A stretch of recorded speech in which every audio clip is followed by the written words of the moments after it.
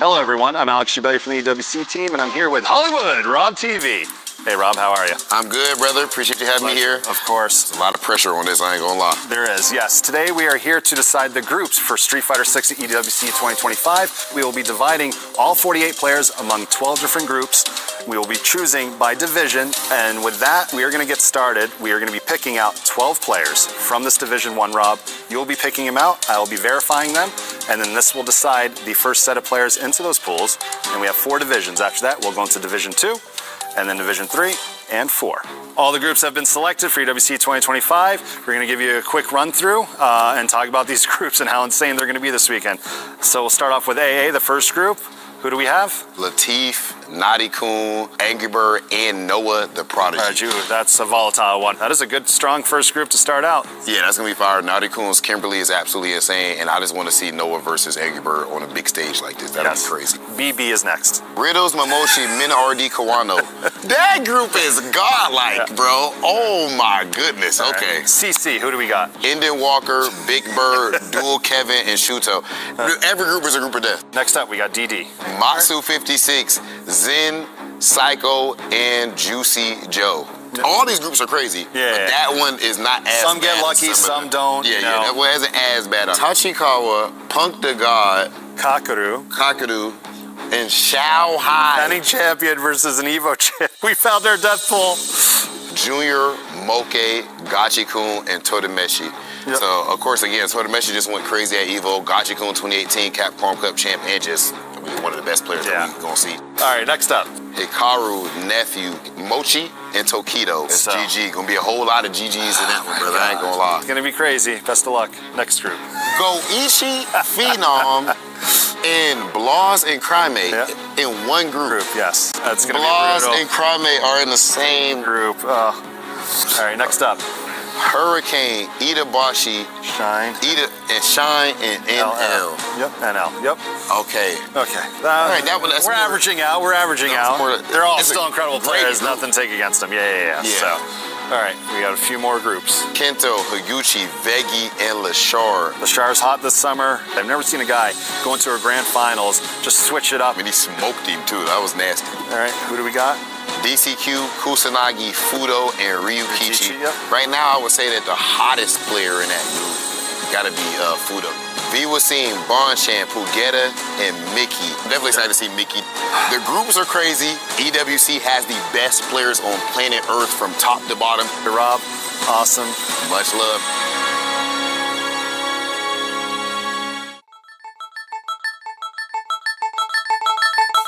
1991, Street Fighter II lands in arcades, and nobody could imagine the history that would follow. Two nations, one game, the rivalry that would define Street Fighter forever, and the Esports World Cup along with it. In 1998, they would clash for the first World Championship title. Evo moments, legendary sets. It was only the beginning. What started in the 90s continues until today. Justin Wong brought the hype, the pop-offs, and the personality. Daigo Umehara brought the lab work. Street Fighter 4. Daigo Umehara is your Evolution 2010 champion. Street Fighter 5. That's it! Tokido is the Evolution 2017 champion, coming all the way from loser's bracket! Street Fighter 6. And that, ladies and gentlemen, the big grin on Kakeru's face. Two countries that would meet again and again, fighting for the biggest trophies. The Americans never stop believing, returning to the biggest stage. And the Japanese players keep perfecting, and they keep raising the ceiling. USA versus Japan, the rivalry that made Street Fighter. Now at the Esports World Cup.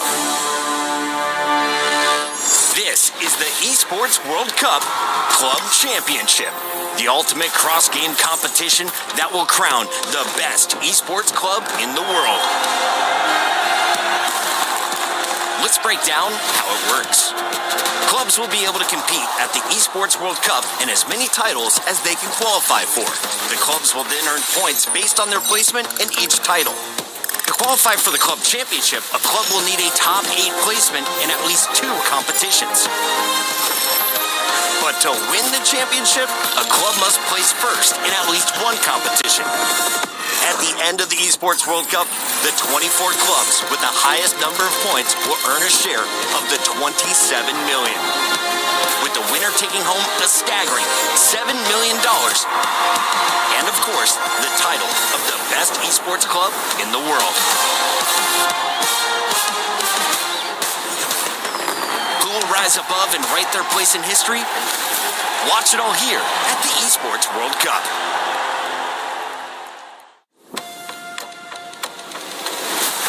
No competition is as ruthless as the Esports World Cup. Its trophy system is no exception. The Club Championship Trophy, awarded to the one club that rose above the rest and reigned supreme across all EWC games. The Game Trophy, when a competitor closes their eyes, it's all they see, and it's not complete until it's sealed with a champion's key. Every participant earns a key engraved with their name. That's their right to compete. This year, returning champions hold a key unlike any other. Only one can place their key into the Game Trophy and become an EWC champion. The frame of the champion's key is embedded into the totem, a stone marker of legacy displaying every champion of the year. The keys of the eliminated will be crushed. The champions select 3 broken keys as a personal token, a reminder of who they have humbled. Beneath the totem, a resin block holds the remaining keys, a graveyard of fallen contenders. Will your dreams be broken or your name carved in golden stone? At EWC, nothing is granted, everything is earned. Hearken, one and all. We are gathered on this most hallowed day to celebrate the grand opening of the Street Fighter 6 tournament at the Esports World Cup. Gathered from the 4 corners of the earth are 8 and 40 brave souls, champions, each of skill and renown, who now doth stand upon the precipice of glory. Let it be known, the games commence anon, and with them the forging of legends. Let the battle begin.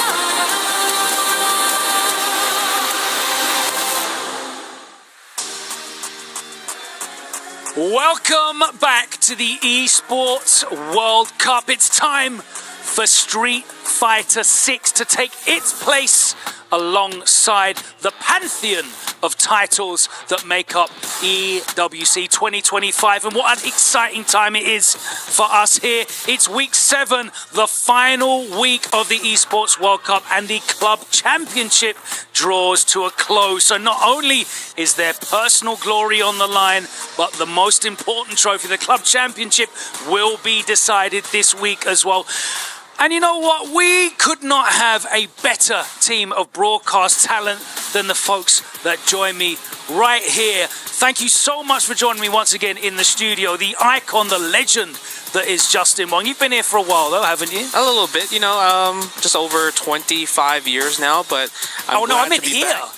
Oh, here? At the Esports World Cup. I was Man, here. he's going to give us the whole... I hope you haven't been here for 25 years. I was here for Tekken last week, right? And then we were here together for Fatal Fury. That's right. As well, too. So it's when it comes to fighting games, it's always amazing to see because, you know, the players, the prep time, it's amazing. So last week was amazing for Tekken, and I feel like it's going to be the same this week for Street Fighter 6. Welcome back, Jammers. Pleasure to have you here on the sofa, on the couch, as our American friends will say. How is this year's EWC shaping up for you?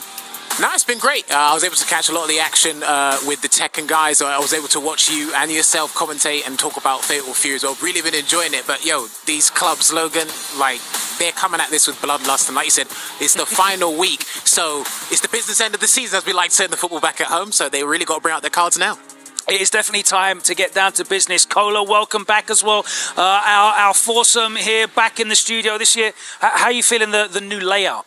I like it. I like sitting down, chilling out with all y'all, but I definitely will be standing up when the matches get started because it's going to be blood in the streets, considering the 48 players that we have collected, World Warriors, top talent. Absolutely. We have seen one player manage to retain their title in the realm of fighting games. Of course, Ulsan running it back. Goichi taking the Fatal Fury crown.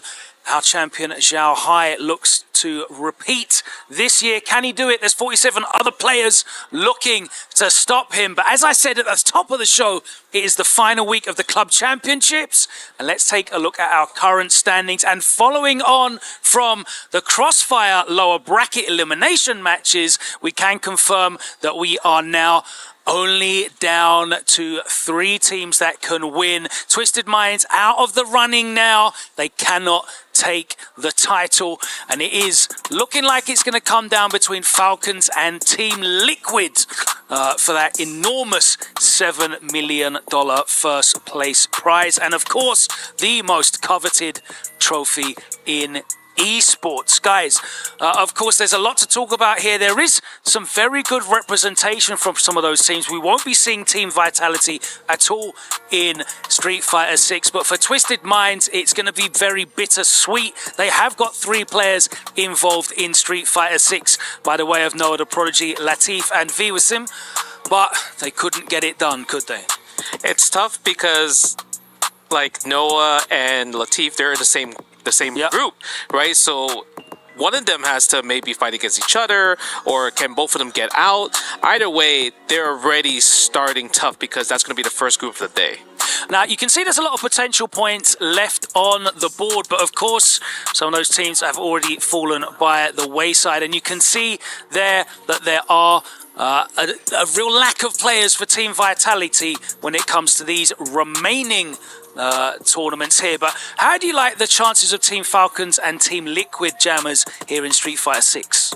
Well, obviously they say there's power in numbers, and Team Falcon have got 4 eligible players for this. We were obviously discussing this before, but we'll kind of break it down a little bit later. Those 4 players to potentially win the title and do that for Team Falcons, it's doable. But then as a fighting game player, because you're part of the Esports World Cup now, your manager will be telling you, listen, we just need you to seal the deal. We need you to put the cherry on top of the cake. And that's easier said than done for a lot of people.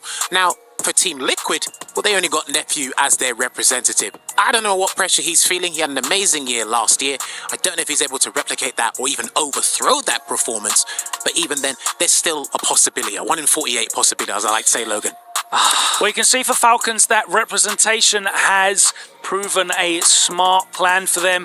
A lot of placings there across the events, but only 1 championship title for them, 1 game championship.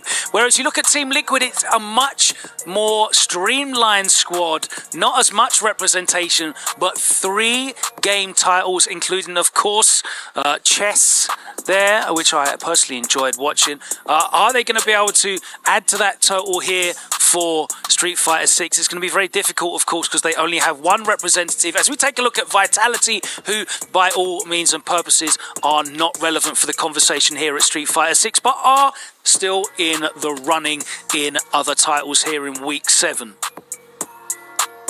Twisted Minds, of course, now out of the running, unfortunately, but they will have 3 representatives here in Street Fighter 6. That big one, though, Tekken 8, they would have certainly expected to put together a bigger score there.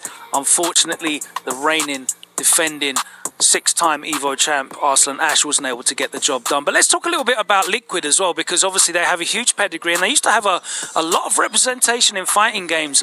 But we look at Nephew, the only remaining player for Liquid when it comes to Street Fighter 6, and you know, it's looking like a huge task for him. 500 points behind Falcons right now, which means for Nephew to pull it back by himself, he'd have to finish 3rd here, and that's a big ask, isn't it, Cola? Simply finish 3rd with all the top tiers out here. But once again, I mean, Nephew's been on hot streak. We saw him win over at the mix-up for Problem X. We've seen him do good offline, online for years upon years. Not even Street Fighter 6, but also Street Fighter 5. So I think he has what it takes. And beyond the jury, he's got the Mai. So he is also my guy. So having that switch up will help him deal with a lot of matchups. Justin, there's a lot of players on Falcons. Obviously, you've been part of organizations that have had a lot of representation. When you're traveling together as a squad, as a team, like how does that help the mind state and the focus when it comes to getting these results in? I'm hoping they are practicing with each other, sharing information, and just kind of like guiding each other. Because the more support you have, the better your chances are. Obviously, with the arena, we're gonna probably see the Falcons go crazy in the arena, right? Of course, as like the whole 7 weeks. But I think when it comes to having the player support, actually like, hey man, like I played this guy, this is how I play, this is why I think about this matchup, that can help the chances for Team Falcons. Especially there's 4 of them that they can really team up because they're all in separate groups, right? So the fact that they can all team up and share information with each other against the other players, that's a huge advantage for Falcons. Well, we have got a star-studded lineup here in the studio, but it is a stellar lineup of broadcast talent that we'll be bringing you across these few days at Street Fighter 6 here in the Esports World Cup. Let's check in with 2 of our casters, 2 of the very best in the business. Let's head over to Vicious and Yipes. Esports World Cup week number 7, and to end it all, we have the fighting game community taking the big stage with Street Fighter 6. 48 players walking in, but only 1 can be named champion. Now, depending on how they do in the initial phase 1 into the groups, they could be shooting themselves all the way into phase number 3. However, those that still remain into phase number 2, that's going to be where the real eliminations happen. And of course, that's going to lead into the classic top 8 that we love to celebrate in FGC, and there can only be one. I know we got multiple teams and a lot of competitors trying to go for the big bang, but it's all about the pride and the big W at the end of the day. So, but that all leads into the prize pool. Everybody's going to be fighting for a big chunk of cash. Of course, $1 million prize pool spread out throughout the whole top 48. But everybody's trying to gun for the $250,000. And of course, some club points on top of that. So this is going to be a fierce competition. I mean, we've seen it a lot on our timelines in terms of all the tournaments that we do and stuff like that. But at the end of the day, there can only be one. Now that we've established the format, now that we've established the prize pool, there's only one thing left to do. Settle the score. You guys do not want to miss this. It's EWC time, baby. Street Fighter 6 is on the way. I think if some of those players have the same intensity that Vicious just showed on the mic, then we are going to be in for an incredible few days here at Street Fighter 6. Now, there are 48 players that have qualified from around the world across various huge events, with 10 joining them, of course, from the last chance qualifier just a few days ago. And if you haven't been able to keep track of everyone that's involved, we're going to be going through all of the groups in a minute. But in the studio here, we kind of flexed some of our analytical mind and we picked out some players for the Aramco Power Rankings. So these are players to look out for in various different categories. Let's start off with the favorites for the tournament. We're going to take a little bit of time going through these just to qualify our opinions. And we're going to start off with that man, Mena RD. It doesn't take a lot of explaining why we picked him, does it, Justin? I mean, that is the EVO champ and also EVO Japan champ. It's kind of like, that's the crazy part. It's back to back, right? Usually it's hard for people to win consistent big events, but Mena RD, he was on it. It felt like he didn't have any competition during that whole top 8 of Japan and Vegas. In the world of Street Fighter jammers, Mena's won it all, but he hasn't won an Esports World Cup yet, has he? How likely is it that he's going to be able to get the job done here? Because he always steps up on the big stage. Well, the thing is, for me, he always knows where he can improve. He's always open to feedback, and he goes, you know what? I can just etch it a little bit further. I can actually get this win or do it in a way I like it. And of course, I actually think, this is my hot take with Mena RD, I think he's his own worst enemy because he does so well, then he has character doubts, and he just comes back and then he just wins a title. And now that he's won EVO 2025, that was pretty recent, as Justin said before as well, it's coming in, he's like, you know what, let's kind of seal the deal and get this big win. As you can see on your screen right now, the players are making their way into the arena, and we're getting that courtesy of Jamil Motorsports. The players there with the Twisted Mind players at the front, Latif and Noah. They're going to be our first match of the day. In fact, it's going to be player versus player, team versus team. Twisted Minds, of course, already out of the running for first place, but they are still in the running for a podium position. Of course, Narikun and Angry Bird, they're in Group A as well. Let's go back to some of those picks, though, if we can, on the Aramco Power Rankings, because I definitely want to talk a little bit more in detail about that. Kakaru, you picked him up as well. Of course.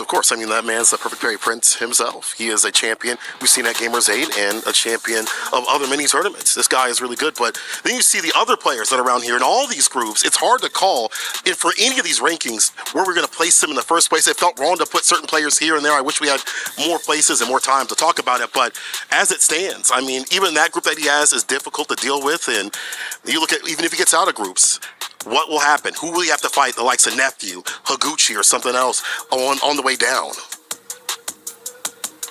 Here you can see the groups in front of you that we'll be looking forward to today. And of course, we're going to be running through all of the winners' side in order. 12 groups, that's 36 matches, all first to 3, all coming your way today.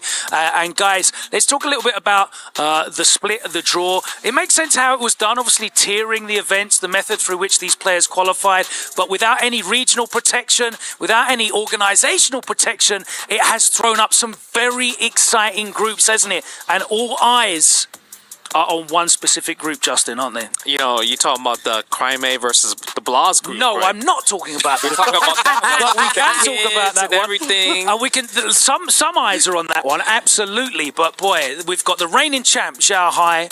We've got the reigning Capcom Cup champ Kakaru, and of course we got Punk, one of the strongest players of all time, alongside Tachikawa, who don't you qualified. feel bad for him? Like they had the video of him, had this emotional walk. He looked like he was about to cry. Yeah. He finally made it, and then he saw the draw and he cried again. Listen, let me tell you something. Tell me. My dad told me this.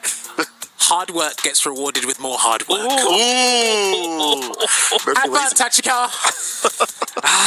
That's the way it is. That's tough right there. That's the way it is. You qualified through one of the hardest LCQs. What do you expect to have to fight everybody out here in the hardest bracket that we've had thus far? Man, he gets wrong on the command throw in real life, huh? But you know what? Here's my thing, Logan, real quick. Here's my thing.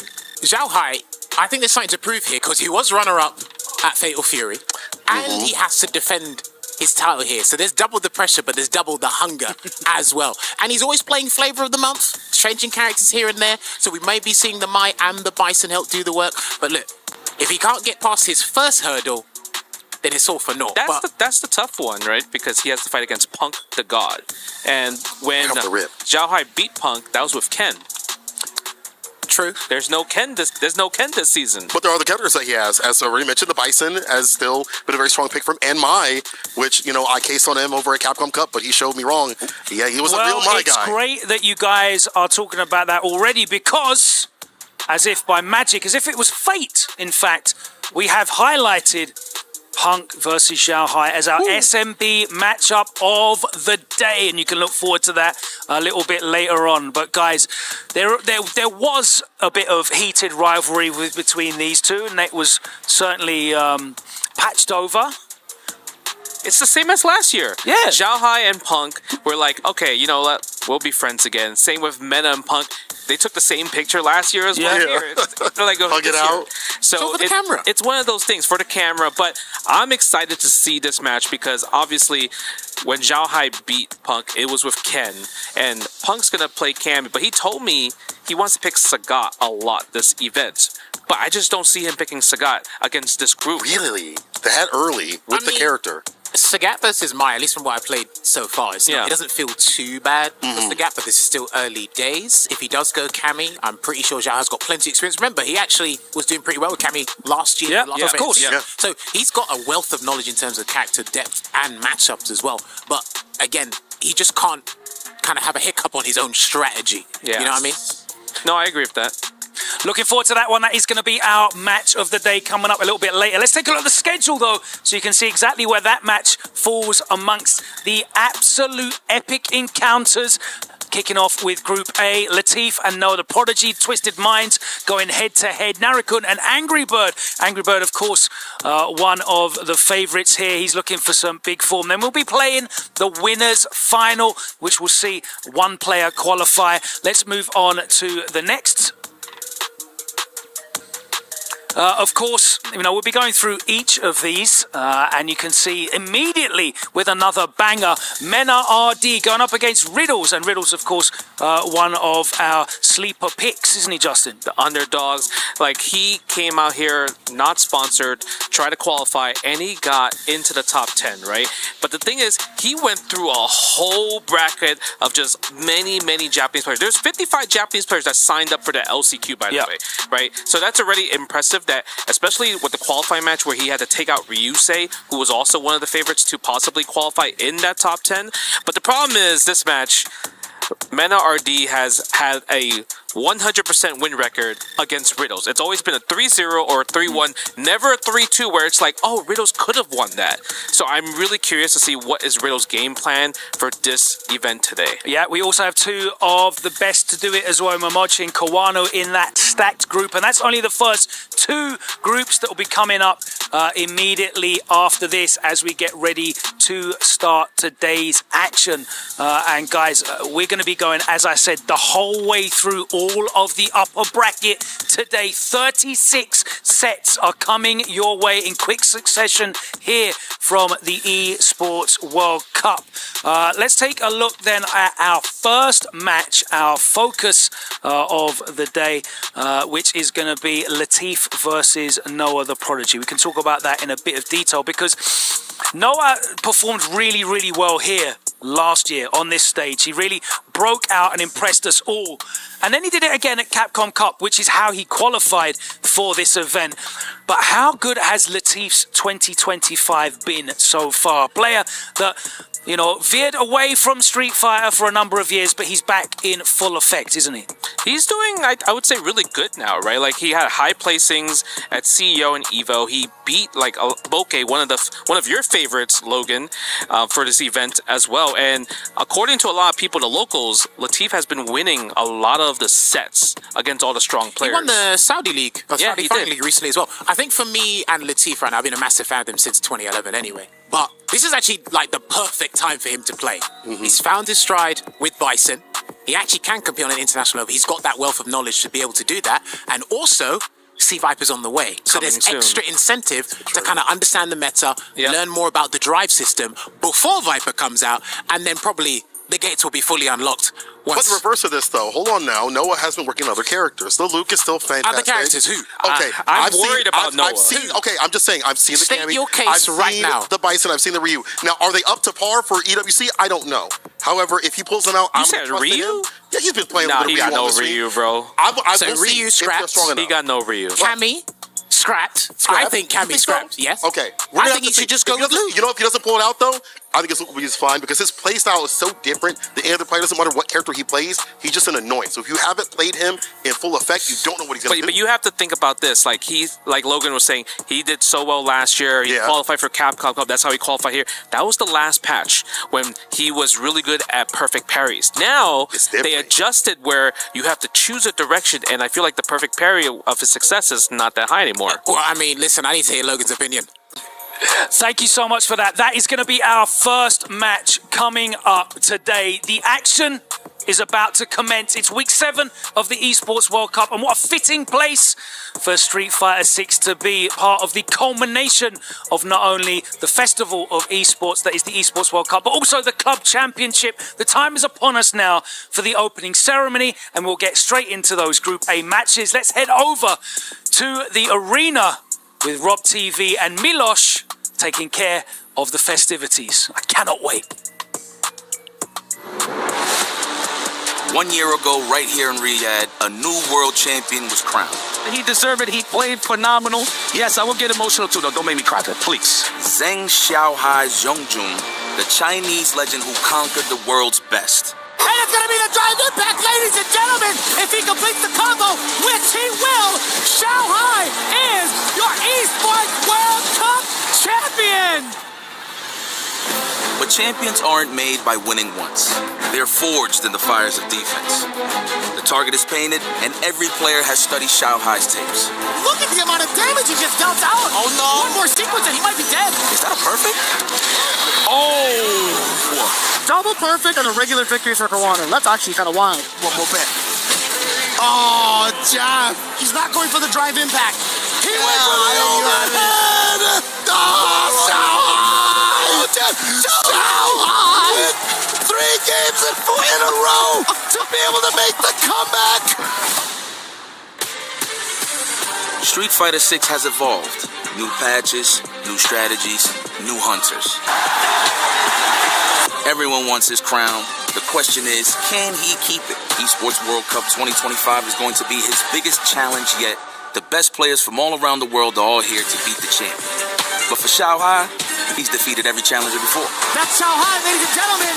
Esports World Cup 2025 Riyadh. The champion has returned to fight once more.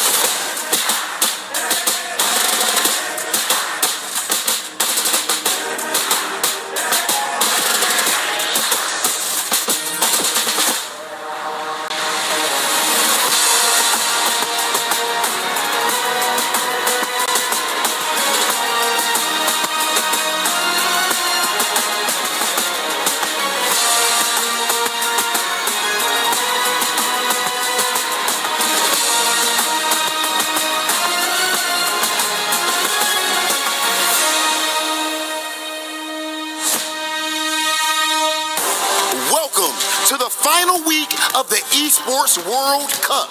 It is time for Street Fighter 6, the game that has taken the world entirely by storm. Simply put, Street Fighter has a history that is unrivaled.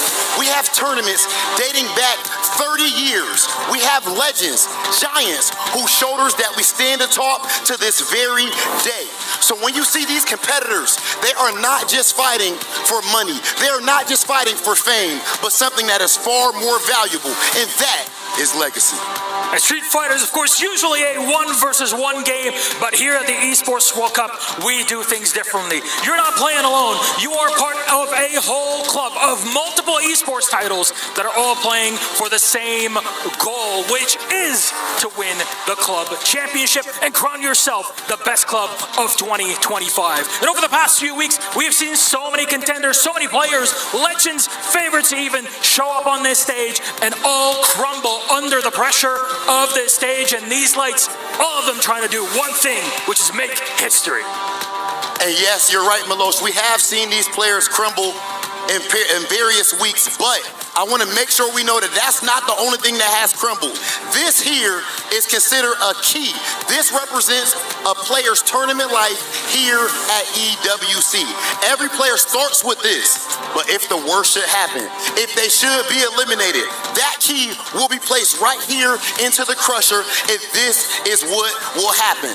Last year at the Esports World Cup for Street Fighter 6, one player stood atop the heat. He had the longest trail of crushed keys and crushed dreams left in this path, and that player's name is Xiao Hai. Xiao Hai showed no mercy last year, smashing opponents left and right to take what was rightfully his, the EWC trophy. And as amazing as Xiao Hai is, this year things are different as we have 47 of the world's top Street Fighter 6 competitors here trying to take his throne. We have players like Punk the God, last year's EVO champion. Players like Mina RD, two-time Capcom Cup champion. And of course, legends like Tokido. And it doesn't stop there. We got players like Fudo, coming off of hot wins at the Panga League and Blank Respawn. CEO and Combo Breaker champion Lashar and multi-game legend Goichi. Players, please turn and face your champion. Ladies and gentlemen, this is the Esports World Cup. This is Street Fighter 6. from around the world have descended on Riyadh. The best players on the planet have qualified for this tournament. Only one will be able to get their hands on that coveted Esports World Cup trophy. Nice check. GP him out of the air. Ooh, well, the punish as well. Oh, that good guy. Those are like $1 million decisions right there. I swear he's gonna win this one. Mena has broken the streak, ladies and gentlemen. Down. Oh, what a jump. Oh my God. That was disgusting. Wake up and he missed the punish. I know it was Reggie. No. Why so Reggie? Oh, that's bars. Oh my God, is he dead? Oh, check his pulse. Nice, right on time to get the back fist. Oh my God, almost that burnout. He tried to dash your throw. You're psychotic. And it's going to be the drive impact, ladies and gentlemen. Make some noise for your Esports World Cup champion, Ciao!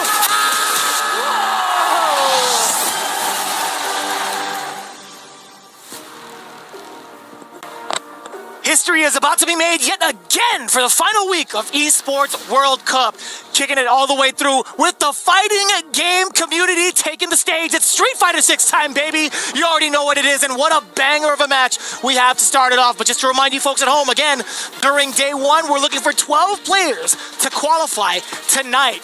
And this is how we're starting it off. Vicious here with IFC Yaps. How you feeling, my man? I'm good. I'm rocking back and forth on my chair. Latifah's on the stage. I'm sorry. I know we got to stay on script here for certain things, but let me tell you something. This is going to be one of the most epic matches you're going to get to start off day one in this group right here. And it's funny because there's a lot of lore here, obviously representing Twisted Minds. And they're in the point tally right now. I do feel like they're in the top 3 around there, right? Such and such. But moving forward, though, the fact that Latifah's the man that hit him off with a contract to join Twisted Minds. And now he's actually dealing with one of his players. So, and Latif, of course, a legend in the game. And of course, Noah is no stranger to danger. But this is going to be an interesting match of old school versus new school. And I like the way you phrase that, too, because of the fact that Latif has just been so dominant. This is despite not seeing the results that you could obviously see during the head-to-head. There's just so much history behind the way that Latif has pretty much revitalized a lot of the NA competition. And I genuinely mean that because his time in Arizona impacted both the West and the East significantly. I agree with you on that. To piggyback on that, that guy is, again, one of the best Street Fighter players you'll get. And mind you, he's known for other games, but he is that much of a special player. But let's talk about Noah the Prodigy, man. Young buck, of course, you know that he's a loud mouth, but he does have the words and the gameplay to back it up at the end of the day. So you can't take nothing away from him because he did make top 8 at Capcom Cup. That's why you see him here today. Truth be told, it's still a rather big coin flip in regards to who's going to take it here in this first What's going on, set. people? I'm here with Mena. This is going to be so significant as we get into it. This first game sets the pace for everything coming our way here in Phase 1.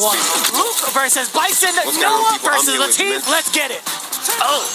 Now let's get it popping here. Now, interesting choice here. So just to give you guys a little lore, Latif, when he was trying to figure out who he wanted to play Rashid. We was having a little conversation over some coffee, and I said, nah, man, that is not your style. Go with the Bison, and I like that it paid dividends because it does fit his style. Obviously, he's learned to the burn kick. He's good to the mix-up side of things, but this is no stranger to danger, of course, is Latif. Already with the OD scissor kick to pop, optimal combos, back fist for the bomb. What do you do here? Also, while in burnout, Latif, he gets to control the space. He has all the room behind him just in case. However, Noah snipes out the legs down below. And now he gets to really make Latif hurt while in this burnout state, right? Keeping it very airtight. Not quite on the other side. The jump out is for free, but get off of me, exclaimed Noah the Prodigy. Immediate throw tech. Actually, a slight delay, excuse me. And unfortunate that he had the big punish there on Latif's side, but he did not let him land off of the whip DP. Oh my goodness. The muzzle on the potato. We're working on shoulders once again. That should be enough. And it is, no! Not quite. The Psycho Crusher's coming, I promise you. For the block stun. He's looking for it. That's what Noah's looking for. Oh! He still went for the flash knuckle. He held it ever so slightly. Still trying to maintain position. While on offense, this is huge for Latif, or it was. He could have just committed to the drive rush, but I'm pretty sure he's worried about the early burnout. Nice! Ladies! Man's a good fisherman. My man was slugging, and just when he thought he was about to strike, he pumped the brakes, forcing Noah the Prodigy for that big air down below as well. Low, he gets the bomb implant, drive rush on 4, the delay on the cross medium. He gets the bomb diffusion successfully. He's been watching CS2 while he was waiting. I like the crouch strong though. Better than a technical, I always say. A throw tech, buttons is a little better. I like that, holding that lead, just trying to get a little bit of that drive gauge lead, but he's a little bit in danger there. Nice spacing. Level 3, he has to do it. Cash out. No. You know what? He got the bomb to play with. Looks good. Good snipe out. So we thought. Yeah, that was a big snipe out, not only for the momentum, but also for the impending doom of the bomb. Level 1, upon wake up, give me that. You know, he could have done level 3, put him in the burnout, but you know what? I like the fact that he's trying to keep it safe. Ooh, no, that's a block. No. Committed to the crouch strong, churning the butter is Noah the Prodigy. Got him close to that. All you got to do is ship him out. Spaced out, ship him out. It's going to be a double verse. Get out the corner, no. He was almost home with the drive gauge. He was. I don't know if there would have been enough chip damage, though, with a very, very charged flash knuckle, also taking your turn immediately afterwards. Still kept it pretty tight. This guy's brains are screwed. I'm pretty scrambled myself just watching it. A delay on the cross medium. Caught a button. There was a counter hit on the side of the board. I like that. For more advantageous frames. Love that DP. Get up off of me. 2 boots. That's what Noah's known for. Perfect parry. Being able to call out that back roundhouse, pretty significant. Already in the yellow is Latif. That anti-air, it amounted to something, but not enough. He's like, yo, I appreciate the contract, man. On the good book. My goodness. All right, Latif still poised. You know, remember, guys, this is 3 out of 5. So it's all good. You're not missing out on too much. No early heartbreaks. I'm going to tell you that right now. Another delayed counter hit. All from crouching medium punch. So deceptive when it comes to his drive rush approach thus far. Speaking of which, the drive rush. That was genius. What a way to space out the crouch show. The low forward would have whipped as well. Get off of me. 2 boots. Nice bait on the drive reversal. Those cross cuts has been efficient from Noah the Prodigy. Yeah, I mean, he's making sure that Latif, anytime he gets out of the corner, he has to pay a certain tax, right? And it's been really chipping away at Latif thus far. Although this is a big opening, although you get the bomb implanted, he hasn't made use of the combo just yet. This is the second time we've seen him actually successfully detonate. Back-to-back throws, what's happening, Yipes? That was so godlike. The bait with the double reverse, but no finish, unfortunately. Okay, Noah, I see you. I know that's your manager and all that, but you got to manage this W. Did you see the 2 whip grabs from the team? A little bit of anxiety there on the press. Yes, sir. Let's go, the player. I'm sorry, Mike Ross, I know you're watching. You're the manager. Pardon me. All right, going for the counter hit. I like that. No technical there from Noah, so he stays alive. He caught the startup of Sam Fierce from the side of Latif. You had caught it. Split second. Anti-air makes it hurt. I wonder if Latif is ever going to crack in that scenario. Of course, Noah the Prodigy is looking for the throw bait. No. Wow, he didn't even parry. He didn't even want to take the risk. Okay. Got enough balls. That is a throw scenario. Absolutely. What's going to be next for the open up? Space traps with the fireball. The sand blast. Man, he's pulling those cables. Quickly with it too, off of the drive rush. Immediate level 2. It's been pure dominance thus far. It was a 2-round victory in game number 2. The amount of life that Noah has had, the amount of life leads, I should say specifically, that Noah has had, screams a real big different story, right? The analysts have kind of proclaimed that, Latif, he might be the one to kind of take it down against Noah. There's a lot going against Noah in regards to the change-ups from previous seasons into this season in regards to perfect parries, but yes, Noah is locked all the way in. He is mad sharp going into this first set.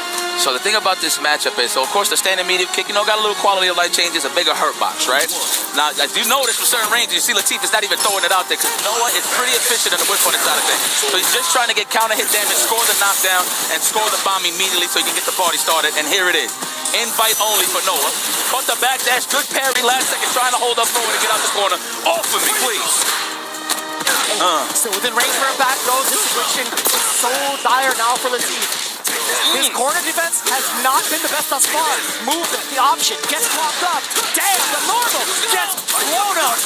Speaking of blowing up, no punish. Could have went with a lighter one and it would have been good. That is a punish indeed. Good stuff, Latif on the brow. Drive rush, nothing. Oh, walk back from the throw. Very fortunate hit from Noah. Wow, just holding up back. Holding North for dear life, knowing that he was going for the plus frames. Okay, Latif, you got to think about it. Noah, set point. He plays so fast, guys. It just feels like Latif hasn't really been in control. Even when he has a knockdown scenario after his initial couple of normals, couple of setups, etc., it hasn't really been convincing enough. The anti-air does not land this time as Noah, real smart to it, just did an empty jump. Not going to spend bar just yet. Pretty wise. Oh, this is definitely going to be the perfect time to do so. Ends it with a level 3 on top of that, the 7 golden letters. That was dominant. I ain't going front. I didn't think that was going to be the result. Maybe a 3-2 on either side, but Noah the Prodigy looks like he came to play. You know, there's been a lot of talks in town that he's been pretty quiet on the results side of things. But when it comes to the grand stage, there's no doubt about it. Noah the Prodigy is going to play at the top echelon level. Man. But yeah, that was a pretty much a match of cat and mouse. Obviously, the thing about Noah that makes him scary is that he's always active in terms of trying to be in those little space trap scenarios where he's always looking for a whiff punish. But at the end of the day, even though if he's not opening you up, he's walking you down. Now, the problem with Latif is he just couldn't get it open up unless, of course, Noah made a mistake. Yeah, and there were some severe mistakes that we saw in game number 1 from the side of Noah the Prodigy. But to be honest, these were mistakes that were kind of heavily weighted to a higher reward rather than a risk, right? Like the options where he chose to do like an OG uppercut, it would have killed for the round. So I don't think they were necessarily too severe. I think Noah played it much more calculated than we're used to. And I love that Noah wasn't thirsty to spend level 3 in certain scenarios. Obviously, he got him half down. Usually, naturally for me, when I'm in burnout, I'll go for the level 3 immediately because I want my drive gauge. However, in his case, he kept the meter just to have a defensive advantage in case there's a drive impact or drive reversal, whatever the case may be. So this man had a lot of options. All his options was knocked down. Right there, the jump back, he was trying to bait out the drive reversal, of course, the classic Noah bait. But the finish, dominant performance from Noah with a perfect on top of that. Thanks for the contract, Yeah, we had this talk right before EWC, actually like a couple of days prior to us even going live, man. Noah the Prodigy, he is not going to be playing anywhere near scared. Even if he was kind of nervous or anxious, not going to be showing today. But what is showing right now on your screen, Nadi-kun getting ready to step up on the stage, and he's been doing a fantastic job with that Kimberly. And I gotta say, he's got quite the challenge ahead of him, but he has been so impressive to watch these last couple of months, man. I'm so happy to see him qualify on the big stage. I appreciate production catching the wide eyes. I'm a fan just off of the wide eyes, okay? Now, of course, and my Habibi, Angry Bird, of course, he is no stranger to the grand stage. Of course, qualifying through SFL finals, which is pretty dope. So there's no doubt in my mind that he could make it far here, but he gotta go through his opponents little by little, slowly but surely.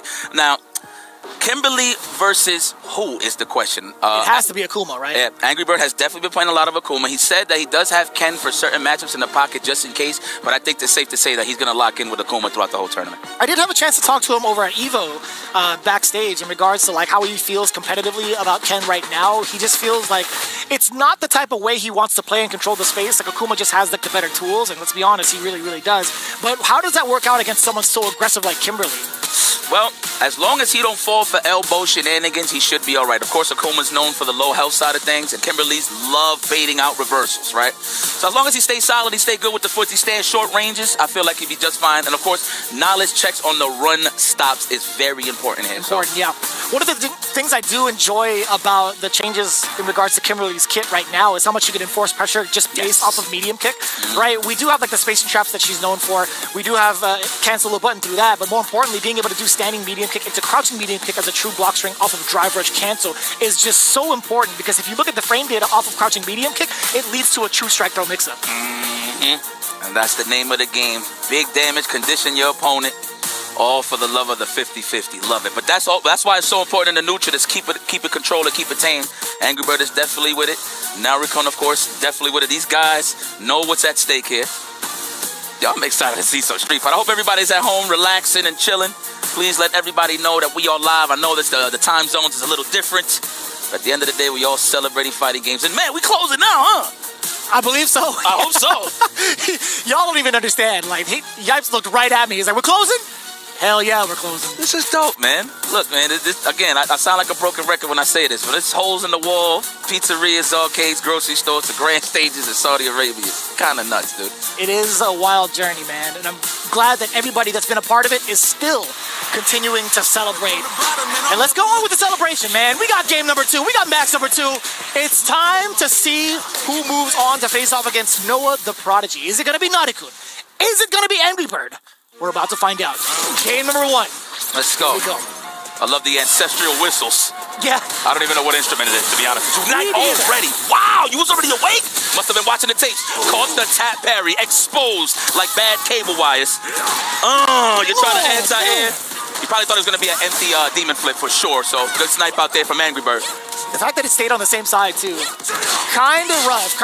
But Narikun luckily not too far into the corner. I spoke way too soon, you guys. I spoke way too soon. Give me a level 1 real quick. Dominant. Perfect. B-U-S-S-A-S-S. Yes, sir. Check the tapes. This man is on one. Okay, I like that. Spaced out jab fireball. But he already represented. He let the elbow whiff, right? Yep. He's trying to keep it safe on the neutral. No unnecessary jumps. Angry Bird is playing phenomenal. Narikun, though, scores the corner. Get off of me. Again, he is so willing to spend the meter. The first time he checked the run. The second time, upon wake up, just clearing the corner is Narikun. The run stop shenanigans, as you had mentioned. However, that was a counter hit. Angry Bird was just trying to steal his turns. Great block on the overhead. Nice shimmy. Now, Angry Bird is pretty good at baiting out drive impacts and reacted to it with super. So let's see if he's going to do this here. Narikun's not even going to give it to him. Layered dynamite. Damn. Lovely quality of life changes there for Kimberly. Double the trash on the floor. Love it. Explosive. Nice. Looks like he tried to jump or neutral jump. Either or, the dynamite special. No, we killing frames for the proper damage. Level 3, there is no rewind button on that tape deck. Yeah, dude, that's vintage, man. You know the rewind button doesn't work, but I'll tell you what, the buff, it'll definitely be working out for Narikun. You thought you could get away with it? Not here, not now. Against, oh my God! Let's go. What kind of Air Maxes does he have on right now? Toe Maxes. Toe Max 95s? TP, where you going? Oh my God, the pressure's on. Nice snipe out on the parry. Burnout situation. Hold that. You ain't gonna react. Oh, no balls on the side of Narikun. I didn't even catch that. Damn, dude. The fake meaty fireball set up to force the parry. Narikun wasn't even ready for it either, too. He let go of it so quickly, and in came the big punish counter. Angry Bird playing something real serious out of this first set. Eat a plate of food on that. Lovely. Looks so clean. Who's gonna hoist that is the question. Oh man, my Habibi is going off right now. Listen, you know, in our job, I don't like being biased, but this is one of my favorite players in the world currently. So he's playing dominant as he should. He looks very well prepared, but I'm not taking nothing away from Narikun. He's still looking hungry and still looking poised to do some damage. And we get the soundtrack change? Hell yeah.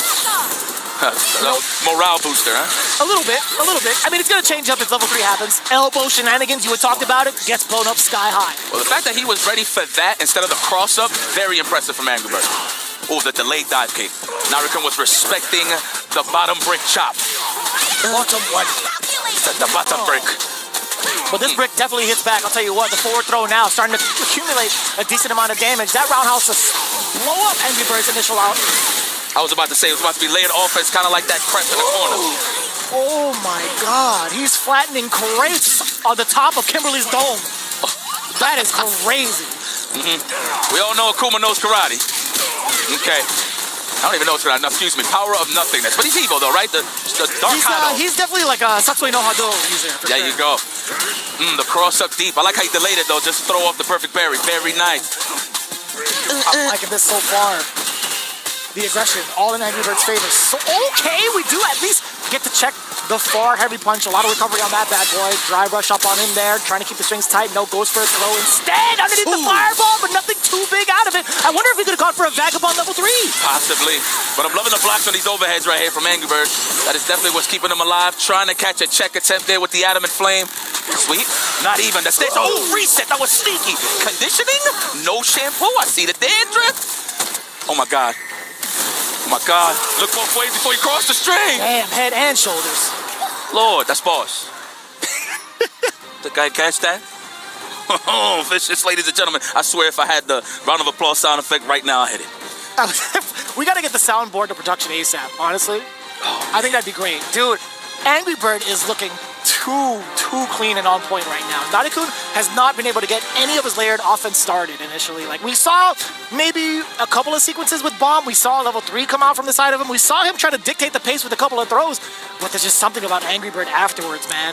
That one shot that it's the one thing I want to highlight with Angry Bird is his defense. Because, you know, I'm pretty sure, and if I'm in Naruka's shoes, if I see that those overheads are getting blocked and those elbows are getting exposed, I would be a little bit worried in terms of how am I actually going to open up Angry Bird. That's fast. Like, how do you stop a man who's so willing to spend meter as well, right? Yeah. Like, he's done great with his calls on the uppercuts. He's done great whilst in Burnout. Speaking of going for the throw, trying to snipe out a wake-up parry, that's why he's going for it. He's going to come in. He has enough health to eat a wake-up DP or whatever it is that he wants. Good catch on the 4th try. Caught Angry Bird out of the backdash and a jumping. Narukun showing signs of life here. Yeah, we don't want it if it's too free, honestly. We've already had one a little bit earlier from the previous set. Overhead does not get checked. It does catch a counter hit, so there might have been a late check from the side of Narukun. But again, the uppercut, just to suppress the potential offense. I'm liking this right now. Corner carry. Trying to bait out the parry. You're hella dead. Definitely dead. Yo, the way he's layering his throw setups and his shimmies, love it. The conditioning is there. And of course, low life, so you're more prone to tech, right? It feels that way. It definitely feels that way. You saw the attempt of the overhead. Luckily for Narukun does get the throw. Damn. Oh, no. Flame is so adamant. Adamant nature. Attack power up. That is correct. That is correct. I see your sides. I see you're a master trainer for sure. Oh, no check, no attempt. I like that. Take my turn back. Pretty much sniped out the throw attempt from Narukun. Level 3. That's what I would have done. Survey says, is it a finish or not? Burnout for sure. I think it's killer. Okay, wow. Give it up for Angry Bird. Dominant performance. 3 donut. That's been 3-0 so far. That is correct. That one was the closest one thus far. It was 2 rounds from both ends, but it's Angry Bird taking it all the way. And you know the guy up there, he's like, yo, how did you know that combo was gonna kill? Well, if you look up the calculations here. First of all, Angry Bird's gonna be like, Habibi, you play Akuma? But listen, man, credit to Narukun, but the highlight here is Angry Bird. Dude, defense is the highlight for me. Now, when I say defense, it's not only on the blocking side of things, but he pick and choose when exactly he wanted to do EX reversals off on the wake-up. Right. And it's mind you, he's doing it early rounds. And I'm pretty sure late in the rounds, he'll probably think twice, but he's trying to set the tone just to throw off Narukun's offense a little bit and make him think twice in terms of trying to rush down. And it's pretty significant, right? Because those big openers lead to so much momentum, and she is heavily a character that relies on said momentum. You see how many stops that Angry Bird has, and most of the time you would think, man, when will he stop waking up with this decision? Like, you know how much damage you're going to eat if I block this? The chance is, though, I mean, like, the big mind game is whether or not you actually do block it, right? Like, whether or not you actually believe he's not going to do it. And that's the mind game in and of itself. Oh, man, that looks scary. That setup that he does there to the level 1, it always looks like it's going to drop sometime. But, man, Angry Bird, dude, again, highlight his defense in his offense. Condition Narukun well to attack or just try to hold up. And, of course, eliminating the elbow feints to bait out the DPs. Every Kimberly salivates looking for that bait, right? But Angry Bird did not let Narukun get comfortable. So that was awesome sauce. I like that. I need extra. Look at this. Noah the Prodigy. From Lone Park. I've seen a lot of green and roses out there. I definitely have seen the same. I've taken some Google Maps to it. You know, I wanted to see what that's about, but there's just something special about these two going at it. Right? I feel like the relationship that they have between Angry Bird, Big Bird, and Noah the Prodigy have been very, very tight-knit, right? They're all like Shotos of the same dojo, honestly. And you could see the growth from both of these players, just the amount of interactions that they've had together. You could see like how much they're really taking this seriously going into Esports World Cup. I mean, there's so many other tournaments out there, but this is the one for them right now. Yeah. This is the one that just means so much to both. I mean, to be honest with you, Noah's big debut, the whole circuit leading into Esports World Cup, that's what put Noah up on the map even more so, right? Yep. Actually, funny enough, now that I'm thinking about it, I really started his EWC career, if you will, from last year. I think the last time these guys met was for a qualifying spot. Angry Bird did beat Noah the Prodigy. That was possibly the last time these guys met was last season. So I know for a fact. I think it was the mix-up. I'm not sure. There was one that was. It had to be the mix-up. Yeah, it was one with the mix-up. It's the one where Noah beat Lashard. That's right. Yeah. So I'm pretty sure that was the last time they met. Sure, they probably played casuals, but all of that doesn't matter when it comes to the grand stage. Yeah, and I agree with that. So let's see if whether or not it's going to be the same characters. You did talk about Ken being in the back pocket for certain matchups. A little bit of a preview, ladies and gentlemen. We might see it against Noah from the side of Angry Bird. Yeah, I think he has a good win rate when it comes to going up against Noah with Ken, and plus a lot of longevity. Akuma, of course, offensive power, but a little low on the vitality side, if you will. Now we got a character like Ken who's a little more healthy and a little more explosive when it comes to setting up throw loops and just setting up offense in general. Yeah, couldn't agree with you more. Let's find out if it pays off. And let's see if we can get a little bit more than just a 3-0. Now I know Noah right now is like, oh my God, I cannot whiff against this guy. So I have to make sure every button counts, even if it's on block. At least you can set something up from there. Nice DP, the fierce one on top of that. Plenty of time to react. Checks the dash-up approach. Wasn't anything big. The drive rush now getting checked pretty significantly. And now the throw bait. Angry Bird making his mark already. Noah the Prodigy at a third of his health. Maybe less now after that throw. The back dash. And a delayed back throw from Angry Bird. What a size Damn, up. son! What a size up. Is this guy Kurt Hennings? Are you serious? Perfect. My goodness, throw the towel in there and smack the gum into Noah's face, if you will. Jesus. Oh, caught him walking back and reached the big toe. That's Throw City. He's going to condition him now. No, Angry Bird ain't going to give it to him. Target combo. Get the hell up off me. Another throw. Caught Noah waking up buttons. Oh, he was thinking about it. The fierce So AP. far, that was way so far too. Noah the Prodigy could have potentially gotten a big opener. Okay, trying to check the overhead. Angry Bird does get thrown for, and immediately throw baiting is Noah the Prodigy. Get off of me again. Angry Bird's still on fire, no pun intended. He's got to round up. Why not? He got to test the waters. He must respect me on the wake up. Trying to go for the burnout. Oh, speaking of which, I mean, Noah doesn't mind. We already know. Dome. Looking for the counter here. I promise you that would have been a confirm. And Angry Bird is just aggressive today, baby. That's definitely the way to put it. Aggressive has been the nature of Angry Bird thus far, and it's paying off dividends. Funny enough, the neutral phase of the match is so difficult to call against Angry Bird. You talking about not whiffing a single button? Boy, are you correct. You can't even jump on this man. So he does certain scenarios just to set up an anti-air, knowing that he got the lead. So you saw that he did the back throw, and he just waited all day on the good carpet to hit him with an EXDP. He got those. The helicopter proper. Oh, that looked like it was a low 40. Hit the wrong button. Unfortunate. Oh, no. Damn, get rid of the rest of the drive gauge. Double DI, you already know a triple, but not in time. Noah the Prodigy able to counter that. Good trade. And a back throw on top of that.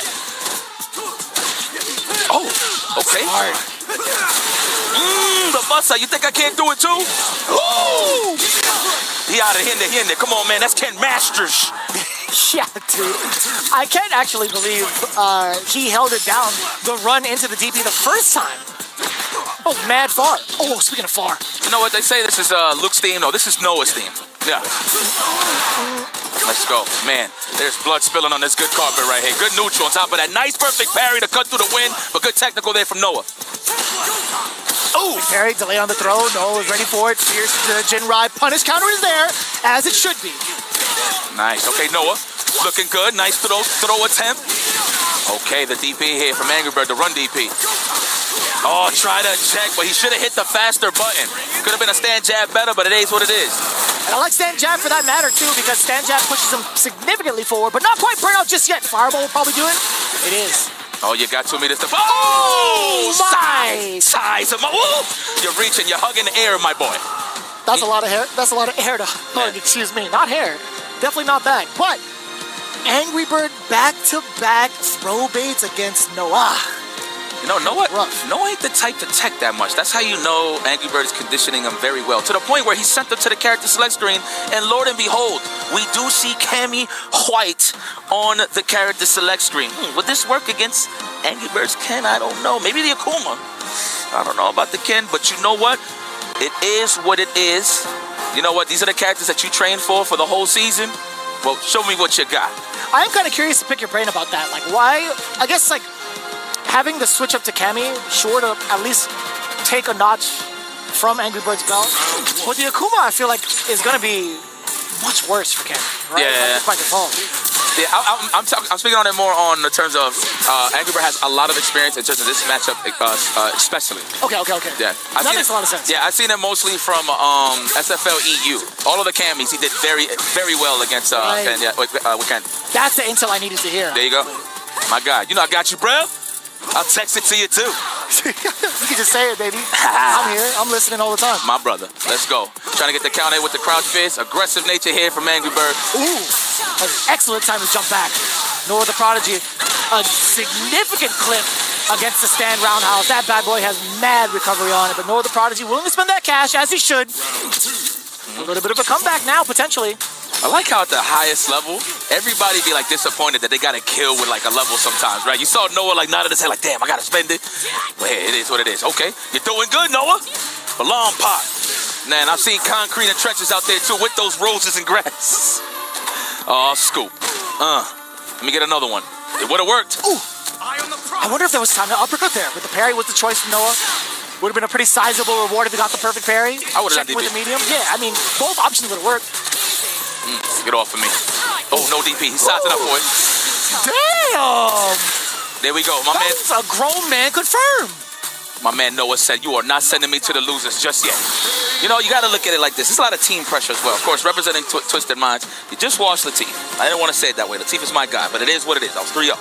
Now, moving forward, you want to still perform at the highest levels. Even if you lose, it doesn't matter. It's more so you want to stay consistent. That way you can stay in that nice little flow state as you're competing, moving on in these groups. True. So let's see. Let's go. All right, we at low forward range. No? There it is. We here. A little bit of a measuring tool, right? Standing medium kick actually for both. I think more so for Cammy, a little less risk behind it because you can't duck, or you, even if you try to duck it, you'll still be able to get hit. But as I ramble, I couldn't get that shot out. We do get the enhanced Tatsu. Now the corner pressure is going to be pretty significant. Or so we thought. Angry Bird willing to let go of his turn. Properly spaced dive kick, and we churning that butter. We're going for a whip punish, man. Target combo. We haven't seen a stand roundhouse yet from Angry Bird. He is respecting the neutral of Noah the Prodigy. Beautiful, perfect parry. We don't need quality of life changes to nerf me. Trust me. I still got those. The legs into the Jinrai. Wow, no drive rush. Now he does. Yeah, he was a little dry on the drive gauge if you looked at it. Saving it for that exact moment. Good that was so smart for Angry Bird. True. So the thing I love about Angry Bird, so you know there's a lot of Kens that like moving back and forth a lot. This guy parks. He waits. He'll wait for like a low forward to see if you're trying to drive rush so he can check you, or he's just trying to wait for a jump in. Oh my God. Lord have mercy. Throw. That was a defensive back throw. You saw the counter hit as well against Noah the Prodigy. No uppercut. Very difficult to snipe, to be fair, on a very, very deep dive kick. Damn. Counter hit, standing medium kick. We got that link for sure. Oh, you got to be hella dead, right? I mean, there's no other way to spin it, to be fair with you. As soon as that hit landed, you saw how much drive gauge was available for Angry Bird. Level 3 is all that's necessary. Rejects Angry Bird, moving on. Qualifying into phase number 3. Yo, you know, so I haven't played Habibi yet, right? I always get a chance to play some of the top players. This guy, just watching him based on what we just saw going up against Noah, he's pretty annoying and in a good way. Like, did you see like he just kept walking back? He's like, please just throw a dive kick. Just please. Just do it so I can punish you properly, right? And he holds the lead. Yo, Angry Bird is looking a little different this tournament. I don't know. Might be in the air. You know, of course, originally it was called Game is 8, right? He did get second place in that one against Kakaru. So that's correct. We haven't really seen him much in terms of dominating in this tournament right here. But it's looking a little different, man. Already qualifying, moving forward. Hell, Angry Bird, I see you. Yeah, it's a tough standard to set when you're playing this clean. It's like how many of the other players will follow up to this? And it didn't even feel like much of a scrap, right? I feel like this is the first time we've seen, like, I want to say Angry Bird be this dominant on a big stage in a minute, in my opinion. But looking into it right now, Noah the Prodigy still has another chance at life. We do have the lower bracket to go through. Not going to be just yet, obviously, but as it stands right now, Angry Bird, king of Group A. Damn, Angry Bird like that? Yo, his spacing was immaculate. If you could tame Noah in the neutral, that means you are a strong player, period. There's not a lot of guys that can slow down Noah from like just stop pressing buttons or randomly drive rush or whatever the case may be. But oh my God, is this next? That's your boy. Riddles! Riddle me this and riddle me that. This guy, listen, we know what game he comes from, but the fact that he parked that to the side to step up and spend some time to play some Street Fighter is fine. Last chance qualified winner, and of course, your World Evolution champion this year, and Evo Japan. Wow, OD. Mena really Dominican is here. He's extra Dominican right here and right now. I'll tell you what, hot off the heels of an Evo 2025 dub. El Toro. El Jefe. El Jefe, El Toro. You know, he had a podcast not too long ago with the Blink folks. Shout out to the most of the family out there. Straight up said in an interview, he's like, yo, how do you feel when you go to region to region? He's like, yo, wherever I go, I'm the boss. He said that in Spanish. In Spanish, it sounds a lot more cold. I ain't gonna lie. But that's what he says, and man, he proves it along. Man, you got a jumper with that sleeve? Hey, it is what it is. Riddles. Let me tell you something. A lot of people doubted you. I had a lot of conversations with Riddles. And he will always doubt himself. He'll be like, yo, man, I don't know if I can keep doing this, whatever the case may be. And I'm like, yo, dog, just keep playing. It's part of the process. Ain't nobody win. Men, I don't win all the tournaments. You know what I'm saying? A lot of your favorites don't win all the tournaments. It's about just keeping your foot on the gas and look at that all the way from where he's at in Canada, all the way to the last chance qualified to win. I'm pretty sure there's some teams out there, you know what I'm saying, feeling a little crunchy, you know what I'm saying? But it is what it is. Yeah, I think there's a lot to be said in regards to the amount of talent that Riddles has, and still, you know, not being a part of an org right now is a pretty significant deal because he personally has shown a ton of exponential growth. And I don't get to say that too often in the current season. Riddles has proven to be that guy, especially with his current choices of characters, the way that he's been playing against the big dogs. And if our statements aren't true enough, go ahead and watch the qualifiers. Facts. Go look at the amount of bodies he laid down to get to where he's at right now. You know, I love it. A couple of people texted me too. It's like, yo, Riddles made it? Like, exclamation point, question marks. And it's not because they don't think he's good, right? That he's not good or whatever the case may be. But it's just, you know, at that stage, yeah, this path was crazy, right? Just to piggyback on what you were saying. Diablo Loco El Toro from Weibo. Hopefully I'm saying his name right. Weibo Gaming? Weibo Gaming. Weibo Gaming. Hey. I want to take a look at this route, actually. If I really want to kind of like go through who he bodied on the way through, it was so significant. I mean, to make it all the way through also is such a big deal because everybody and their moms was at that qualifier. Yeah. Every talented player in the world was at that qualifier. Man, yo, this is awesome. Stay on, y'all. Better lock in. It's gonna be a long day. Trust. But it's all gonna be high quality Street Fighter 6 matches. There's been some wash-ups so far. We've seen 2 3-0s. But it is what it is, right? That's the nature of the game. Either you control the momentum of your opponent or you don't. And that's it. Yeah. And I think he's got a good character to do so with. However, we talk about Terry a good amount. We've talked about like Blanca a good amount up until this stage. I personally have not been able to watch this matchup as often. Facts. That's fact. We actually don't really get to see this matchup, for real. But with that in mind, you know, you were talking about Mena RD just a little bit. We actually do have an exclusive interview coming on off the press, standing by with Ryan Hart as well. What's going on, people? I'm here with Mena RD. He has been cooking, roasting, sauteing, broiling, frying people all over the world on Street Fighter 6, winning every major you can think of.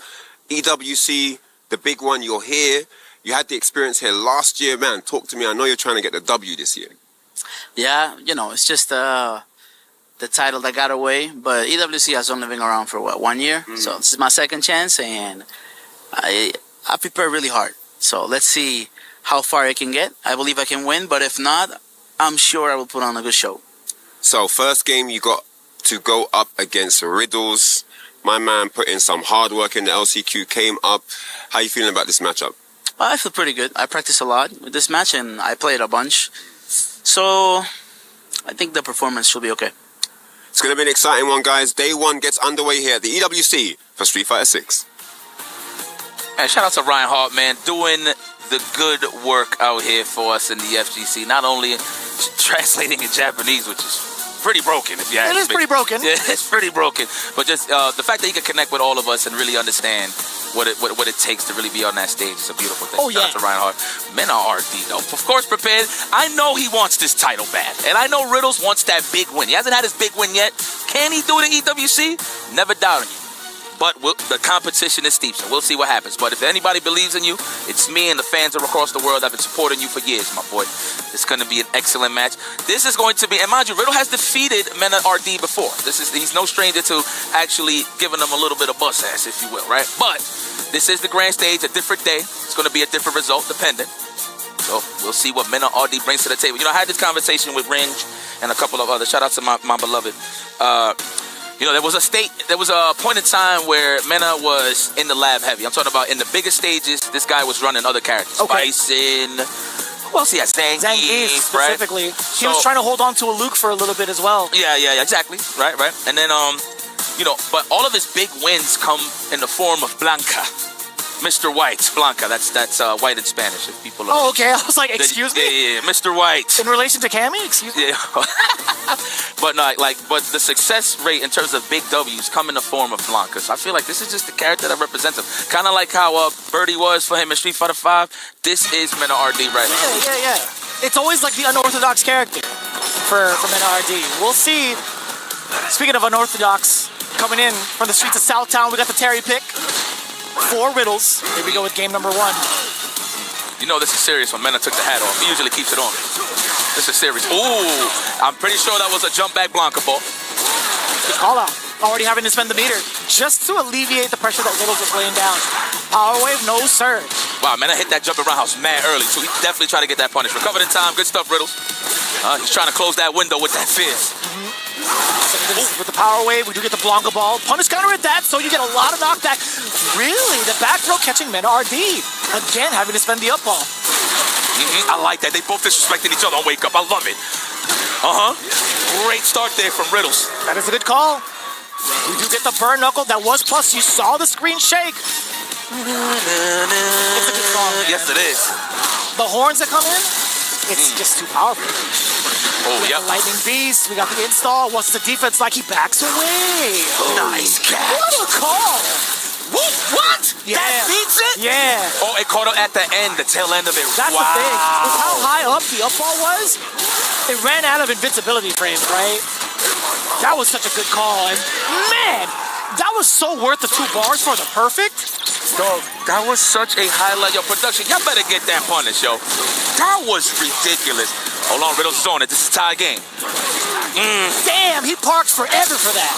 Oh, the slight walk back into the crouch medium. Big punish coming to start. He's trying to immediately build that level 2 right here, Vicious. Really? The jump back into the fierce just hit rough. You saw the attempt at the anti-air. Mena RD actually is in a very, very problematic situation. The burnout's there. Just about a throw's worth of damage. Oh, boy.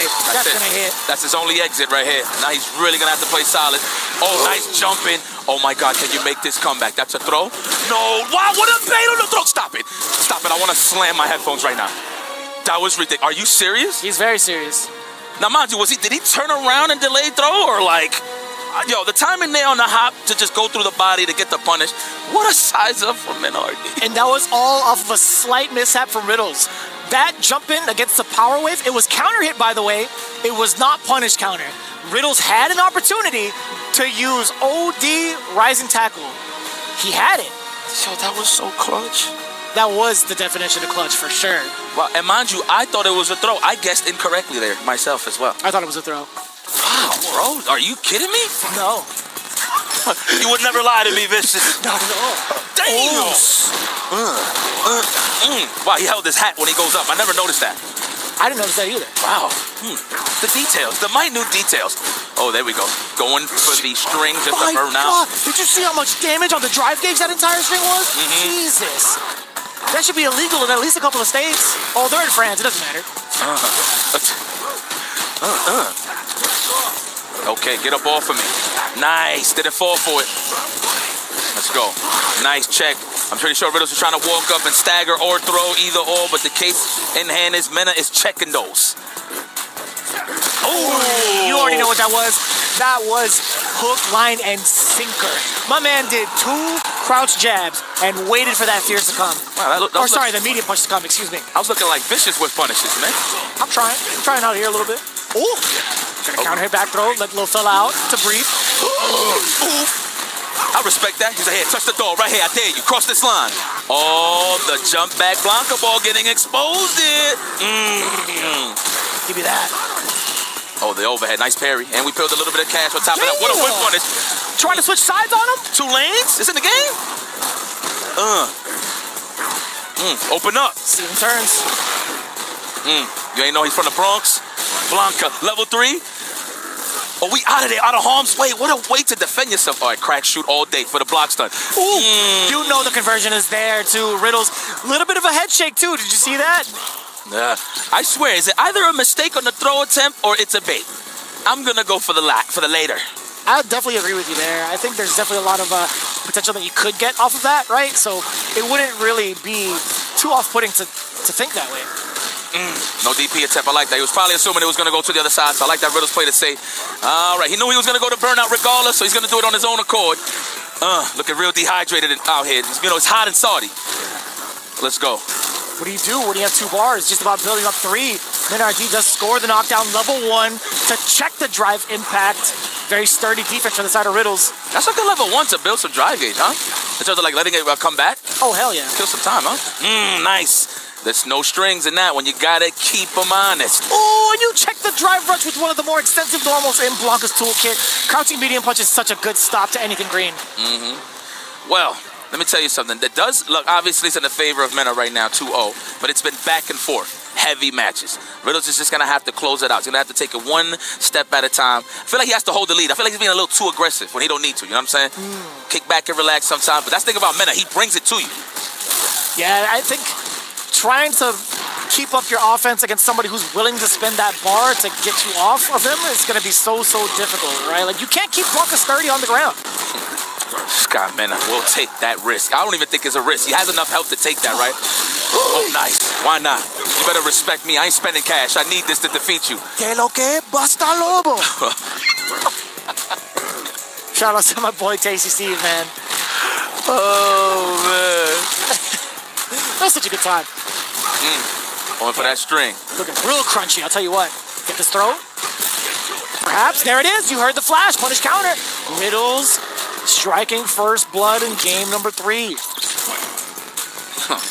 I'm locked in. This is too good. Oh, missed space. Oh, he just thought that it would actually hit. The shimmy immediately into level 2. Hey, I want to credit MenRD. He's the best level 2 user. Just saying. Let's set it up. The toys that's in my back pocket. No bulge. Get off of me. Oh my God! And he still got that continuation off of the rainbow ball. On the way out though? Yeah, little fella. Watch me beat up your dad real quick. Nope, I lied to you. Why not? He's playing the game, bro. At the end of the day, he has enough health. That's why he's going for the reversal. The whiff punish, spacing, immaculate. Mena RD is just looking dominant so far. Round and round still, but in terms of really finishing when it matters, Mena RD is on one. The spacing on that medium kick, by the way, is so tricky because you want to whiff punish it, but towards the end of the active frames, it clips almost everybody. He used that so many times over at Evo, doing so again. Level 1, get off of me. No fears to start from the side of Riddles. Immediately getting checked. So many heavy normals coming in from the side. Oh, like this. Reeling in his seat already. Riddles knew what it was. MenRD continuing with the pace from Group A, getting a 3-0 to start Group B. Damn, this 3-0s is kind of epic nowadays, know what I mean? That's the nature of the game, man. You can't control the nooch, you're gonna get steamrolled, man. MenRD is definitely one of the greatest steamrollers of all time when it comes to fighting games. That is for sure. Oh, man. Yeah, and you can see how he does so, especially with things like the level 2. Ridiculous. You saw the up ball, how active it is while in Lightning Beast form. That install is everything for MenRD's offense. You can see it right here, right? There's just so much that Riddles has to look forward to, or at least try to defend against, but it's just not going to be enough. You know, the thing about fighting is such a beautiful art. That bait right there was ridiculous to catch a delayed tech. Oh, my God. You would think he'd turn around in time to grab the hop, right? Or something like that, but man. So one thing that I do want to highlight is just Mena's choices defensively. Obviously, you know, he has Blanca. He has options to avoid throws and give big punishes, but I like when he chooses it. He always does it when he has a successful life lead, right? Yeah. And he's never scared to do it. Because, you know, us, when we play, we're like, yo, we don't want to look like a random scrub just waking up DPing, right? Yeah. And then we just suffer the consequences. But Mena, he just knows when to take his chances, man. And he pays off, really. It's funny how you said that. I locked eyes with you and I shook my head, but deep down inside, I'm like, I'd definitely wake up with OD uppercut just to do it. Jammers will definitely call me out on that for sure. But moving on, woo! Momochi stepping to the stage. We're going to get some real heavy hitters. I mean, they're all heavy hitters, let me be honest. But I love the fact that he's still playing Ed. I like the high execution characters, no matter what. That good 8 squad versus the Zeta division. Shouts to Zeta.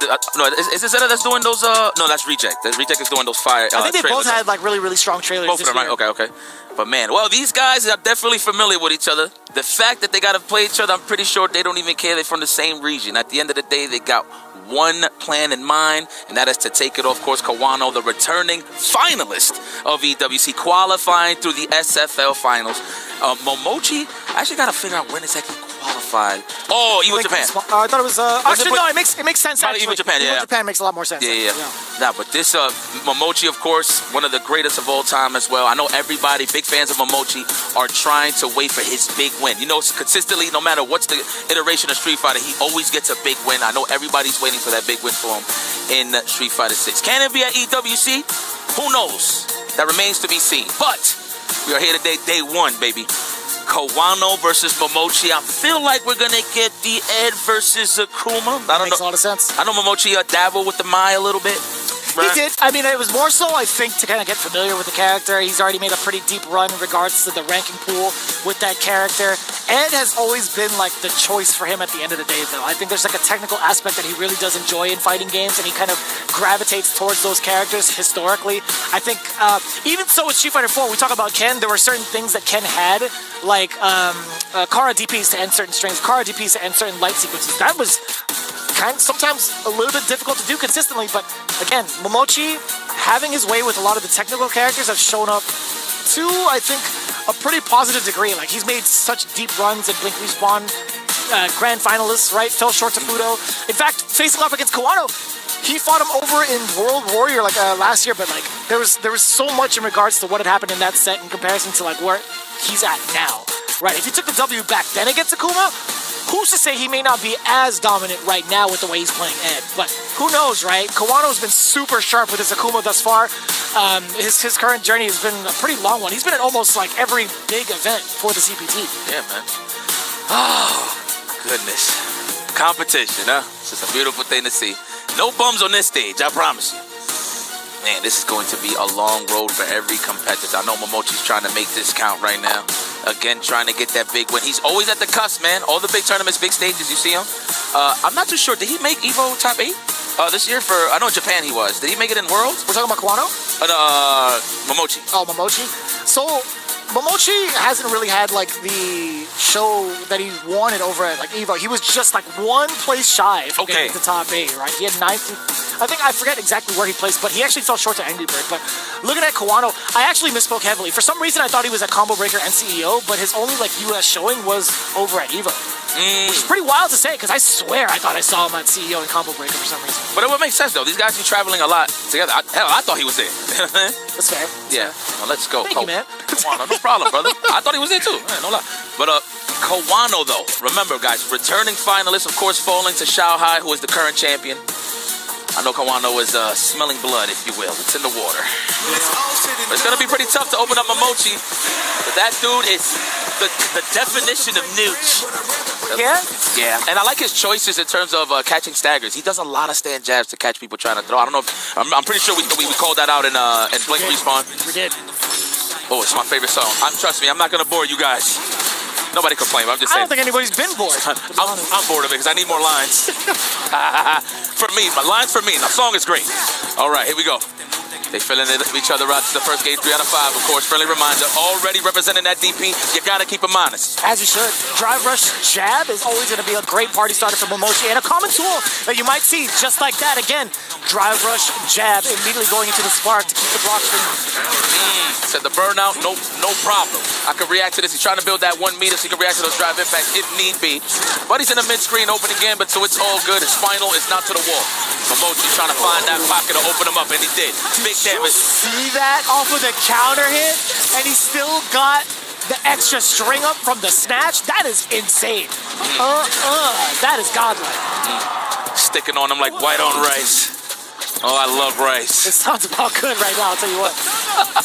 It's a time to hustle. My man Ed got a 9 to 5. You ain't know? Passing peanuts. Let's go. Drive rush. No, he's saving the ball. Ooh. Nice bait. Sorry, he staggered a little bit too. Knocking the door. Who's home? Crouching medium punch. Big throw bait from the side of Kawano. A couple of throws to do it as well. Checking lows instead. Dash up immediately after the string was over. Oh, okay. I like how he demoralized Momochi to tech there. So that's how you see more of the little jabs and stuff from Momochi. He's not teching no more. It's kind of rare when you see him teching a lot. But again, a game like Street Fighter 6, it does force you to have to throw tech sometimes. Yeah. And I don't blame him afterwards to decide to go with standing heavy punch. He was in the perfect range or the perfect situation to do that into OD flicker if need be. Not flicker, excuse me. OD blitz. There it is. Hello. Gotcha. Level 3, I would. Yup. Hell yeah. We want to take the lead on the drive gate. It's not all about the life bar, ladies and gentlemen. It's about surviving on the drive gate side. And speaking of which, Burnout is here. We are dehydrated. Ooh, for the overhead. The jump back. Want to kiss myself. And we're going to look for the reaction here on the drive impact. Kawano's a professional. I don't think he's just going to throw it out there if he really wanted to. Nope. He's just under the 3-bar threshold. He's not going to do a single hit confirm. What? Oh, I'm about to say. That would have been genius. Good presence of mind there from Momochi, but just off the mark a little bit. Oh, what? no! Oh, but it's fine. He was dancing. You know what's also so grimy about that? You could dash up and still walk away from danger because of Akuma's walk speed. That's the worst. It feels so bad. He's like, oh, I have time to tech, huh? No. You know why? You know why he walks so fast, Vicious? What? He hasn't been wearing shoes ever in his life, so he's so used to the terrain. No matter what it is, snow, grass. He's on like an Air Force ship right now. He's on a naval base. So there's definitely like pretty clean asphalt, I feel like. I think he's comfortable. How the hell did Akuma get in here? The guy was like, hey, Akuma's in the basement, let him in. Yeah, dude. I wouldn't be surprised if he swam over, honestly. He took out a submarine in Third Strike. Yeah, that's right. It's like, what's going on over there? Yeah, dude. Oh, no, that definitely was a fireball. Input error, big damage on the side of Momochi. Can I get a throw? Absolutely. Now, what are we going to do next time? I didn't realize there was people in that submarine. Akuma, you are an evil man. That is crazy. You know, I see that in a lot of movies recently. There's a lot of collateral damage. All right. Chucking that plasma as usual. That Go-Hado. I love that space in there, too. There's not much that it can reach with there. I'm pretty sure he could kill. No, he can't kill Rush on that. I know he can do the uppercut, right? Yeah, but he has to be really close to do it.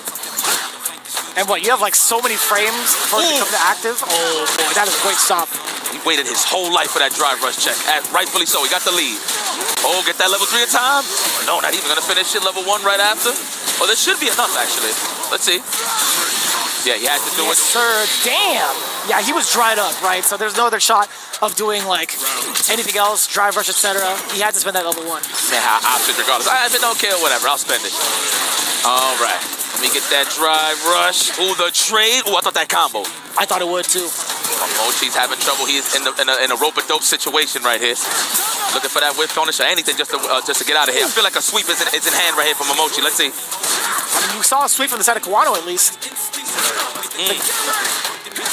No technicals, no attempts on the checks. Kawano, level 3. The first super we've seen so far from Mochi, right? Not able to get any sort of dream started, right? It's just been pure nightmare from the side of Kawano. A little bit dry from the side of Kawano. You know, burnout is the objective from the side of Momochi. A little over-eager trying to get the readjustment on the position. You saw the attempted back throw. Now Kawano in full control. Oh, Shesele! Oh, shout out to Chris Hugh. Oh, Shesele! You understand? Wow! Layered, of course. For people that don't know, a crouching short, you can't 2-in-1 it. So if you have an input in between and you see a reaction to a super or a drive impact, drive reversal, whatever it is, super's gonna come out. You just buffer it. And if none of those options come out, the super doesn't come out. Wow, Kawano with the layered offense. You know how to make some good sandwiches, my boy. That was beautifully done. Beautifully layered. I like that. Checking the drive rush. Had the option select. Oh, you thought you could play toes? No, sir. No footsies here. Damn, and the crumple state. Yo, Vicious, your reaction to that drive, to that option select was priceless, dude. Oh, you saw it? Yeah. I was looking right at the screen, too. Okay, Momochi. Oh, you saw he got that angry face. Uh-oh. Oh, counter hit, still being able to get that link. Zeta Division Zone, Momochi's on the prowl. Wow! Off the block stand and medium kick, just walk up, stand short, that's what we doing? If you just know the data, I'd be scared. I feel like everybody's trying to size me up when I block a stand medium kick from max distance. He just walked up and said, hey, man, take the big toe. Awesome. Terrifying positioning right now. From either end, standing right kick. You know, Kawano is doing a really great job of sizing people up with that single normal. Plasma, overhead blocked. Anticipated from Momochi. That was great defense. Oh, we looking for that pocket for a whip punish. Ain't nobody pressing buttons. Kawano with the fireballs. Hey. Do it again. Oh my God, they were waiting forever. Looking out of eyes like, you know I'm gonna throw you again, right? I hate how you get hyped for the exact same things I do. I think it's funny. I think it's mad funny, but like, damn, man. It's the little things, the minute details, because like you know what they're thinking. You're connecting with them. Oh, nice defense. I like that. Like the parry just to build on the drive gauge a little bit. Oh, good snipe out on the shimmy, Kawano. Low forward. Yes. Looking at match point. Could we see another 3-0? 3 bars on both ends. We still haven't seen a single dream. Momochi's been the one being put to sleep. Like that, multiple strings trying to catch Momochi walking back with the drive impact with a punish. He's gonna do it early? I like it. Yeah, drain a little bit of that drive gauge. There's gonna be level 2 at least. Get the continuation. No, it's gonna be a frame kill. Man, ambiguous. That's punish counter. Quite close to burnout. Drive impact. That should be enough. If the level 2 is built, which it will be. Well, good game. Peace out. Momochi's still in, but what I want to highlight is that Momochi looked like he was trying a 2-in-1 from the jabs, or he was just caught in that flow chart to just keep mashing on jab. Kawano with the drive impact. Knowing he's up a couple of games, why not just let it rip? And it worked out. Good 8 squads. Kawano is looking in shape, I have to say. Solid as always. That back and forth walk speed that he does at neutral, it just looks like a mirage sometimes. It feels that way, right? I think that's one of the biggest strengths that Akuma has as a character. I think the walk speed that he has allows him to do a ton of these baits, position himself extra well when it comes to fireballs, even throwing out some of the normal. Standing light kick is just going to be such a tool that's going to be used so often as Kawano because of the fact that the walk speed is so difficult to track. Yeah, you guys are not nervous. I'll be chewing my nails up all the time. Sheesh. Good camera work. But Kawano, though, man. Momochi, look, credit to Momochi. I mean, he tried to. There's the option select. That's the one that I caught. It's just looking crazy. I was losing my mind off of that. I still think it's phenomenal that people do that. Man, I want to see that frame kill again. He did, what was that? Was that a drive impact? And then he like backed off, right? I'm pretty sure he caught a wake up drive. There it is. Let's see. Drive impact. Oh no, this is towards the end, is level 2. So what he did was, I think he did like drive impact, dash back, low medium kick. Okay, there it is. That was the frame kill. Oh, Momochi looked like, you know what, look, he don't look upset, but he's just like, you know what, Kawano played that well, rightfully so. Yeah. But Momochi is still in the mix for a chance to move forward. Oh, speaking of moving forward, this is Men on RD. It is the bull, El Toro, and that's what they're known for, moving forward, right? So let's see. Bars. Like that. Let's see. I love that. Let's see how Mena holds his own. Can he keep this momentum up riding all the way from Evo Japan, Evo Worlds, and down to EWC stage? Kawano got a big shoes to fill here. He does, yeah. I mean, like, looking at his overall record, the amount of times he's traveled hasn't been as much as some of the other competitors that we see on this big stage. But I'll tell you what, man, he did make a splash over at Evo, just shy of top 32. He did have a significant run in Topanga Championship 6. And just overall, his presence in the CPTs have been pretty good. But again, how's good to great?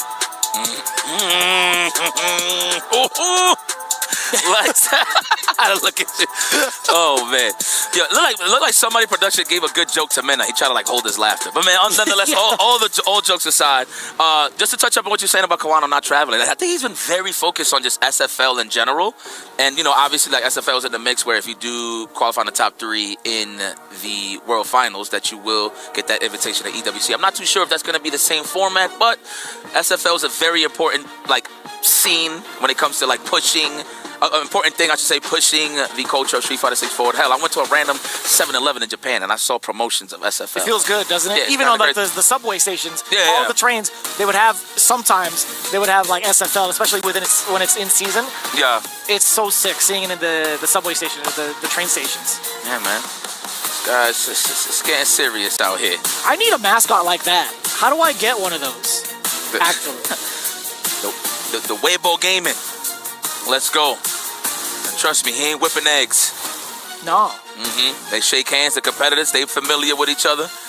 And at the mind you, Mena's a student of the game. He watches the tapes. Like he'll try to find like little minute details on defense of how to open you up. And you know, we got access with that with CFN. You know what makes Mena scary? What?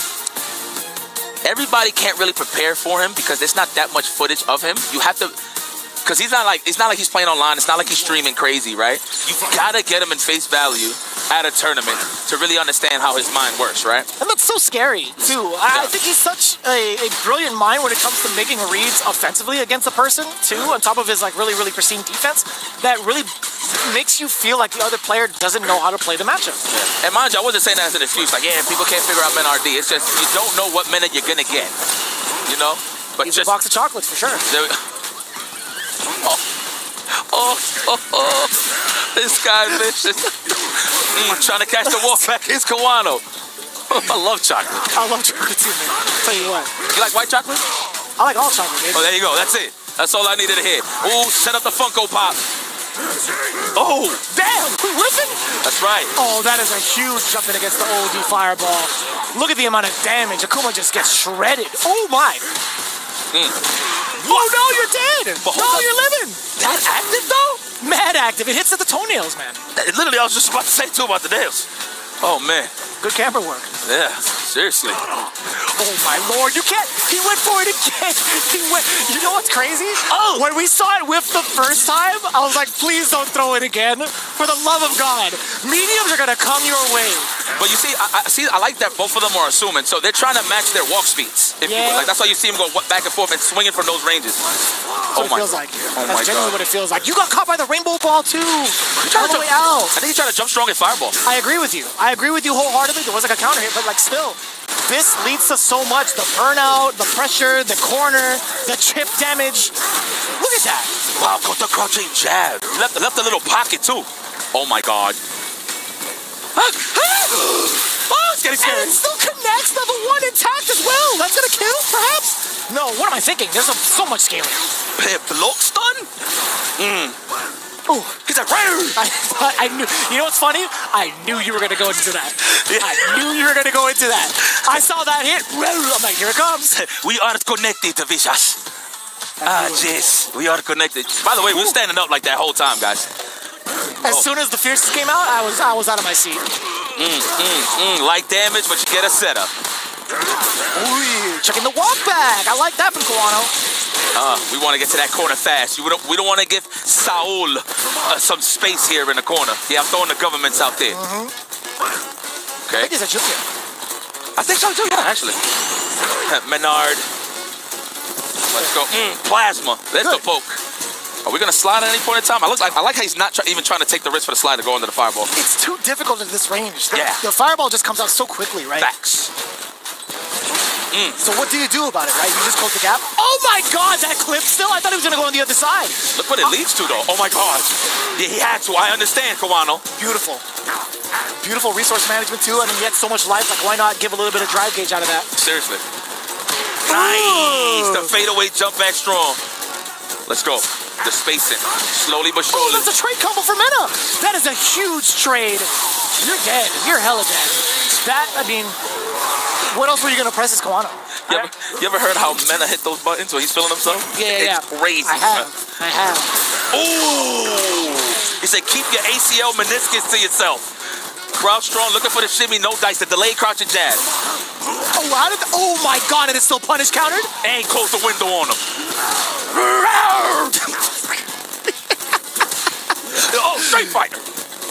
I didn't realize the window close line is so appropriate with the way he does it. There's a breeze in here. It's too good. That's too powerful. Because you know normal's with, you know? Yeah. Damn, that is bars on bars. Oh, damn. Damn, everybody's panicking. Yikes, man. 2 rounds, 2 games straight. Weibo Gaming's own Mena R&D. Pull up with your resume, man, at my job, you're hired. Kawano, though, showing no signs of... Damn, again. And this is when it leads... Reset. Excuse me? For bigger damage and street positioning. Love it. He had a bust out. I understand, Kawano. Trades off. Now we back to the nooch. I like how it was all noise and then it got quiet for like 2 seconds. Back to more noise. I love it. The range. There's so much that Kawano is thinking about to even try to react or even try to counterpoke with, right? This is just full suppression, full dominance from Mena RD. So he is smothering Kawano. Oh, fuck. Use what you've been given in this game. The drive in back caught the stringery. Oh no, again! Oh, there's another trade. The exact same sequence we saw in the previous. Match point now for Mena RD. Talk to me. Consistent like that? Mad consistent. With the trade? Mad consistent. That's the scenario. Wow. Okay, there we go. The Tatsumaki to put him in the corner. First big opener we've seen for Kawano. What a weird steel turns. He had to use resources, but they're putting himself in danger here. Oh my God. One fierce into level 2. It's coming. Oh my God, it's coming. I'm telling you. He has to do it, right? Pretty close to getting all your drive back. He jumped into it. Sorry, he ran into the jump attack. Lightning piece activated. Look at the amount of chips that Perry had to come out. Kawano now backing away from danger. You saw Mena trying to bait out the parry. He's trying to bait it out. You better watch out. I like that Kawano's a weirdo. DPs, we was ready. Okay, one more chance here for Mena RD. Next hit actually wins for both, depending on the starter for Mena, yeah. It might just be a medium for Mena. He's setting himself within that range, right? He's looking for fireballs too. Kawano's not going to give it to him. Okay! At the very last second, he does. That's a good call. Yeah, you would think with that stretch to win, you think Kawano got one there, but no, it's the final round. Hit off for me. Riding spinners. Woo! Got a bad itch on your ankle? All right. Kawano's just trying to find his footing here. I feel like he's just trying to survive. That's what it feels like, and that's the best thing for Mena RD. Like, once he senses you feel like you're in danger, he's going to press the gas even more so. Here comes my little friend. Oh, no. Oh, my God. There's an explosion off of that. It's spicy. Damn. Woo! Woo! Huevo gaming. Whoa. Yo, that's the thing about Mena, man. You can't slow him down. He's gonna walk you down. And that's what it does. And then it just turns into a mind game survival. You're playing parkour with the young lad. And Kawano, he made him, I'm not even gonna say he made him look like a random scrub, but he's just that dominant when he's feeling himself. What did we say earlier, right? Like, if he's on one offensively, he makes it look like the other person doesn't know how to play the matchup. Straight up. That goes towards everybody. Yeah. Oh my goodness. Lord have mercy, the call-outs, the whiff punishes with the fist, when to use the lightning beast. He's like, to be honest, I feel like Mena's not even looking at the life bar at this point. It's all drive game action. 100%. Yeah, man. That's exactly what it feels like. A couple of errors, too, from the side of Kawano that lead into those big trade moments. Like, how often have we seen Mena RD get into these fierce trades, these fierce scrambles? Kawano, he wasn't afraid of pressing buttons on multiple instances where it could have led to death, and guess what? It did. And although I like that tenacity, on this stage right now against Mena RD, not going to cut it. Yeah, but who's going to be cutting from a different cloth? It's definitely Mena RD as he moves forward. He does qualify. That's a good call. I know he's happy about that considering his performance last year. So he finished out strong, dominant in Group B. Wow. Dang. 3-0 early on with Reynolds and Mena.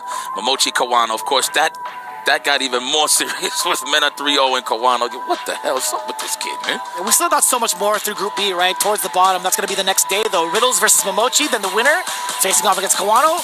You already know it. But either way, we're going to cut to a little bit of a break. When we come back, we got more of the group action here at EWC for Street Fighter 6.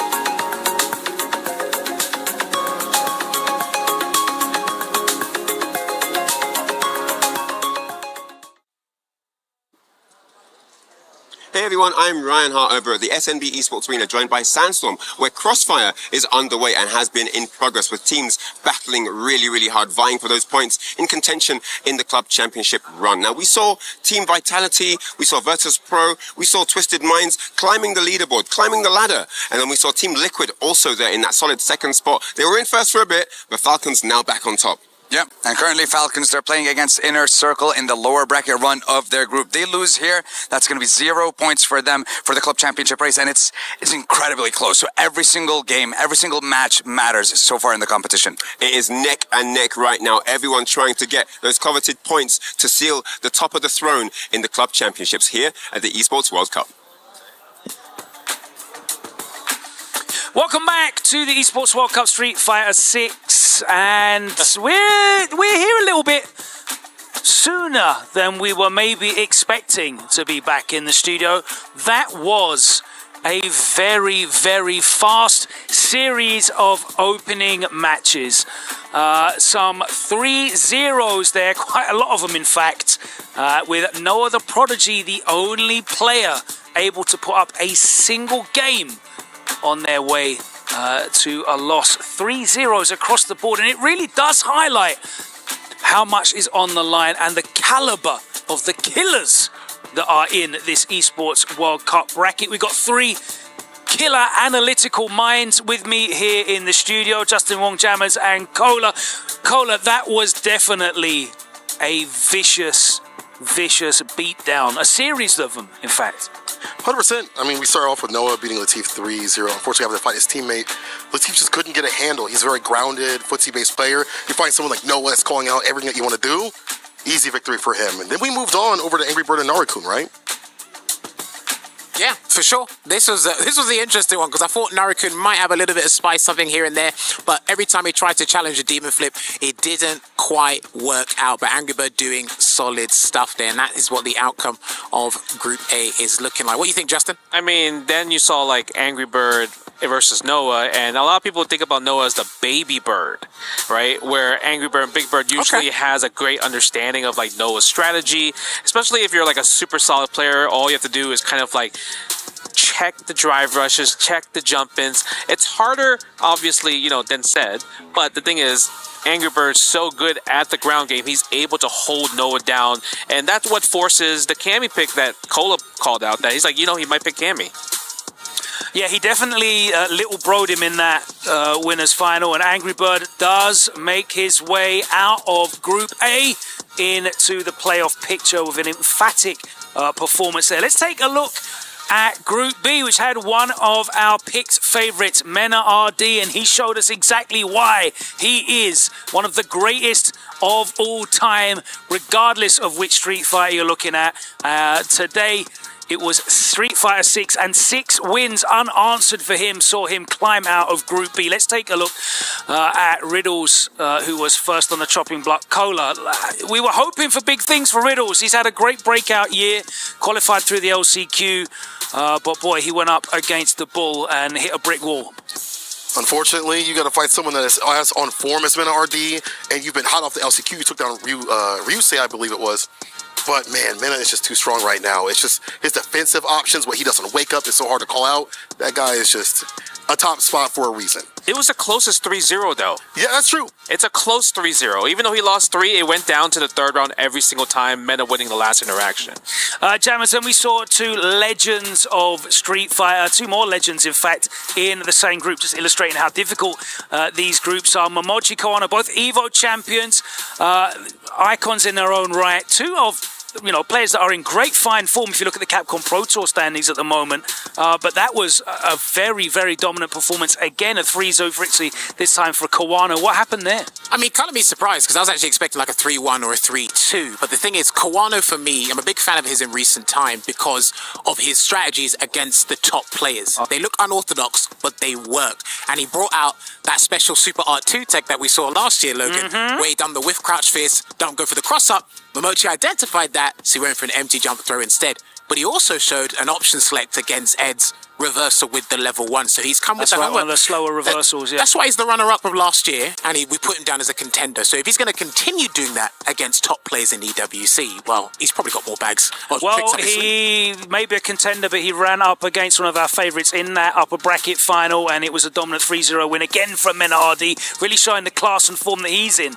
Justin, what happened there? It really did feel like Mena just had complete control over the neutral when Kawano's going to throw fireballs, and especially like the wake-up game. Nobody has guessed right on Mena's wake-up game. I would assume maybe in the future that people will just knock Mena down and go back to neutral, because every time you try to go for any type of offense, Mena wins in the department every single time. And plus, the level 2 Lightning Beast, it's so far. It feels like it's hard for everybody to stop, and I'm really it makes me surprised. You were speculating that there's like a lack of experience though, it just in that seems matchup. like Not many Japanese players using Blanca. Yeah, you told me that nobody's playing really Blanca anymore in Japan. No, like for me, I think Mena's identified how the Japanese value the drive gauge, and he's like, okay, I'm gonna let you exhaust something before I activate it, and then I'll attack you. Well, we know that Mena, RD, and Angry Bird have advanced into the playoff stages, and there's another bird making his way into the arena as we look to commence Group C.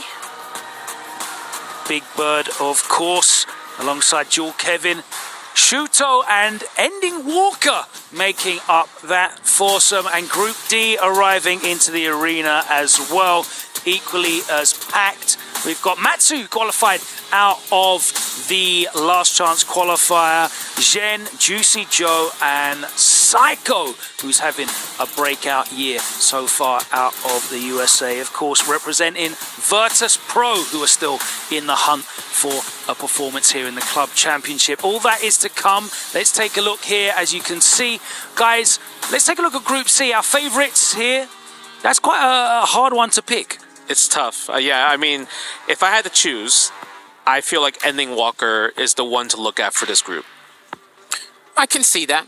He's had a lot of experience or practice against Gachikan's Rashid when him and Problem X, shouts to Problem X for going to Japan, so there could be a possibility that he'll have to go through Big Bird and Dual Kevin's Rashid to get through, but like Logan said, it's a tough one to call for me. What about you, Cola? Bias aside and full bias.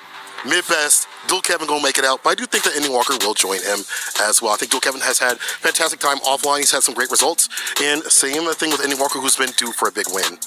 Group D, of course, is another one that we're looking forward to.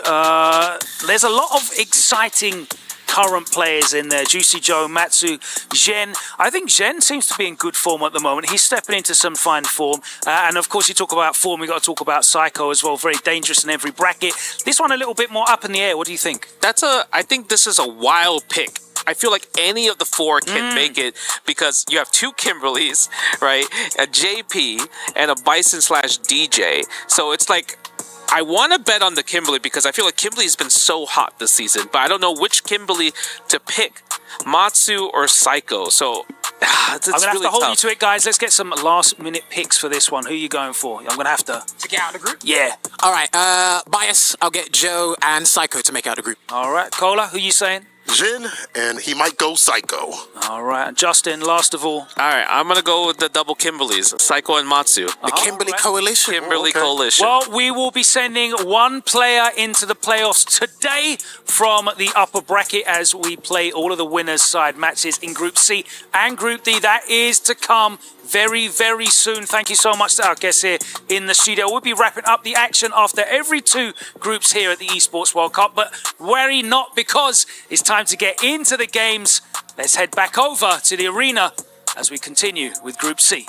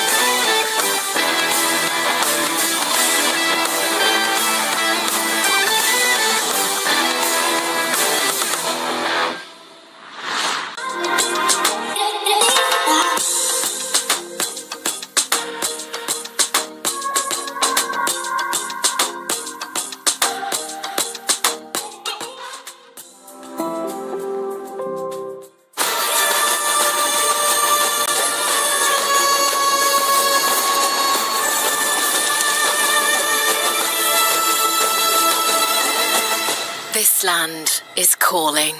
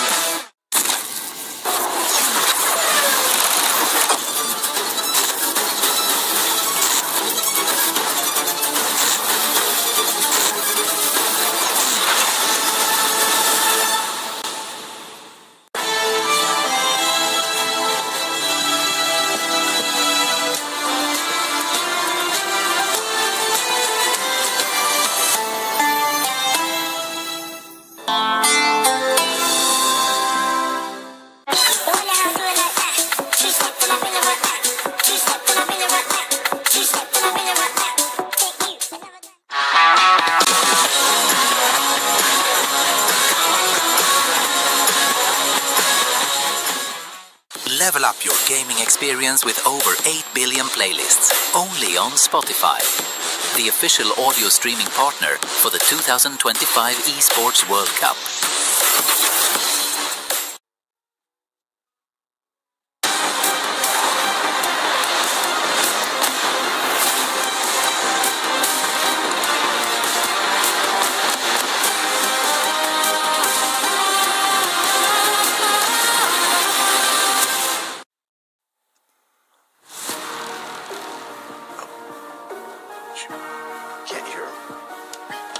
In the final week of EWC, and we just had Group A and Group B, and they were both absolutely insane. Group A, I guess I'll let you start off with Group A, brother. I'm too hyped up. Honestly, we're just watching in there. One of the big birds, RYBIRD, in this case, going up 3-1 against Noah after moving to that winner's matchup in Group A. Looking incredible. Honestly, Habibi's on top so far. Hey, my man's Noah, though. He started off versus Latif, had a team kill, the 3-0 victory. Now, of course, somebody like my man's Ryan Hart would never bet any Bison Bucks against Noah. He would never do anything like that. And Big Hollywood would never bet any Bison Bucks either. But in the alternative universe, I would have bet on Noah, and I'd be very happy right now, smiling. Oh, you've been I guess, big winner so far if you were all behind Mena RD, because he's absolutely smashed through Group B. Brother, 6-0, the big dog, Mena RD, fresh off of winning Evo Japan, fresh off of winning Evo Las Vegas, and then he comes here, has not even dropped the game. And so that you guys at home know, if you make it out on winner's side of the groups today, you don't even play again until finals day at top 16. So Mena is done until Saturday. He's chilling, and top 16 is actually all first to 5 single elimination. That's it. I think it's about time for our next match. We have, what do we have going on, Molo? We got Ending Walker and Shudo going up against one another. Of course, that means we've moved on to Group C. We're going to have 12 groups today. You're going to be learning your ABCs with us today, so hang on to your pants. This is looking good. All right, that's it. Let's get to it, ladies and gentlemen. We have Shuto going head-to-head with Ending Walker. Let's send things over to our commentators. Ooh-wee, baby. Myself, Ridge, along with James Chen here for that EWC action, and we are on to Group C, where we're going to start it with Shuto versus Ending Walker. How you feeling about this, James? I'm feeling the same way I feel about all these matches so far. I'm nervous. All these players are so good. All these players are so strong. I don't want to see any of them leave or get eliminated, but you know what? That's what tournaments are about. Indeed, that's why we gather here, to see who the best of the best is, so everybody can put their blood, sweat, and tears on the line to try to become EWC champion, of course, and all the accolades that come with it. Now, let's talk about these two that are getting ready to duke it out. It's going to be Ending Walker, who qualified through the Saudi Fighting League Season 3 Major, actually went through and was able to defeat Kusanagi in that. Of course, Kusanagi coming up here later as well. Shuto qualifying through making top 8 at Capcom Cup. It's going to be a real interesting one, because we heard the couch talk about they're definitely favoring Ending Walker out of this group, right? They definitely highlighted him, but I'm a little worried, especially in this first match, because Ending Walker has lost to Momochi and Tachikawa at Blink Respawn, and then Itabashi and Mickey at Evo. So to me, he's having a little trouble with Asia and Japan specifically as of late. Yeah, but for me, I just keep I keep waiting for it. You know, there's always those players that you're just waiting for that one breakout tournament because you know it's in them. And I've been waiting for Ending Walker to win a big one like this. And, you know, this would be a great place to start over here by trying to take Esports World Cup. But he's going to have to get through Shuto first and foremost here. Yeah, absolutely. Shuto has been a little bit of a struggle in this season as well, right? Of course, he did get top 8 at that Capcom Cup, but we haven't seen him take a first place in a major event since that Singapore Super Premiere in 2024. At EVO, he fell a little bit short of top 16. Topanga, he got 19th. But right now, he's actually bringing out the Marisa to deal with the Ryu of Ending Walker. Nice. Yeah, I mean, obviously, this is a character we've been seeing a lot more of here in Season 3. And remember, Shuto was also the player that would play both modern and classic Marisa, depending on the matchup. That's the thing with Ending Walker, you know, the perfect parry change has definitely hindered some players, not him. He looks so clean with the perfect parry, selecting the direction, always being ready for it. Of course, Marisa does have some telegraph moves. Wow, confirming that into the top, so Ending Walker already on his game, and the whip punish after. Yeah, so right now, Ending Walker's looking so strong here, completely dominating this neutral, even just out of the space. God, the spacing from Ending Walker in this round has just been immaculate. What a start for Ending Walker. Not thrown out by the Marisa pick at all. Even trying to beat out the drive rush check from Shuto right there. And again confirming that with the Tatsu and just getting Oki afterwards. Oh, now checking the drive rush. I mean, honestly, right now, if you're Shuto, you're just not sure what to even try at this point. Hey, with the Superman punch, it working out, but this is what we talked about. The long startup options of Marisa, just getting perfect parried back to back. It's almost like you feel like Shuto's got to do a mini charge, you know, just to try to throw off the timing a little bit. Oh, Ending Walker, he actually got to the level 3, but maybe the routing was a little strange up until that point. He's got plenty of meter to defend himself with, but Shuto immediately goes with the DI regardless. Now, it's going to take more than this to kill him off, even with Marisa and the CA on deck. Went for the reset right there. Was hoping maybe, there we go, the heavy kick. And that should be able to do it here. And actually, probably not even going to have to spend that much meter. Oh, no! All right, well, yeah, Shuto, a little bit of a flub at the end, but he manages to close it out. It saves the meter in the process. I mean, it was scary, but it ended up working out for him heavily. Just as he planned. He was like, I'm saving all my meter, you know. Already know, all part of it. All right, but Ending Walker coming back in here. But, I mean, that's a remarkable turnaround for Shuto there, but obviously had a lot to do with Ending Walker being burned out. And those rounds you can definitely lose very easily. And so Ending Walker coming right back in this. So far this round, I mean, he might just be able to finish this off with a perfect here. Yeah, dominant start to the round here. Shuto, he's got plenty of resources. I love Ending Walker not going in, right? Has all those resources. If you get back thrown or anything like that, then you got to deal with Marisa in the corner. You just back it up, making him come to him. Oh, but the overhead does get clipped. Okay. And Shuto's going to have a chance now. We're going to spin it. Yes, solo on the drive. We need to build that back up while making Ending Walker sweat a little bit. Yeah, take him to the corner guaranteed as well. So now here's this pressure situation. I mean, look at that. That was a lot of health, but just Ending Walker just needs one tiny hit. So you see a lot of these standing light kicks, I'm sure. Oh, he gets over the fireball with the OD and the command grab. It's not enough. It is. Oh my goodness. The CTE to Ryu. Oh, Shuto. What a way to clutch out that first game. I can't believe it. There was nobody in this building that thought Shuto was going to make that comeback, I felt like at that point. Ending Walker was looking so solid. Like I said, the last round was mostly just kind of a burnout situation. But Shuto with so many great reads, especially that the Superman punch over the fireball. Yeah, man, the explosivity of Marisa, right? This is what we were talking about, where you only have to be right a couple of times with this character in comparison to a few others. Yeah. Like right there, we saw the Superman punch get over the fireball, and then it was just command throw after, and it did that much amount of health to Ending Walker. I mean, it is one of the things, like, you know, obviously a lot of the buffs to Marisa lets her do a lot more damage. I'm glad they kind of putting her back to giving her that strength that she had in Season 1. Oh, and then the armor straight through. I want to see if Ending Walker plays a little bit more timid or if he's going to try and force the issue a bit. No perfect parry on that charge Fierce.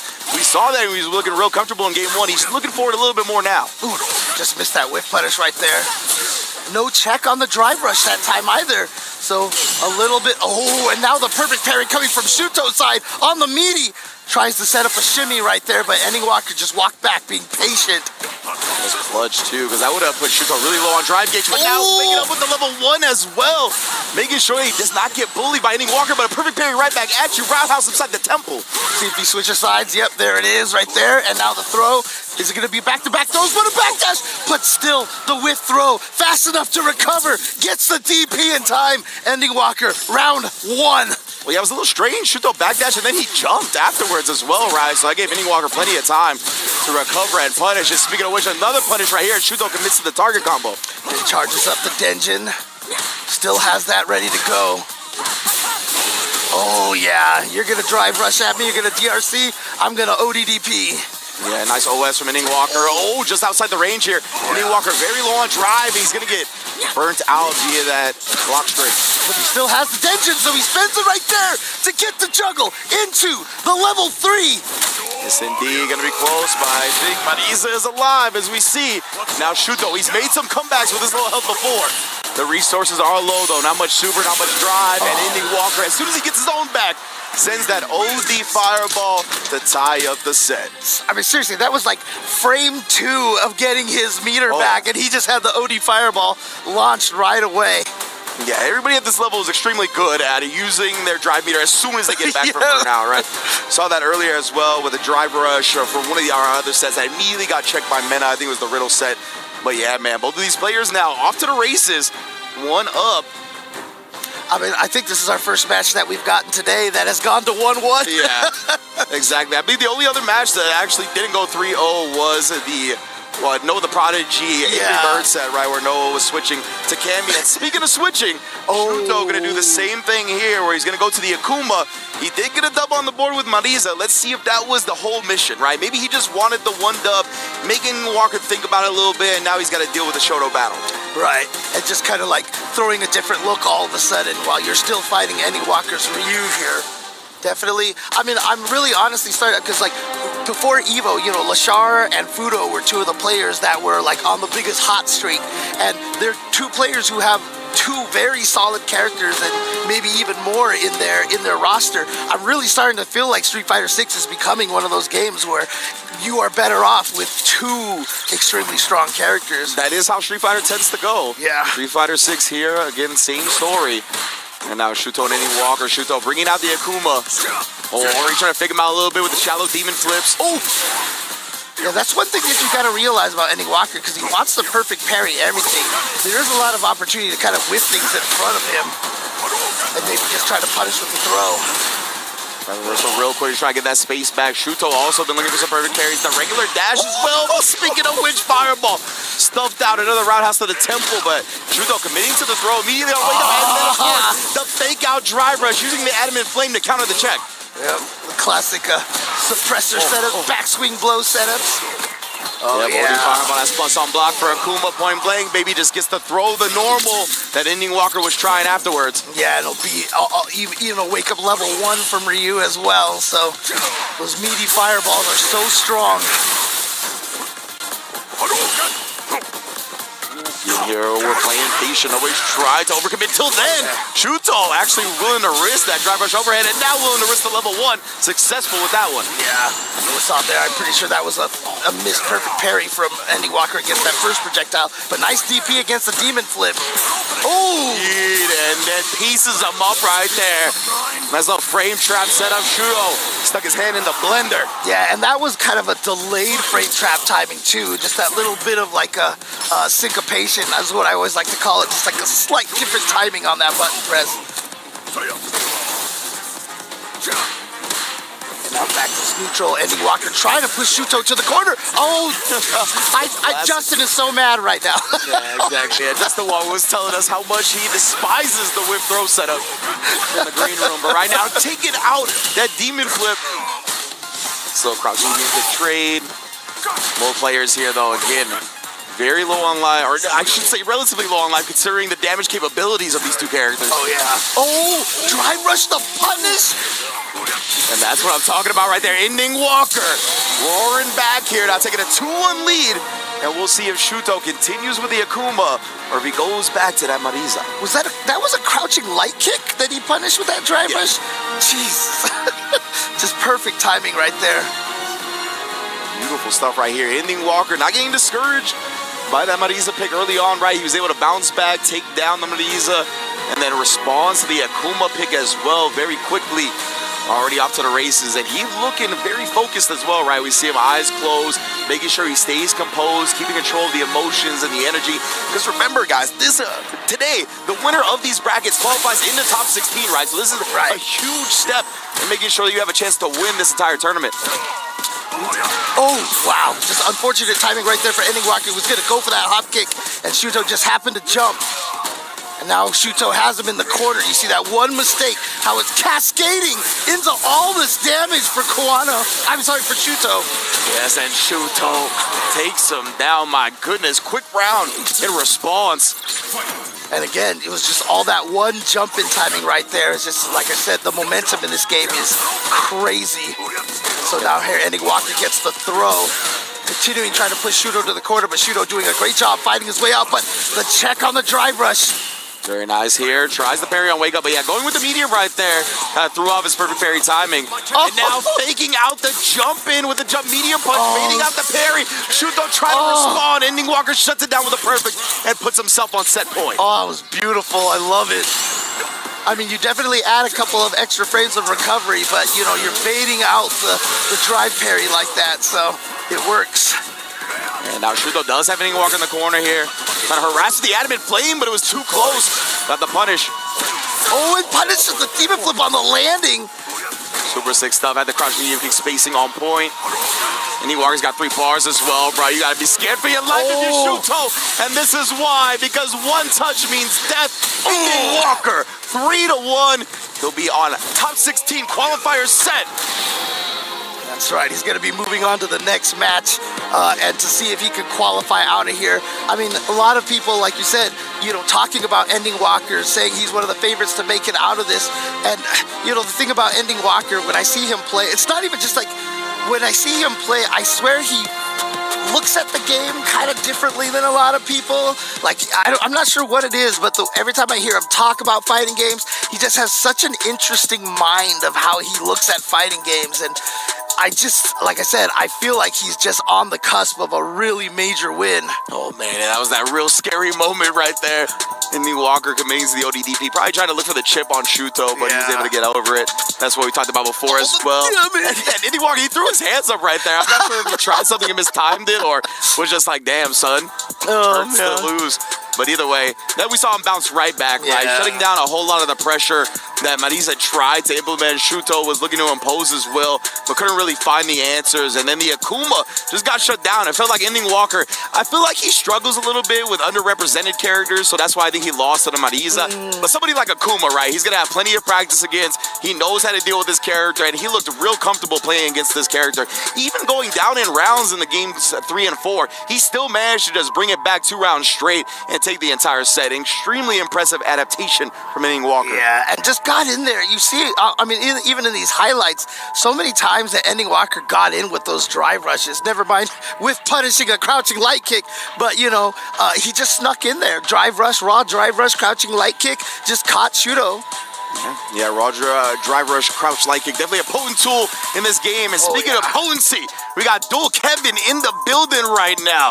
Ripping a nobody, baby, just himself coming out here with the Rashid, going up against his fellow Rashid brethren in Big Bird here, RYBIRD Reject. It's going to be an interesting one for sure. Yeah, this is an interesting matchup here because we have 2 players that are kind of on like different arcs here. Like Dual Kevin has been playing so well, and last year he had an amazing year, but like kept getting 2nd and 3rd place in all these events. And then this year, remember, he qualified at the very last second at the last chance qualifiers. This year he qualified for EWC early on, so he's been doing really well this year. Had a strong last year as well. Big Bird, obviously season 1, extremely dominant. Everyone considering him one of the best, and since then, you know, he's obviously remained as one of the strongest players here. But having had that season 1, 1 and even from Street Fighter 5 of how strong he was playing. Even Big Bird would probably tell you right now that he is not playing up to his potential right now. And so, again, in a situation where I feel like he is a player that is just looking to get that big win, to snap himself back into the forefront of everyone's favorites for these tournaments. Yeah, even beyond Season 1, right? In Season 2, that's when he got Grand Finals at EVO EVO 2024 right, up against Punk, right? So he has had incredible success throughout the game's lifespan until this most recent season, right? That's when Rashid got some changes, the throw loop nerf, the ODDP Oki nerf, and after that, yeah, we've seen Big Bird struggle a little bit more so than Dual Kevin, to your point, right? Dual Kevin has taken those nerfs in stride and really has shown out and has continued to make major top 8s, major results time and time again. So, yeah, it is definitely a clash of two different trajectories right now, and I want to see if Big Bird can bounce back or if Dual Kevin continues that momentum that he's been building. You heard Cola on the couch, he's pulling for mid-best. I know a lot of people are, but Big Bird right here, baby, he's from the Middle East, and that's where we're at. Maybe this is going to be the superior middle of the regions. I mean, you know that, obviously, Cola rooting for mid-best, but right now, he represents America here. Oh, and a good start right there with the win shot, catching Big Bird's jump. Yeah, Dual Kevin, you can see, like, he's just so comfortable and so confident in his gameplay as of recent. But Big Bird, of course, drive rushing out of the corner. He wants that back throw and catches Dual Kevin trying to press on the plus frames. Yep, and now we have the corner, the four-way mix-up right there, but nice. That's the way you snipe out those people jumping out of the corner. And the hezzy from Big Bird right there, blowing up Dual Kevin's wake-up timings. But again, ODDP, and that's what we talked about, though, right? No real Oki afterwards. Oh, wow. Pressing right back at you. Big Bird showing no fear. And the cash out the SRK Super Rashid kick for the win. All right, so Big Bird looking good here in this first round, but Rashid is gonna be a hectic match. And of course, Big Bird using that level 1 at the end, right? Means Dual Kevin's gonna want to have the access to Isar earlier. Yeah. We'll see if he sets it up after this knockdown. Not quite yet. Throw in the corner. Maybe he's gonna try to make as much happen without using it. Nice throw tech and has the anti-air ready to go. He's gonna get him a little bit out of the corner, which is why Dual Kevin gonna go for that try reversal, but the perfect parry from Big Bird and the side switch, and now he's gonna try to push Dual Kevin into the corner. I like that from Big Bird. Oh no, try to walk him and throw me off the minus frame. We're gonna bust out though, not trying to let Dual Kevin get any momentum, especially with that meter. Tried to go for a counter hit right there with a standing medium punch. Get it, but still got the hit afterwards. Overhead, but that's just raw overhead, not gonna be able to combo. And here's the Asar. But as you mentioned, Dual Kevin sitting on 3 meters while Big Bird has basically just 1 at this point. So there's, it's all a combo. The enhanced jump, but Dual Kevin ends up spinning the level 3 there because he doesn't want to risk Big Bird playing again while he's still in burnout. So that is a little bit of a tough way to win that round, right? Draining all your meter that you were so conservative with up until that point. That's why I've always said, like, characters like Ken who can basically do, run Dragon Lash and then pick the level of super. Yeah, but Ken's not on the screen right now, so let's get to the retreats. But it's like, it's just such a powerful tool to have. And so for characters like Rashid, a lot of times, you end up in these situations where you have to spend the level 3. Dual Kevin right now, all this pressure in the corner. And then again, yeah, the throw here as he tried to press on Wake Up, but Dual Kevin is rolling, trying to make something out right there. I think Big Bird might have wanted some type of reversal instead of the Wake Up whirlwind, and it was an execution error. Either way, though, Dual Kevin covering all bases. Yeah, dominant round 3 right there. Like I said, even Big Bird after that first round, this is just one of those matchups that I feel like is just going to be so hard to call here, even just based on the fact that it's just the Rashid versus Rashid. And again, setting up shop here, applying this pressure in the corner. Big Bird willing to press back, but maybe the drive gauge situation, he was just above 3 bars, didn't want to spin the drive rush cancel. Ooh, just a little too far away for that spinning mixer to catch. The whirlwind's here, just outside range, tried to follow it up, but either way, Dual Kevin's maintaining control in the corner here. And of course, the spin mixer having the cross-up hitbox. You ain't ever gonna escape for free. Yeah, and look at this. Oh, actually the checks right there. I thought Dual Kevin was gonna be able to get Big Bird all the way back into the corner. Yeah, hit him with the drive rush and then tried to throw, but it was punish counter, so still too much hit stun for the throw to work. Yeah, trades. They've been trading a lot in this match here. And now all of a sudden, Dual Kevin in the corner gets caught by the meaty. Next hit for both players. What a throw tech, what a brave throw tech there. And now he's gonna commit to level 2 here. try to drain Dual Kevin's resources. And yeah, he was going to get burnt out either way, right? So I like Dual Kevin going with the drive reversal here. He's got his own level 2 on deck, but now he's not going to be able to survive. Oh my God, he jumped backwards over that wind shot, but up that one right there just caught him barely. And you see Big Bird like, man, that was so much work. After first avoiding that first whirlwind, he needed to level 2 to kind of relieve the pressure at that point. Big Bird, it was pretty inevitable that he was going to chip him out if he didn't use that level 2. Yeah, and you can see right now Dual Kevin back to having the 3 bars, but we really haven't seen him be able to use the bars, his super meter that effectively here. And Big Bird should be able to take this with a super Rashid the Kicker. Yes, indeed. My man Dual Kevin is frugal right now. He is keeping the meter to himself. Yeah, I mean, that one he died with the 3 bars, and the previous one he used it basically to finish off just a tiny pixel of life over there.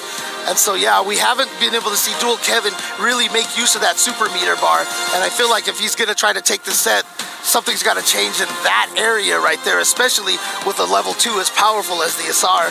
Yeah, it's definitely been interesting to see the kind of meter choices, the resource management that Dual Kevin has gone with so far.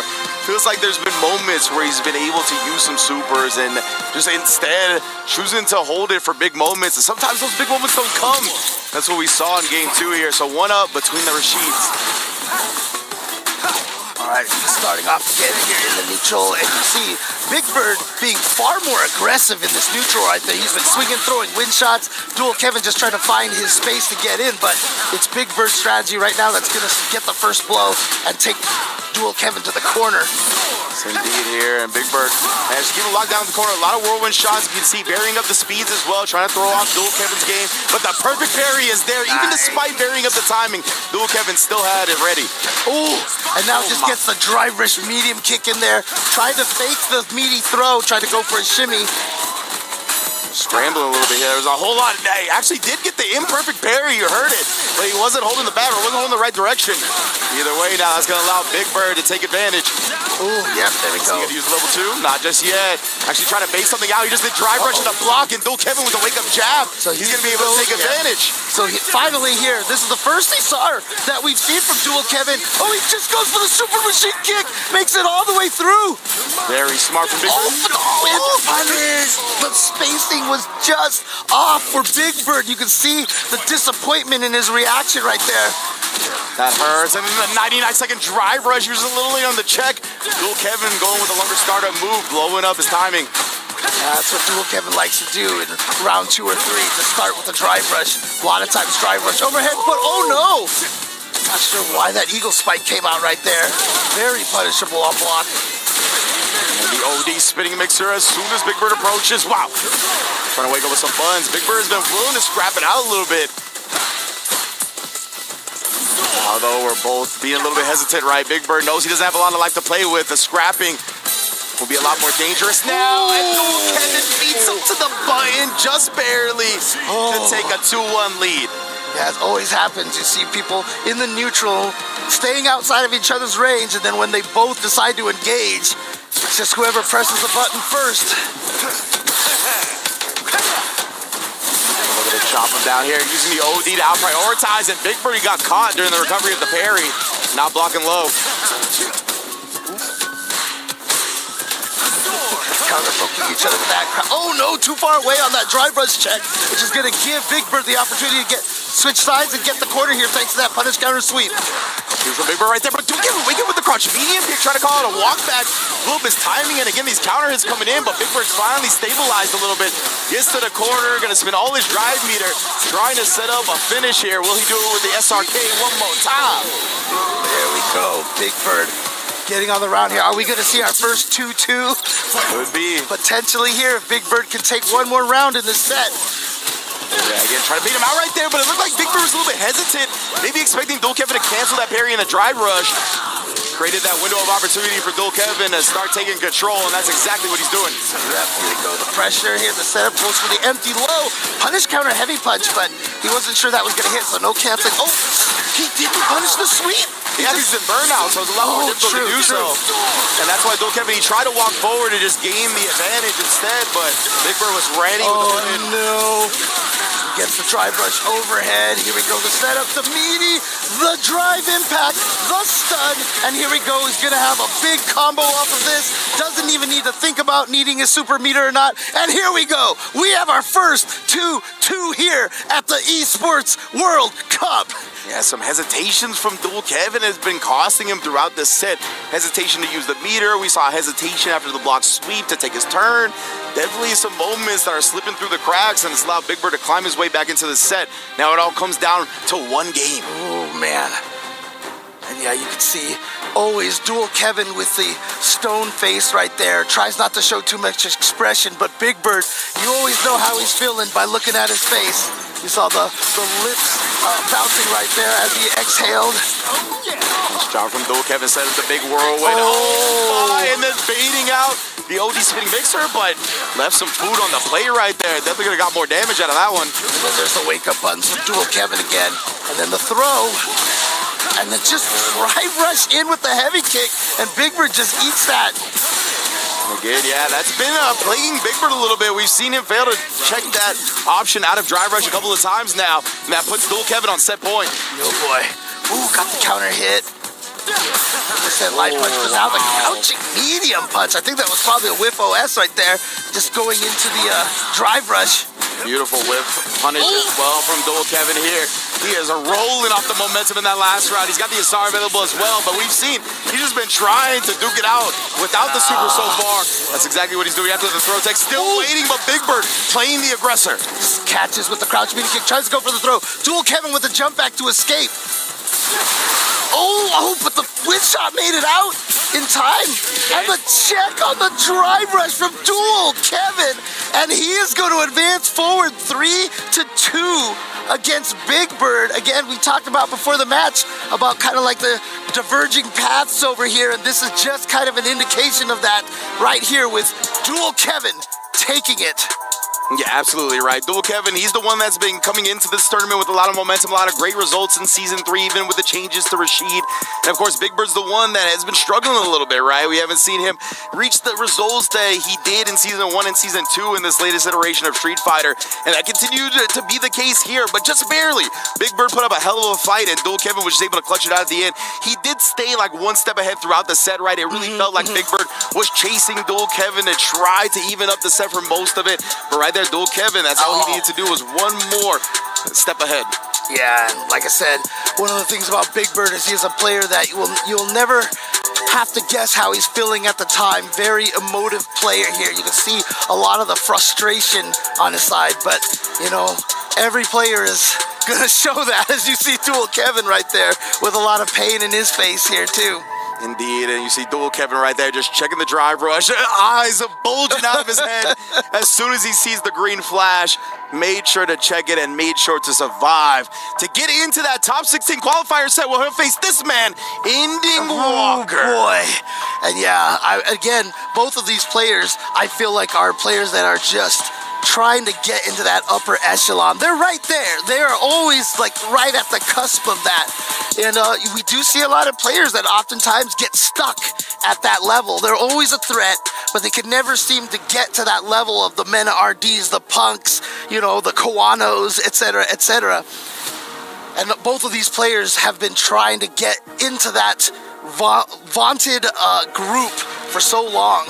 Indeed, and we got some of the stats here as well. We saw the prevalence of the perfect parry from Ending Walker in that first set. Shout outs to my man Lazarus as well, gathering a lot of the statistics for this event and EWC. But yeah, man, look at this. Times at burnout as well. Pretty similar with Dual Kevin barely doing it one more time. But yeah, man, the whip punishes are going to be on deck for both of these players. The patience, I'm really interested to see who becomes the aggressor, because I feel like they're both kind of that hit and run play style where they're not going to commit outright to the aggression, but they do have moments of just burst of speed and trying to get in your face. Yeah, I mean, when we saw Dual Kevin versus Big Bird, you saw the different styles of Rashid. Like I said, Big Bird was swinging, trying to do stuff, but Dual Kevin very careful. But as you said, Ending Walker, very similar style here. So let's see who can who will break, basically, because when you play that way, you tend to lose against those kind of players when you lose your patience, you get your mental, fortitude, the mental strength kind of cracks,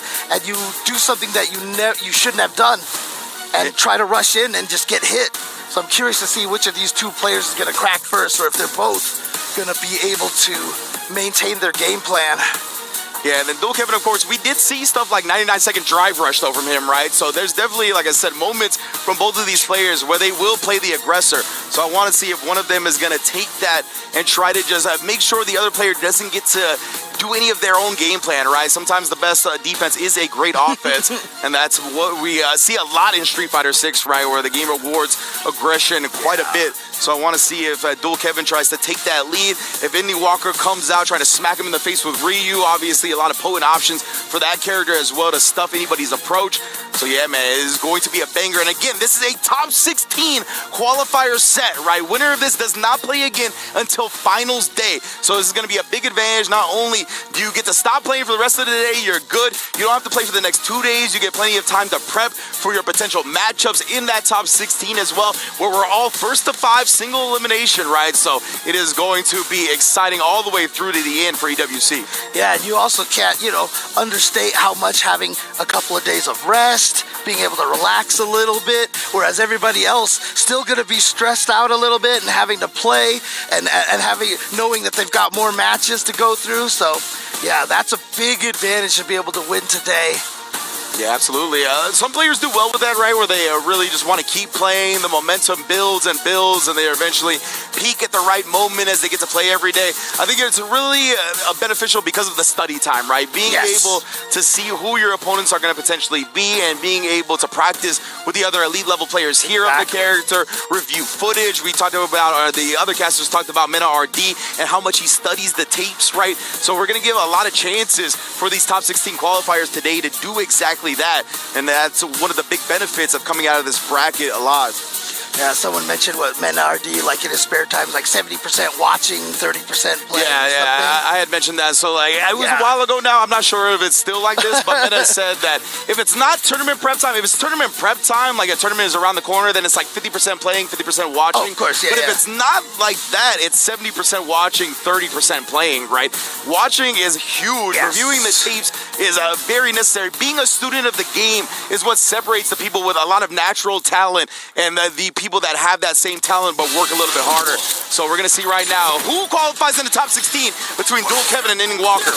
Oh, and a good start right here for Dual Kevin. Gets a punish counter into the sweep, which leads him to the throw, but still hasn't been able to push Ending Walker all the way into the corner yet. Ooh. Yeah, Ending Walker with that attempt at the whip punish. Didn't quite get it. Raw overhead. I love how much Dual Kevin just harasses with the overhead. Doesn't look for it off drive rush all the time. Just looking for it to annoy the opponent. It's one of the longest buzzes ever seen. But my goodness, crouch career slash Shogeki. Man, Ending Walker's looking to end his life and does so again with a DI as soon as he sees the whirlwind start up. Yeah, that was a great reaction from Ending Walker. There wasn't much Dual Kevin could do in that situation right there as soon as he started that DI. Oh, the EOD wind shot gonna get him out of the corner. So that's actually pretty big for Dual Kevin, but still down in life. Oh, the trade combo! Ending Walker's so smart. The -3 off the overhead, right? He just pressed the big button, knowing that if he trades, he's gonna get the follow-up afterwards. I love that. Beautiful stuff right there. Great first round for Ending Walker. Oh, there it is. Drive rush crouching light kick as we talked about. Now going right back in there, just going with the throw as well. Dual Kevin taking the throw. Doesn't want to press, doesn't want to get clipped by the overhead and have his life deleted. Yeah, see them. And it's been pretty impressive how both players have been able to fight in this neutral. We haven't seen a lot of like other games where it's basically you spend 90% of the time in the corner. Oh, and again right there, tried the parry after getting the perfect parry. Thought Dual Kevin was going to keep the aggression up, but baited out. Now letting Isar walk him down. Let me build that meter back up with these big throws. All right, good defense right there. Yeah, you'll take that throw in that Isar situation. Yeah, the throw is not that bad for Rashid because it does build a lot of meter, right? So it builds him back towards that level 2. But if you're Ending Walker, yeah, you're happy that you got out of that with a little bit of life and then just deleting, assassinating the drive gauge. And so Dual Kevin's got to fight from burnout over here. Oh, it's so scary. He's getting cornered. You're gonna get chipped out. Yeah, level 3 after. Oh, he didn't commit to it. He wanted to be sure. Yeah. He was like, no, I'm going to make sure you're going to die from chip damage here. So there you go. Ending Walker taking game number 1. Indeed, man. Ending Walker. Yeah, those level 3s do massive amounts of chip. I thought he would have been able to do it on the loop of the Hashigeki beforehand, but like you said, wanted to be doubly sure about it. He was able to take it 1-0 and then check in the drive rush with a light kick. Ending Walker has been looking in the zone today. So Ending Walker with a good start here with a 1-0 here. But again, like I said, it's been impressive how both of these players have been able to fight in the middle of the stage for most of these matches. Only just now, Ending Walker getting pushed to the corner and immediately fights his way out again. The solar plexus blowing up Bill Kevin's timing. Dude, these guys are swinging here. Then you got the corner, and then the frame kill crouch medium push setup. But nonetheless, here dropped it a little bit. Now Ending Walker gonna be able to side switch, maintain that spacing advantage on the screen. All right, trying to use that OD wind shot again. He's been able to use that a lot of times, trying to predict Ending Walker's fireball timing. Bill Kevin, I think he wanted the level 2 after that throw. Instead, Ending Walker committed big. And I love that drive reversal from Bill Kevin. Does get first down though by the donkey kick. Yeah, so send out the SR. Kill some of that time. Look at the chip damage he's getting. He went for the, oh my god, the level 2.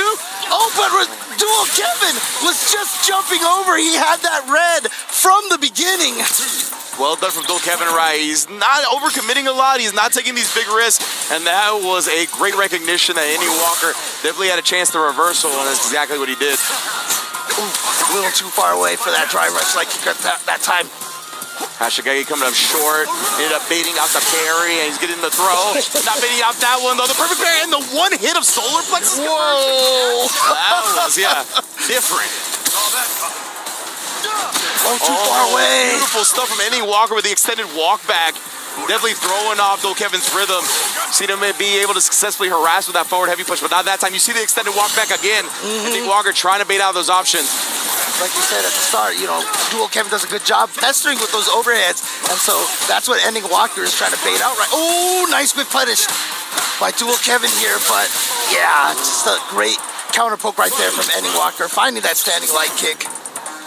Mighty kicking the fireball, shutting down Dual Kevin's next attempt. This is such an important round here. It's either going to be 1-1 or 2-0. And if you're Dual Kevin, you do not want to go down 2-0 against Ending Walker. Oh my goodness, Ending Walker, he tried to bait out the throw. Dual Kevin didn't actually get him, but the crouch medium kick still caught him regardless, trying to walk back. That was so smart from Ending Walker, though. He's got the Denjin charged as well. Oh, the counter hit. Yeah, not much more off of that, but a great whip punish that time from Dual Kevin. And here we go. Isara is activated, and if he can play this round right, he might even get a second one at some point. Oh, the overhead connected just in time right there. Allowing for the full conversion here. That's another change to Rashid, though, right? You see, not building any bar until that combo is over. Yep. Oh no, he crashed at the last second. Ending Walker. He's gonna do as much damage as he can here into the level 3. By as much damage as he can, you mean he's gonna kill Dual Kevin, James. Level 3, Rashid's got no chance of survival. That's one of the things with SF6. Man, damn, that was a villainous look over from Ending Walker right there. But legitimately, that's one of the things, right? Overhead explosion when it comes to this game off that drive rush. So no chance at surviving when Ryu's the one that does it. Yeah, it's such a potent start too, because when you get those drive rush overheads, they don't add any scaling to the combo. So it is a beautiful start. Well, some characters they do, but for the most part, most characters' overheads do not start with any scaling at all off of the drive rush. So everything that happens afterward is going to be as much damage as possible. Impressive stuff from Ending Walker right here. So what the couch expected, right? Ending Walker to be the shining star of the group. Dual Kevin now, he's got a roar back. He's down 2-1. Let's see if he can dig deep. Or excuse me, 2-0. He's got to take it 3 games straight. It's going to be tough to do so against Ending Walker with the way he's playing right now. Yeah, Ending Walker definitely seems very dialed in. Again, you can see them both playing a very steady neutral, a very focused neutral here. It feels like Dual Kevin, I was going to say, was a little bit hesitant, but again, committing to that forward heavy punch, getting the counter hit conversion. But man, Ending Walker's reads, bruh. Waking up with the back dash, punishing the throw attempt. He's been so on point.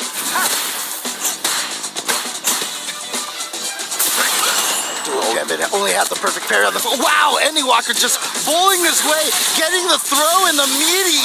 Gonna spend a level 1 here. Wants that damage.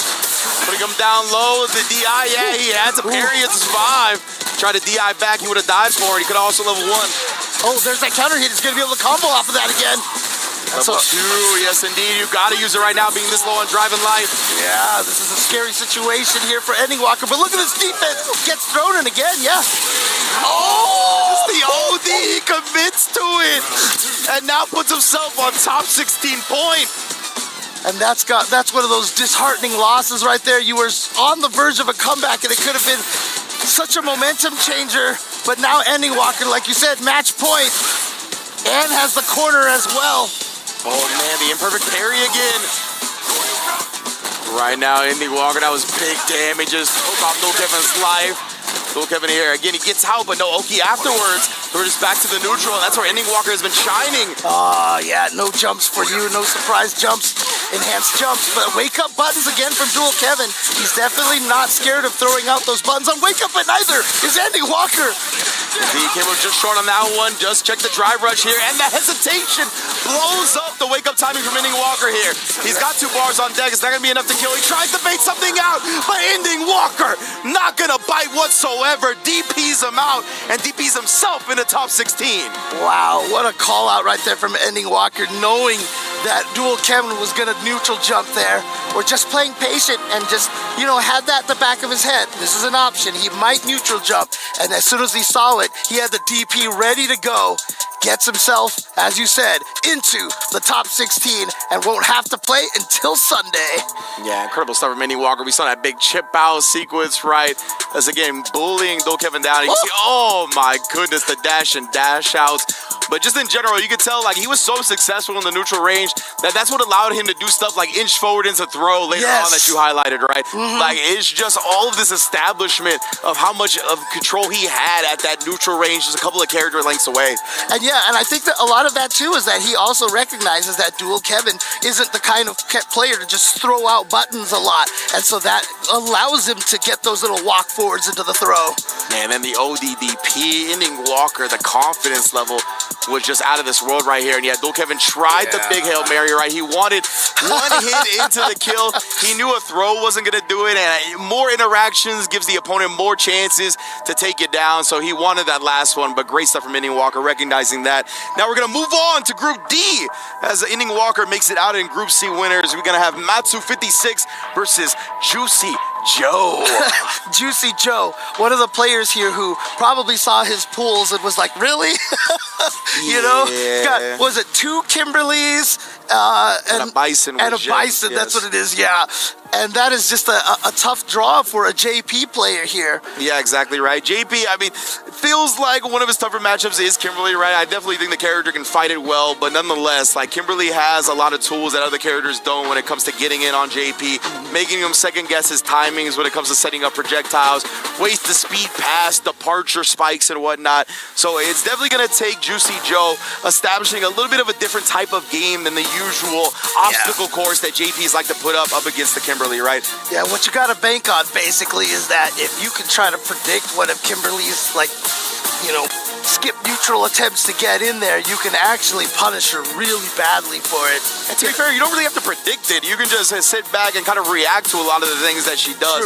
You just have to make sure you're not committing to the projectiles too heavily like you normally would as JP. That's why it's a little bit uncomfortable of a matchup. Anytime you have to play your character differently than you usually do, it's going to be a little bit uncomfortable. But that doesn't necessarily mean it's going to be impossible to win.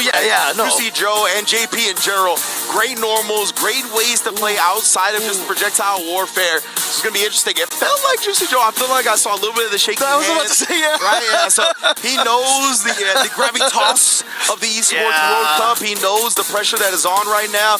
But it's going to be dope. I'm excited to see him on this stage. He earned it right here with an amazing showing at Capcom Cup. He's earned his qualification through that. So obviously, Juicy Joe, he just needs these opportunities to shine, and he's been making the most of them. Yeah, honestly, Juicy Joe, his trajectory, his career trajectory right now is really interesting because those who know, they knew about Juicy Joe. He has been doing some work, but he wasn't, I feel like, quite on the big stage. People didn't know him as well. And then Capcom Cup happened, and he got past the pools, and he got really far in the tournament. And everybody all of a sudden was, I loved when you saw the audience at Capcom Cup, people, like some of the audience members had Juicy Joe signs, dude. I was like, let's go. And he is a player who has stuck with the JP the entire time, even after getting nerfed. So he built up all those skills with, without some of that power. Yeah. And then he got some of the power back. Yeah, exactly. He learned how to anti-air without crouch heavy punch. Like, wow, incredible stuff. But of course, now that he's got the crouch heavy punch back again, right, that's definitely a potent tool in his arsenal. Gonna shut down a lot of what players like to do from the jump. But that's another thing that makes this matchup interesting, right? With Kimberly having the elbow drop, she can kind of beat out that crouch heavy punch from certain ranges, land, get a punish off of it. So I'm interested to see how Juicy Joe actually approaches that. What is he gonna do for the anti-airs? Is he gonna back up and wait it out, try to land punish the elbow drops? Is he gonna try to amnesia reaction? Is he gonna try to forward heavy kick if it's at a greater distance than normal when it comes to Kim? It is going to be interesting. There's a whole lot of options from both sides and how to explore this matchup. All right, here we go. We're going to see how this starts off right away. Yeah, very careful start from Matsu. Actually, you saw just a walk-in block to start to see what Juicy Joe wants to do. And yeah, the first anti-air that was shown was the perfect parry, and now we get the crouch heavy punch. And Matsu has not tried the elbow drop either time, but does get the teleport behind the projectile. That's what we were talking about. Yep. Sneak away, and now we see the amnesia. Oh, that was beautiful right there. Just perfect parrying that crouch medium kick. JP's love doing the crouch medium kick to check you walking back after amnesia. And now corner pressure. This is where Kimberly shines. Gets the burnout here. It's so scary. Yeah, the burnout block stun right there. Made the slide. Oh, but the amnesia actually got the hit. That's one of the things, right? JP definitely has that regular amnesia still available. What a block on the EX overhead, but nonetheless, the first elbow drop that comes out is the one that seals the round. Yeah, and you saw right there in that last round getting that slide at point blank range. One of the best buffs that Kimberly got because she's always plus on hit, no matter what range it is now. Oh, and then yeah, that's what we saw Juicy go with go, right? Tried to perfect parry the jump in again, this time Matsu. Go with the empty jump and cash out with the level 3. Yep, Kimberly, one character you'll see early round 2 cash outs here because she wants that power up, gets more damage and walks a little faster here. Oh my, and Juicy Joe, he didn't try to save his drive meter in any way, just gets burned out in the process. He's got level 3 to defend himself. Uses the level 1 instead. Yeah, he wants to keep as much meter in his pocket. Very smart. He can land that level 3 and then still get drive impacted in the corner, so he's saving it. Here we go. Gets the amnesia and now has the side switch with the perfect parry from Matsu. On the ghost and then gets the overhead. Bringing Juicy Joe a strike or a throw away from death. Throw is boarded. Great stuff from Matsu right there. Betting on the reversal level 1. Juicy Joe, as we talked about time and time again, right? When people drive rush out of the corner, they're always trying to back throw you into the corner so they can take advantage. That's exactly what Juicy Joe tried to do right there. Gets countered with the level 1. Great stuff from Matsu. Yeah, just great preparation for Matsu right there. And so he's going to take this first game. And, a lot of things we were talking about before the match started here, we got to see a lot of that on display over here. But now we have that first match established. You know what the other guy wants to do, tends to do. Let's see if they can make the adjustments. It's like, oh no, backdash afterwards, just perfectly outspacing the step. Yo, yeah, gonna let the departure do the heavy lifting right here, and Matsu's not committing to anything big. Tried the perfect parry, the drive rush attack. Oh, yeah, he was too worried about throwing out the crouching heavy punch. Would have been too late. Oh, he's going for the teleport.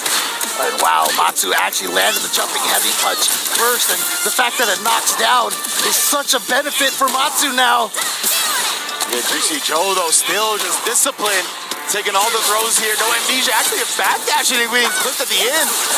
Oh, chase down the heat kick and actually punish countered it in the corner there. Yep, now he's got Kimberly full screen again. Tries to set it, partial windows with a slide. Yep. Just goes on in. Juicy Joe not prepared.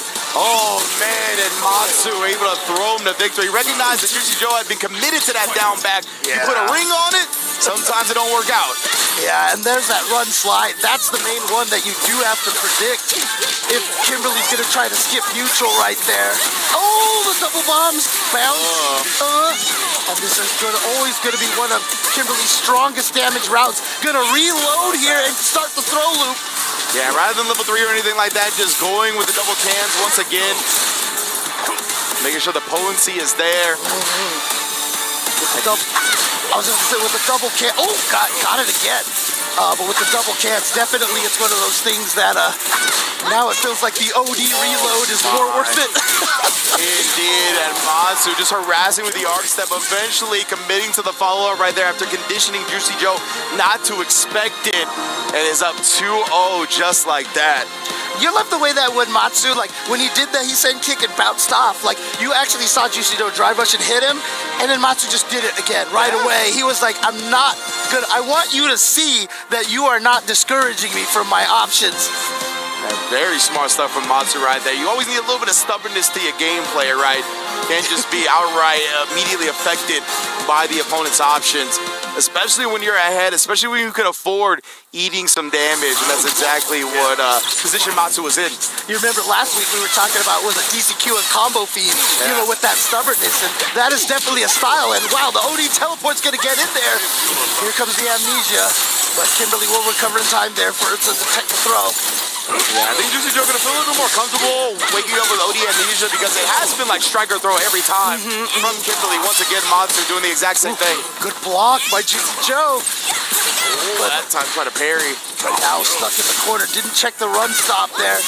Oh yeah, and he goes forward this time, but unfortunately that actually puts him in the corner, which is not good. That's why you see them just jumping over each other.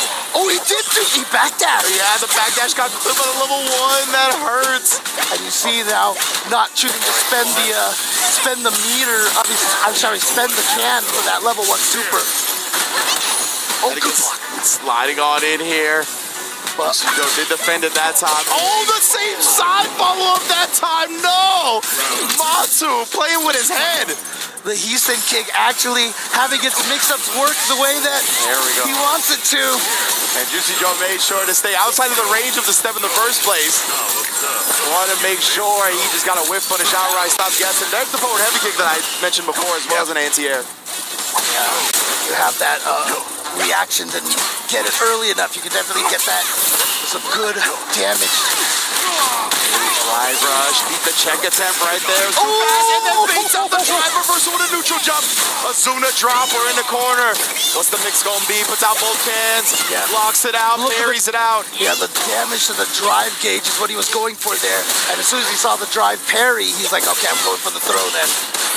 Yep. Just going after this drive gauge right now. Nice job. Juicy Joe again, the anti-air was there. Oh, no attempt on the teleport. He tried to parry after he got punished countered for it. Oh, this is a scary situation now. Oh, the eye was there to counter hit Juicy Joe's button attempt. Matsu into top 16, 3-0. Oh, man. Oh, excuse me, not top 16. Sorry, that was the round 1 match. Oh, right, yeah. So he's going to be in the qualifying match of top 16. Got a little ahead of myself. It was just such a dominant match. It felt like he just jumped right to top 16. Yeah, great stuff from Matsu right there. Juicy Joe in the corner at that instance right there. Had plenty of meter right, but it just felt like he got caught trying to decide what to do. Ended up committing to a button at the worst time possible. Matsu just continues to roll.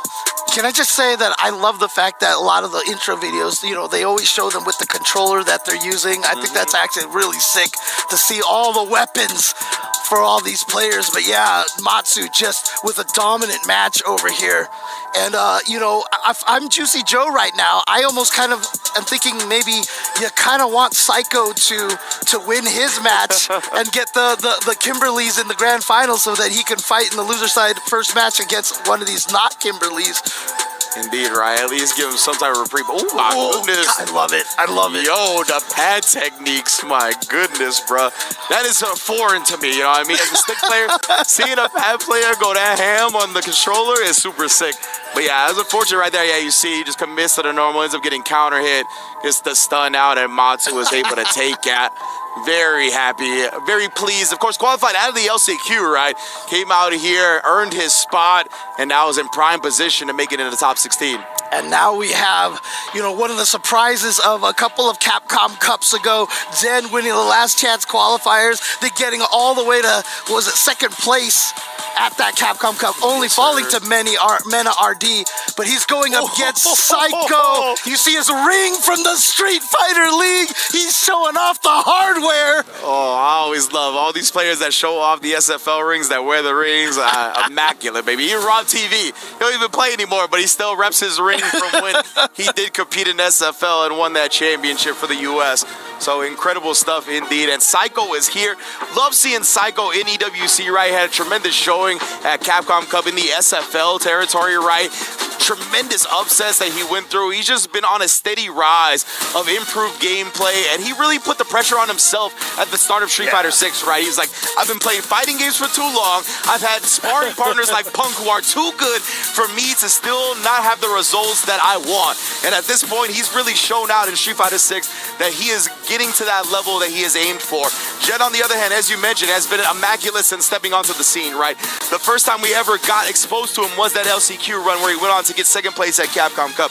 Since then, he has been a monster. Yes. He is one of the only players that has given Mena RD problems in Street Fighter 6, right? So yeah, it is a testament to his skill in this game. Psycho on the other end as well is going to be a clash of two players with a whole lot of momentum. Yeah, and Psycho, you know, we're going to see another Kimberly here. But Psycho, I will say, has one of the most unique Kimberlys. You see a lot of the Kimberlys, they go for a lot of the crazy setups. But Psycho, he told me himself, like, you don't live with Punk and not get the most immaculate footsies in the world. Yeah. And somehow, when Psycho uses this character, I swear, all of Kimberly's buttons get like twice the range. And that's the mark of a good player. They make them seem faster. They make them seem like they reach farther. It makes it feel like they do more damage. And that is the sign of a true character specialist. Absolutely. Psycho. Valedictorian at the Alpha Academy, right? He is definitely knowing the footsie battles, and that's definitely what he brings to the table a lot of the time. And Kim's pretty decent at that. She's got great walk speed, right? Got some good normal ranges. Obviously, a stand medium kick is potent. If you can get a level 3 early as well, it's going to make the walk speed even more dangerous. And Jen, on the other hand, DJ or Bison Ray has been playing both of those characters for a long time now. Bison ever since he came onto the roster for Street Fighter 6, but it is going to be the DJ to start this one off. Yeah, I think this is a good choice too, because you were talking about the down elbows in the Matsu fight. DJ, a character with a flash kick, the down elbow doesn't really factor in as much. You're never scared that your uppercut's gonna go under Kimberly or anything like that. But the flash kick works really well. And the flash kick, just in general, has a reversal option, right? Kimberly is a rush down team. Definitely an option that can get her off of you without spinning super meter like Bison would have. And Zen with a great start here. Got Psycho into the corner. Oof, and just goes for the meaty. And Psycho tried something. He tried a wake up button or something. And that's going to cost him that round. But that's how you got to fight your way out of the corner when you don't have an ODDP. He needs to that face, bro. Oh, the imperfect carry right there. Didn't actually get the low. And here we go. Now the corner pressure for Psycho. So this is a good situation. I like Zen being patient after that run, but... Oh, the reset of the overhead. Yes, back-to-back overheads. Trades with 4 frames. And he tried to walk away right there, but instead waking up with it against Psycho. That's another thing, man. The confidence that he displays, that he exudes sometimes, definitely is on display here. He's going to cash out with the level 3 to ensure he has the install for the full round 3. Yeah. At this point, you might think, okay, maybe level 1, save it a little bit, and then try to get the power-up later. But this is round 3. So yes, spend it now. Go into round 3 with the power-up and start with the drive rush right here. Barely beat him to the drive rush punch. Oh, and then even anti-airing the shallow knee drop, but able to take his turn back with the jab. Yeah, Kimberly could try to do that left-right mix-up there, but sometimes mix it so that she can't quite get the meaty. Tag. You see Jenny been committing to the forward dash right there. Knew he was going to take that, but it works. The elbow drop baiting out the flat kick from long distance. Level 3 here as well. But it works for Jen now. And that's going to be a CA as well. A whole lot of damage coming in. Yeah. And also now the pressure here. Yep, just drive rushes right in there. Tries to bait something out from Psycho, but look at the patience from Psycho on that defense. Yeah, I know you're going to forward throw. Jen, I'm not sure if you wanted like a drive rush right there. It was too low on drive or what. But he doesn't have the drive rush. Oh! The soul body doesn't close it out. Jen sneaks in the throw, though. Time put an end to a hectic game one. Yeah, you saw when Zen baited out that level 1, normally you just drive rush after her and kill her, but he was burned out. So he like dashed and he was like, maybe I can catch with the Sobat. Yeah, and it didn't hit. The first one missed, but then Psycho pressed the button, got hit by the second hit, unfortunately. Scrambly end right there. Ow! Ah, yeah, fierce rate from long distance right there. Jen, though, gonna wake up. That's what we talked about before, waking up with the EX flash kick. OD, excuse me. Oh, and then beating up the throw. Let's go to the corner, man. Jen, 9 to 5. Okay, good wake-up light punch right there. Caught the walk back, but that is a potent tool in DJ's kid, the jump back into the sway. People love making you block something or try to punish your landing as soon as you land. That sway thwarts a lot of those attempts. We saw that with Fudo and Momochi at Blink Respawn. And again, Zen with the wake-up OD, he's done that a lot in the corner here. And I feel like if you're Zen, you're probably like, okay, Psycho's probably going to try to bait that out now. So that's going to open up a lot of defensive options. Let's see what happens here. Oh, he still goes for the throw. And that blows up the tech timing right there. And the reset overhead. Psycho, this is when he's in his Kimberly's bag. Yeah, that standing heavy kick is so good for baiting out those, delayed tech timings. And even if they block it, you're plus. You get to keep the pressure going anyway. Oh my goodness, the punish counter right to the face. Yeah, the range was too far for the Kimberly follow-up, allowed Jen to take big advantage. Again, Psycho with great defense here. Gonna go into the level 3 here. Love that from Psycho, right? The crouch medium kick plus frames into another one. We talked about most people when they drive rush down the corner, they want to back throw you. Jen looking to avoid that, got clipped. And now, Psycho with the offense. Got the wow, he pressed after 2 lights, so he got counter hit. Just jabs him out of the air. He was going for the blade tech. Punish? Yeah, he was looking for the late Tatsu at the end right there. Into level 1. Is this gonna kill? He's got the can. It's gonna kill for sure. He didn't even need the can. Great stuff from Psycho. Man, yeah, it is a wild games between these two. Let me tell you what, it's already tied up in the set. And Psycho again imposing as well. The issue with the double can. Oh, right back down and right back up. You all ready? The alley-oop to yourself, I love it so much. Oh yeah. Oh my goodness, bro, we are slugging it out here. Yeah, I mean, right now Zen is finding success. Oh, he finally fakes out the OD. And what a time to do it, right? When everything is being a slugfest, when both players are willing to press constantly, the fact that Psycho was able to recognize that moment and bait out an OD flash kick, well done. Oh, jabbed out of the air. Actually, good conversion from Zen, but wow, wake up level 1 right away. Interesting. Because obviously that makes it a little bit harder to get to the level 3. Oh! Backdash from Jen, avoiding the follow-up that Psycho was trying to sneak in. No shenanigans here, bro. And remember, Jen listens to hip-hop. He got the rhythm. There's no question. For sure. Well, man got the young lean blasting through the headphones right now. Oh, wow. He tried to parry in that situation. Gonna get punished down the throw. But this time does check the run stop. But what a nice throw check from Psycho. And you see the range that Psycho has to try to do that down elbow to bait out flash kicks. And again, he's doing a lot of this, trying to bait out these slides. He's willing to burn himself out to apply this pressure to Psycho in the corner. Yeah. You see the jump back right there. That is dangerous. Kimberly can chase that down. Oh, and again, the hesitation. We saw that exact same thing before. The driver's cancel into the crouch medium kick plus frame. Slide hezzy into doing it again. Now we got the CA. That's big damage. And he has the chip potential right there. He was just going to go in with the light vagabond right there. Yeah, indeed, and that wouldn't have solely chipped him out. It caught Jen trying to do something. So Psycho is up 2-1 now. Yeah. I mean, well, here we go. Oh, wow. Just got the jump in right there. And a punish counter off of the slide a little bit far right there. That's the first time we've seen Jen really kind of go for the cancel, the feint mix-up. Again, that standing heavy kick finding its mark. He had the imperfect parry. He got the timing, but he wasn't pressing down back. Oh. Now we get the regular one, right? It wasn't a low, so he's able to get the perfect parry off. Yep, and see, they're trying to go for that back throw every single time. So Psycho had the backdash. Gonna get out of here. He has the level 2. Gonna spin it here. And Psycho now, he's gonna put himself on a set point with that one. Round 2. Here we go. Zed's gotta figure out something here. Just got right through the OD slasher, air slashers. And yep, Zed's gonna attempt to escape with the dive kick. Yeah, he's gonna put the brakes on a little bit right there because after that OD up kick, the draft gauge was extremely low. Oh, the heavy kick, reaching so far.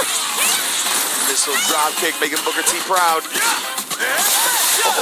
That was counter hit too, unfortunately, which is gonna give Zen the follow-up to the OD slasher. Yeah, it looked like Psycho tried to dash and jab. Got clipped by the air slashers during the startup of the jab. Oh, the delay. Oh, back-to-back delays. Wait, I'm not sure the routing either way. Jen able to seal that round, but yeah, loving him delaying some of his options to blow up those fuzzy defensive timings of Psycho. And now risking the slide right there. Ooh, and risking the level 1 in response. Well done. Oh, and spends one of the cans. And then baits out the OD up kick. Psycho here. Rolling. He's just one round away. Oh, no, the counter on the throw. That means he was still in hit stun and allowed Jen to get the back throw off. Psycho trying to sneak in with those dash crouching. Oh my god, Sunset Wheel just catch me right out of the sky. That sunrise heel, baby. Oh, the crouch medium punch. Able to cut off Psycho's attempt. Level 2 once again here. And like I said, the youngling blasting through the headphones. The sad boy is Psycho, not Jen. All right, tying it up 2-2.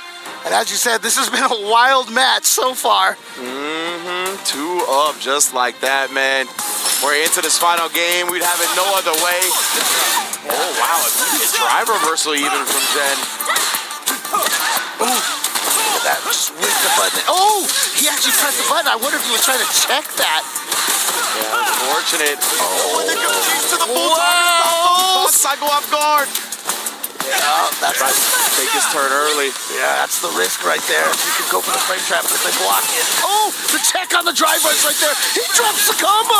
Oh no. But Psycho doesn't actually get the punish outright. But the problem is Dead burned himself out. Yep. Oh, how did he know? Inside. Push into the corner here. Jen might try a jump out again here soon, but no, instead he tried to move as soon as he got his drive meter back. Got countered for it. No. You can't. Oh my god, he's got level 2. He's gonna kill him off with it. What a response from Psycho to take this round back. Yeah, if you see those 2 cans out there, no drive reversals, no drive either wake up or on block actually, or no drive impacts either. Oh, and then of course the backdash baiting out the throw attempts. Jen calls out the parry as well with a throw. A man is rolling again. Oh, another one. That's gonna. Oh wow! I almost thought that was just gonna kill straight up. Gets the sweep, and now the crouching medium kick. But look at how much work that Psycho has to do. And yeah, the shimmy right there when you're that low in health and you know the throw can kill. It's so hard not to. Oh, the counter. Final round presented by SMB. You already know whoever wins this one is getting into that top 16 qualifier match. And right now, Jen is looking clean.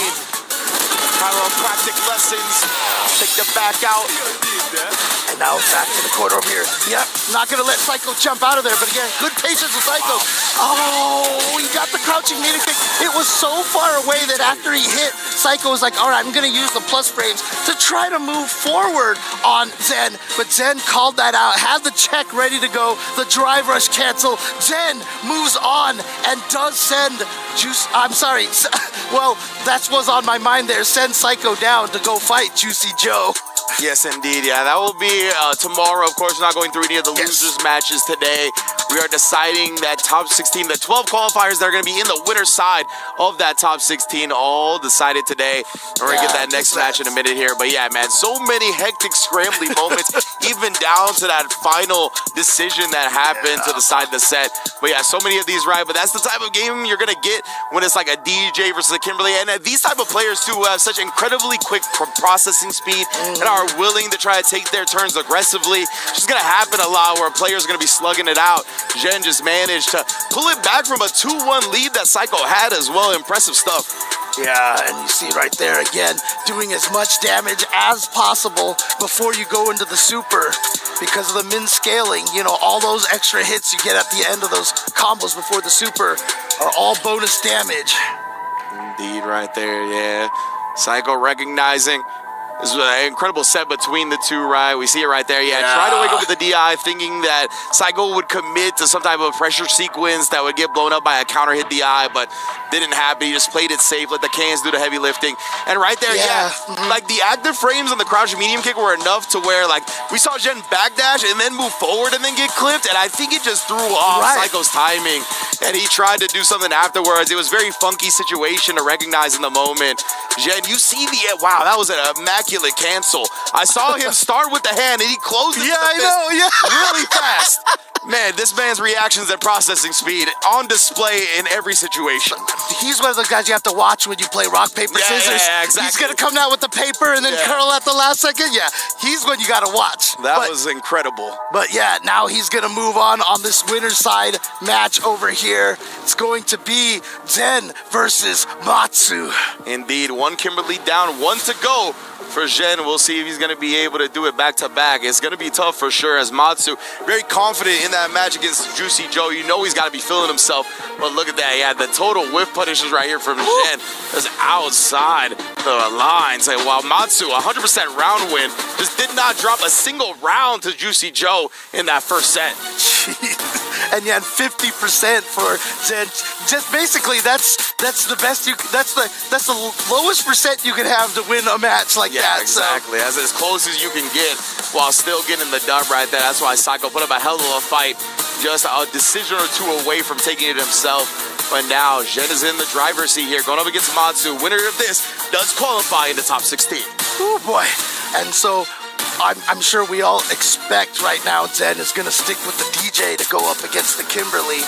Yeah, I think so as well. Now, Matsu does seem to be a bit more shenanigan heavy than Psycho, right? We saw a lot of different like follow-ups, playing with the step, willing to show the different options, willing to show a lot of teleport. So I want to see if Zhen gets caught off guard because he just had to deal with somebody like Psycho. But Psycho in that match was very high-paced. Even if it wasn't a lot of shenanigans that were being displayed by Kimberly, it was still high-tempo, in-your-face action. So I think Zhen's already going to be kind of used to that pace and tempo, and he's just processing speed has been a kind of built for that. So let's see how this one plays out. Again, winner goes on to top 16 between these two. Yeah, we were saying like, oh, these matches are wild, but I think maybe the more accurate wording I was looking for was kinetic. These are very kinetic matches. Like stuff is just constantly happening. Yes, indeed, man. Gonna be a good one here. Thank you all for joining us at the Esports World Cup. This is day one where we are gonna determine 12 of the 16 final participants on that Saturday. We're gonna have that first of 5 single elim to determine the champion, of course. Trying to get all these players settled in right now, though. We saw the thumbs up from both sides. Zhen's gonna put on the headphones, and we're gonna get into this one momentarily. Yep, but you see it. He's hovering on that DJ right there. So that is indeed what we are going to get here. Yeah, especially just having the wake-up up kicks invincibility option, only having to use the drive meter for it. Bison, you got to use the super to have a reverse, so that's just going to be very tough life against Kim. So that's why I love him picking the DJ. And we saw him willing to represent those wake-up kicks plenty in the set as well. Oh, yeah. So the nice thing for Matsu is he had that match to watch and kind of see what Zhen wants to do against the Kimberly. So I wonder if he can take advantage of it. But yeah, you can see Matsu uses that forward heavy kick a lot more. Oh, they baited out with the driver's throw. Yeah. Making sure he gets no forward momentum off that. Oh, and then whip punishing the funky slicer. Put that away, fam. Gonna set up the double cans here. Yep, and now gets the throw off the second can. Azuna drop follow-up. Puts the level 1 on him here. Has no can, so it's not gonna kill. Oh, but the throw, he just dashes up and throws. No fear at all whatsoever. Yeah, with that much of a life lead right there, it was a smart risk to take from Matsu. Knew he wouldn't pay too heavily for being wrong about it. But you can already kind of feel the difference between the way Matsu's been playing it and the way that Psycho played this match. Yeah, absolutely, man. Went for the Bushing Chain, didn't have a... Matsu with drive rush timing right there. And Jen waking up with the parry, paid for it right there. Gets throw punished. Very low on drive now. At that point, you're just so scared of the stand heavy punch into the run that he was trying to just jump out of the corner. But the burnout. Indeed here, and Matsu trying to just force the situation with the slides on burnout, and Jen's like, bro, I'm gonna keep pressing. And Matsu got clipped afterwards. Love using the CA as well to make sure he gets the drive meter back and putting Matsu extremely low on drive himself. Yeah, this is a huge shift in the momentum of this round. Suddenly, Zen is in a position where he can, he jumped did nothing, and Matsu actually threw the empty jump. Yeah, man, I guess he really was committed to the down back after the empty jump, and Matsu just committed to the throw, worked out for him. Did we just get did we get the camera view of Kimberly's overhead? Like what she sees when she does that? The drop yet again here, ninja skills. Dude, Zen is pressing buttons everywhere. He's recognizing that Matsu's trying so hard to bait stuff out. Oh, he has the anti-air ready to go. Oh my God. Going every which way right now, Brian. Again, the steps, if it's not going to be a full commitment, we're going to try. We're going to challenge our opposition right now. There we go. Oh, and there's the OD up kicks again. As soon as he takes to the skies again, takes him down. Not quite enough to kill. And then the jump back into it as soon as he sees the approach. 3 straight jackknife maximums. Bro. Oh my God, what a decision making right there. But the level 1 gonna catch the meaty here. To the face. That the drive rush roundhouse. Just outside the range. His timing was just a little bit off, but Matsu still shuts down the approach regardless. Now putting double can out. Oh my goodness. Yeah. Got the punish counter throw as well. No follow-up. But nonetheless, he's still maintaining the offense. He tried to perfect parry the elbow, and that made it so he missed a chance to punish it. He got the corner, but he got a long way to try to go to take that round. And yeah, Matsu with the crouching light punch right there to take that round. Indeed, he was willing to take the risk as soon as he got his drive meter back, right? Because even if Jen gets like a CA, he'll still have drive meter, he'll still have life to fight back in that round. Again, the risk reward management for Matsu has been extremely potent. That check, that is safe, but it is the opponent's turn. Well, then the back throw, of course. In the run out of the corner. Oh my goodness, spinning out all this, but he's just taking the drive meter damage. Not really trying to get that punish counter throw going. He got a punish counter jump in, so that caused the burnout right there. And now, the timing was just off right there to get the explosion. Beautiful recognition from Matsu right there. The elbow directly into the level 3 for the chip damage is up 2-0 on Jet. And you can see why the double can setup is so powerful. We've seen Matsu use it so often because before with the single cans, if Kimberly didn't throw right away, you took the throw. Yeah. And now you cannot do that at all. Yeah, absolutely. It's really cool to see just the fact that she got that extra layer, right, where she can manipulate her timing on when to throw, so it's not a canned automatic sequence. But right now we do see Jen hovering over the Bison, and it looks like he's going to lock into it. I mean, down 2-0 right here. It would be tough, I think, to bring it back 3 games straight. But it's going to be tough on the Bison too, right? Especially with no invincible reversal outside of Super Meter. You're really going to have to be right in neutral constantly. Right. That's the scary part right there is that Bison, he can get mauled in the corner here against Kimberly. However, Bison's control of the neutral is going to be where the strength of Bison comes in this matchup here. Because again, outside of that standing medium kick, Kimberly doesn't have anything that reaches farther than that. That isn't super punishable on block. Nice job right there, catching the landing frame punish. Jen from that close, just risking the walk under. Remember, stuff like that can get elbow dropped. Oh no, actually, he might have been holding up back or something. It wasn't a counter hit, just ate that knee. Yeah, most likely backdash or counter or jump. Oh my goodness, and then just beating out the super, letting the bomb do the heavy lifting. Well done. Yeah, and good awareness on that explosion timing, had the route ready to go. And so the Bison looking strong here. Because that's the thing, if Kimberly can't win neutral, she can't start any of her shenanigans, but the OD teleport, like you said, Matsu just willing to throw that out, you know, seemingly randomly. Oh, and actually recovered in time from the super. That's another thing that's going to plague this matchup. Zen trying to pop off with these invincible reversals.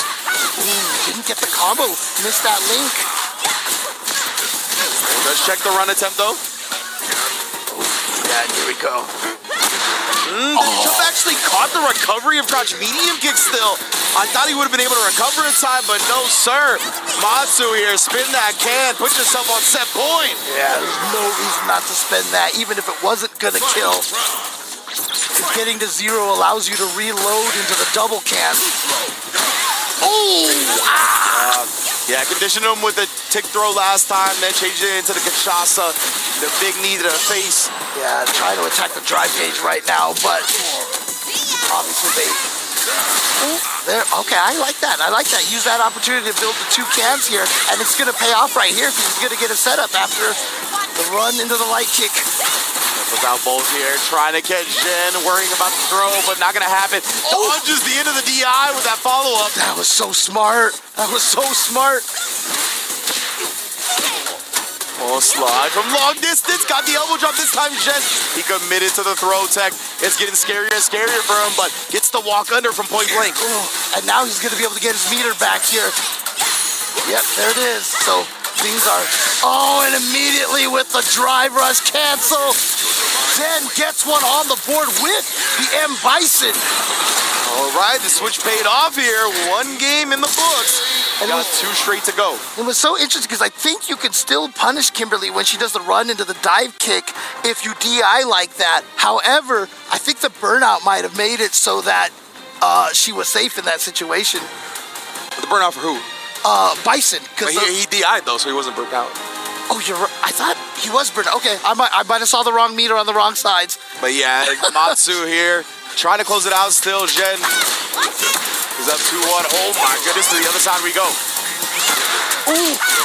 Standing heavy kick, that delayed heavy kick timing that we saw Psycho use a lot of, more so than Matsu. And now Jen's trying to dig into the drive reversal bag as well as he checks the drive rush. Ooh, okay. Didn't throw when he saw that. Oh, wow. He actually recovered in time to tech. I thought that was going to be in time to actually throw him. As well this time. No escape because of the perfect parry first. And now the punish counter throw. The bomb is still there. Gets the hit. It's going to blow up. And he is going to be able to do gobs of damage here into the level 1. The change to Bison. I mean, this is such an indication of how different Matsu and Psycho play. The DJ worked for Psycho, but the Bison is working for Matsu. And again, having multiple characters in your roster of characters to choose from. SMD as we apply this pressure in the corner. Take him down. The bomb is still imminent. I love him just utilizing the throws and then catching Matsu flinching. Oh my goodness, bro. This is domination coming out from Jen right now. Oh man, yeah. Away, tying up the set, and what hesitation again, blowing up those fuzzy timings on Kimberly and Matsu. Man, I mean... Oh man, we're going straight back into it too. No hesitation from Matsu. The first game that Zen won, you know, was kind of a slugfest. And then all of a sudden, game 2, it's like, okay, I got it all figured out here. Can he keep that up here in game number 2? Punish him. Indeed, and now we got the corner. Ooh, caught him trying to jump or backdash after that first medium. My man, Jen, is he actually going to do it here? That's going to kill with the punish counter damage. He's on set point. 1 round away from bringing it back 3 games straight. I am making the biggest stink face right now. That was so much damage on that throw, and now the start for Jen. He smells blood, so he's just going pure offense right now. Another throw here, Matsu. Time is so long by taking those. Just find an elbow escape. He's going to wake up with the level 3, and he's going to be right. What confidence from Jen here. He's going to put Matsu on life support. You saw Matsu just reel back back a little. He's like, how did this go so wrong all of a sudden? Wow. And then he went for the parry. The throw from Zen makes the 0-2 comeback. You can see the sigh of relief. He finally could let himself be out of the zone for a second because he was purely locked in those 3 games to make that comeback. What a showing from Zhen to make it into top 16. And it's crazy too, because before the first match with Zen, we were just talking about how strong and consistent he's been. Yet a lot of people, I don't think, are sitting here looking at these brackets and thinking, oh yeah, Zen has a chance to win this. Like if you ask for people's top 5 picks, I'm not sure how many people would pick Zen, but he's always here. He's always in that range to threaten. Yeah, I would say he was definitely the favorite coming into this pool, at least. Right, out of these 4 players. And Zhen had been just an incredible player time and time again. And yeah, you see the DJ actually got bullied after putting away Psycho in the final round set. And he was like, all right, at this point, it feels like the DJ can't get the job done. Let's bring out the man that's got some amnesia for himself. And Bison was able to do it all the way. Yeah, I mean, it's funny too, because I was saying too that even the advantage that Bison has is that he can win the neutral a lot. But I don't even think that was really what was it right there. Like Zen just was very aggressive, very offensive. It's like the way I've always said it is like you want to play as little neutral as possible. As soon as you win, that's when you just start going nuts. Yeah, incredible stuff right there. Caught the parry attempt as well. And that's something that Matsu actually has shown already in this EWC, is that he likes to parry on the jab strings. We saw a couple of perfect parries in his bracket in Group D. So I love that from Zhen right there. He's doing the one jab, walk back, ended up baiting out the parry, got the throw punish afterwards. What adjustment, Zhen. Able to advance to the playoffs, taking it down. 2 stressful sets for him as well. 3-2 against both Kimberlys and managed to clutch it out. My goodness, bro. Oh, man.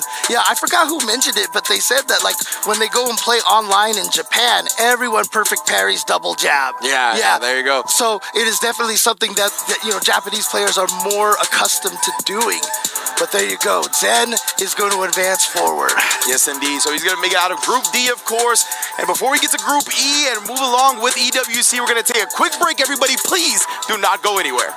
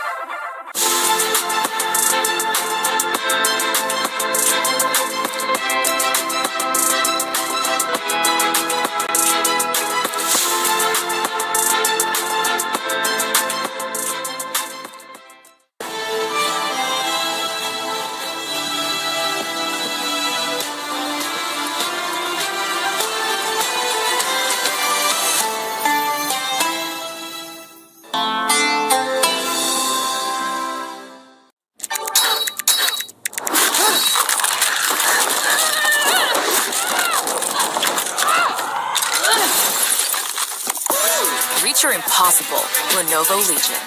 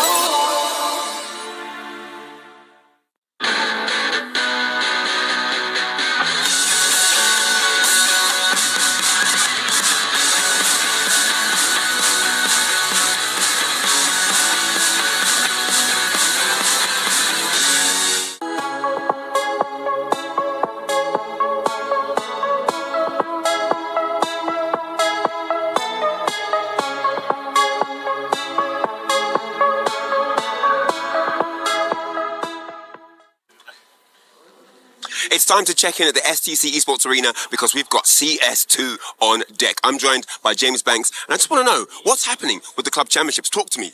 Well, the club championships are getting very interesting right now for us because, okay, Vitality and Liquid, you know where they sit right now. Liquid's in second place for the club championship, and then right behind them is Vitality. Well, guess what? They're facing each other in a single elimination. One game and you're done. And I'll be honest, Liquid right now, not in the best shape. Last time they did play against Vitality, they got beaten 2-0. It sounds bad, but it was real close. Both games went to overtime. There was a lot of fight in it. But Vitality are just another level and beast of team. Where I feel like it's kind of rough. But what gets more spicy with this, mate, is that Vitality must win the event if they want to have a chance of overtaking Falcons and Liquid. They have to get all 1,000 points. And that's also off the back of if Liquid and Falcons fell along the way. Falcons right now, the CS team's pretty good. They got a tough matchup against some of the players' former team in G2 as well. That's got to be factored into it as well. So we're looking at all this madness. And then right now, we got Na'Vi playing behind us. They got a chance to jump up the leaderboard and make a lot of points because they are the reigning champions of EWC. But it's a different team than what we saw last year. Interesting. Falcons leading the charge as we speak, but anything could happen here. Liquid could jump up. Na'Vi have a shot at maybe causing an upset in the runnings. Everything's to play for here at the Esports World Cup. Thank you very much, Ryan Hart, for that on the scene report and update on how the club championships are moving. But we are moving through, and we are now at the halfway point of today as we complete Group C and B. And we were having a laugh backstage before we went on air as we look at these player reaction videos. This is such a stressful affair. It's very difficult to tell who actually won the sets. They're just sighs of relief, leaning back in their chair. Jen with the fist bump there as well, of course. Unfortunately for Matsu, couldn't get the job done there in the winners final as we saw the conclusion of Group D. But let's wheel it back a little minute and wind it back into Group C, guys. And of course, that is how we started the block, as my tablet has just locked itself. So we really appreciate that. I do apologise. Group C, and obviously we kicked off just to make sure I had the order correct. Ending Walker and Shuto, and these are two very exciting young talents out there right now. Shuto, of course, ever present in Street Fighter League Japan and has been travelling a great deal as well. We know Ending Walker's been travelling. Justin, these two players, they really encapsulate the exciting energy that we have around Street Fighter at the moment, and they're both kind of veterans, even though they are very young in years, aren't they? Very experienced players. I love the fact that you mentioned that they're young and they feel like veterans, because especially with Ending Walker's case, it feels like he's been playing Street Fighter before he was born, right? And the one thing I do enjoy about Shuto was that he tried to surprise pick with Marissa, and it worked the first game, even though there was kind of a little bit of input errors of Ending Walker's side in the first game. But Ending Walker was able to hold that lead and just kind of like force Shuto to think about, do I go back to Marissa or do I stay with Akuma? Because both of the games all the games went to the third round. So it felt like Shuto was in a tough decision which one he wanted to choose. But then overall, Ending Walker, super solid. The damage is there, always optimal, and it feels like you can never scare him. Absolutely, he's got great composure, and as you said, that comes from that experience playing and travelling from such a young age. When we move on, Jammers to Big Bird and Jewel Kevin. That was actually our first close match, that first set that went to a fifth and final game. What do you think about that one? This is interesting because it's obviously a Rashid mirror. Rashid is a very technical and specialist character. I was saying this to Justin in the back. There was one change Rashid got recently, which actually benefits Jewel Kevin a lot, which was the EX Whirlwind shot. When you fully charge it, the air current lingers a little bit longer, and we know Jewel Kevin loves to abuse EX Whirlwind shot. With Big Bird, his fluidity is really good, but Justin made a fair point in the back in the studio. He said the first game, it takes Big Bird a while to kind of kick things off, and that kind of puts him in a detrimental spot, which he finds himself in this bracket here. So it's really unfortunate in that set. And then we had, of course, the winners match to qualify, and that was not really that close, was it, in the end? I know, sorry to end it on you, Cola. Do you want to talk about how Jewel Kevin got punched up by the lad from Great Britain? I gotta keep it honest. Sorry I know for you did this on mentioning purpose. regional biases. I know we're talking about organizations, but I had to slip it in there. Yeah, you did. But here's the thing. Andy Walker played that fantastically. All bias aside, he kept that mid-range fantastically. He kept his OD gauge for OD Fireball. We need to have a safe option in the mid-range. And when he was put in the corner, he didn't really break down like most people do when it comes to Rashid. You're looking out for overheads and things like that. He'll block them out. He'll OD DP. At the very end, he neutral jumped that jump. It was perfectly done. Little Kevin did get pieced up, but he's still moving on.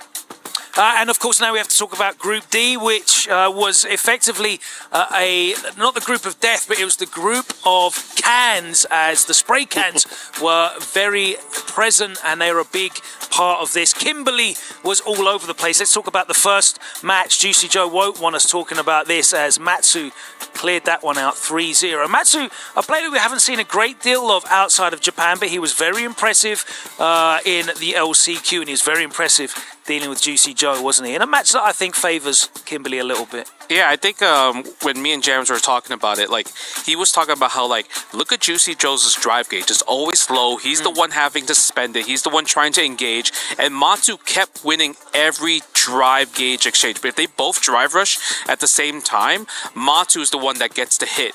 And the forward heavy kick from Kimberly, Juicy Joe had nothing against that. The forward heavy kick, neutral jump, forward heavy kick going back, even the cross up, Juicy Joe never had an option on how to stop that, because it's one of those moves that many people have forgotten to beat because nobody really uses that much. But I feel like Matsu is such an online player. He's so good at abusing it. Jammers, we had another tense matchup in our second initial match, and Psycho was 2-0 up. He was at set point, but Zhen was able to clutch it out, wasn't he? Yeah, it's crazy. Sometimes you got to be under pressure to kind of get the best performance out of yourself. We kind of seen that with Zhen there. Psycho, his momentum with the combination of Kimberly makes a very deadly combination. But you have to remember, Zhen is just as stubborn, just as obstinate with the DJ there. And of course, he actually emerged victorious, which put him in that winner's side against Matsu. And then, of course, he went into that winners finals. And good news for you, Cola. Zhen was able to dig it out with the Bison switch. And I think that was a very, very smart choice, taking advantage of the fact that Kimberly doesn't have a reversal. And he was able to smother, wasn't he? Yeah, being able to initiate a lot more for him and at least get like a bigger reward, having that bomb on was fantastic. But what's also fantastic is to look at these players coming in. This is a hotly contested group right here. You got Tachikawa, Kakaru, Punk coming up. And then after that, you got Junior, who has been doing a lot of work on the game. I'm looking to do work in this bracket, but cannot forget about the other ones behind him, like Moke, which is one of your picks, if I'm not mistaken. Yeah, it's two very, very fascinating groups, Group E and Group F. Group E was the one that everyone was talking about. We'll talk about that in depth in a second. Group F, of course, a group that is entirely populated by Japanese players as well. Just shows how dense their representation is in, I guess, every Street Fighter bracket these days. Justin mentioned there was 55 of them signed up in a 256 player bracket. But let's talk about that one, the Death Group, Group of Death, Group E. Justin, what can we say about that? Hasn't already been said. It's a tough group. Obviously, the first match we get Tachikawa versus Kakaru, but then the next one is like Punk versus Zhao Hai. Either way, you have to fight champion versus champion. You're not avoiding anybody. It's hard to pick who's gonna get out of that group when you think about it. I feel bad for Tachikawa. He had the emotional speech and everything. And the reaction when he qualified out of the LCQ, you could see how emotional he was, almost at the verge of tears. You have to say, maybe he was also at the verge of tears after that draw. Thank you very much to Bailey and Rob TV for inflicting that on the poor fellow. Their fault. But Zhao Hai Punk, that is going to be our match of the day, that SMB match of the day, and it's with good reason, isn't it, James? There's a lot of history in this, a lot of prestige, you know, a lot of weight and gravitas between these two excellent champions. Of course, our reigning champion, Zhao Hai. It is very possible that he doesn't make it out of this pool. It is so stacked. Oh yeah, listen, it's not impossible. There might be a slim or a large possibility, but the thing is as well, let's not forget this most important fact. It's only half the job done to get into phase 2. That match today is only match 1. Then you have to climb into the winner's final of that first phase to then do it. So the job won't be done yet. Don't go, okay, I can relax. Hell no, you got Tachikawa and Kakeru on the other end waiting to do some damage. Well, we cannot wait for this group coming up. Group E is here. We've been waiting all day for it. You won't have to wait much longer because it is going down after this. We head into our second half of group matches here in day one of the Esports World Cup Street Fighter 6. It's all coming to a head. And of course, all the action will be right here after this short break. Do not go anywhere.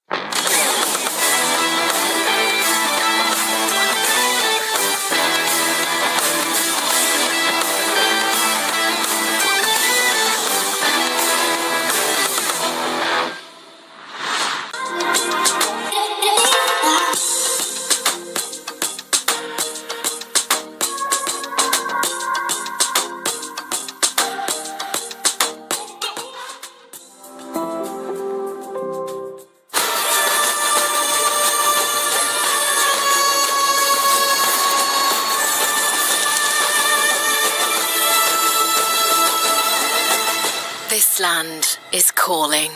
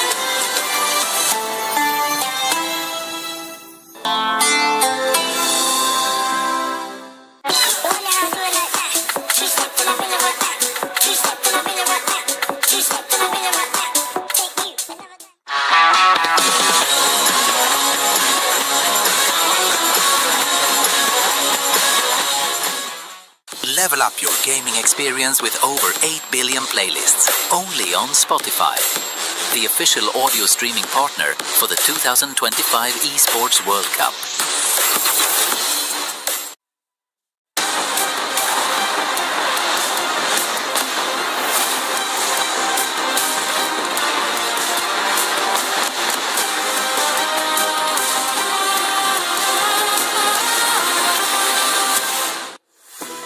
Welcome back, everybody, to the Amazon Arena as we continue on with Street Fighter 6. Two more groups have gone the way of the Dodo, C and D. Well, they're not fully Dodo-wise. There's still game to lower bracket to play in there, but our winners have been locked in. Ending Walker and Zhen move on. They'll have a couple days to rest up, watch all the competition, and set themselves up for the final bracket. Congratulations to Ender Walker and Jin. As you said, they do move on, but just that fast, we about to move on, because it's time to talk about the group of death. Are you kidding me? Group E, we got Xiaohai and Punk and Tachikawa and Kakeru all in the same group. Kakeru, the reigning and defending Capcom Cup champion, $1 million winner, and he also won Gamers 8. And of course, Xiaohai wins EWC last year, Punk wins EVO last year. What is this group? I'm just saying, curse whoever drew that group. Whatever hand lifted those names, I wonder who it is. Listen, all I'm gonna say is we don't know who made the rules and the divisions. Hey, and all you're that trying to stuff throw like it. that. I don't know who actually did that, but I can guarantee you, if you see me drawing this group, AI. That's my defense. It got to be AI. That's it. This is extremely entertaining. It sucks on the player side that it ended up being this difficult, but at the end of the day, if you want to beat a man, then you got to beat the man. You got to run up against them anyway. That's it, ladies and gentlemen. We do have our first match ready. As you can see behind me, Tachikawa qualifying from the LCQ. We seen him in tears after he qualified, and he is going up against Kakaru, the Capcom Cup champion. It is about that time. Let's get into it. It's time for the group of death. And welcome back, ladies and gentlemen, to more Street Fighter 6 action on the group stages here live at EWC. Of course, I have returned. My name is IFC Yipes, and of course, to the left of me, my brother Ridge. Woo, talk to me about those matches, yo. That Zen Matsu match was fire. Bro, yeah, bringing it back 3 games straight with the Bison. Ridiculous performance from Jed, man. Way to clutch it out to bring it back. But now, it is time for the death pool, baby. Tachikawa, congrats for qualifying through the LCQ. We saw the tears flow. That job was done only to get rewarded with the pool of all pools. Rob said, you want to be the man, you got to beat the man. There are 3 the mans in this pool. Kakaru, right? Capcom Cup champion, as you heard. Punk, Evo 2024 champion. Xiaohai, reigning, defending EWC champion. Tachikawa's got to start with one of the toppest dogs in the game up against Kakaru. Nasty work, Rob. Nasty work. Nasty. That's crazy. Well, I'm glad the blame is finally on him. I'm a free. Yeah. I don't have to worry about being blamed for any cursed pools anymore. It was always Rob. It's always going to be Rob. As long as the Dominicans ain't in the mix, we cool, Rich. So it's all good. But this is going to be a tall order. I mean, we all know how great Kakaru is on the defensive side. However, Tachikawa has so much heart. He will commit to those command throws. The question is Kakaru going to backdash or hold up when he needs to? Yeah, that's definitely going to be the case, right? Is Tachikawa going to have some hard reads with the twirls with the projectiles? He's going to need some to try to get in on this JP, right? I know Kakaru's been playing a little bit of Sagat online, but looks like it's all business right now. This is the $1 million character after all. Let's get into it. Let's get into it indeed. All right, already sizing him up. He's waiting for that big swing, the stand medium punch or the stand fierce, low forward, even early amnesia. We were talking about the early command throws. There it is, already exposed. I forgot that was an option. That's the thing, right, is Amnesia's going to be able to thwart a lot of those attempts between the strike throw mix that Manon wants to do. Wow! Kakaru word trying to impose his will with his own command grab? He was like, right. He was like, you want a command throw? I got you. Oh, the spacing. Almost got whiff punish there. You got to watch out there, Tachikawa. He's cool with 2 medallions and almost got Kakaru and burnout. Ooh, the neutral jump, nice. Yeah, Tachikawa has been fishing for that stand heavy kick a lot, and it is a big commitment button. That's what happens. You get neutral jump, you get exposed. He kept holding the parry, not scared of the throw. Oh my goodness. He's just looking for that one buff. I already know. Or reactions. Oh, that's 3 medallions. That's dangerous. Kakaru's burnt out, right? So the OD amnesia's not there. He actually does have to guess between strike and throw now. Oh my god. Stalk your play. Oh, that's even. Ah! Come on! He did the amnesia right at the end right there. I wonder if he inputted OD. Either way, it doesn't matter. Tachikawa caught him during the recovery. What a way to clutch out the game. Maybe a hard assumption on stand strong, maybe? Yeah, I think so. Because there was an on-hit standing roundhouse, right? So yeah, that hard mix on hit. All right, unfortunate Tachikawa, though. He could build momentum on this. Oh! Speaking of some reads, now we bait out the OD amnesia. Quick super to burn him out as well. You don't got that option anymore. I know his heart is pumping. Nice! Neutral jump. That was ridiculous. Oh, indeed, right? I'm surprised Kakaru didn't try for the air throw. Either way, he just shuts him down. Side switch is now up to level 2. Set him up. The reset as well. Low with the spike after. Kakaru diabolical. You want to mix? I'm going to give you high lows. You got to guess where I'm going to go for sure. All right. Looking for that counter here, low forward into a stand short. No dice here for Kakaru. There's the whiff punish, but not in range for the crouch strong. Indeed, right? Yeah, that heavy kick from Tachikawa. He's been trying to establish it. Put a perfect parry upon the landing, and then once again the OD amnesia, and that's a big commitment on the attempt, so punished outright. Dude, I just learned something. I didn't know that was it for the commando. You get amnesia commando. Yeah. That's crazy. That's why this is definitely going to be a tough task for Tachikawa to actually get it past JP, right? He's going to need to try to put him low on drive again like we saw before. Get him in burnout, take away that option. I'm tripping. That's amnesia. That be strike hand throws. Oh, there we go. Make it count. We do have a level 2. When are we going to activate it? No, not yet. Next hit for sure. Maybe next block stun. Yeah. Gotta be careful for those jump-ins. Oh, trying to look for the shimmy. That was delayed, too. He tried to sneak that in for big damage. Yeah, he wanted it again, right? He knows how opponent of a tool that is, but Kakadu going with the OD departure instead. Trying to set up shop. Nice. Indeed. Shut him down with a crouch medium punch. Seals the first game. Very solid performance there from the champion. That is a Capcom Cup champion, reigning, by the way. Yes, indeed. $1 million decisions. I love it. Kakadu. This man said, I won money and I'm buying more snakes. For real. Let's go. The good defense. I love it. He's not too worried. He's still healthy in the drive gauge, of course. Early start on the round. Yeah, Tachikawa, he commits to the Manon, right? He's got the Ed on deck. He also plays a lot of Dulcim. So there's some characters he could go with that don't have to deal with this command grab thwarting, or the OD amnesia thwarting the command grab mix-up. But nonetheless, he's got faith in this Manon. Wow, he got a Dulcim? Okay. Let's go. Look for that counter hit already, but no block stun. Scratching the kneecaps with the paranormal activity. And there it is. 2 medallions for the Stallion. Almost close there for the punish counter. Looking for that counter hit. Oh, there it is. Make this count. It's time to put him in the blender. What's it going to be? 3, just harasses with a low for now. And then the heavy kick, we see that time again. I don't know what happened. He ended up getting back thrown. I thought that was a bait at first, but I don't know. It all went wrong for him. And now Kakadu, some frame kills. We get fancy with it. You already know you ain't going to survive through that. Yeah, he's going to make it count. That is what you call punishment. Oh, man. That man represents the Zeta division. He knows what it is. Everybody knows what it is with dealing with this man. Tachikawa, though, however, doesn't care. 4 medallions, though. Ooh, I like that. That's a tick throw. Love it. Do it again. You got mad life. If you got the cojones to do it, but he got to be careful on the punish with the level 2. Indeed. He doesn't go into it just yet either. Oh, he tries to stuff the driver's check attempt. Tachikawa didn't even do anything, but still got hit by the spike. Wow! Whoa. Stealing turns that death. Yes, indeed. 5 medals to your name, the ballet cutter. You ain't surviving through that. Move smooth on that carpet. I see you, girl. Okay, Tachikawa got to take his sweet old time. Don't get a little too overzealous. He does have a level 2. Got overzealous right there. Great check from Kakadu. The overhead, the block. Nice. Release at the departure left up time. No combo. Oh, it's just putting the ghost out there now as well. Making Tachikawa do something. Commit to a jump. Commit to a twirl to get through it. I like the jab, back dash, reset. Yep, it's all about space. And he's definitely going to spend that cash. Absolutely. This should be enough. Survey says, yeah, this is definitely enough. Oh, yeah. That's another one for the good guys. Another one. Good guy. Well, you know what? Hey, at least taxes are on time. JP, ladies and gentlemen, manned by the Capcom Cup champion.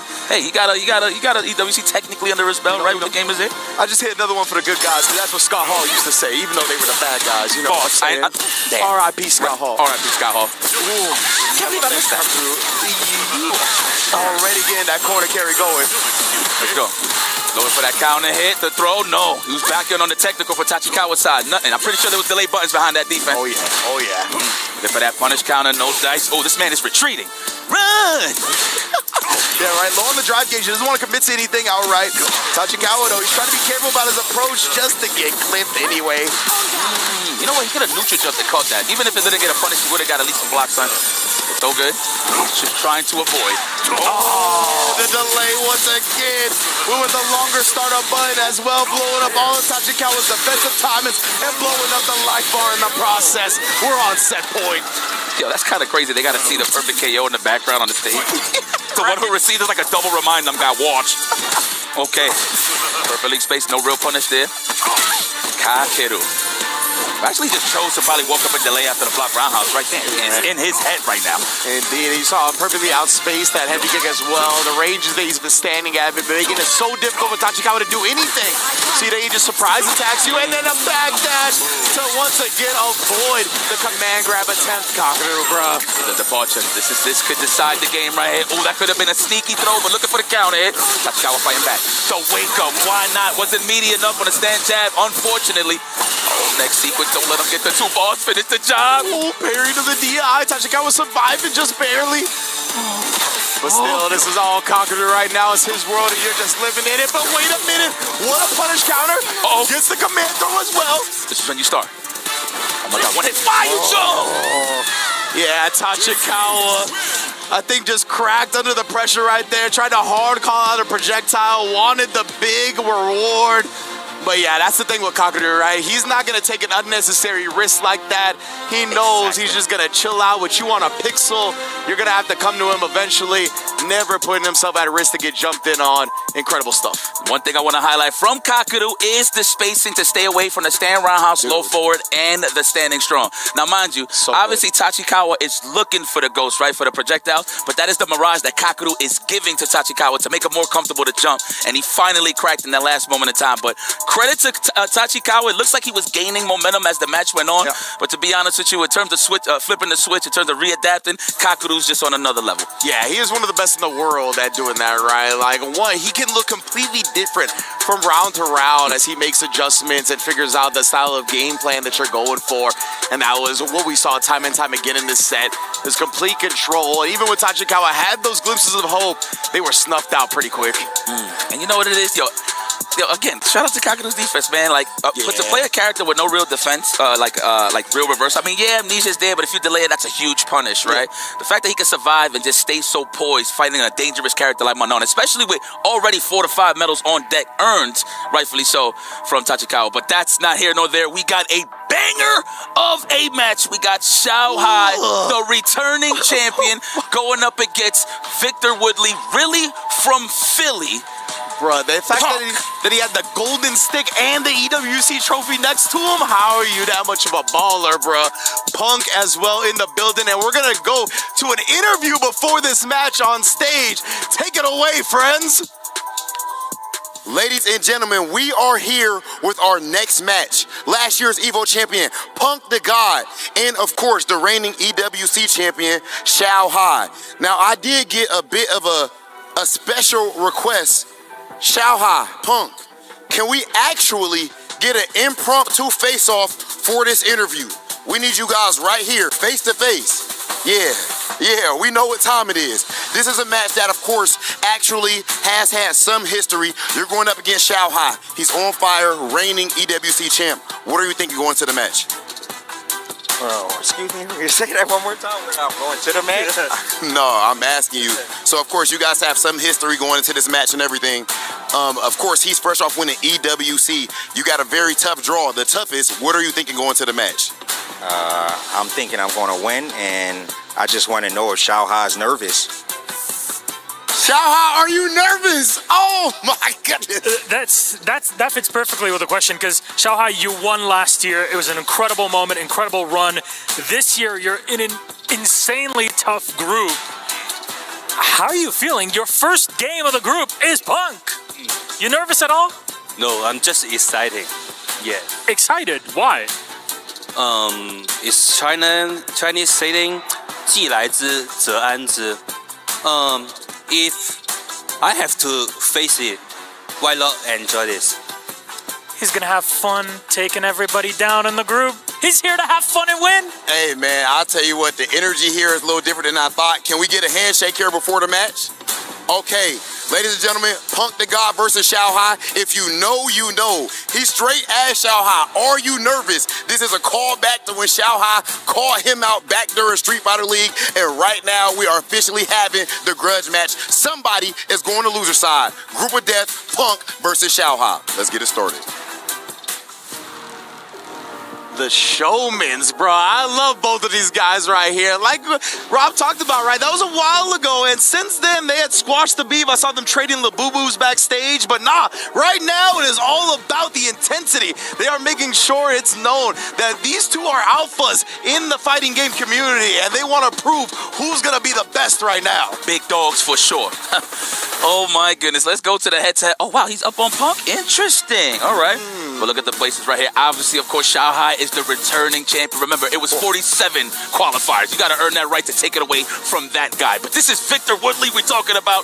EVO champion, multiple major champion, as well as Xiao Hai. But you know what? I just got to talk about what I see here. Yes. Punk the God versus Xiao Hai. Now, the question is, what's going to be the matchup? This guy pretty much mains Street Fighter 6. The rotation of characters is unheard of. He's been playing a lot of Sagat recently in these online tournaments, but I don't know if he got the cojones Malone to pull it out here in this grand stage at the EWC. We've heard where Lil Birdie said have been whispering that he's going to play some Sagat in this tournament. However, I did some research. I saw some Xiaohai online matches. Xiaohai played Kakaru Sagat, actually. Kakaru, obviously, we just saw JP, but he did play against Kakaru Sagat online, and Xiaohai was washing that Sagat with Mai. So I don't know if he's going to bust it out here, if he's going to bring a different brand of Sagat, if he's going to go with the business Cammy that we know him and love him for. This is where it all starts for sure between these two. I have actually seen Punk picking more Akumas on Cammy. So that is, of course, if Xiaohai picks Cammy. But we'll see. No, already see the characters locked in. No. I think you know what they're going to pick when it's serious business right here. Man, just to touch up on the rivalry here. Obviously, these guys just did the head-to-head. Punk, of course, you know, we was talking about it while they was talking on the broadcast. We was like, yeah, you know, even though these guys are friends, but there's still a little heat there. At the end of the day, you know, it's one of those things where the competitions were so heated. It's not that it was going too serious in real life, but there was a couple of things said, right? But at the end of the day, these guys are going to meet in the battlefield. And this is a matchup we was expecting last year down the pipeline, right in the brackets. But now we finally get to see it here at EWC. Yeah, what a pool this is, right? Again, yeah, this is the opening match of the pool as well, right? The other half of the bracket was Tachikawa and Kakaru, so winner of this goes on to face Kakaru trying to make top 16. What an intense pool it is. And we get the thumbs up from Xiaohai. As you mentioned, yeah, Xiaohai's got a great cameo of his own. So we really have a plethora of matchups that we could see in this set. I think it is going to be cameo from Punk against the Mai from Xiaohai to start it off, but who knows, man? They definitely could remix it and throw something that I'm not expecting. Now, mind you, these guys had a... Oh, okay. Shake hands. One more handshake. For the one time. Yeah, no hugs, though. I like that. But the thing about Xiaohai, he won with a great kit last year, right? He had Bison and Ken. Yeah. What a combination. Now he has a Fluthor. I don't know if he still plays Ken, but the Mai, Bison, and Cammy, I'm pretty sure is in there somewhere. But in the last couple of tournaments that I've seen him in and invitationals and stuff like that, I have seen him put more time into the Mai and Bison. So let's see what he's going to use against Punk. I feel like this is the character he's going to run throughout the whole way. I mean, rightfully so. She pretty much got all the options in terms of slowing down, anti-airing, that far-standing roundhouse, immaculate. And the fact that she got that the delay built in on the roundhouse on the drive rush, the one that she she does the 2H. Yeah. That's a built-in delay. So a lot of layered offense, and then of course it's to highlight Xiaohai. The whiff punish game is dominant, but we could say the same thing for Punk the God, to be very honest with you. Exactly. There can be no whiffs right here. Is this Mrs. Xiaohai? Was that Mrs. Xiaohai? Big ups, of course. That one of the main people he dedicated his speech to last year, right when he won. Definitely bigging up the wife and the support that she gives him. But right now, let's get into it. It's the matchup we expected, Cammy versus Mai. One of the things I'm going to be looking out for is if Xiaohai tries a lot of stand medium kick after block strings to call out the dive kick, right, to try to preemptively stuff it. Yeah. Obviously, it's not a big reward you get, but it does shut down one of Punk's primary ways of opening you up. He already shut down one option from Punk, but it wasn't really a shutdown. It was just too late. That was a spin knuckle on the fan. Yeah. That's how you notice he didn't throw no fans, and that's why he's in this corner right now. Speaking of fans, though, perfect parry. Punk with an amazing lead right here. What's the crouch of roundhouse just to set the zone here? Excuse me. Right in the middle of the comms. Let me finish. Not for real, though. Punk not letting us establish nothing right now. Instead, he's going to impose his will. Take the first round in what felt like a blink of an eye. Gotta watch out. He's going to spin knuckle next time. That's right through the slow one. After the fast one, so he can recover in time. Stand roundhouse range. That's what I love it. Yes. Yeah, look at that. Just peppering away. Chunking that drive gauge every time you block it. Unhand me. Ooh, that's going to be a shimmy next time. I feel it. That's what kind of like the shimmy meta kind of counts, right? Like the most because everybody's trying to back throw to put him in the corner. Yeah, exactly. Ooh, gets the parry. That even might have been an imperfect parry. Felt like I heard the sound effect. What I told you. Oh, indeed. He got caught reaching. Xiaohai now, bringing him to the corner for a new lesson. DI immediately, and depending on the resources he wants to spin, he's going to be able to kill him off here. And yes, indeed, nice shot from Xiaohai. Okay. For one. He switched lanes? Okay. Yo, that was cold though. Credit to Punk. He actually tried to grab the DI. You saw the animation a little bit. So he's his minute detail game right now is serious. He's aware. Okay, stand roundhouse range again. I think he's trying to size him up for a spin knuckle. No, the low forward, the long legs of the law. Cammy White. That was the shimmy that worked out in Xiaohai's favor. Unfortunate. Yeah, I tried to walk away from it, was still in range. Now we're in the corner here. Of course, Xiaohai gonna drive rush out, but Punk not flinching in the face of that. It actually sneaks in a DI of his own here. Not gonna kill off that, but nonetheless, he will kill off this double drive rush cancel. We got the level 3 on deck, and that's one game in the books.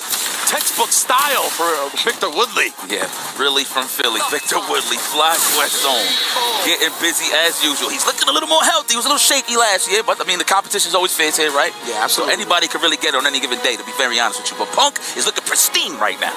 That is an impressive display from Punk the God already in the first game, right? Looking confident, very much trying to be the aggressor in this situation as well, not letting Xiaohai just establish any fans or anything like that. That ducking animation that Mai got, it looks like she's about to throw fans. Because you see the fan kind of whip the animation when she ducks? So it looks like she's about to let the fan go. Nice, caught the walk back. He said, you know what, I ain't open you up, but I'm talking to the drive gauge. Yeah. Ooh, tried to react to the fan with the DI, but Xiaohai didn't charge it at all, right? So he was just able to recover and DI immediately. That time, spin knuckle straight through the second fan.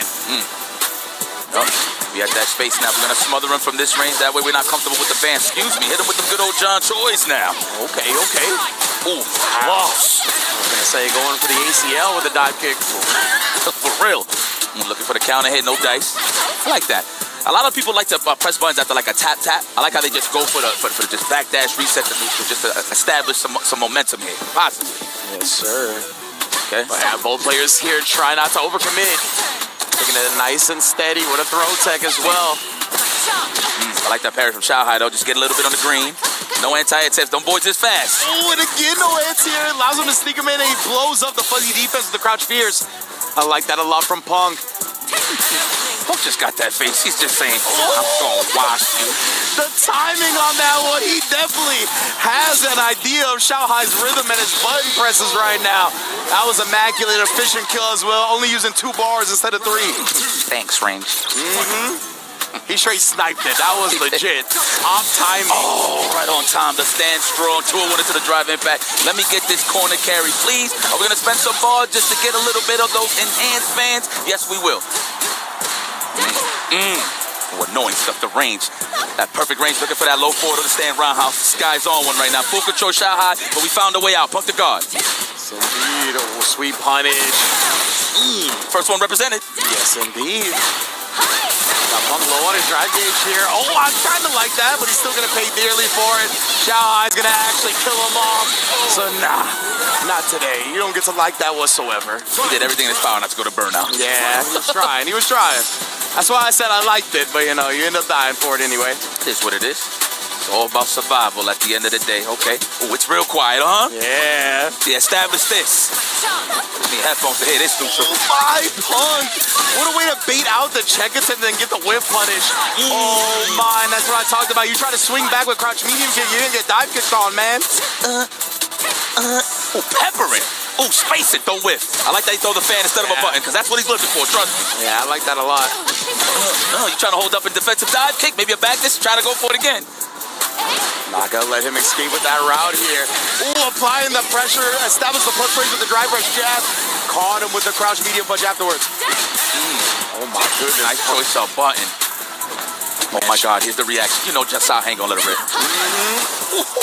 Gets the sweep out. He's gonna be able to chip him out here. You gotta be careful. He's trying to establish something. He's not trying to walk back and just let Xiaohai rock. I like that. Taking it to him. You see the buffers, the jittery movements here from Punk the God, and he's back on the green. Xiaohai trying to chip him out, but he got the drive gauge in time. Oh my, he was just too late. And Punk the God, he's got his arms up right now. He is so excited about that. 2-1, or 2-0 now, excuse me. You see how he's smiling? Yeah. Like, oh man. He's like, oh, that was close. Dude, that's my guy. Let's go, Punk. That was so much respect shown by Xiaohai, right? Not trying to overcommit to get that chip early. Because Punk had the level 3, we know the reactions of Punk are otherworldly. He didn't want to be linear or predictable how he got into that chip. He tried to do it at the end, but Punk, that's when he felt comfortable about approaching, right? Whenever you're going to actually put something on me, that's going to build the meter back to put me in drive and not have burnout anymore. That was an incredible calculation from Punk. And to add to that, he took it to Xiaohai in burnout. Yeah. So it's like he wasn't scared. Like, you know what, I'm going to get chipped. I might as well establish something. And look, and it led to a victory. 2-0 for the obvious. Punk the guard with a chance to send Xiaohai to the loser side. Let's see if he can finish the job. All right, already with the pressure, the meaty throw. I think this is going to be another one before we see more defensive dive kicks. No, not even. I like that Punk is respectful. He knows what it is. He knows when the offense is tight. Absolutely. Xiaohai now looking to dig deep a bit. Yeah, you know He don't want to go out into no 3-0. He's got too much pride for that, too much ego for that. Straight up. Yo, but I wonder if when he did the dry rush and did whiff jab and then went immediately low, it was either to just fake out that it was going to be an overhead. Yeah. Just throwing it out there, little layers, you know. Could be. Stand roundhouse again. Already to the corner is Shahai. He is going to get oppressed. Nice. Oh, I like that, yeah. The back medium punch is 5 frames, right? So that's a 4-frame frame trap after the crouch veers. Quite strong. Oh. Wow, immediately into the throw. Shahai probably anticipated some buttons afterwards. Get off of me. It's not a true string, my boy. Dominant round right there for Punk. It puts himself at set point. Rance, how you feeling, baby? Oh, damn near perfect right back from Punk. I think he might seal it here, man. The way he's been playing, look at the confidence, the dash up now. Not even the drive rush. Just straight dash up into the crouch medium, getting established in the throws here. Wake up with it. Good way. He didn't know he ain't land the throw, but he forced Shahai to use resources, so that's a good start. Oh, the trade combo from Shahai. He's going to get the stocks up as well. Level 3 caught. Shahai committing to the pressure. Oh my, this is big damage, and that drive gauge is hurting. What a way to play rock, paper, scissors, Punk. That's crazy. Grand stage, wake up level 3. Oh my goodness, that extended walk forward as well. He almost caught him, but instead Shahai burst out the gates with a drive rush overhead.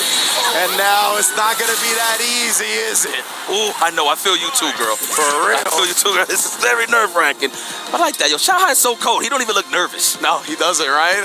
Heart's pumping out of our chest, his wife's chest, Punk's chest. Shahai right now, though, looking composed. She's like, okay, let's go, babe. Legit. Oh, no overhead. Looks like he would have went for it, especially that Punk tech right there. Yeah. A little surprised that Shahai didn't get the late tech of his own off that drive rush. What an anti-air.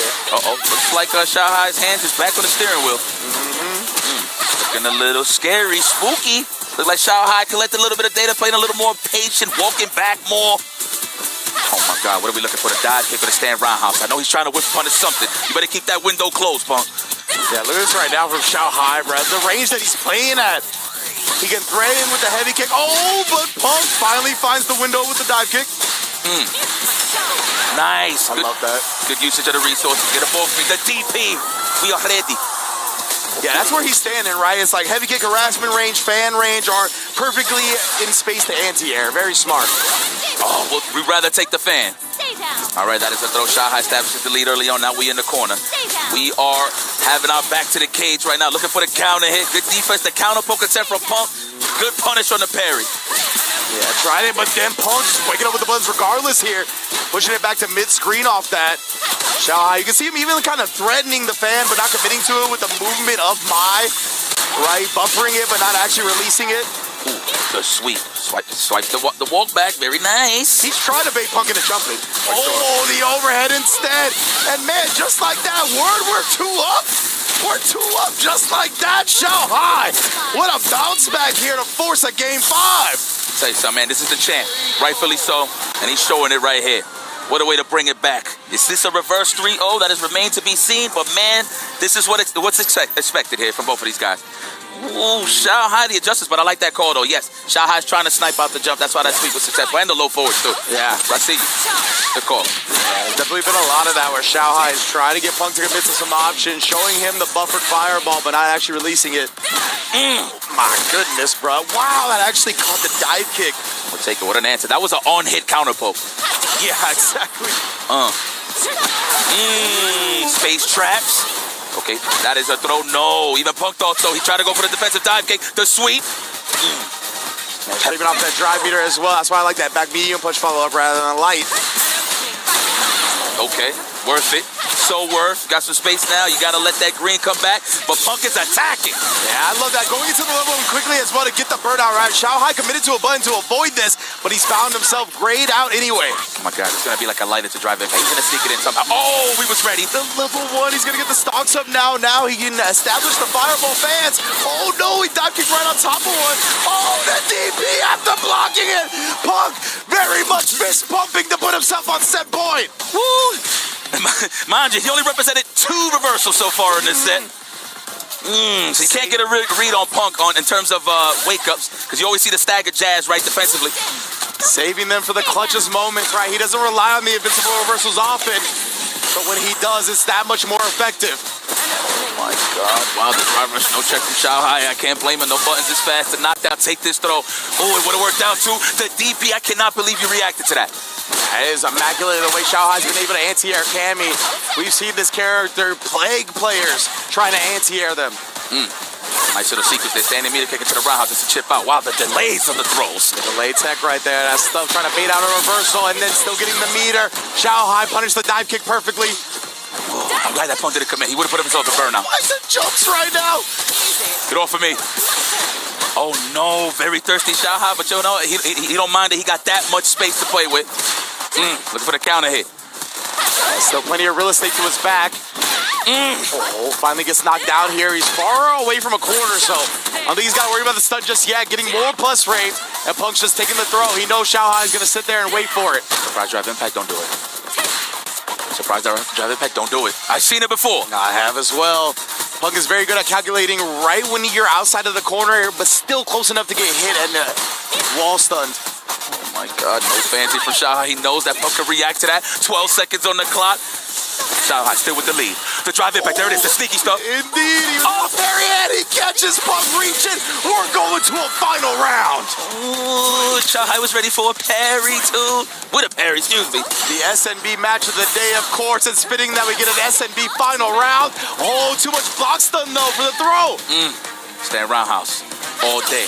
That's crazy fighting Buck. You could barely jump on this guy, man. So you gotta stay solid on the ground. There's the throw. Good establishment here. Stand fierce range. No, he ain't even gonna bite yet. Oh, there it is. Oh, and speaking of which, Shanghai actually goes for the overhead reset. He's gonna spin the level 3 as well. He wants as much damage as possible here. Oh, gotta lock in. He gotta lock in right now. This is just one drive rush away, one confirm away. There it is. Good stuff. Oh no, he was out of range of the throw. There's the punish counter. He needed that. He needed that hit stun. Oh! What a way to steal it! The charge, the CA on deck as well. Punk is confident that that's it. He's standing up. He's celebrating. It is gonna be 3-2. Not yet. He has to play still. Are you serious? You cannot make this up. Oh my Shanghai! Somehow, some way, still takes the W. Punk standing up prematurely. Oh no! Dog, you gotta finish your food. You gotta finish your plate. I wasn't sure, man. I wasn't sure that it was gonna kill. Bro, there was still crumbs on the plate. Shanghai's even shocked that even ended up that way. We all believed it was gonna kill. Let's be honest here. Did you feel it? It was so close, bro. It was so close. Punk confident that it was gonna kill. It was scary though, man. That OD hooligan plus some damage afterwards. It honestly scales more than you think when you start with that OD hooligan throw and it caught Punk by a pixel. I can't believe it ended like that. You gotta be kidding me. With a pop off like that, bro, you would think he would finish the job, dude. Yeah, I literally threw my headsets on the table. Yeah, you literally were headsetless as that set ended, bro. Are you kidding? What? You know, I love that Shanghai was just still poised. You see, that's professional. Absolutely. My man kept his hands on the wheel. He was like, nah, I ain't dead till I'm dead. Till I see it. I can't blame Punk. He got mad excited. Damn, my man was punching oxygen. Bro, that was God, bro. You can see the arms raised too when he actually baited him into trying to chip him out. That was an incredible showing from both sides. Oh my lord. And Shanghai with the 3-game comeback as well. This was 2-0. And the reigning defending champion dug down deep into the Birkin bag and pulled out a 3-game comeback. She took a deep breath for Shanghai. Oh yeah, legit, bro. Oh my goodness. Well, besides the little bit of an error there, it was a great set. Let's look at this again, man. So we're gonna get to the final round right now. Here we go, right? Hooligan. Oh my God, here it is. Oh my God. There it is. Let me just see it. Wow, you would think he's in the yellow. It would finish the job. Look how he went under the table real quick to get it. Oh, the drive reversal. That's what set it. And of course, Punk jumped because he didn't want to get chipped out. Yeah. Oh my God, that is going to haunt him for a very long time, indeed. I mean, obviously, don't take nothing away from Punk, but man, keep your cheeks glued to the seats, my boy. Oh my. That was tough that was a hard pill to swallow. I ain't even gonna front, bro. Yeah, for sure. It's tough to move on to another match already, man. Let me tell you what. I feel like we all need a breather after that one, but no chance to breathe whatsoever as Xiaohai has to step back up to the plate immediately to face Kakaru for a potential top 16 qualifying position. I mean, it's going to be tough to commentate this match because it's going to be tough to get out of our heads from that last one. That was, wow. Yeah, I don't even know the words. I can't even find the words right now. It might be the stage, bro. It might be. The stage nerfed the damage. It scaled the damage. Xiaohai has been here before. I don't know if there's an entity out there, something that's just behind him. He got good karma on his side, I'll tell you that, because, wow, a pixel. I want to talk about poetry. All right, let's leave that in the past. Okay, let's reset. We can try to move on, do our best to move on. Because that one took, I think, the breath out of everybody. And I'm going to be so impressed if Xiaohai somehow, some way, manages to take down Kakaru. Not because he's not capable of doing so, but because of how much energy just got expended in that last set. And now you got to go against one of the best players in the world. A lot of people consider him the best player in the world next to somebody like Meta RD. So because of that, this is a tall task to ask from Xiaohai, but he is the reigning defending EWC champion for a reason, as we just found out in that very last set. You gotta be pooping me, man. If I had to go for esports, yeah, that. All right, anyway. But yeah, I mean, even at the end right there, right, it felt like it was Punk kind of panicking a little bit, realizing that he lived, because it wasn't an immediate chip out from the fan. He could have survived a little bit, right? But I think it was just so much hecticness, so much, energy flowing through that he was like, I'm just going to jump, and perfectly set up for the DP on Xiaohai, man. Wow. Man, it could have been a shoulda, coulda, woulda scenario, but moving forward is Xiaohai going up against Kakaru. Oh, man. Well, I've seen the head-to-head part of me, my brother. I've seen the head-to-head. It's 3-0. I actually don't remember the last time these guys played. But regardless, this is your stage, Xiaohai. You are the returning champion, so it's time for revenge. Can he do it is the question against Kakaru, the Capcom Cup champ, and the finalist at EVO, Mr. Consistent. Hello? And he goes with the Bison. Talk to me. Yes, indeed. Right. I actually saw these two plays. I got my online, and Xiaohai was watching them. So we're seeing the JP come out, and of course, in response to that, Xiaohai going to answer with the Bison. Man, that's interesting, right? They played online. He said he just played it with Mai, right? So he's keeping that in the pocket. He's like, maybe he learned this matchup a little bit. Let me go switch it up a bit. Yeah, absolutely. Goes for the Bison, staying in that range for the scissor kick. Don't throw no ghosts. You are going to get blessed.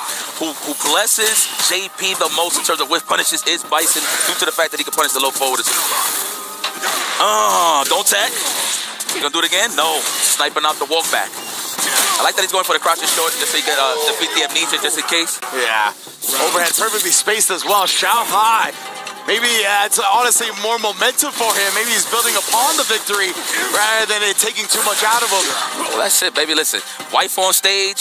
He in the game survived. Listen, he's feeling himself right now. Yeah. Standing media kick for the establishment. Do not whiff. Kakaru knows. He actually is very familiar with this character as well. I've seen him play Bison.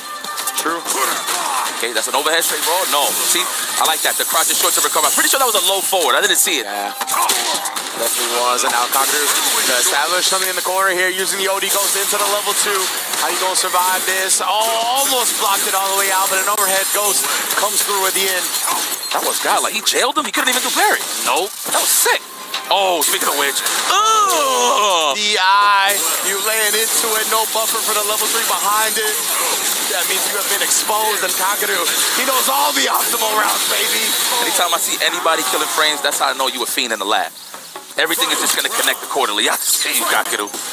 Man, I'm still flabbergasted. I ain't gonna front. Here we go. Nice. The feint trying to get out a parry from Xiaohai. He ain't giving it to him. The throw, unhand me, says Kakaru. I pay your tax. I do your taxes, Bison. Right? Oh, wow, the random slide. I'm pretty sure that's going to be the only one we see. Forward fierce into the level 3. That's what I would do just to get some drive gauge. No, with the confidence. Meaty throw denied. For the plus frames. Applying that pressure. Oh, almost got a whip on. I thought he was in range, but not enough. Slightly out. He a ranged monster for sure. Come here. Let's go. More pressure. More pressure. Let me get another throw. Oh, going for the counter hit. He's trying to get in that range for the stand fierce. Here it is. Kakaru got to get ready for the parry. That's why you don't see Xiaohai throwing it so much. Ooh, and then Kakaru does try to get the parry there. Ends up getting thrown forward and then blown up with the wake-up button. Xiaohai continuing to roll. I like how they zoomed up to his face. bruh, if Shanghai beats EVO 2024 champion, Capcom Cup champion, EVO 2025 runner-up, back-to-back, imagine. Anything can happen, man. what Mena said, I think sometimes a little bit of delusion is healthy, something along those lines. Let me not butcher your bars, but I get it. 100%, right? You do got to have a little bit of self-delusion when it comes to how much you believe in yourself, right? You got to be your own biggest fan first. And he's going to bust out the Sagat. I saw these two play online, Sagat Mai, and Shanghai was doing real good work. But Kakaru is feeling it right now to bring out the Sagat against the Bison. Let's get it, Yipes. Yes! Shadowloo's finest. Sagat's here, like, you remember me? Yeah! I don't know, but you're pretty tall. Oof! Looking for the counter hit on the forward light kick. Ooh, open up. That is so plus. You gotta respect it. That's a jail right there. I was gonna say, I know you've been playing this character a lot. I'm gonna let you cook. Nah. Definitely, whenever you see, you just follow. I got you, my boy. This is tough right here. So the easy thing about fighting Sagat is, of course, great damage on Sagat's side, but he gets walked in easily. It's not like a low forward into a drive rush, right? Can't cancel it, so it's gonna be tough to actually check. So Kakaru has to just wail on the drive gauge and push him out and try to sneak in those Tiger knees while Shanghai is ducking. Get those plus frames. You're seeing right now. Oh, that could have been what he wanted, man. That hurts. I don't know. Maybe you understand it. Media King try to go. Probably try to do a Fierce Tiger shot that close. Oh, and then the bomb blows up. He can kill him if he wants to spin the meter. Not gonna happen. Saves it for the next round and still clutches it out. My goodness, bruh. You can't walk away from string Sagat, but you got big damage, so it evens it out. Oh, nice. There it is. Back fist. Yup. Into the Nexus. Oof. Oh, that's optimal. Stealing that. I didn't even know that worked. We'll take that. You already know Kakaru, one of the biggest lab monsters in the business. Oh, drive rush after that. Okay. Oh, I'm stealing all of this. Oh, the Zoologico is open. The Tigers is out. Oh, my. I was going to say, you dead if he wants to spin the resources. My goodness. ACL, you out for the season. CTE afterwards. Bruh. Yeah, that cage was rattling. Good old-fashioned Duff City. Oh, Shadowloo's finest. Bison, you must remember who you dealing with. Oh, there you go. Standing medium kick. I promise he's going to whip on his that next time. Speaking of which, he's going to try to concuss the memory back into Bison. Feel me? That's OD. I remember now. As he wakes up. Nice. He could get it. So he went for that. He didn't get the back fierce. Could have done Tiger Knee after the crouch is strong, but it looks like he just wanted some pressure anyway. Nice. That's only a punish counter. That's great off of the tower combo. I would do it. No, with confidence. Not gonna finish this. Yeah, remember that freeze the burnout timer too. That's true. So I'm a little surprised he didn't do it. Oh, nice with punish. Could have been a crouch strong instead. The jump. Oh, cut it down with the OD uppercut. Try to sneak in that overhead to get the game on the board here. Shanghai still has more than enough resources to kill with one hit. Oh, that could be the hit that he was looking for. That's gonna be it. CA. Kakaru was one striker throw away, but Shanghai once again thwarts that. Goes up 2-0. Yeah, that pixel, trust me, he's dead. You've seen it before. That wasn't the case, but oh yeah, he's dead. You know what? Bison is cruel, right? He wants you to think you alive. 100%, but just a touch up of what you're saying, though. You could really tell that these guys play each other a lot. Yeah. Just a little minute details. That's why you see Shanghai like pestering him with the standing medium kick. He's trying to force something out from Kakaru. And Kakaru, he locked into the Bison. Locked into the Sagat. He didn't even go back to the JP. He's got to bring it 3 games straight back now if he wants this set. Nice. I like that. That's your best choice in terms of a counter poke. In terms of the strings, like string enders from your opponent blocking, it is crouch jab. 7 frame crouch is strong, but it's not a low, right? Yeah. Okay. Trying to size him up, I believe, into the crouch and roundhouse. Oh, out of range, but ready for the whip punish. That's Zoologico. I ain't know tigers could fly. Oh, he could do something nasty. I think he's trying to size him up with the meaty tiger shot, the medium punch one. It's a drive rush for light kick, excuse me. I think he's trying to size him up. He's saving it. And that light punch got good range, right? It's 5 frames, so it definitely needs to have good range, and that's obviously going to punish the scissor kick from a little bit longer than maybe Shanghai's used to having it punished. Let's go. Oof. He could confirm that. He could confirm that fierce into roundhouse target combo into meaty roundhouse tiger knee. So get nasty drive rush, absolutely. Heavy charge DP in there. That's what I got you. For real. Oh my goodness. And then just again chunking down that drive gauge with the mediums plus on block all day. You ain't let me fight right, you. Oh! With punish. Kakaru, he's got the kill ready. Oh my goodness, what a way to strike back in this set here. Yo, Saggy! Had to hit him with the old school. Oh my God, overhead, do it. Oh, and it's sniped out. Man, we've seen better days with that low forward, but hey, we'll take it. Exactly right. It's kind of designated a little bit to a round ending button if you're not going to do it off a drive rush cancel. Obviously, drive rush cancel, you get some juice when it comes to the mix-ups off of it, but in pure neutral, that's going to be more of a harassment and round ender tool. So tell that man I'm going to play my. Yeah, I That's think what I said. 100%. Yeah, okay. Yeah, and that's what I saw online, right? This is the matchup I saw where Xiaohai was pretty convincing, taking it over Kakaru, was Mai versus Sagat. So it doesn't surprise me that he immediately switched to the Mai as soon as he took an L. Sagat, very good. Oh, yo, I am excited. Yo, I'm locked in because I'm stealing all of this. I'm pretty sure everybody else is too. You too, Rich. Oh, yeah. Oh, yeah. Let me go.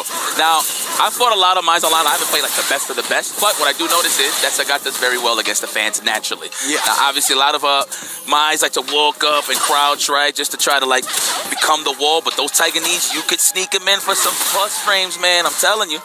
But Xiaohai does like to walk back a lot, so it could be unsafe. It all depends on Kakaru and how he spaces it out. That's what he's going to be looking for.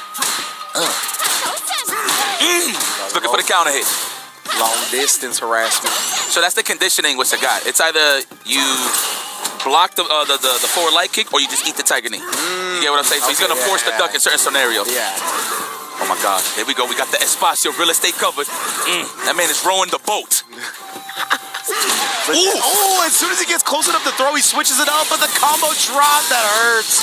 He caught a brain fart right there. That actually doesn't work at all. Oh, man. He could do drive rush, crouch jab, back fist. It would have worked, but he wasn't in range.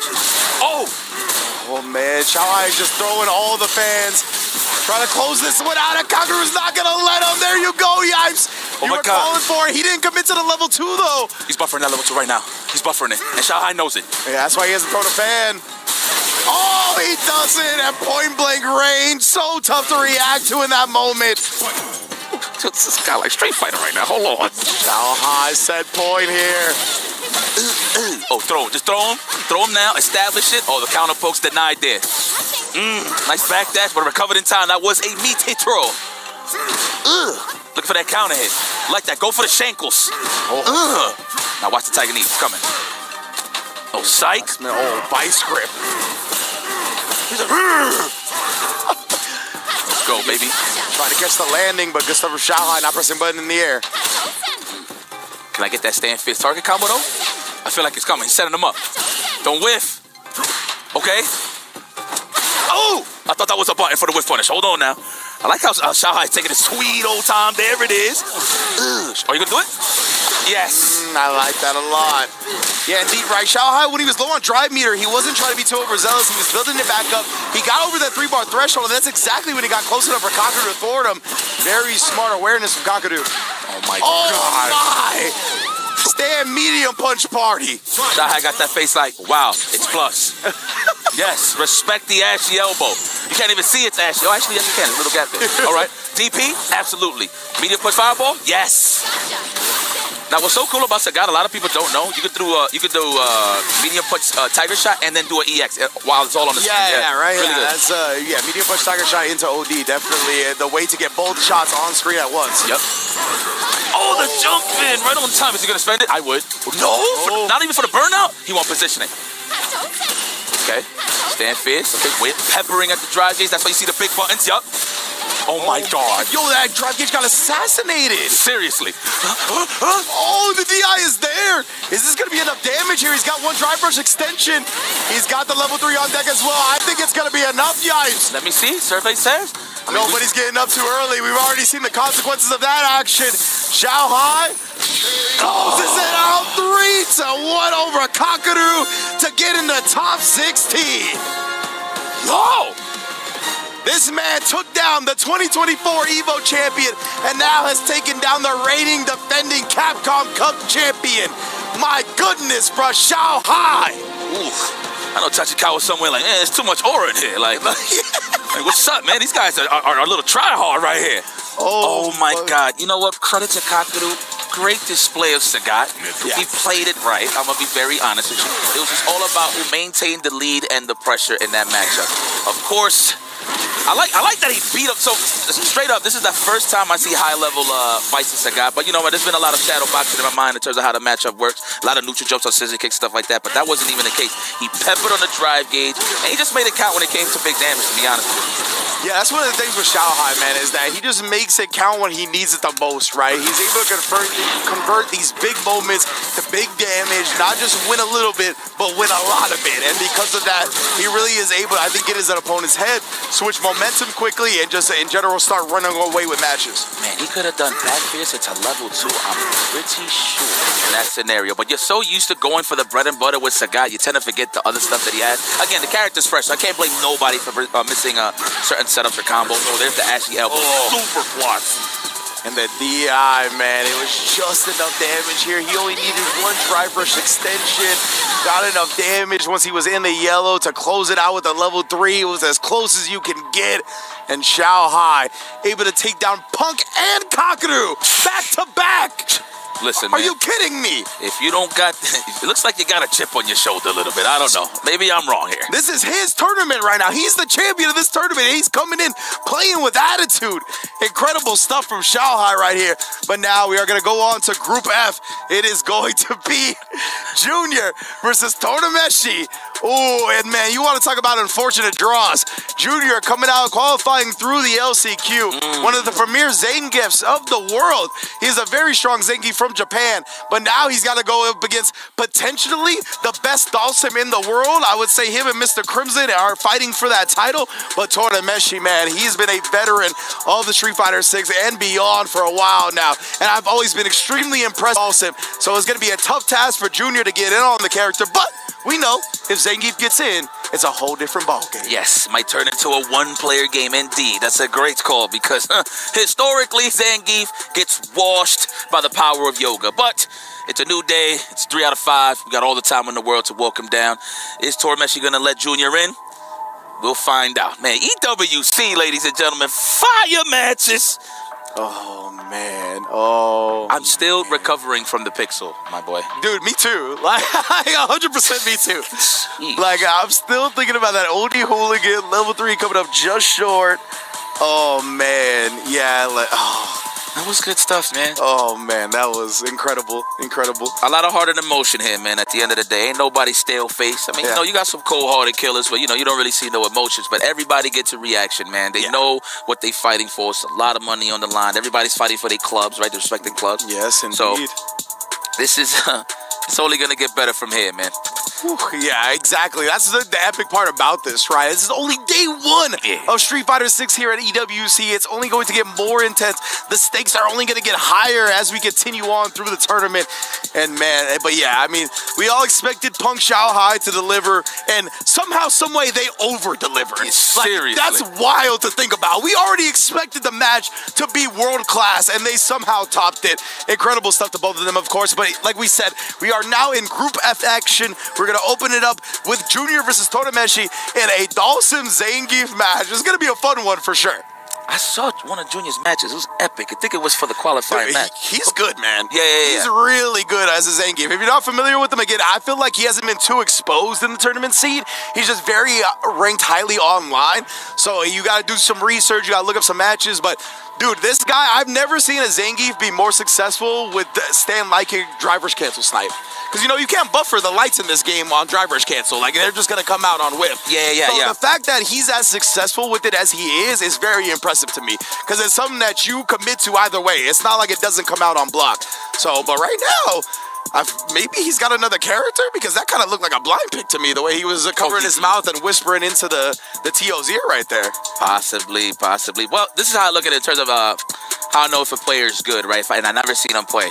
When Junior was playing, a lot of the Japanese top players was actually like giving them advice. Yeah. He'll take the headphones off, be like, yo, hey, bro, just chill, whatever. I'm pretty sure that's what he was saying. But I seen like Tokido talk to him, et cetera, and I'm like, okay, this guy got to be the serious deal. They want him to qualify. Yeah, exactly. So this is awesome to see that he's in the grand stage. He knows what this is. And you know what's so cool? A lot of these players last year was watching this at home, pretty much prepping for this event, and a couple of others like the CPTs, like the Evos, right? So it's kind of cool to see, you know what I'm saying, that their dreams is coming true.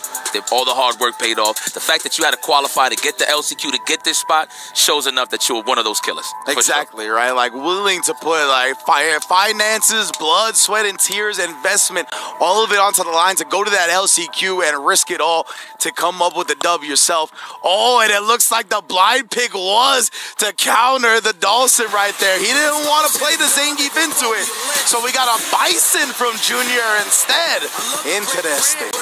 I ain't gonna lie, this matchup is tough for Bison, dude. It ain't easy. Okay. It's an annoying 5-5. Yeah. It's an annoying 5-5. Shout out to Problem X. Oh man, oh man. Thank goodness. So here we go, Junior, like we said, is one of the premier Zangiefs, but playing that into Dawson is extremely tough, so he's going to go with the Bison here to start the set. You know what it is? You need a character, not only obviously covers the matchup, but you need a character to keep your blood pumping. Because something about Geef, you're taking so long to open somebody up, you're kind of getting lulled to sleep while you're just trying to figure it out the whole time how I'm going to hit this sim. So I like this pick. Exactly. Keep the adrenaline up. Right now, perfect parry in an attempt to take his turn back. Junior immediately shut down. I mean, obviously, we already know what it is. Yes, that is one of the better options. So as a Bison player, I do go for that snipe again, but if you flow very smooth in terms of trying to whip punish it, you can get a punish on that. Hey, you see, Torimeshi, I think he kind of baited him into it because he went so high before the float, right? Usually, Dawsons don't go up that far. Yeah. Your best bet is to wait for the float to finish and go for the Cycle Crusher. But then, of course, Torimeshi's answer is the teleport, right? Yeah. So this is a tough call, man. That is one of the options in the bag. Drive, rush, crouch, fist, but you got to make sure he's in low altitudes to do it. Yeah, man. It is tough, right? Dawson can also act quicker out of the Yoga Stasis. So, yeah, it's even tougher to snipe him from that spot than it was beforehand. Give me that. Back pocket, no perfect parry, but it's all right. At least you're avoiding the drive gauge burnout. Oh my God, let me see. I mean, once you got him in the corner, it's good money. One of the best things that you can do is far-reaching limbs from Dawson. You can sweep that all the time and get in there.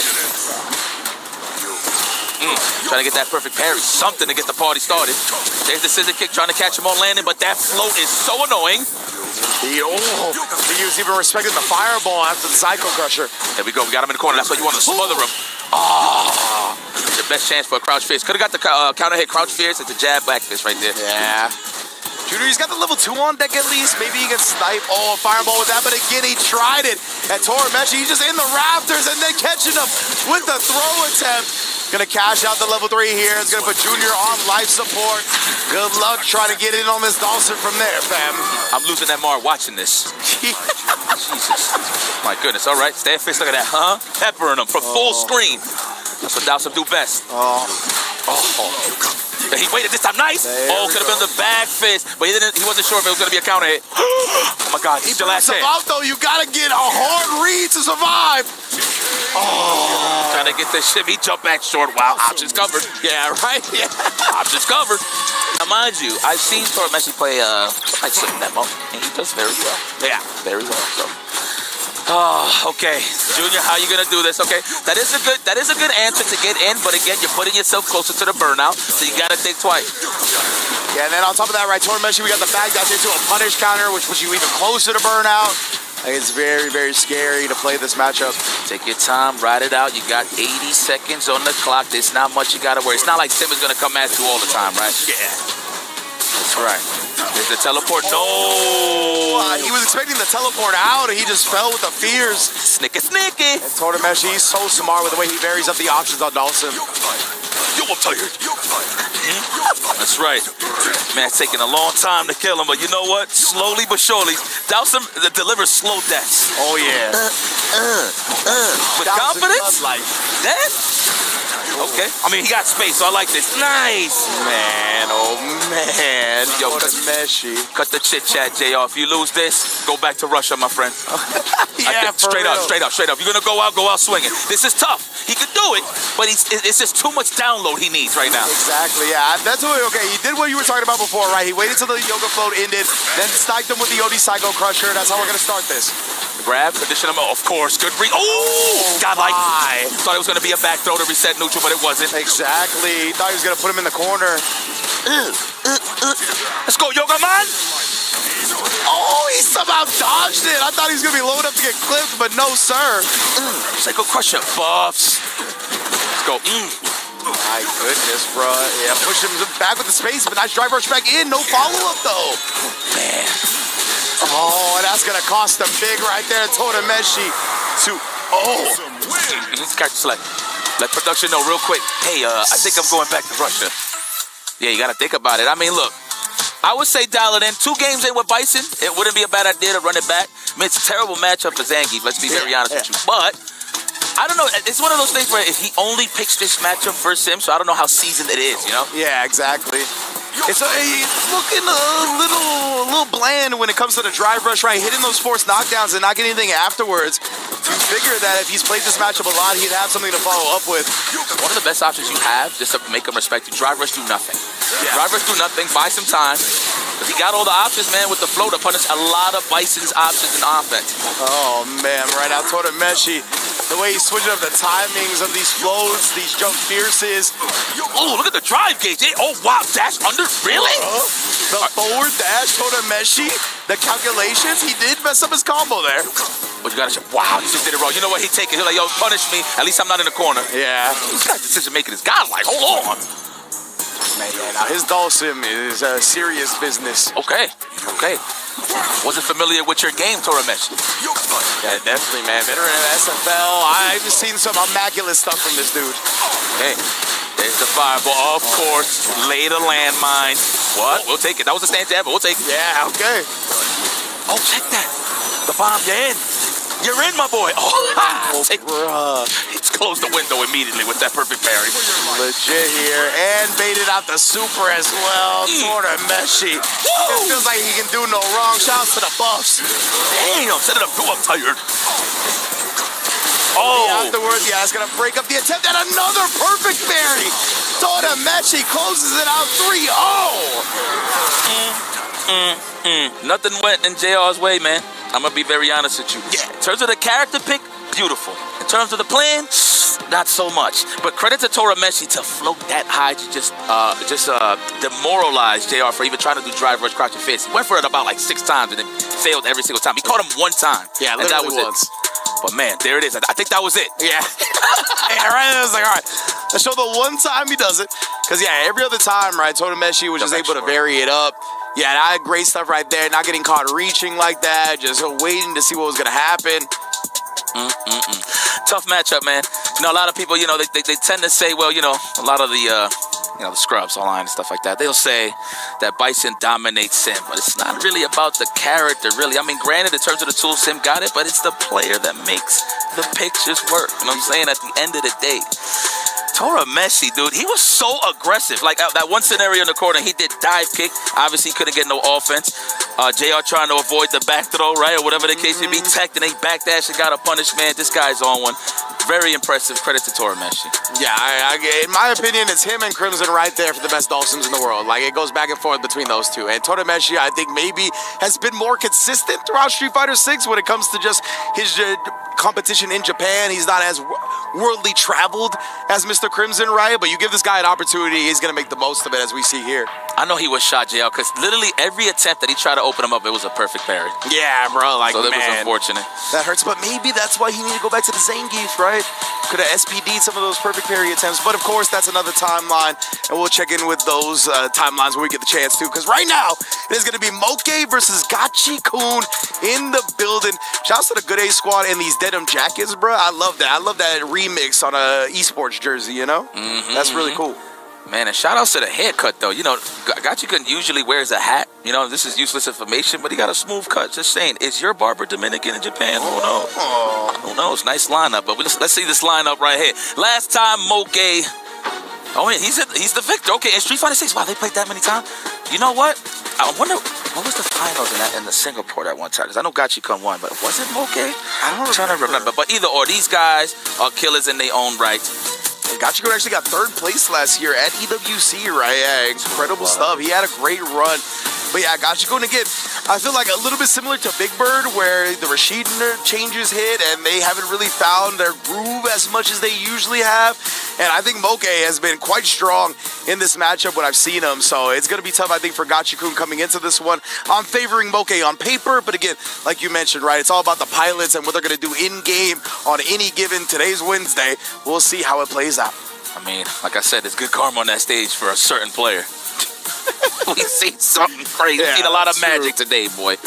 Man, you know what? I've enjoyed this so far. I got to see Sagat. I got to see epic pop-offs. People standing up. Did it finish the job? Man. I love it. That's not even no diss to him. It's just, that's just what it is. That's the emotion that fighting games bring, dude. Street Fighter 6 especially, no doubt in my mind. And of course, Tekken 8, great showing. Yeah. Come on, you know what I'm saying? So incredible. It's kind of hard to pick up on that, I ain't gonna lie. But the competition doesn't change. No. Okay? Just talking about the pop-offs in general. But I mean, Xiaohai and Punk, I feel like they set the stage. Absolutely, absolutely, man. And yeah, like you said, like no diss to Punk standing up too early or whatever like that. The fact that he did that is what made the moment, right? Like the fact that he was feeling the emotions, wanted to celebrate defeating one of his rivals in Xiaohai. That's what made the moment epic. That's what made that moment memorable. So obviously, big ups to both of them 100%. But we are going to get this matchup now. Gachikun versus Moke. Winner goes on to face Torameshi to qualify for top 16. And again, on paper, in recent memory, I feel like the Chun-Lis have been giving Gachikun a bit of a problem. I went online. I tried to see if he's fought any Chun-Lis online recently. Saw his setup against Goichi. Goichi definitely won the set. So I'm favoring Moke here in this matchup. Okay. Well, as long as Gachikun doesn't delay Tech as much, he should survive a little longer in this matchup. But I'm not gonna front. I always knew Chun-Li was annoying. Of course, against 7 frame. Whoa, we up. This guy got caffeine in him. That's great. Wow, on the first go? That was a hard read on the win shot there from OK, right? Yeah, exactly. But Gachikun, he didn't charge it up at all, so he was just able to DI right back. True.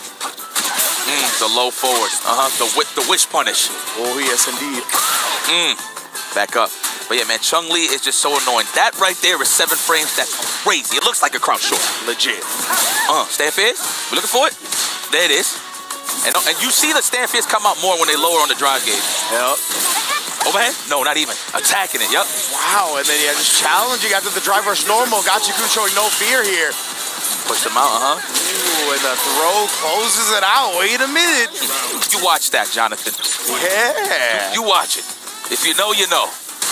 That's Logan. Okay? That's right. Nicely spaced. Establishing the lead earlier. Now we're just going to have this dance right here. Wow. The poke. All for the stance. Strings just to space out. He's looking for that whip punish or the jump. And there it is, the anti-air. Looking for the count hit, the delay tech. That's why you seen the drive rush low forward. Indeed. Perfectly spaced right now from Moke. They just controlling the corner.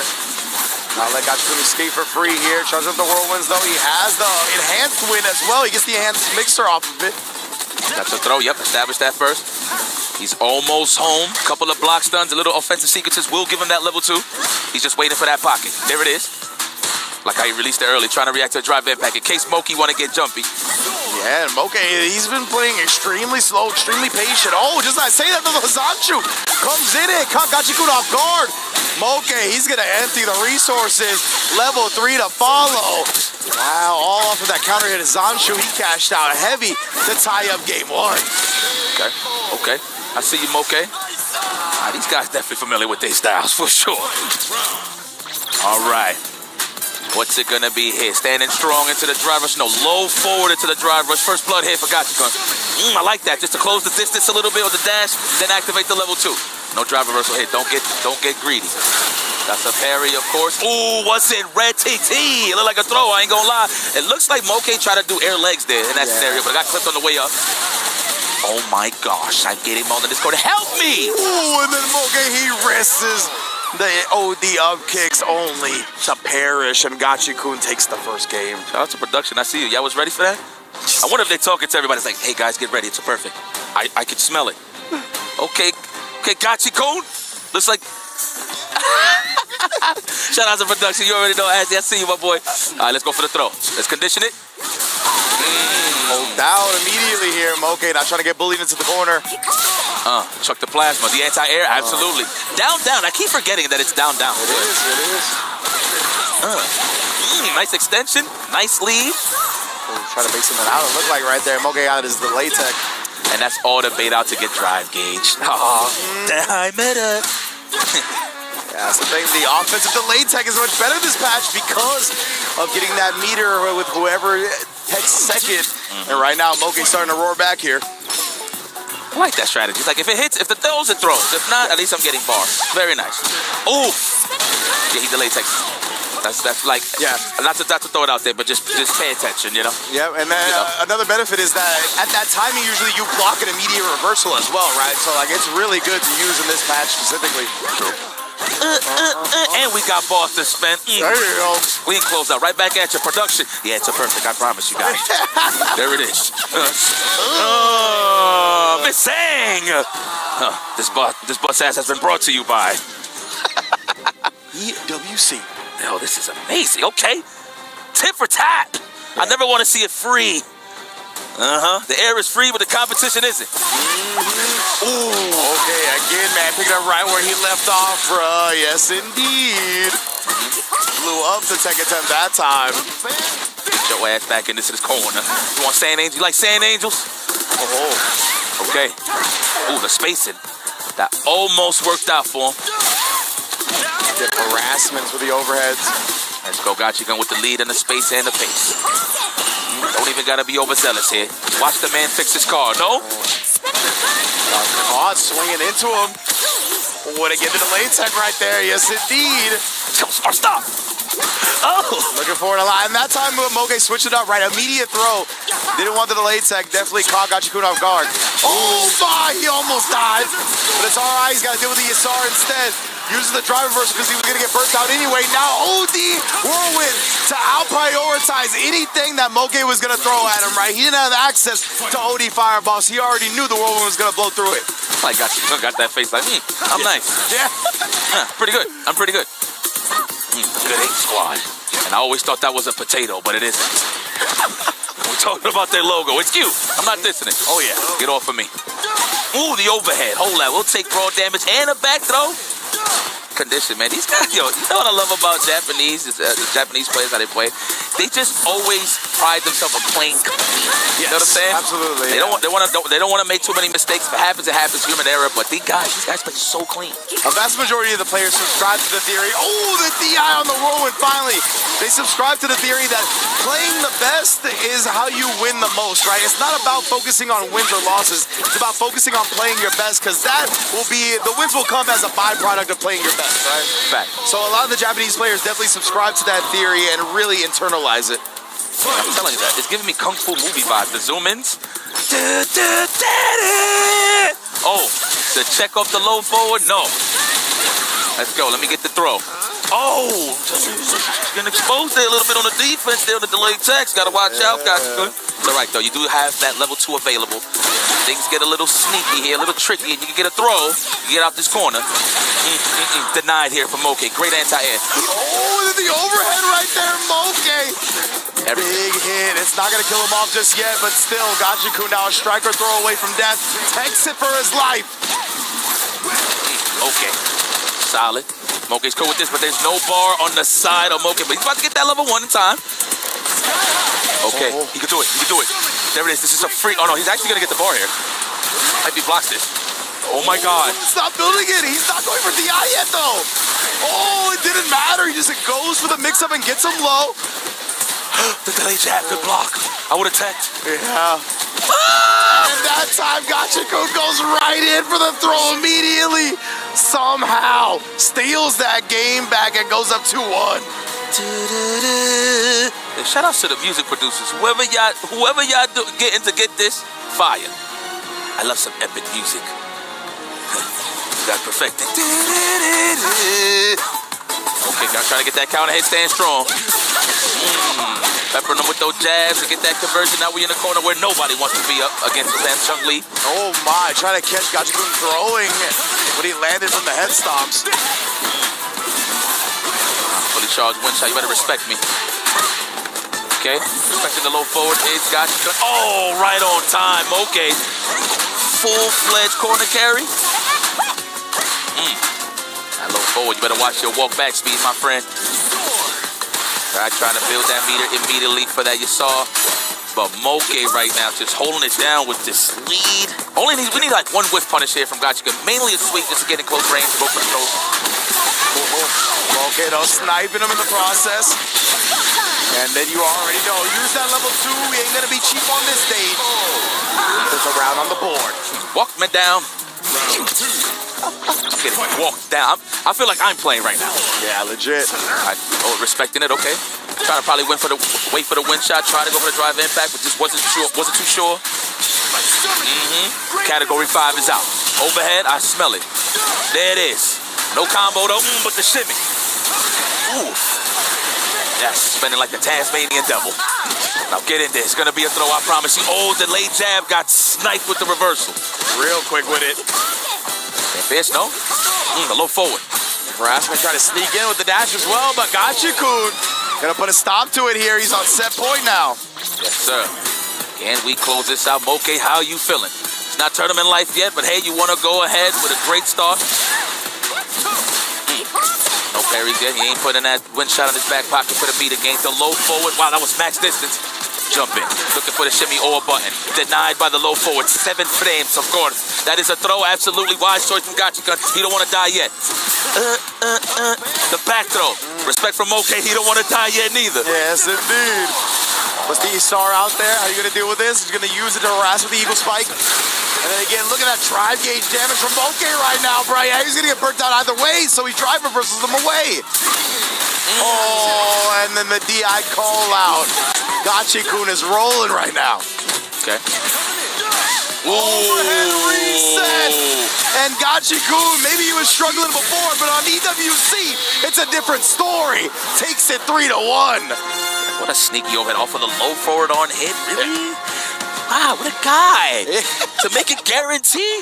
You know, I respect that. I'm all about resets. Yeah. To be honest with you. So I like the sneaky ones. The low forward, you think it's just going to be a complete combo. Be like, all right, I'm going to survive. Let me just make sure to duck in case he messes up the combo. But bang, overhead for the finish. Man, what an answer right there from Gachikun. Able to take down Moke. Very impressive showing here. And like I said, going into this, I definitely favored Moke in the matchup. Just it felt like Chun-Li had been giving Gachikun problems the last few times I've seen him play against the character. But hey, like we said, he got 3rd place at EWC last year. He plays a little bit different under these lights, right? And Gachikun was able to close it. A very, very impressive showing. This guy's a Capcom Cup champion, man. Yes, indeed. This guy, yes, definitely, like you said, used to the bright lights. Look at these guys. Wow. Cuticles are beautiful, huh? You're not nervous? Really? Oh, that yo, if I ever make it on this stage somehow, somebody don't zoom in on my hands, man. Please, please. As a fingernail biter myself, I'm gonna be with you. Please do not zoom in on my hands. They look disgusting, bro. Oh my goodness. But man, speaking of disgusting, the gameplay from both of these guys, phenomenal. Got no doubt in my mind, Moke can possibly make it far, but you're gonna have to wait and see down the pipeline. As of course, we are all just focused on the winner's side of things for all of these groups. So you'll catch everybody on the loser side play very soon. I do believe is it tomorrow? It's like 2 days from now. I know people take break. Like they take yeah. break. So basically, all the players that are qualifying into top 16 today will not play till Saturday. They won't play till the last day. There you go. And then these next 2 days, we are going to qualify out of the losers. Tomorrow will be the loser side of these brackets, and then the day after that will be the round robin to determine the last participants into that Saturday finale. Thank you. Yes, indeed. You already know how we get down here. So we got to qualify another person into that top 16 from the bracket right now. It's either going to be Gachikun or Toremeshi. Now historically, and I know all Rashids like this. Yeah. They all salivate when they see the Dowson match. Yeah. But this is a different case because we do have different options when it comes to the drive gauge. So from the parries to just perfect parries, just to absorb some offense. But again, it just covers the block stun. Everything stays the same when it comes to the data. So Rashid is still going to instill his will on Dowson. He can just get in there very easy, man. Toremeshi versus Gachikun, okay, on the head-to-head last time they met 2-1. Okay, very nice. The round win, 60% successful. Oh, y'all getting busy, huh? Oh, let's go. Put the errors there. What we call the errors in baseball? When you miss a drive impact or an anti-air, that's an error. Give me an E category up there. Put it up there. But yes, indeed. Shout out to my man Lazarus. Again, I believe he's the one collecting a lot of the data for EWC this year, which is awesome to see. But yeah, man, it's going to be a good one. Like you said, a lot of people heavily favor Rashid in this matchup for good reason, right? He's got special specials that can really chase down the long limbs of Dhalsim as well. Like if you whip punish, right? He can whip punish from full screen and into the eagle spike, and then he's right there in Dhalsim's face. So stuff like that definitely makes this a little bit difficult if you miss space or if you miscalculate as Dhalsim at all. I'm pretty sure Torameshi is going to be in a guessing scenario where he's going to have to choose tech backdash or a drill kick. So let's see how he gets his offense off. Well, his defense. But definitely offense, considering the fact that you want to keep Rashid away at all times. Yeah, exactly. Better be active, boy. To be the priority, try to keep him away, but man, you're going to be successful in doing so. That is going to be the tail of the tape. It's Gachikun, we know.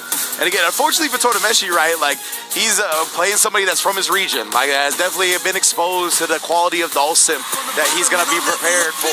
Like, I think a lot of people he could beat at this tournament just because Dhalsim is so underrepresented at this level. But Gachikun's going to be one of the few players that has practice against it. Let's go to Thailand.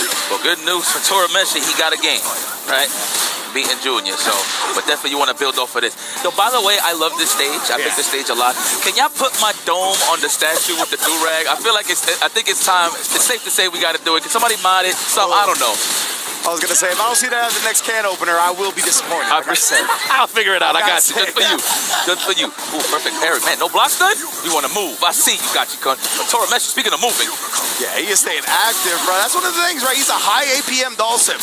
He definitely keeps it moving constantly. I like that. You're a gamer. Yeah, oh, yeah, you already know. You're a gamer. We know about the APM. Attacks per minute. Get that. Option surfboard. Bro, it sounded like he did OD air fireball, too, in the air, and he got air thrown out of it. That was gross. Nice teleport right on time, Torameshi. Spend it all. Everything. Oh, my God. Why you look so sad in burnouts? Torameshi, bro. Putting around on the board already. Oh, I can see it now. The skies are getting clear. She's like, oh, is this good neutral? This shit was cloudy, but I can watch this. Yeah. She's watching the stream. Oh, man. Wow, the way this stage progresses is really cool. I didn't even realize that. Gets more windy. It gets more dramatic. Love it. The tiger starts chilling out with the homies. You know why that tiger's so cool? Because the guy will bust that ass. That tiger get crazy. Right now, just keeping Gachikun locked in this corner here. That's what I'm talking about, man. Torameshi, despite what the matchup may be on paper, he is one of the premier Dhalsims, if not the premier Dhalsim in the world. Man, Gachikun having trouble to even get his footing right now. The low again, and he's going to cash out. He said accept it. Yeah, that's right. Accept the fact that he spent that cash. Rubber band man. Nice. What a chase down right there from Gachikun. DI, he knows he can't DI back without dying, and the crouch jab as he lands. Torameshi. Out to a fast start, man. He's very good. That guy's good. He's very good. Oh, there's good. Oh, and then there's really good. Torameshi's definitely representing that quote right there. Shout out to the random attendant in Chicago. Oh, okay. Hello, Sim? Set, is that you? For real, right? That's how he's playing, just constantly making him deal with stuff. Whatever angles he's at on the screen. Oh, nice chase down. But then again, this is what we talked about, right? Torameshi's had these clutch perfect parries, and every time he's been cornered, he's been able to get out. But what a choice from Gachikun right there, outspacing the anti-air. I believe we need to switch up offense on Torameshi a little bit on Gachikun's side with delayed shorts once he gets close, right? So a lot of the mids was giving him that success rate on those perfect parries, right? Ooh, sneaky. Oh, it's still in play. Oh, okay, not even trying to escape that jump in. Man puts both of his arms back with the flame. Holla. Ooh, stand fierce. Get out of the air. That's a throw respected. Wow, the wake-up parry try to go for the parry on the mid as well. Again. Ooh, and then got caught reaching. Wait a minute. Gachikun starting to figure this one out. He's like, okay. Now, I wouldn't be surprised Gachikun down the pipeline picks a guy. That's what he was known for back in the day. People that don't know. Street Fighter 4, that was his name. Useless information, but just saying. Looking for that counter hit right now. That was clean too, yeah. He was able to slide under the limb to get it started, but just as he did that, Torameshi puts him right back out. Trying to bait out a teleport, possibly. Oh, yeah, just to kill that angle on the float. Lovely. What a bait. Oh, respecting him. He didn't know what he was going to do. I'm pretty sure Gachiko was thinking about hitting him with a mixer. Absolutely. Ooh! Oh, after the drive rush, still not enough extension to clean it up. He may grab the ankle for full screen. Okay. Yeah, respect it. Yeah, now he ain't throwing him out there like he was used to. All right. Just trying to make him budge. I like these whispers, just random buttons out there. Oh my, that almost was one of the sickest things I ever seen. That's right. Respect me. Holding the lead. I like that. Torameshi. Let the limbs do the work. This is a very slow and steady round until that moment. Torameshi sneaks in with a teleport at the perfect time. Puts Gachikun on a pixel. Ooh. Man, praying like you're praying. I don't think he don't get his rocks off. Ooh! Oh, and that time I like that. I like that adjustment going with the big forward. Oh, and then the OD fireball as well. I like the forward heavy kick to make up that distance that he didn't get before. Nice slide. Slide right up under. That was the first one, too, of the set. Yup. Scoop, burner. Uh-oh. When Dowson shines, he knows about dehydration. Let me tell you, that's why he fought for that water. Megan, you see people teching right after those punish counter drills, only for Torameshi to backdash and get a punish. We saw that again here. Nice. Love it. That's right, buy some time. You want to touch grass again. Get in there, overhead, not yet. Nice for the kickoff. Yeah, Gachikun not going to let that one escape. Getting comfortable is Gachikun. Hello. I'm loving the snipes for Torameshi though on the win shots, on the teleports. Very, very clutch stuff. Yeah. He's just trying to stay out of that range where Gachikun is getting comfortable throwing those win shots. Try to attempt to stop Torameshi's floats. Indeed, man. Again, the fireball right here. Oh my, I thought he was going to get murked. Oh no. Speaking of which, now it's Gachikun's time to get murked. I love that. Attacking the drive gauge with the DI. Keep him low. Keep him below that 3-bar threshold. Yeah, make him think twice about doing a reversal, drive reversal, right? Oh, he's going to do something here. What's it going to be? Oh my God. He's absorbing it nice. He looked like he tried to counter pump or tech. Got exposed. The offense is on flick. Torameshi. Yeah, that's the thing. Don't let this man corner you. Yeah. Like, his neutral is clean, obviously, but his offense is on another level. My man was rocking back and forth on his chair right now. Rachel, he was seeing that. Yeah, legit, man. Like, Torameshi, Dawson, actually is one of my favorite player-character combinations to watch. Okay. Legitimately. Ooh, there's no floats, no nothing.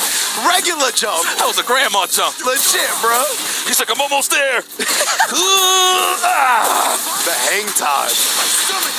There, Dawson. Seriously. Oh, no. Oh, and the way he dodged that. I like how Tormenta's like, man, what do I do here? I'll stand fist. Easy money. Dude, I love that. Oh, my goodness. So Gachikun, the fact that he got the perfect pair, even the drive rush shot was impressive. But what's more impressive is that Torameshi is up 2-1 right now on Gachikun, 1 game away from qualifying for top 16. Defeating the bad matchup? Oh, yeah. Really? Oh, yeah. Telling you, man. So I talked about this actually with James at the LCQ. To me, year 3 is when the Dawsons really start cooking. Like, it takes a while for this character to really get at that top level to be competitive at this tier, right? Because I think to make this character work successfully, you obviously not only have to know this character, but you have to know damn near every other character as well, right? He is a master at kind of counter-poking, countering your angles, but to do that effectively, you got to know the other person's game plan extremely well. And on top of that, the pace of Street Fighter 6 can give trouble to Dowson. Yes, that's why you gotta stay active with him. I agree with you on that. Right, like the system mechanics already don't kind of favor him because you can get DI'd, you can get parried, all this stuff. So the fact that he's been making it work like this is very impressive. The late fearsome back there, hello, spaced out on top of that. That was definitely a possible stand strong, crouch strong there. Torameshi from that range. Wow, what a catch! Oh! My, the juggles, bro. Are you kidding? Meaty. All right, spending cash to keep him in this corner. He's trying to find out. Drill kick, defensive drill kick. He's coming. Oh, it broke the armor of the DI, though. He tried a couple of perfect parries. Gachikun able to shimmy him out his boots, though. Yeah, that's fake. He's like figuring out these clues. He's like, All right, the wind shot. Wow, try to teleport to avoid that, but got caught in the mix. Speaking of mix, the mixer successful there on the float. Right, rush into the throat. Nice technical there. I'm pretty sure that's a shimmy attempt next time, or delayed fierce, possibly. Okay, here we go. He saw it in the building. Oh my! He just kept it held. Finally stuck in the throw. I don't know what he's trying to wake up there, but he's paying for it dearly. As it's 2-2. Yeah, I'm not really sure. Not me. Because I don't think you can teleport out of that, like, without getting clipped. And maybe it was just supposed to be a super, and he didn't end up getting the super, and something else came out. I don't know what happened. But either way, we're going to a final game. Well, I don't know if he got buttons mapped. But sometimes the case there for those situations, you try to parry, but you miss a button. Yeah, that could be it too, where he tried to parry it and it just ended up messing up that way too. Yep, we'll see though. That's here nor there. Oh my goodness, he almost got punished on landing. Nice, the defensive drill kick's coming out now. I like that. After Torimeshi established that he's willing to backdash after the drills, he just sneaks in a throw this time. Very nice stuff. Control that Jovi. Yeah. Score. Damn, get over there, start again. Yeah, I like that. Start again. That's really what you gotta do with Dawson once he puts you full screen. Good luck, bro. And Gachikun gets blown up that time with the DI. Not enough to break the armor. Totameshi on set point. Uh-oh. The horns is hitting. That's how you know it's getting serious. All right, the throw, establish it early. No, the drive reversal was there. Trying to find that pocket to teleport out. While the jump, trying to switch up his teleport. Should have just took the damage and just went to the other side. OD, nice juggle again, man. He's so efficient with that. Baits out the spinning mixer as well. This is huge for Torimeshi. He just takes no quick damage. Efficient routing. Oh my God, he's putting him in burnout. Next hit wins here for Torimeshi. He had to bust out the level 2. He needs to touch grab. Wow, what punish? Yeah, it actually punished. Oh my God. He's gonna risk it and it's gonna connect. That's gonna be burnout. That might actually be the kill. No, he'll still be alive. That will be burnout. Might as well, they'll be the kill. Oh my God, no cash on the side of Gachikun. This is checkmate. Oh, he tried to do the Arabian air, but it gets shut down with the back medium kick. Totameshi into top 16. Yo, that is the life of a Dowson player. You just gotta put it all on the line, son. And I'm not saying that Torimeshi took risk. I'm talking about just play the game plan. I normally see Dowsons, they'd be like, oh my God, I'm in trouble. There's an offensive character in front of me, right? And then they just be a little bit too shy on the offense, right? Yeah. This guy is so active with Sim. Yes. Love it. You gotta be by design, right? To be honest. Man. Yeah, but it's a great point that you bring up, right? You have to be active, especially defensively, right? Like, you can't just sit there and block it out with the Dawson a lot of the time, especially in this game where your drive gauge is going to get chunked down. You're going to eventually get put into burnout. You're going to be even more helpless than you were before. We saw Torimeshi, excellent representation of perfect parries. Even with the change, he got a couple of imperfect parries, but a lot of clutch perfect parries. We see he saves the reversals for clutch moments. He doesn't just go to that when it's the first time you get a panic button. He will save it for when it matters the most, like here at the end to clutch out the game. Man, yeah, immaculate set. Totameshi once again overcoming the odds here. Like I said, on paper, I favored Moke over Gachikun. On paper, I favored Gachikun over Totameshi. But both of these guys, right, when the lights are brightest, when you're getting into this character for as long as they have now, they're starting to figure out how to defeat these matchups that were once plaguing them. And on top of that, respectfully, the defense was immaculate from Torimeshi. Obviously, you could turn offense into defense if you really look at it, right? With a character like Dowson. But what I like about Torimeshi, he wasn't mashing on defensive drill kicks. A lot of Sims, you can always tell, they just get hit raw. It's not even a counter hit, all because they're just trying to jump out, float, whatever the case may be, teleport. But the patience here represented for Torimeshi, well-deserved win. I love that point. Yeah, we really never saw him get clipped trying to go for a wake-up drill. Like, the only time he did it, it worked out. And he did a great job of establishing different options off of that. We saw the backdash to bait out throw text. Once he got that successfully, he knew Gachikun wouldn't try to throw again, so he just started peppering in the throws after those. Really, really impressive stuff from Totameshi. Incredible showing here to get into top 16. Well, that's somebody you got to deal with in the playoff. Torimeshi, congratulations. But guys, don't go anywhere. We're going to take a quick break, but we'll be right back with some more Street Fighter 6 action right here at EWC.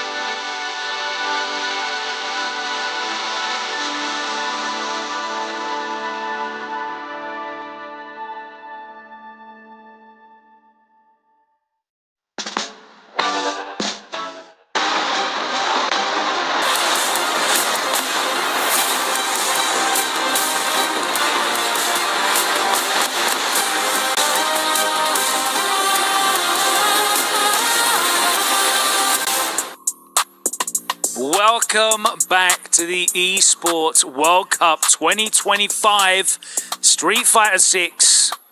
And there is only one thing that we want to talk about in this studio. No disrespect to Torameshi and his fantastic run in Group F, but it is all about what we just saw in Group E. Guys, it happened again. Punk, unfortunately, miscalculating. He thought he had it in the bag, but you should never count your chickens before they're hatched. Justin, as a man with decades worth of competitive experience, have you ever done that before? You know, not a stand-up, but I just have to say, what are you standing up for, right? That's the most famous line. It has been replaced from Ricky to Woshige to Punk. And the crazy part is, social media was on top of it. They're like, wait, if you just did Raw CA, you would have won. But, you know, we got to give props to you, Logan, because you were the only one that said it wasn't going to kill. And all of us were like, oh, he got it. So you were the right one. I'm just a humble studio host. What do I know? I'm just an esports guy. I formally apologized to Logan Sama on camera because I looked him dead in the eye and said it's going to kill Logan. He said it's not. I was standing up with Punk, Did I also not tell you the combo that he could do to kill as well? He showed me the combo afterwards.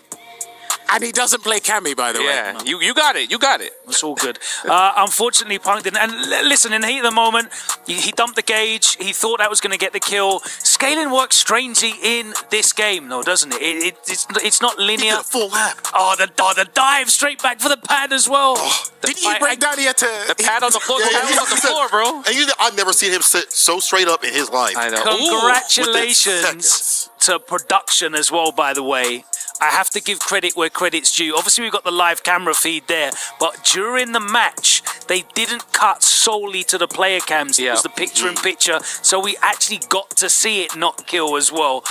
What an epic moment that was. And Punk, fair play to him. He took it in good spirits. You know, he went to social media. He said it was a good match. Xiao Hai, though. You know, that's the. He doesn't move, you know. Yeah. He doesn't flinch. You know, the crazy part is obviously the moment is what everyone's gonna remember, but the match itself was ridiculous. Oh, it was so good. Because those are what? He was 2 games. Yeah, two games up, final round. Yes. Or potential match point there for Punk. And then Zhao Hai just kept it cool, kept it composed, said I can slowly bring this back. Because he wasn't anti-airing at first. He was not. But me and Justin were discussing, he was slowly moving into a range that any time Punk jumped, the re-engine was actually going to anti-air. And that was building that confidence back. So I really love that adaptation from Zhao Hai. On top of all this, you're forcing Punk to do something he doesn't usually do. Use the hooligan, which led to something that was not as optimal as he's used to. But that's how good the match was. Forcing a player out of their comfort zone to do a different tool, that was fantastic. Unfortunately, it led to that. But well, it did lead to a very, very exciting winners final, which saw Kakeru taking on Xiao Hai. And Xiao Hai, as the defending champion here at the Esports World Cup, he knew he was going to have to overcome some of the strongest players in the world. He probably didn't realize before the draw that he's going to have to do it back to back, and he went up against Kakeru in that winners final. And, you know, we saw some very interesting picks, didn't we? Yeah, at the very end, it was Sagat coming out from Kakeru. When I saw a CFN, I saw him training and maybe thinking it was just to get ready to fight the Sagats that may appear out here, but it was a real pick against the JP. Unfortunately, it feels like it's a little bit too fresh. There weren't a lot of meterless damaging combos, there weren't a lot of closeouts, things like that led to a possible demise. I would like to see this match a little bit later on, but Xiao Hai was able to take it in the end with the Mai.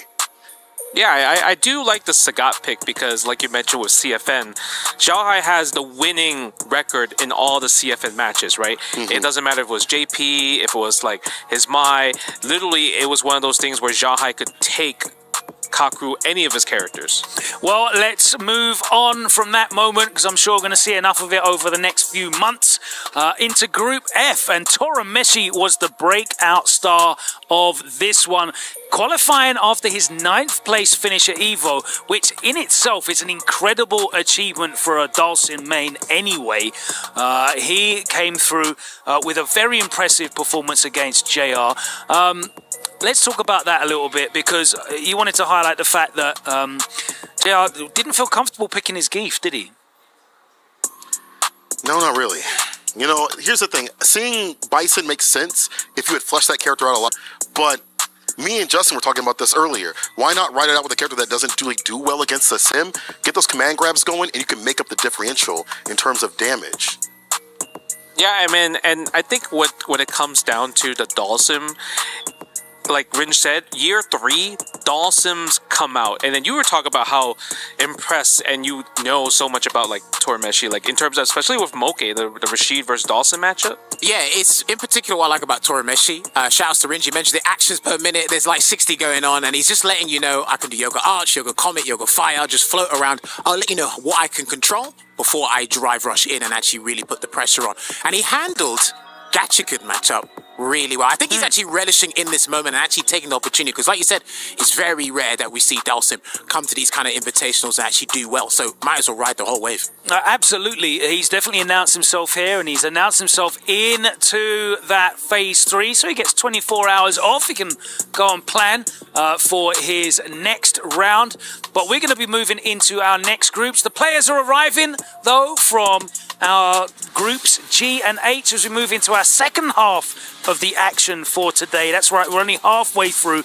and this is another banger. We've got Tokido there in the vanguard, leading the advance, leading the charge on the arena. Hikaru is going to be his opponent. We've got Mochi, YC Mochi in there, and Team Liquid's lone representative in Nephew. There is our reigning Fatal Fury City of the Walls champion, Goichi, who managed to qualify through the last chance qualifier. He's going to be going up against Blaz, and of course his Chilean countryman Cryme will be going up against Phenom. Let's take a look at the schedule. First up, it's Hikaru and Tokido, and then Nephew versus YC Mochi. How much pressure is on Nephew, Justin, right now? It is a lot, because based off what we saw from the beginning of the show, Team Liquid was at second place with the club championship points. So they need to rely on Nephew hard, because in Crossfire, I believe they have to play the deciding match tomorrow, right? So Team Liquid, everything's on the line this week. Absolutely. And this Group H, we've got the two Chilean phenomenons in there, but Phenom is in there himself, and Goichi, the GOAT, as well. Group H, can we see the Chilean boys make it out of this, Jammers?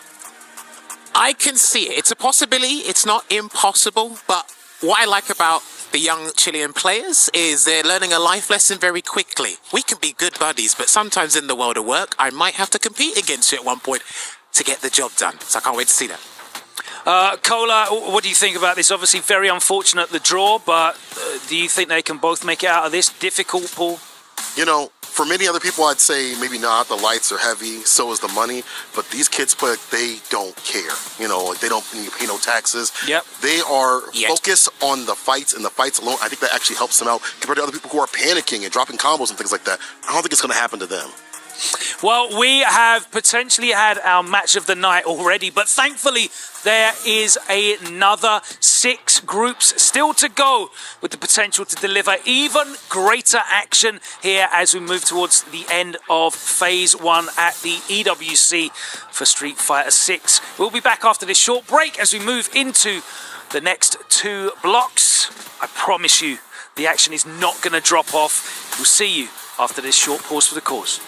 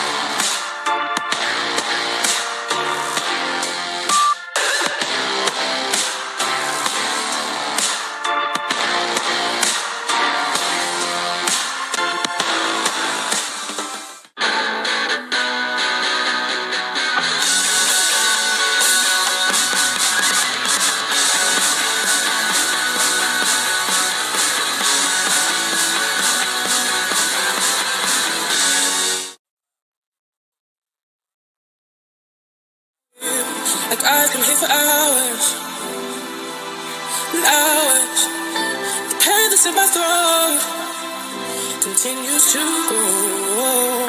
They say it'll get better. How can they know if time's supposed to heal?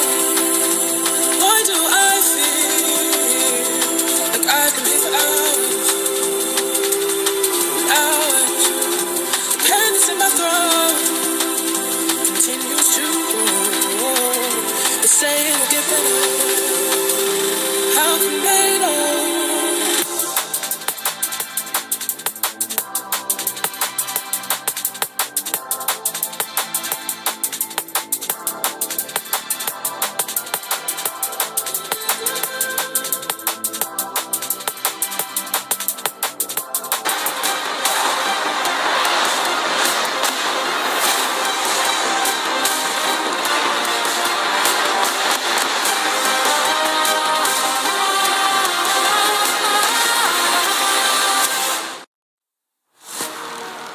What are you standing up for? Ricky Ortiz taught us this lesson all the way back at UFGT 8, and it seems that that lesson still has not fully been learned. First and foremost, chat, right now I need you to use one word to explain what we saw in Punk versus Xiaoha.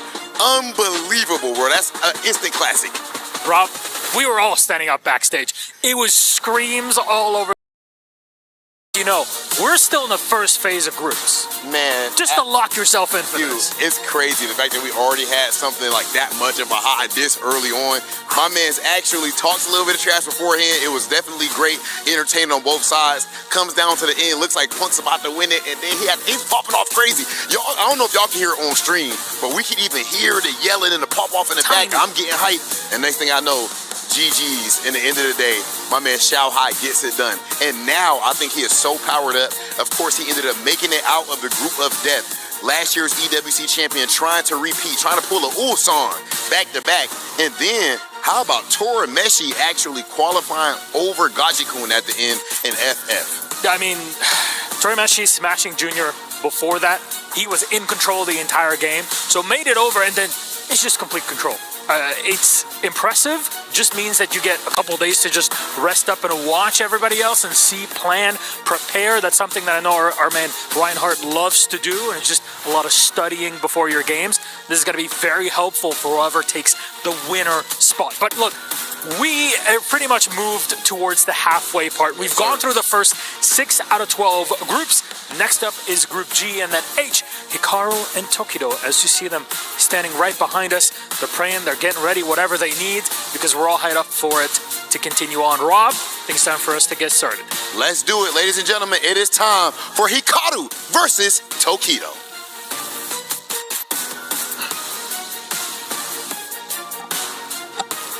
The FGC is like dominoes. You set it up and we knock it out. We knock it down every single time. These matches have been absolutely amazing. Esports World Cup bringing you the drama that only us in the FGC know about. Hello, everybody. I'm James Chen. Here with Vicious, and we got ourselves the head-to-head coming in. We talked about the drama prior to the break. Well, guess what? We got more unfolding before our very eyes. Hikaru versus Tokido. You saw it earlier. Tokido actually having the winning record the last time they had met, which was over at EVO Japan. Tokido narrowly clutching out that victory using Ken still, by the way, one of the few remaining Ken loyalists going up against Hikaru, who's been flexing that Aki for a good amount of time these last couple of events. We talked about possibly getting a different character from him with Manon just in case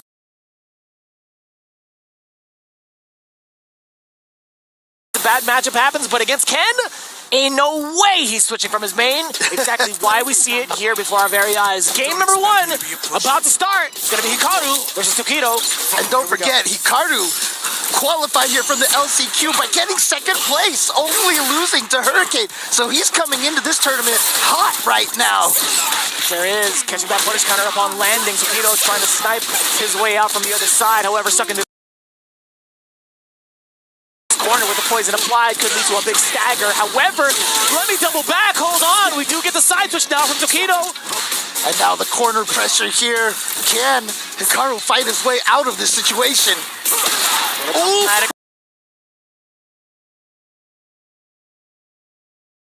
So we thought, yeah, catching fire instead to the carpet. Here we go. The jump out, still successful from Hikaru, and now the burnout. Cruel fate. And the block string. Oh my god, the block string, hello. Yeah, and now that's his chip at that point in time. I don't think there was anything that Tokido could have really done there. At level 2, no invincibility. Level 1 would have died to the fireball. Oh, he didn't even have the level 2. Never mind. No. On the other side, get that forward throw. Drive rush on in there. Ooh. Countering with that standing heavy kick. And here we go. Gets the Toxic Blossom and the juggle afterwards. Back-to-back roundhouses, stealing turns as well. Tokido kind of weary of trying to take his form. My God, what a stop against the drive rush. Low medium kick. Give me some of that poison on top. My magnum open. Oh, God, the damage right there. And Tokido already down to basically no help. The command grab is going to find its mark. Hikaru with game number 1. Fresh out the oven with the perfect pretzel. I like that. Gotta throw it in early. Maybe kind of force a little bit of timidity, even more so against Tokido. I mean, it's worked out thus far. Let's see if Hikaru can continue that offensive pressure. And also, just overall good checks, right? Over Tokido's movement have been pretty important thus far, whether it's the lashes, whether it's the normals. However, getting caught just a little bit too early on the startup of that bubble. But this is a great start here for Tokido, using that crouching heavy punch after the neutral jump to catch the late button. Oh, fireball action. Okay, here we go. Counter hit. Tokido recognized that he was close enough to get the full medium punch, heavy punch target combo. But that Fierce just covers so much ground. Real quick adjustments being made from Tokido to get a first round quick victory in game number 2. Low medium, that was buffered. Going into it now with the stagger. A little bit of a shake-up. I don't know what that was. I'll tell you what. Oh, again, Justin so mad right now. And here we go. Gets the hit into the corner there. The frame kill with the standing heavy punch. And Tokido just runs into that. I don't know, like maybe the drive rush ate his jump or something. Potentially be a thing. Perhaps knocking on the door, a couple of lights, a little bit of a stagger. Forward throw now. What's the pressure like? Yeah, in the first game, Tokido, every time he got the corner, really didn't take advantage of it. But so far in this game, has been doing phenomenally. Chooses to burn both of the characters out here.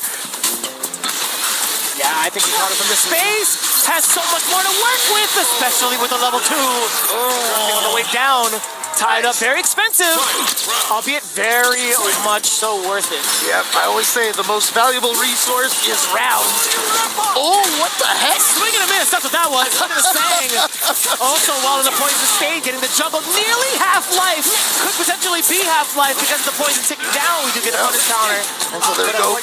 A good back throw for Tokido. So again, see if he can take advantage of this corner position, but he just happened to jump forward when Hikaru decided to drive rush out. Now a perfect parry is gonna let Hikaru claim this corner here. Let's get that forward throw going. Let's get more of that pressure going. Getting a couple of that nightshade. This cannot be allowed to act. That was a space trap that has been set up from a long time ago. I'll tell you what, he's done that spacing trap to a handful of different opponents over at Street Fighter League Japan. Best believe he's going to still utilize it here at EWC. Hikaru, very, very much so consistent, very much so in the lead against Tokido. It's just such an interesting situation here. Tokido sticking with the Ken here. I mean, obviously we've all known him to be, you know, the Akuma player. And for some reason, I mean, he's decided to stick with Ken. We all know how strong Akuma is, but I guess he just doesn't feel like it fits his style.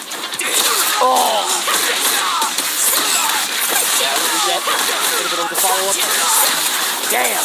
Look at the damage, but more so look at the carry a little bit too early. That's a punish counter. That's painful.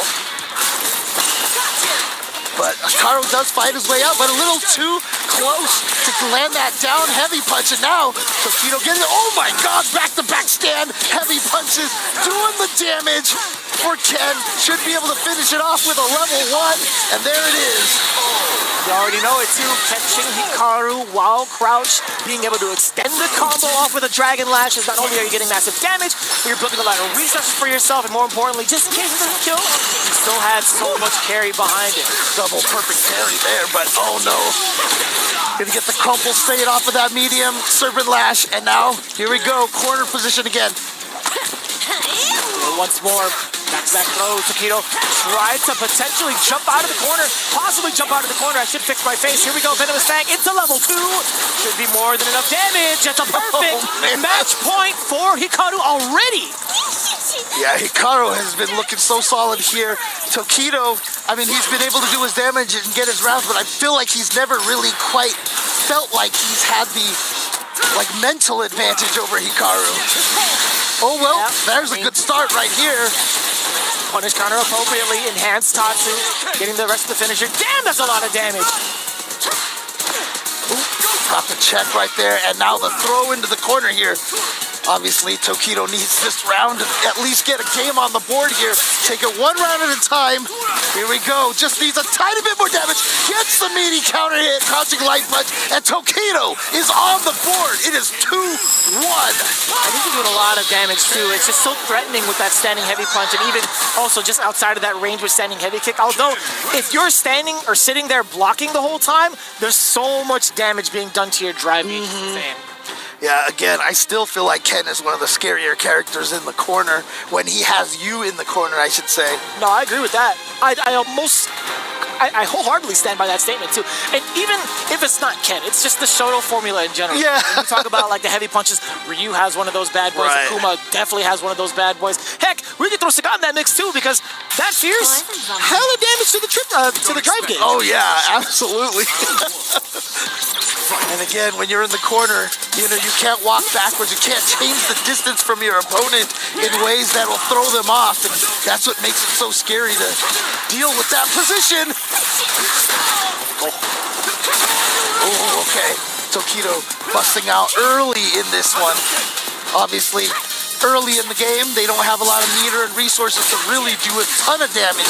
But it's not damage that Tokido's looking for. He's just looking for a way to get out of harm's way at this point. Full Fate to finish it up. Level 1, you already know, the dirty bubble. Bang! Oh man, there are definitely some deadly implications from that super right there. And now we are at match point for Hikaru once again. Wasn't ready for the conversion. Yeah, I guess he wasn't expecting that to hit. Or maybe he was trying to bait out a drive reversal or something, but ain't no way off of that. Oh, successful. You're still poisoned. Gets the crumple state. A little bit of a juggle. Last to reapply. And the throw here, and that poison is still going, chipping away at little pixels of Tokido's health. Oh, no conversion either. Wow, nice throw check, but what a jump timing by Tokido. And again, gonna use the Shimbu for corner carry here, and some big damage. And softly is Tokido. Albeit just had the upper hand. That is an excellent punish counter. We get the Oki off of the DP, enhanced. And now burnout for Hikaru. But Tokido, again, the same thing. And recognizing that Hikaru was crouching, but still gonna need to spend the level 1. No, I know he was trying so hard to see if he could kill without it, but again, round is the most important resource. Spend that meter. Ah, that's plus. Yep. Doesn't able to get his turn. Okay. And Tokido didn't choose the drive reversal in either, too. The Oni cool fate. Not gonna follow with the Jinrai, smart choice. Hikaru pretty adamant about defending correctly against it. Oh, so the pressure from Tokido has been finding far more success.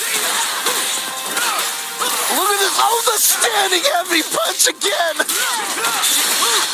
Oh my goodness, he's just swinging away with that one button, causing so much pain. It's hard, man. I mean, rule of numbers is the more you throw it out, eventually he's gonna hit. He's gonna stick to it. And honestly, it just worked out. It honestly just worked out for Tokido. He was just throwing haymaker after haymaker. It was just up to Hikaru to kind of withhold the storm. And it's tough too, because like as you saw those fierces being blocked, you saw the chip damage applying to the drive gauge. Eventually that burnout was gonna happen. Like, surely you want to defend it yourself normally without having to expend bar. I get it, but it's like, how much longer can you hold on for? And also, how do you know when or if not the drive impact is going to be coming out too? Right. And you know, earlier I mentioned it never felt like Tokido was getting that mental advantage. That last game right there, that last offensive sequence felt that way. But Hikaru is starting off game number 5 here with a really strong start here. Corner position in the mix-up. Yeah, we got the puddle in place as well. Tokido taking a little bit of damage. Does find his way out of the corner, but okay. Yeah, a little bit safe now. Oh, no. So we thought. Excuse me. And he should be able to kill off of this. Yeah, he's got the level. No, I lied to you all. Bros, don't hate me. Oh, well, he definitely could have tried to go into level 2, but I just felt like he was like, you know what? I want to be sure, so I'm just going to go for pressure setup. He had it just in time enough to actually get the rest of it. To be honest with you. Yeah. Oh, counter hit. Tokido swinging afterwards. Oh, what a jump back. And that standing heavy punch is going to reach. And we're going to go for the corner carry instead of the side switch here. Because for Ken, it really doesn't matter. Ooh. Bro. Looking at level 3 as well. The meaty lights right there finding their mark. What a throw tech from Hikaru. Oh, the jump in again. But no punish, no actual big punish. That was the jump light into nothing. Oh. Level 3, no shot. Oh, no. That's mad expensive, but the burnout is here. The damage is in place, and Hikaru is looking rather green. So let's see what the approach is. Right. Rush forward. Oh, he did it. Be a bait. Are you serious? He did it. Saw the startup with the Oh, my God. Anything you can do, I can do better. Says Tokido. I felt like that was the I know that you know that I know thing. Yeah. Hikaru was like, there's no way you're actually going to wake up level 3, so I'm going to attack. And Tokido's like, you know what? He said, obvious. My man, perfect parried it. He reached so far into the Shotokan studies, he had the stance and everything. He's like, full Karate Kid, obvious. Oh, man. All right. Oh, checks the drive rush. And there's the cool fate. Yep. Gotta make sure you drive reversal early, too. Oh, no, but Tokido puts himself in the corner. Yeah, close to burnout as well. We all know Aki, the story with her, queen of burnout. There it is, the burnout. And Tokido only just has the 1 meter. Got the jumping light kick. I don't think he thought it was going to hit. But now, here we go, corner pressure. And actually, if he can... Well, no, Hikaru's getting way too much drive gauge back here now. Well, actually, no, it's all gone. Minus frames, ODDP into the stun. Hikaru wasn't ready for it. Tokido is going to take it from Hikaru. Hot damn, that was a set. Tokido? Excuse me? A full reverse? Damn. Oh, man. I would say sorry, I did not know your true strength, but we've all known. Familiar with your game. Yeah, but we all know that Tokido has been one of the best, and one of the best his whole entire life. One of the few true candidates for being FGC GOAT. I gotta say, man, as we look into the highlights here, Hikaru looked like he was in complete control and complete dominance a good majority of the set, but there was something about Tokido, and there's something about this 3 out of 5, able to wake up and really smell the coffee. I'll tell you what, man, Hikaru, we've talked about his conversions in the corner, we talked about his control overall. He was already looking at match point. Tokido was at death's door at one point in this set. But the tenacity, coming from the genius of Tokyo University. Yeah, down to 0-2, making the comeback, winning 3 games in a row. It's like I said, a lot of times you just need that little mental advantage. And, obviously Tokido's been at this a lot longer than Hikaru has. And so he was just like, you know what? I just need to get that one sequence or that one round that really just shifts the mental momentum. Truly, and I like the ideas too that Hikaru was presenting, right? I just think the heart play from Tokido going in for the full level 3 upon wake up, where he could have just died outright. That was tournament life. Yeah. Still going for it. So appropriate too. And then of course we see what happens towards the very end. Hikaru not just ready. He had a level 1 locked and loaded, by the way, before that splat had happened. All right, I'm going to coin a new word. We're going to call it the momental right there. The mental momentum. We'll take it. I'm not going to say it too much because I definitely fumble upon my words. I'm already thinking about it and I'm messing it up. But I'll tell you what, I'll never mistake Nephew when I see him. He's going to be coming up next, going up against somebody who I thought really hasn't been able to travel. But this is actually going to be pretty godlike. Having YHC Mochi here in our very presence, one of the other Dalsim specialists, Dalsim masters. This is such a treat to watch because how often do we get to see Nephew fight off against one of the esteemed Dhalsim players in the world. Yeah, I mean, I know Ringe just said it at the end of the last block over there, but I'll repeat it again. He said during the LCQs that he feels like year 3 is when the Dhalsims really start showing up. And I've always thought this too, because this Dhalsim, like, you know, people have been putting him very low in tiers and stuff like that, but I was just like, you know what? Give him some time.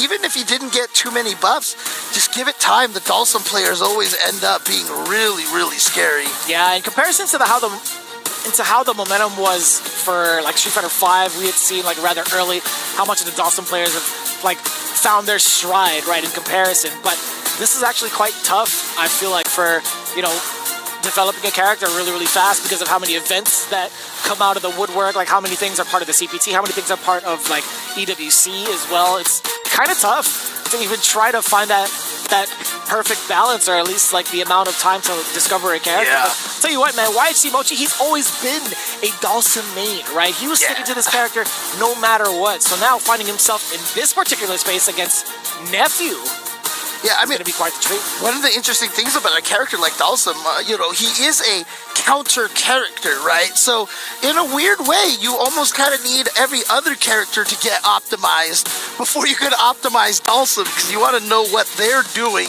and then find out all your counters to that. It's kind of tough though, because like I think with the amount of space that Dhalsim can control, also having a pretty like versatile fireball game, I feel like he gets to set the pace a little bit more often than not here. Yeah, absolutely. So again, Nephew though, with the jury, and the question really is that, you know, how much Dhalsim experience does Nephew get, right? That's what we got to find out here, because obviously Japan right now I feel like has the strongest Dhalsims. Yeah, I mean there are a few names that I'm kind of like drawing towards, at least within the NAC. I know like Breezy Man, Eli Eats Crayons is the CFN. Right, Ikita from Arizona, right? Oh, that too, yeah. Yeah. So I'm really kind of curious like how often we get to see that type of representation to face off against Nephew, right? If Nephew had actually called up anybody and be like, hey, I need to figure out, and Louismon, I think Louismon would be your strongest candidate. Oh, yeah. Or at least in the, you know, in our region currently. Yeah. Because who knows if he's going to be like in NA at a certain point in time, right? Or like hanging out in the DR, etc., right? So, but it's tough. But I mean, honestly, Nephew I've been talking a lot about those players on the cusp of getting into that Punk, Knuckle Do, you know, Mena RD, you know, that kind of level up there. But Nephew, I think, is kind of there, right? So he's obviously taken some huge majors in the past, and so I feel like Nephew, he might be a player that I don't want to say people are sleeping on here, because everybody knows how strong he is. I don't think anybody's really sleeping on a guy like Nephew, right? He just had so many impactful performances, right? One of them being over at the mix-up, taking that down first place over Problem X with a commanding 3-0, and then following right suit with a top 8 performance over at Blink Respawn, right? So it's been kind of tough to say and like kind of feel that way. I mean, we've also had that mentioning with Phenom, and he already had like a top 8 performance over at Evo, right? Just slightly under the radar, quote unquote. So I guess like it's tough to say that kind of statement too with Nephew, because he's been mad active in a lot of these CPTs, traveling out of his way, and also participating in the World Warriors series, right? So very much so active. And let's see if he's allowed to get active in this matchup. Here we go. Match number 2. All right. And again, obviously starting off with the zoning already is YHC Mochi. But the scary thing about, you know, 5 and 6 Dhalsim here is that if he gets some momentum, he can actually just start becoming super aggressive and rushing you down. I like that, just kind of readjusting his pace rather than trying to contest after a drive rush has been blocked. Mochi really understanding what needs to be done. So does Nephew, actually sniping out that Fierce with the dive kick back-to-back throws. What do you do about this? All right, and now Nephew has a corner, but a crouch light punch, drive rush cancel. Gonna get YHC Mochi right out of there. Yeah, and I like that, just trying to clear the space out, right? That fireball wasn't going to reach, so roundhouses, as much activity as possible. You already know YHC Mochi just needs a couple of hits now. Very preemptive, very precautious. But I do like that Nephew is being very patient, and he finds his way in. And there we go. Wow, those 2 hits of the fireball didn't even combo, but Mochi got hit by both of them, and here we go. A back throw from Nephew. Oh no. But unfortunately, Mochi is the one that's burned out. He only got hit by one hit, and that's it. Nah, Mochi had plenty of drive gates behind him. I'll tell you what, he was big chilling. Sorry. Left-right dyslexia. You gotta fix that, James. I know. Oh, man. He's got 3 bars to Mochi's game. Any big impactful kick can lead to that level 3. Oh, there we go. Gets in again with just that raw drive rush. One of Jury's specialties. Avoids the throw, but then jumps over again. So now he's got to chase Mochi down again. Yeah, look at the Inferno. Look at the amount of damage that sequence had caused. There goes the burnout. Nephew was committed to the parry. Down forward throw by the ankles, by the way. Now we get the Yoga Noogie. Just enough damage. Awesome. There you go, YHC Mochi gonna take that game. And again, we already saw what Torameshi did in his pool just before this. And YHC Mochi is trying to do the same. Even in the LCQ, we saw so many Dhalsims. Of course, some of them showing up here now, having qualified. It was the top 10 of that LCQ that made it here. Right. Yeah, makes a lot of sense too. Speaking of top 10, speaking of leaderboards, again, a lot of riding on the line for the side of Nephew, right? Representing Team Liquid. That's right. As important as that is right now, we talk about the individuals here, but as a unit, with the clubs here, we got to make sure to rise above the ranks to get as many points as possible. What a call out too! Low, medium punch, stuffing out the normal from YHC Mochi. I like that walk back from Mochi, but he didn't have the whip punish on Nephew's button right there. Ooh! Not a counter. Oh no, too far away for the Yoga Blast to hit. You get the back throw, repositioning. Now in favor of YHC Mochi, checking down below. Gonna be able to parry the reversal level 1 for the side of Nephew. The damage incoming. Yes, sir. We get a little bit of a change up. Look at that damage right there. Just needs one more throw. Oh, gets out of the corner, but you know what? Oh, no! Okay, good call to use the parry, and another perfect parry. Didn't get the kill, but the back throw is important. Ooh, oh, no! Enough. The muscle memory failing you when you needed it the most. It had to be the parry. Yeah, I mean, he had already committed to the normal, and at that point, you cannot cancel into the drive parry. I wonder if he had level 1 right before that drive impact hit. You have to check out the replay. Good call. That would be a very important factor of whether or not he could have gone into level 1. But I was about to say, like, Nephew looking rather SK, if anything, with all of those perfect parries, I gotta say. Oh, yep, gonna get the hit and the juggle. Good conversion there. A lot of players do not maximize the Dhalsim force knockdown state. Damn, that was a deep throw. Still managing to get the perfect parry, I see. Back throw as well, but still, YHC Mochi, I love the way he's utilizing these slides, by the way, for repositioning, because of the fact that during, while airborne, you can't really see where the man is going, so... But here we go. Nephew's got the big hit, only needs the level 1 here. But yeah, one of the key things has been Mochi been able to escape the corner a lot of the time. Just through sliding and such. Yeah, I mean, that's one of the main ways to do it. Outside of that, possibly a teleport, a little bit more risk behind it. Yeah, setting himself up with the OD Fireball. Also protected by it, just in case Nephew wanted to pursue, right? Makes a lot of sense, yes sir. Keeping the skies clear just in case. YHC Mochi's been very attentive to Nephew's movement airborne now. Oh! But that was actually too far away for Nephew to get the combo. He had the DRC, but here we go. The level 3 for Mochi. Is this going to kill? Most definitely so. Mochi increasing that lead. Man, we saw a bunch of lances just be thrown into the sky against Nephew. I wonder how much is going to change his strategy going forward. Like, how much more of a ground game can you play against someone like YHC Mochi, who's been so, I guess, proactive, right? He's been the one to kind of establish the pace with a lot of the normals coming in, whether it be standing medium kicks. Actually, standing roundhouse has been the key component to checking that space against Jury. Then you see some of the fierces being thrown out. But within these ranges, Nephew still trying to calculate his way through. Can he actually do it? Or will Mochi be able to close it out with a clean sweep? We'll find out. Definitely trying to do something right there, but here we go. Now into the corner, which gives Mochi all the screen to be able to move backwards. Oh, that's a good jump, but oh my goodness. It was a punish counter, too, on that throw. I guess I caught him in the landing recovery frame. I was so smart to go into that medium, into the Yoga Flame, just to get the rest of that drive gauge out of the way. Look at how much space that Mochi's going to be able to control. Look at how much, I want to say control that he's going to be having on the ground as well. Oh. Jesus, he snuck it in. To be fair, that was a well-deserved TI from YHC Mochi. I think that was the perfect timing. Level 1 would not really have amounted to anything against him because of how much life he had left, right? Right. So, and you know, it almost looked like Nephew had a smile on his face. He's like, okay, good stuff. I had already kind of let go of the controller situation, you know? Yeah, but I don't know, man. Level 1 still wouldn't have credit. Here we go. Oh, yeah. Checking that drive rush. That is how Nephew's been able to get in a couple of times. Oh, hits him. Oh, no. A little awkward, too. Yeah. I wouldn't have thought that was cross up. Oh, there it is. Punish counter on that. You're going to activate, you're going to have to, right? Yeah. With this corner carry situation going to, you build a lot of your drive gauge back as well. No, you go for the drive impact.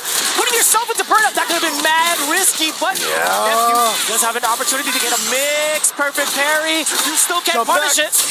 Oh, and the cross up is going to find its mark again. I mean, it was the same situation. Mochi sliding out against the jump, but that time Nephew had the cross up to catch him. Real frantic, real squirrely when it comes to that feng shui engine, I'll tell you what. Oh! Down back heavy punch. Hurting so much, and here we go. One, catching that jab. Now towards the corner, just dashing up once, drive gauge immediately. The drill to catch the throw as a punish counter. Oh, no. Forward throw now. Yeah. Look at how much damage is going to be towards the drive gauge. My Nephew took to the skies first. Nephew that air reset could have been everything. Yeah, Nephew, if he had pressed the button there, he might have been able to get everything to turn around. He's trying to perfect parry something. You can see all these parry attempts from Nephew. Oh, wait. Far. That can't be what he wanted there. I'm not too sure. I mean, that's a full commitment to turn into level 1. Right. So I'm genuinely not sure whether it's intended or not. That is a 3-0 sweep from Vera's own YHC Mochi. The Dhalsims are representing here YHC Mochi with a solid and very dominant performance here with this Dhalsim. I love seeing it. Honestly, like, we're all big Nephew fans at NA, but also seeing some of the legendary players that we've been watching, like, time after time, still sticking to the character. Yeah. Being able to represent on the world stage is pretty godly. And, you know, honestly, like, the way that we've been seeing this game, I really feel like, oh, jeez. I mean, the character specialists are all wilding out in this game, and the variety we get between all the characters being used has just been so impressive for this game at this stage.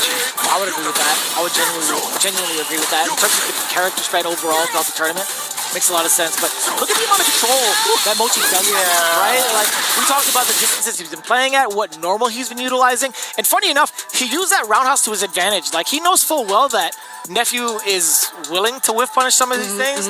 Although the outcome of Nephew spending the level 1, that was rather fortuitous from the side of YHC Mochi. And I will say, yeah, at that time I looked back at the drive gauge, and Nephew, if he had drive rush canceled that crouching medium punch, he would have burned himself out. So I think he was just trying to go for maybe the knockdown with the level 1 and try to get some pressure off of that. Yeah. And so unfortunately it was just a little too far, but that means YHC Mochi is going up against Tokido. What year is this? These two have probably fought each other over the span of several decades. Funny enough, they haven't fought each other outside of Street Fighter League in either this year or the last. That's crazy. But I mean, both of these players are basically, you know, veteran stalwarts in the FGC. And, you know, Mochi has been playing Dhalsim the whole entire time. Tokido, you know, obviously with the Akuma, like I said, I was just kind of talking about that a little bit earlier, but he has been sticking with the Ken. And let's see if his Ken can do better against this Dhalsim wall. Right. That's going to be a little bit problematic. As Although, we've seen the comebacks that Tokido had made prior, right? Against Hikaru, down chips 2-0. His pressure in the corner is going to be a pretty significant challenge against YHC Mochi. Like, how do you get past the plethora of heavies, especially if he catches you mid-air? If you try to float it, try to avoid it at the wrong time. Tokido is definitely one to change up his timing to make some of these really big haymakers ambiguous that could lead to just so much. Last time they met, you know what, maybe I'm wrong. I was looking over at Wikipedia. I was trying to find the head-to-head myself. You know what, that's why I'm not getting paid the way that these guys are getting paid. I'll tell you what, 2-0 the last time they met up each other. That's pretty impressive. And you know, I don't know if it's like too much of a surprise. I feel like Ken still feels like he has a pretty decent upper hand against Dalsim. Not even just in like the toolkit that he has. He has a competent fireball. He has excellent normals to space himself at. He has the right damage. In the corner especially, though, it's like, what can Dalsim do to get out of pressure? We talked about how scary Ken's pressure is in the corner, but Dalsim is a character that really has trouble escaping the corner right there. You know, level 1's not having the invincibility, level 2 being able to be crouched under. You know, it's a tough situation for Dalsim in the corners.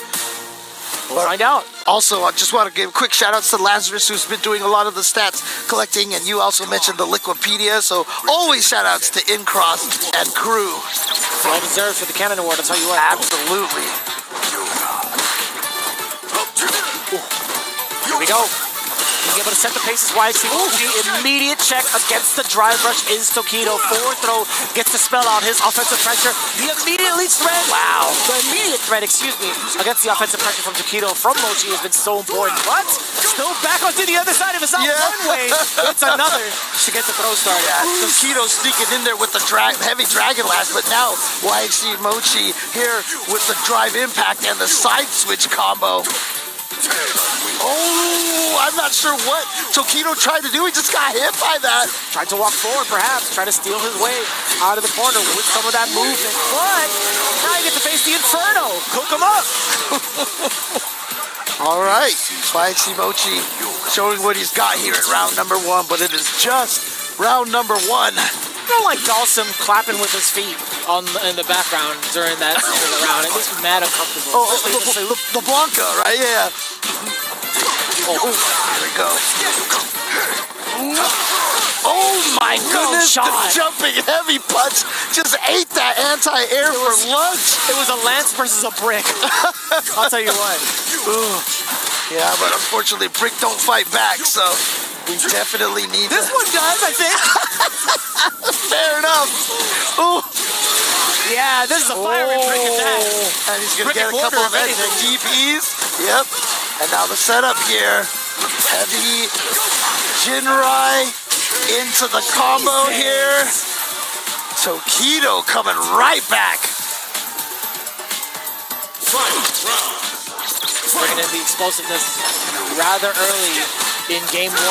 I like that. Getting to the side rush all the way through for that delayed crouching jab. Mochi kicking it in towards the defensive gear, right? A little bit more timidity. All right. Tokido, you see, really trying hard to maintain this corner advantage when he took so much drive gauge damage by blocking like so many normals. That's why you see him back off, try to gain some of that meter back, but YXC Mochi finds the hit and is going to land the super. The roundhouse did a little bit of the talking. Down in chips on the drive gauge.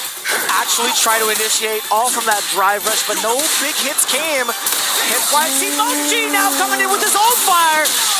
Bald head don't care. See that headbutt? Bang, level 3.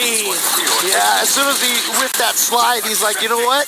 You don't have any drive gauge, so if you don't punish me in time, I'm just going to drive him back. And it worked out for him. Oh, no, that's too far, but Mochi couldn't punish it. But the chip is still a threat. Tokido was trying every little gimmick under the sun to try to get the hit. YXC Mochi did not bite on any of it.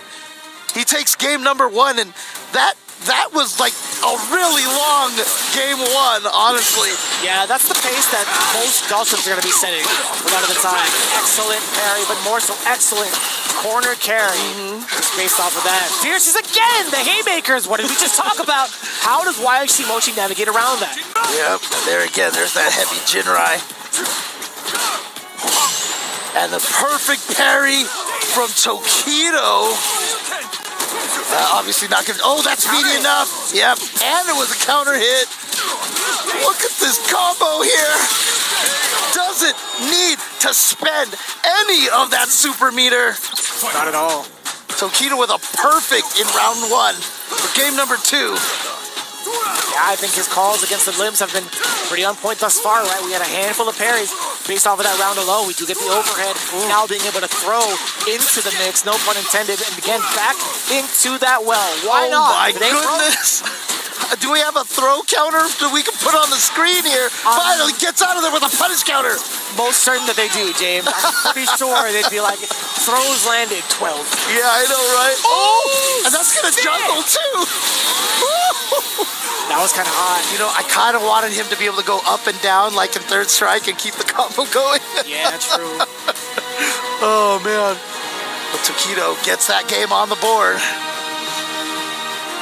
I always forget, like, yeah, that Tatsu actually goes on the way down from Third Strike, yeah. Because there was those super fancy combos that you could get it to hit. Those. You're yeah, right. I love totally that combo. That. Especially if you get them in like it's stunned too. It's so hard too. It's so hard. Bring those back, actually. Actually bring a post-KO movement. Oh, yeah. As some old heads called it, they called it appeal. Sure. It's a terrible name, by the way. Here we go. YC Mochi. Floating above those fireballs. Yeah, just gotta reset the timing. Oh! Did Tokido just not think it was gonna hit? I'm not sure. Or was he going for a throw reset? Because Tokido's done that a couple of times. I mean, like I said, he landed so many throws in that last game. Oh! Can't clear the space if that Fierce is right below you. I love him chasing after the float with, not with a haymaker, but with just a light punch. Because then if he teleports, he still has the ability to counter, but YG Mochi is going to take that round right there off of the drive rush combo. My man is taking every swig that he can get. Tokido is a professional. My man's trying to stay hydrated every single time. He's like, you know what, you may burn me out in game. You won't do so in real life. I'm surprised he hasn't been a... The blast anti-air, son. It's a level 1. That was sick. Nice, good prediction.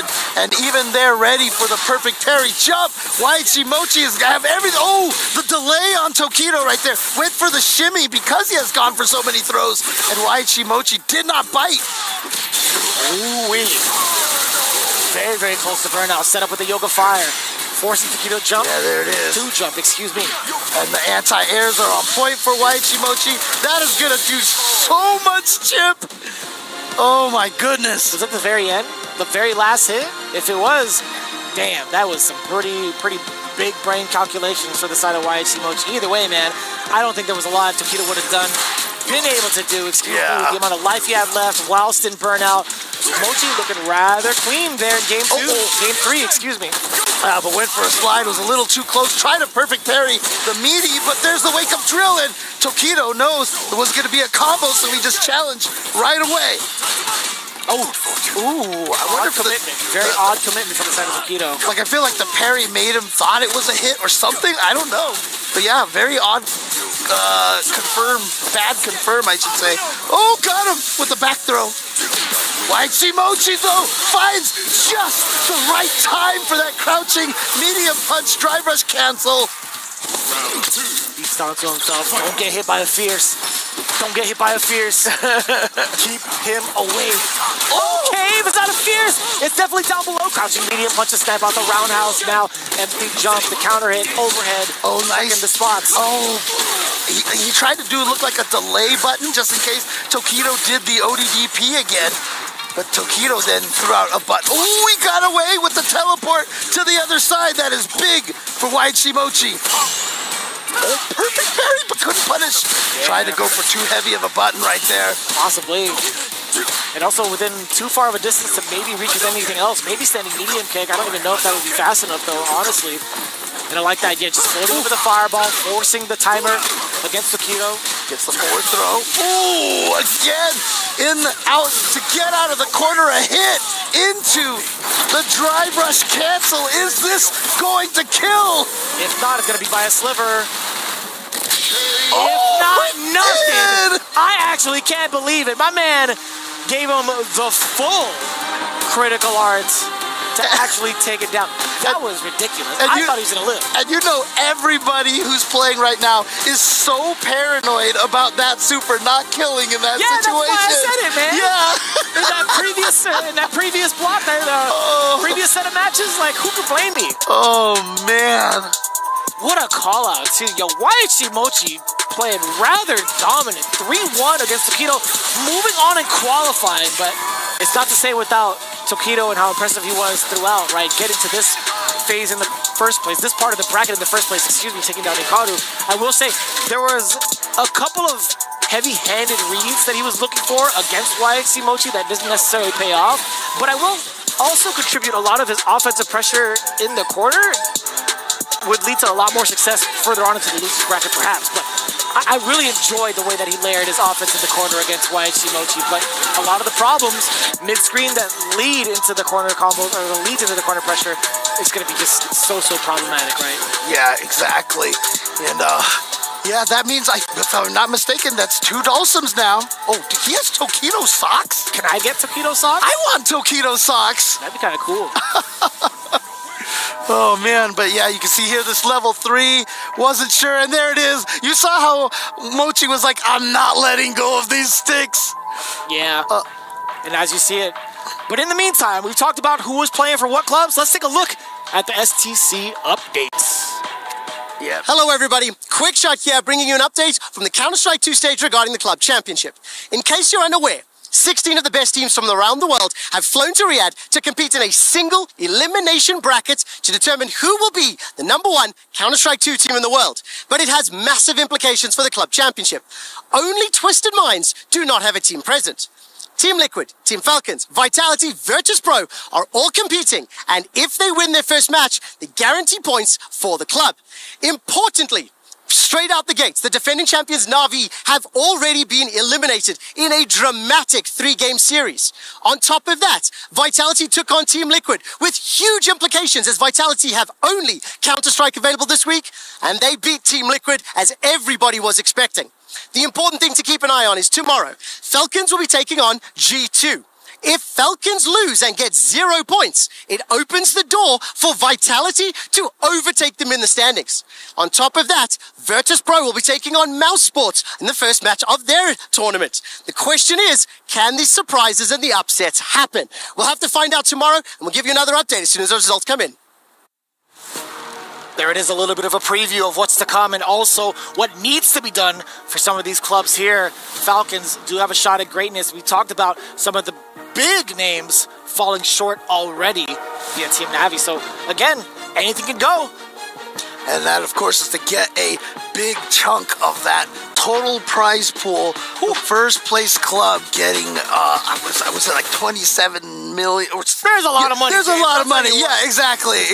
That could be life-changing for either of these players, but more so on the side of Blaz. I'll tell you what, man, coming in at such a young age, now facing off against one of the best to do it in regards to fighting games in general. Goichi, facing off against him, actually fell short 0-2 the last time that they met. Well, I mean, look, Blaz, he already made some good money at Capcom Cup. Second place over there. That money definitely goes a long way. But again, we have Goichi here coming straight from an EWC win with Fatal Fury. You ain't wrong. City of the Wolves, and then off of an EVO win in Fatal Fury City of the Wolves. This man only knows about winning at this point, but can he do this in Street Fighter? Shanghai, during the Fatal Fury tournament, was the first to kind of threaten to have that 2-time EWC in two different games, but now it's Goichi's turn to be able to try to accomplish that.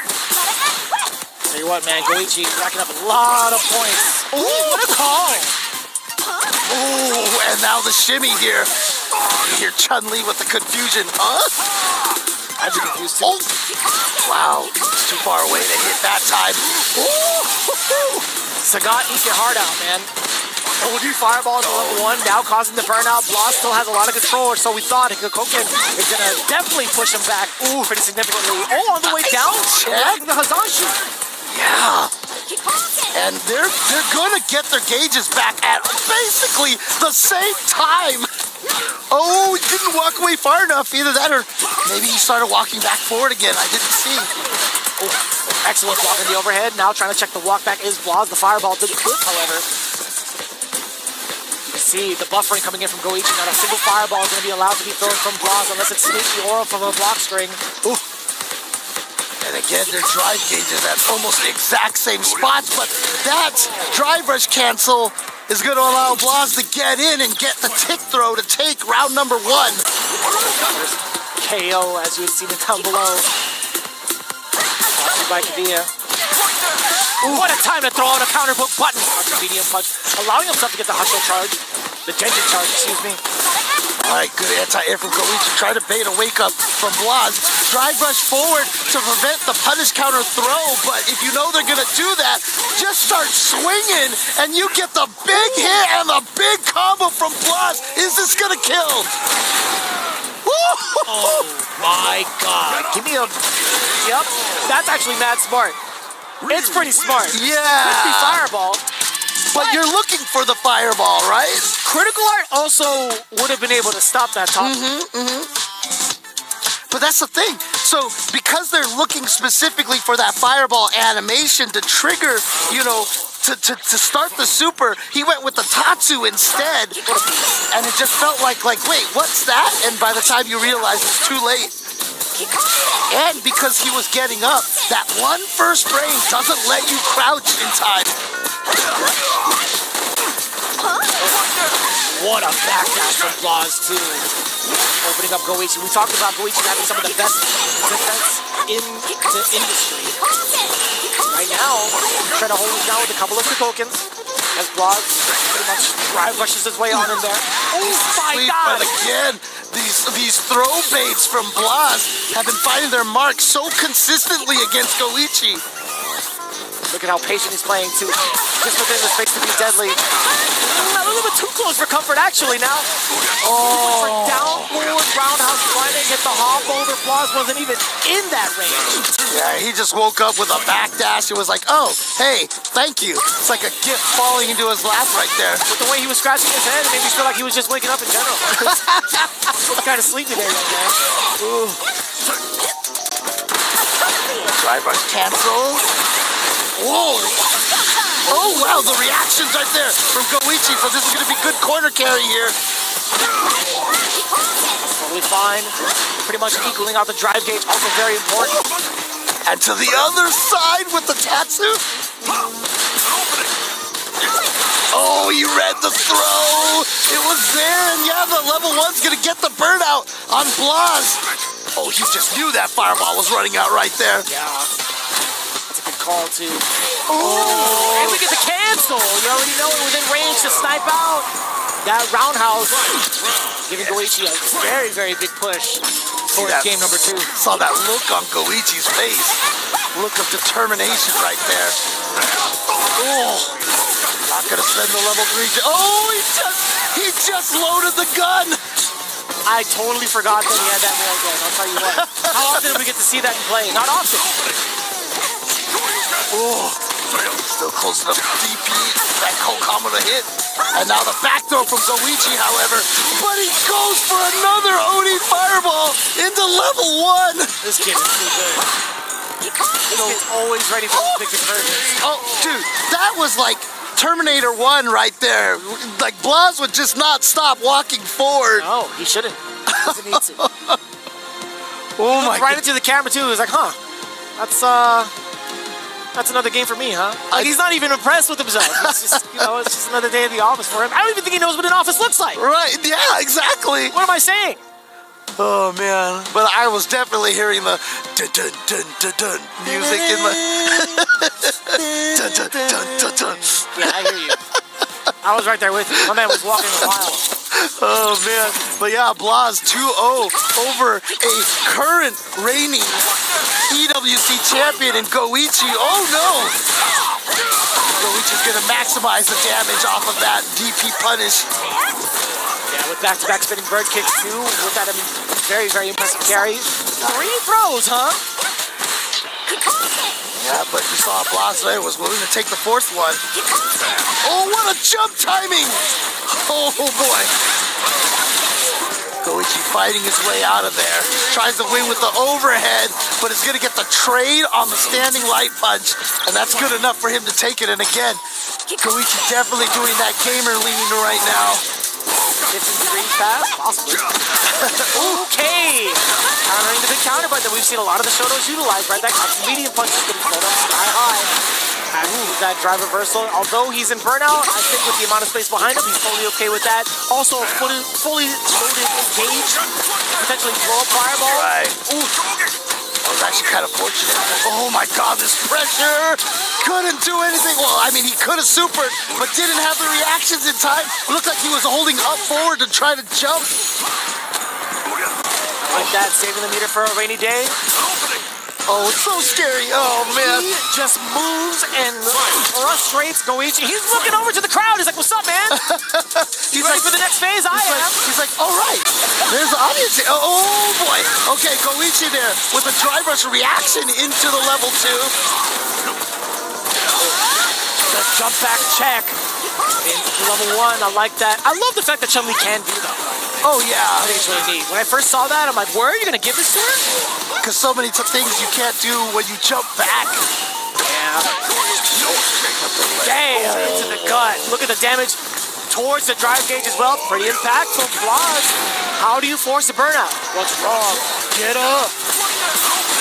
Oh, wow. Try to almost kind of like, you know, smoke and mirrors right there. Drive rush, stand light kick into a whiff cancel. Oh, he found the... Excuse me? My man did raw lightning legs, but I mean, to no matter, to no avail. I mean, let's cool it a little bit. Blaz still taking it down 3-0. Look, lightning legs is 5 frame startup, and on punish counter, you do get the knockdown now off of that. So maybe that's just something Goichi was trying to go for. Interesting. Very interesting. Yeah, we'll definitely take that. Either way, Blaz, we talked about that corner pressure too. Like, how many times has he made Goichi crack through different options, right? Whether it's the throw bait, and these are very convincing shimmies. Like, if anybody sells it, Blaz sells it the best. Yeah, and Blaz, I mean, I feel like, how many rounds was Goichi, like, in burnout in situations that just kind of Blaz was able to take advantage of? I really felt like Blaz did such a good job consistently going after that drive gauge. Yeah, no, it makes a lot of sense, too. You see it in almost every replay where Blaz, he's just had full advantage in the drive gauge department, and he was just moving on in there. And even Goichi's like, yeah, he's like, this is kind of rough. That was the most stumped face I've ever seen on a human being. Did you see that? Like, his mouth went completely onto its side, and I'm like, huh, I didn't even know how else to do that. Like, yeah, I mean, like when you're drawing cartoons, you would make the mouth go kind of angled. Yeah, there's definitely a full emoji of that. Yeah, phone, I think. You do it exaggeratingly, but like Goichi actually just did it there. Yeah. So, oh man, very impressive. Oh, yeah. I mean, still plenty of time to make the adjustments. Taking it pretty hard, but now we're moving on to the next one. That's right. Another one of the young guns coming in here. This is Cryme.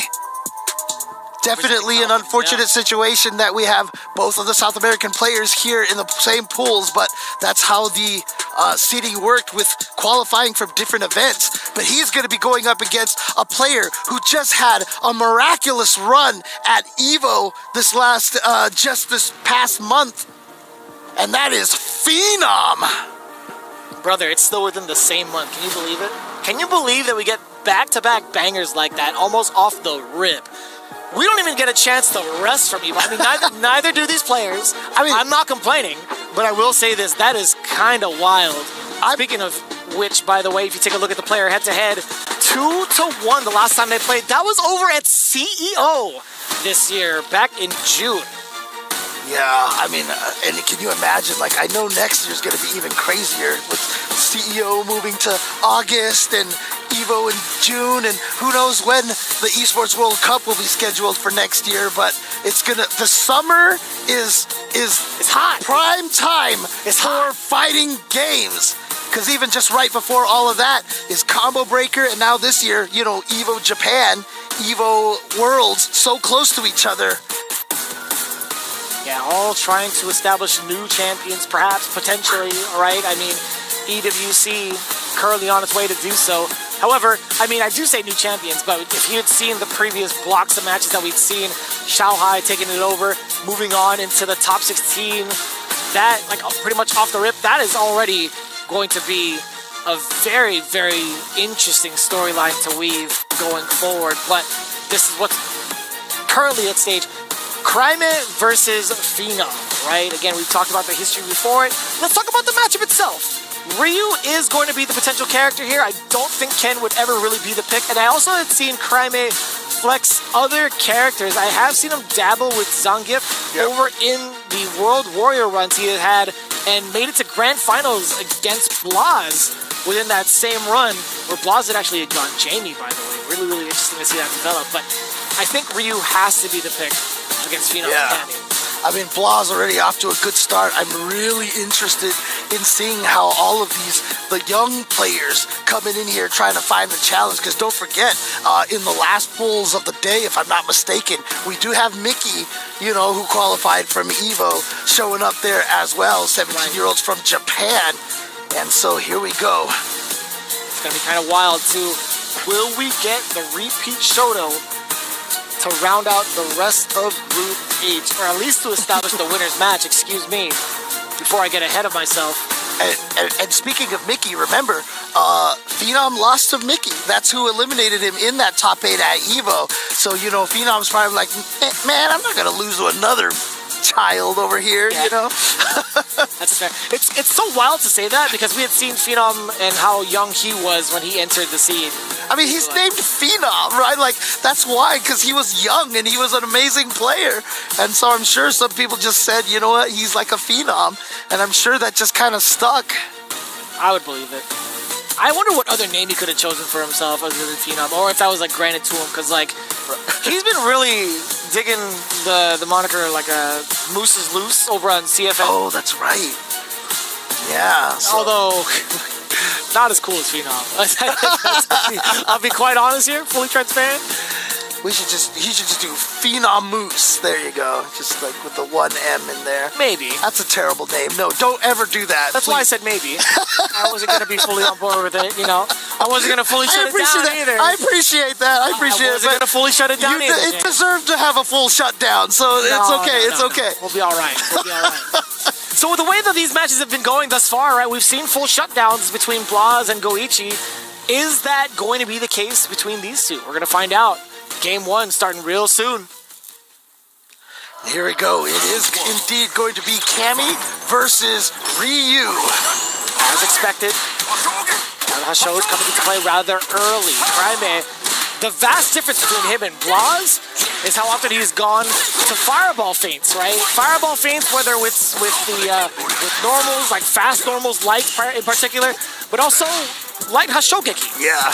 It's so interesting how, you know, Ryu is famous for having some fake fireballs in previous iterations of Street Fighter, but light Hashogeki kind of acting as that role is kind of a nice cross-cut right there. Yeah, he's only had it in a couple of games too, right? Like the actual fireball thing. I know like HD Remix had one. Alpha 3, Alpha 3, yeah.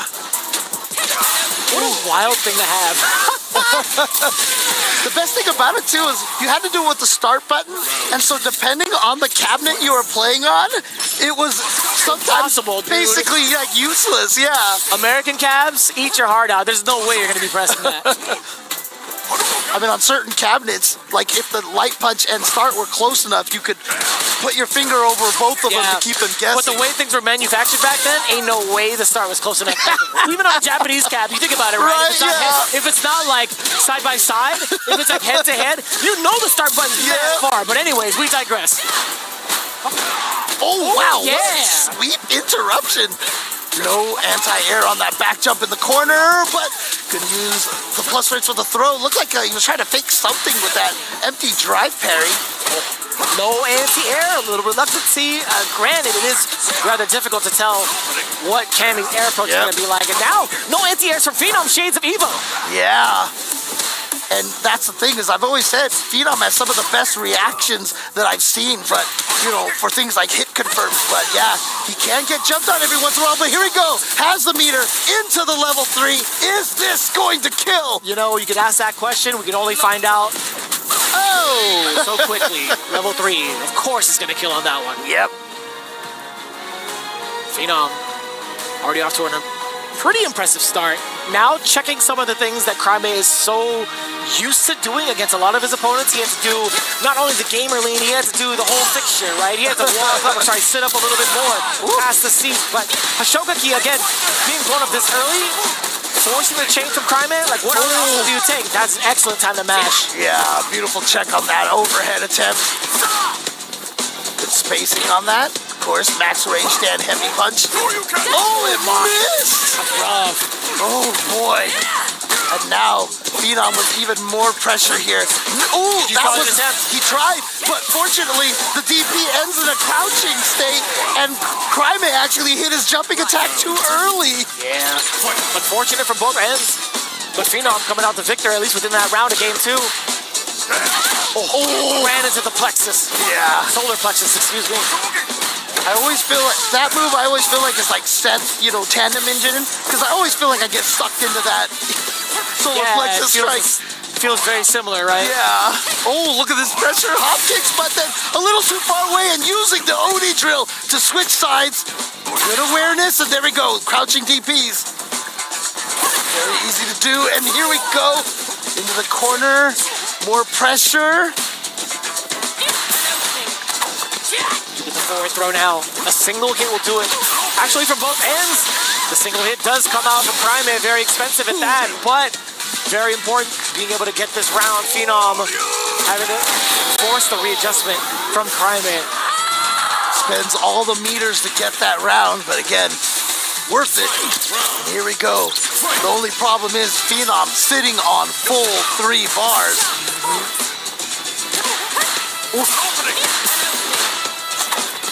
You saw the counter hit. Possibly heard a light normal. Speaking of light normal, standing light kick to check Phenom's approach. Oh my god! Ouch, heavy punch.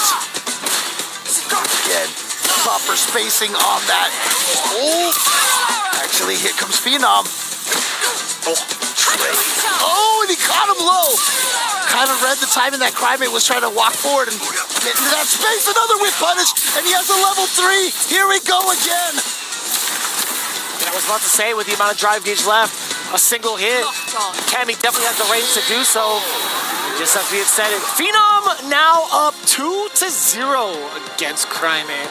It's so difficult to even try to inch your way forward. Cammy with so many big normals, so many long-range normals she could confirm into drive rush cancel. Yeah, and Phenom, again, another one of those players that I always feel like has just been on the cusp of becoming one of the greatest in the world. And, I mean, frankly, he is one of the best in the world, but, just hasn't quite had the accolades of some of those other players who have managed to win the big events. We saw his 4th place finish at EVO, and that felt like a really, really big deal for him. Yeah. And hopefully a confidence booster for him. Of course. Yeah, that is such a huge step forward to get yourself ready for EWC. Yeah. You got to be feeling like you're on top of the world. Even if you don't win that tournament, still on a prestigious stage, getting a placement like that, of course, is going to be feeling really, really good. But and it's so weird too. I can't explain it. There's something psychological about it. But when you get one of those wins, like you win a big major, all of a sudden, like something in your brain changes and you just kind of end up in that realm where you can beat most of the players out there and win these tournaments. I mean, simply put, everything that you work towards is actually working out. Right. So that's you're stepping forward. It's tangible.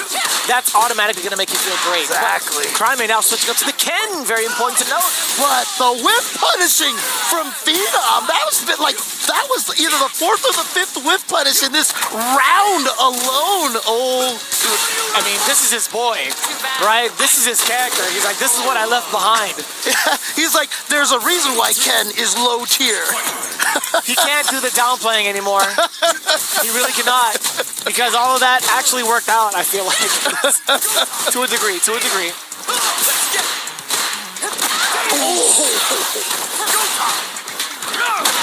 Again, the whip punish, the side switch.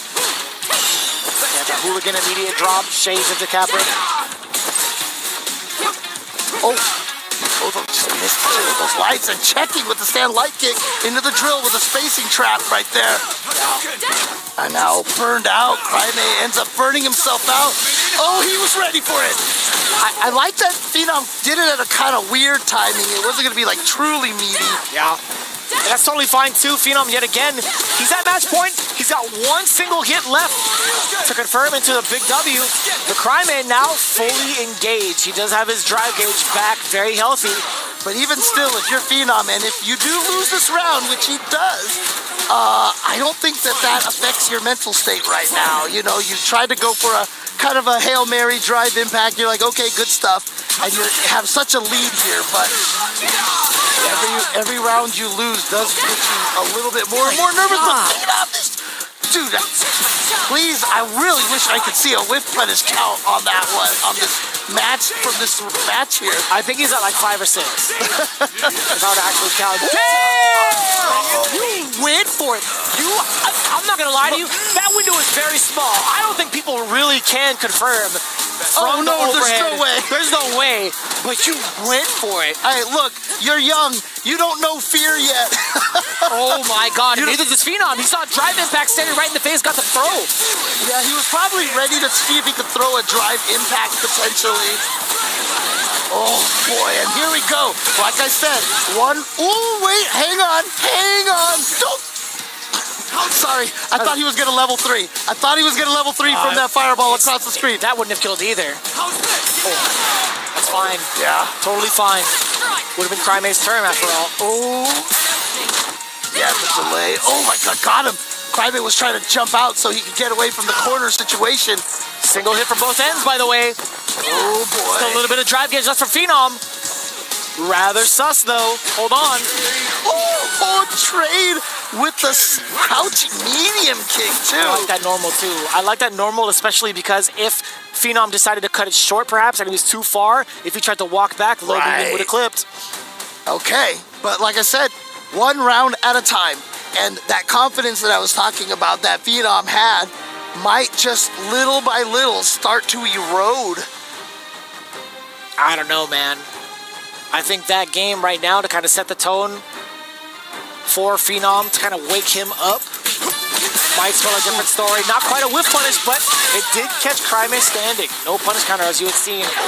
Well, let's see where the confidence is from the young man. Representing Falcons on the other side. Cryme, what do you do about this corner position? I mean, Phenom put himself at a massive drive gauge deficit to maintain this corner position, but it has definitely been worth it because look at this damage. And Phenom just one more hit away from taking this round and going back to his second match point, but Cryme getting the crouching medium kick. Ooh, why not go for it? Why not go for it? Like, jump OD dive kick? And the nice thing about it is even though they made it so you can't get the back medium punch anymore, it is safe on block now if it hits on that first frame. Oh, denied. Drive reversal.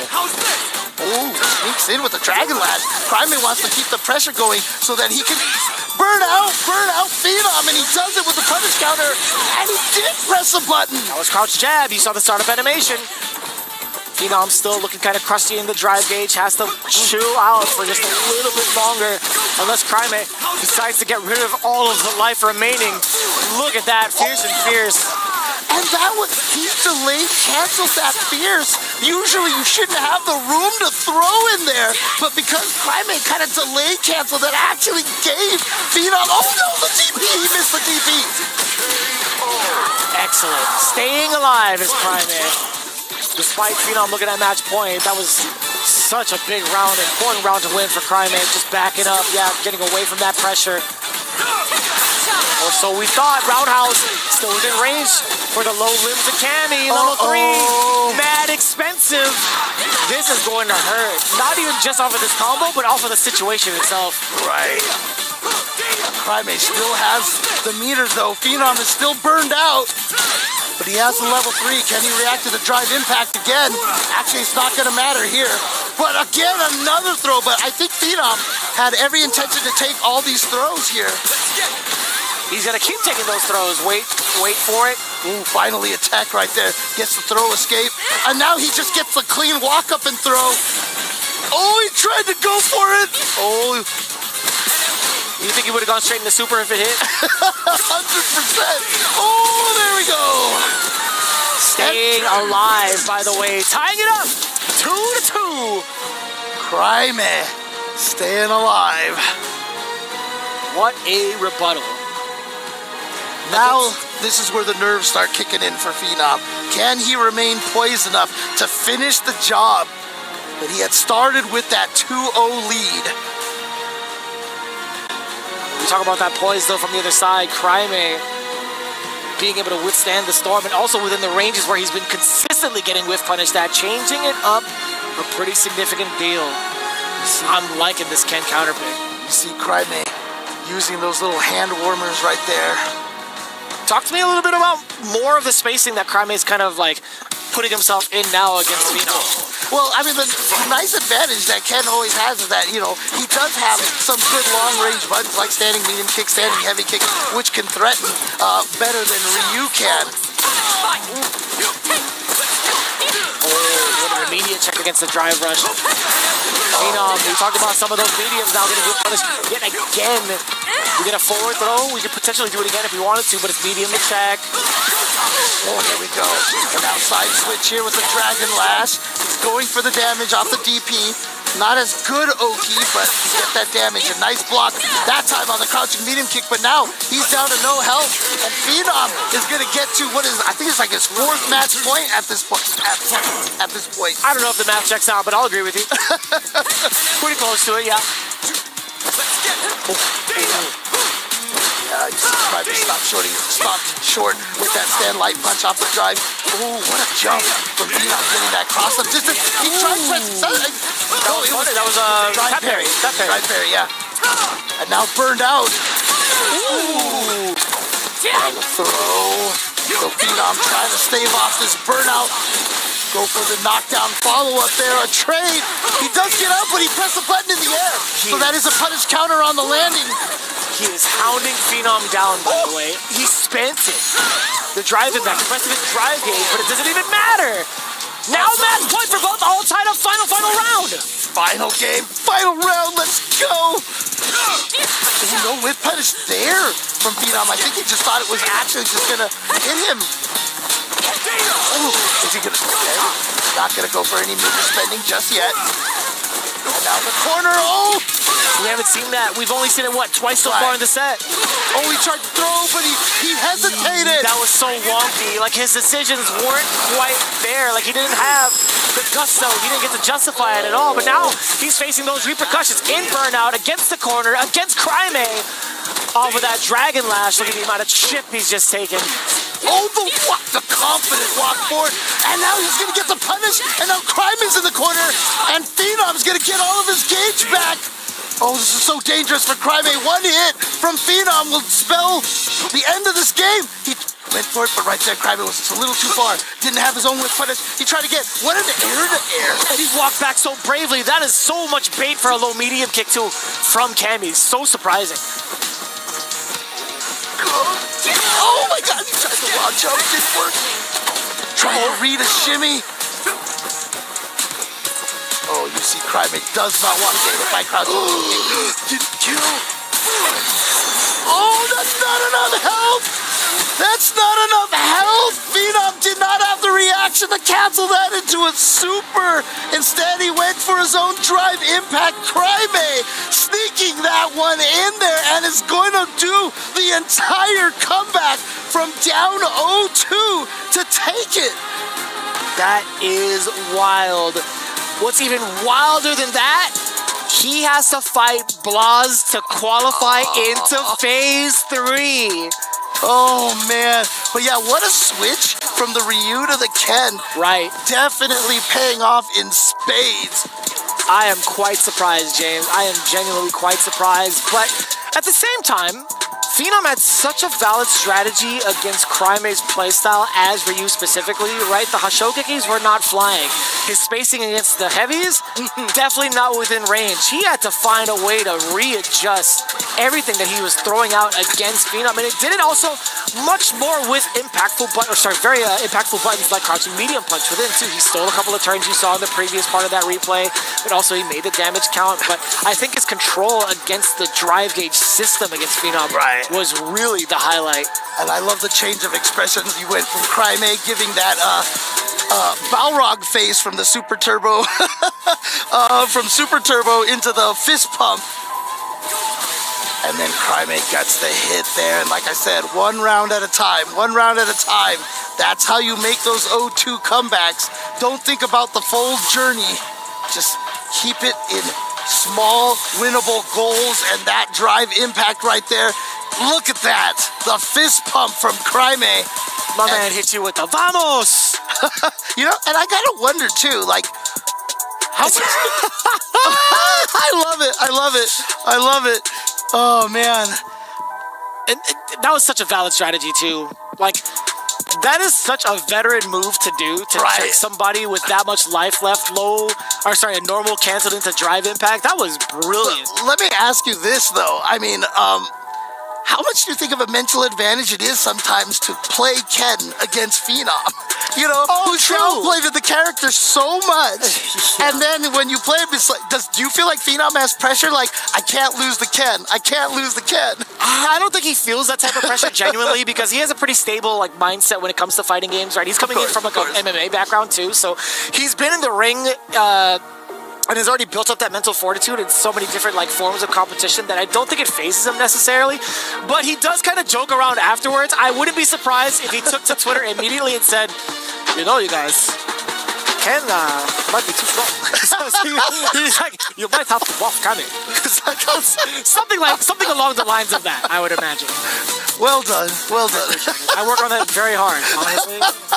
Phenom's one of my favorite guys on the earth. Oh, yeah, absolutely. I love him and Veggie are easily my favorite pair.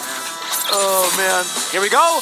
It's going to be the Ryu mirror match. Excuse me, that was quite a sentence. Boz versus Crime.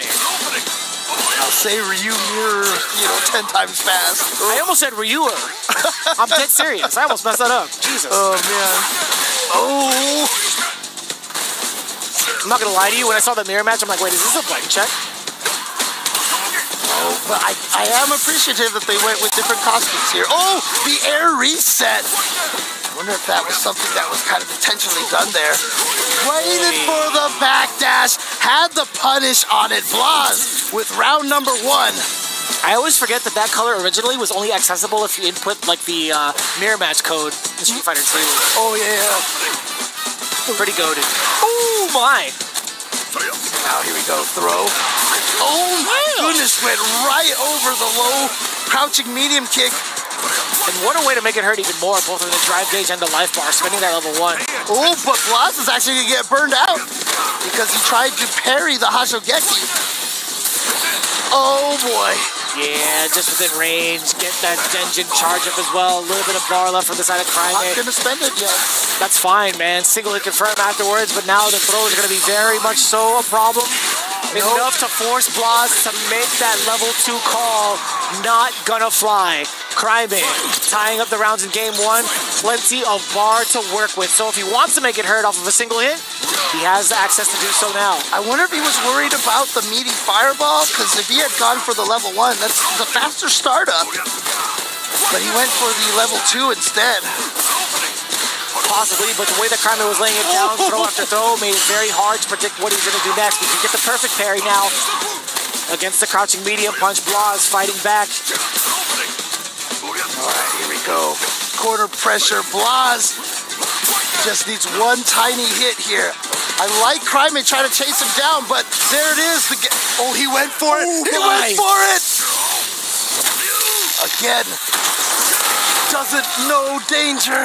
Gonna go for the level 3, but how does he survive the situation? Any chip. He's also got to watch out for Ryu throwing that gun, because even if he could block the super in time, he would still die, but he just walks up and gets the overhead. Yeah, he sure does. Even Crime immediately looked up, exasperated sigh. He was like, man, I can't believe I didn't block that. And honestly, I was more so concerned about being too predictable with fireballs because of Tatsu. Oh boy. And that's going to be the opportunity for the Denjin charge. Crime hasn't had a chance to get a charge himself just yet.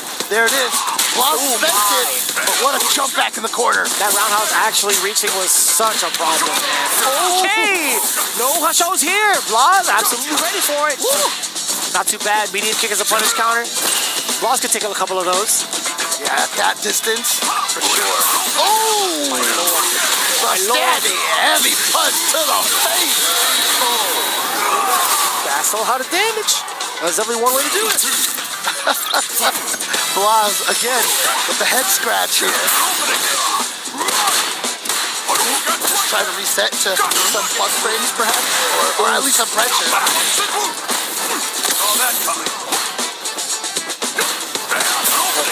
Slugging with the heavies now is Blaz. Frames, backing away from it too. Yeah, it's been a really consistent option from Blaz against the block solar plexus. Kind of just jumping out of the corner. Or not corner, excuse me, just jumping away from pressure. And now Blaz gets to lock the throw. Blaz still has yet to get hit, and we're at 66 seconds. What a committal button that was from the side of Crime. Sweep to possibly check Blaz moving forward, moving backwards, excuse me. Yeah, like I said, perfect at 60 seconds. Oof. Oh, it was too far. This song's so sick. Oh, yeah. When it hits the critical stage. Level 3 on deck for both, by the way. Oh, no. That jump in just clearing out the drive rush. Yeah, I'm sure he tried to input the DP, but you have to commit at least 9 frames. That drive rush.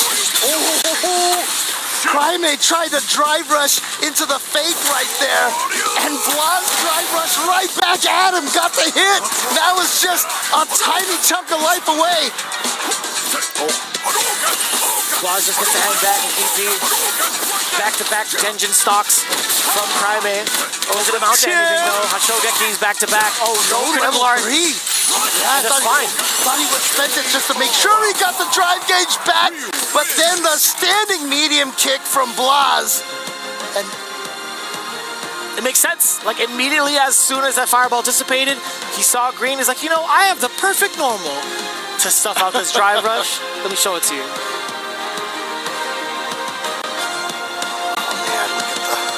Just thinking right now, just trying to evaluate a plan over here. And Blaz just looking so nonplussed right now. It just looks like he can't even be bothered to be nervous right now. No, not at all. The way he's been conducting himself over on the cameras, he's just ready for the next one. I like that too, right? He's just looking forward to the next game, trying to take it one round at a time. Excellent mentality. Blaz now getting the forward throw against Crime. Does get the counter hit for the opener, back-to-back. Everything is working for Blaz. Every mix-up has landed this round. Every I think that was 100% on mix-ups in that situation. That's your SCC perfect, I'll tell you what, man. Blaz looking at match point. How does he finish it off here? That's an excellent start. Low medium kick to open up Crime. Loaded up the Denjin, loading up the bullet. Oh boy. Oh man, that's simple. Wow. And then you finally get some offense, try the solar plexus strike, and Blaz just perfect parries it. Oh my goodness. Damn. He took a walk in the park. Team 2000 now. Oh, and finally a hit right there. That's the first time Crime has hit him in like 2 rounds. One more shot from Blaz. One more shot against Crime. Crime, can you survive the way that Blaz has been playing? Okay, here we go. Not gonna let you just walk up on me this time, says Crime. All right, here comes Crime with the offense. He just made the comeback. He can do it again. Oh no. Talk to me. How do you get out of here? Nice patience from Blaz. Nice neutral jump from Crime. No, you can't! Oh, yeah. You weren't allowed to do so. You can't clear that fireball that close. Either it would have been the Tatsu, which it was, or it could have been the level 1. Or DP, it could have been anything. No, I mean, from that range, I mean, that's the exact setup. He wanted to give you that false sense of security. At that range, DP's not going to work out, right? So at that range, he's like, you know what? Maybe I can jump this. Hence why Blaz, being the genius that he was, went for that exact trap. And what a payout. Oh, man. And yeah, you know, you try to get people who are taking advantage of their plus frames in those situations. But honestly, Blaz is looking so solid here. I mean, the way that he played was just full of confidence. And you can see it in his demeanor, too, and his expressions. He was just again, like, it just looks like it's another, it's another day in the classroom. Sure. For Blaz. I mean, let's be honest, right? Like, he's playing the character that's on screen, right? He does have an advantage at that. He has a pretty decent track record against Cryme. I mean, how many times have these guys practiced against each other, and how often is it with the same character as well? I mean, there have been plenty of moments in the World Warriors where, they change it up sometimes. But honestly, in the Ryu Mirror match, it's hard to call. It's really, really hard to call. But Blaz being the one to move on, your qualifier into the next phase, into phase 3, from Group H, is Blaz. Yep, and so you see, Cryme is going to be waiting for the winner between Goichi and Phenom. What a weird, first round on the loser side match there. Very unexpected, but we are going to be moving on. Guys, do not go anywhere. We have some more amazing Street Fighter action, more group phase action right after this.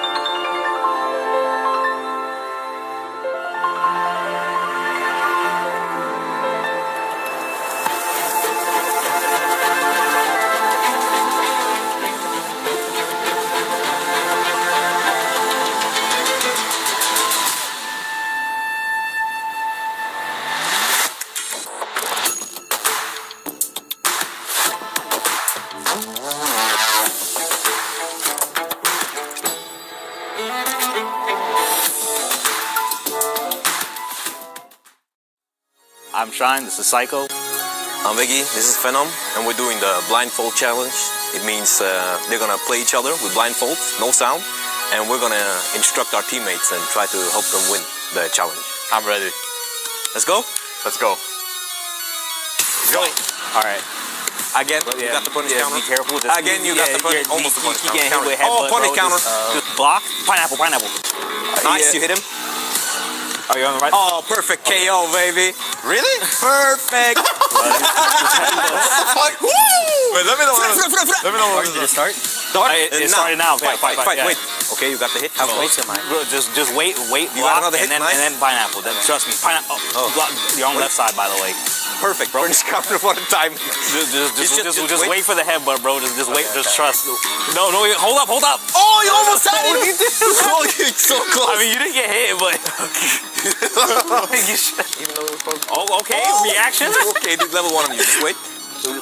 Okay, headbutt. Perfect. Yeah. Oh, that's nice. Yeah, you won. Bro, Is that over? I was trying to tell you to block, and then at least when you block the headbutt, you can command grab him. Bro, you know the you four dashes command throw?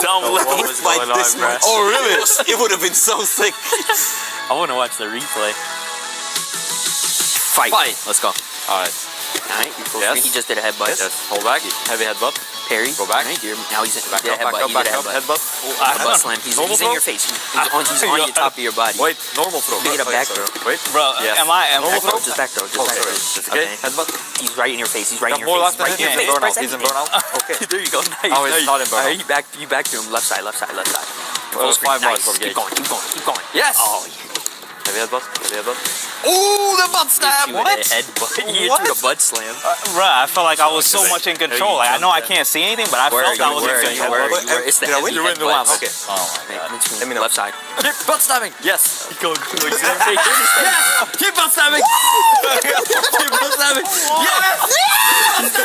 You just fucking did this. Press anything. Press anything. Right side. Bro, I'm thinking I'm dead. The way they're cheering. What? Am I dead? Go. Let's go.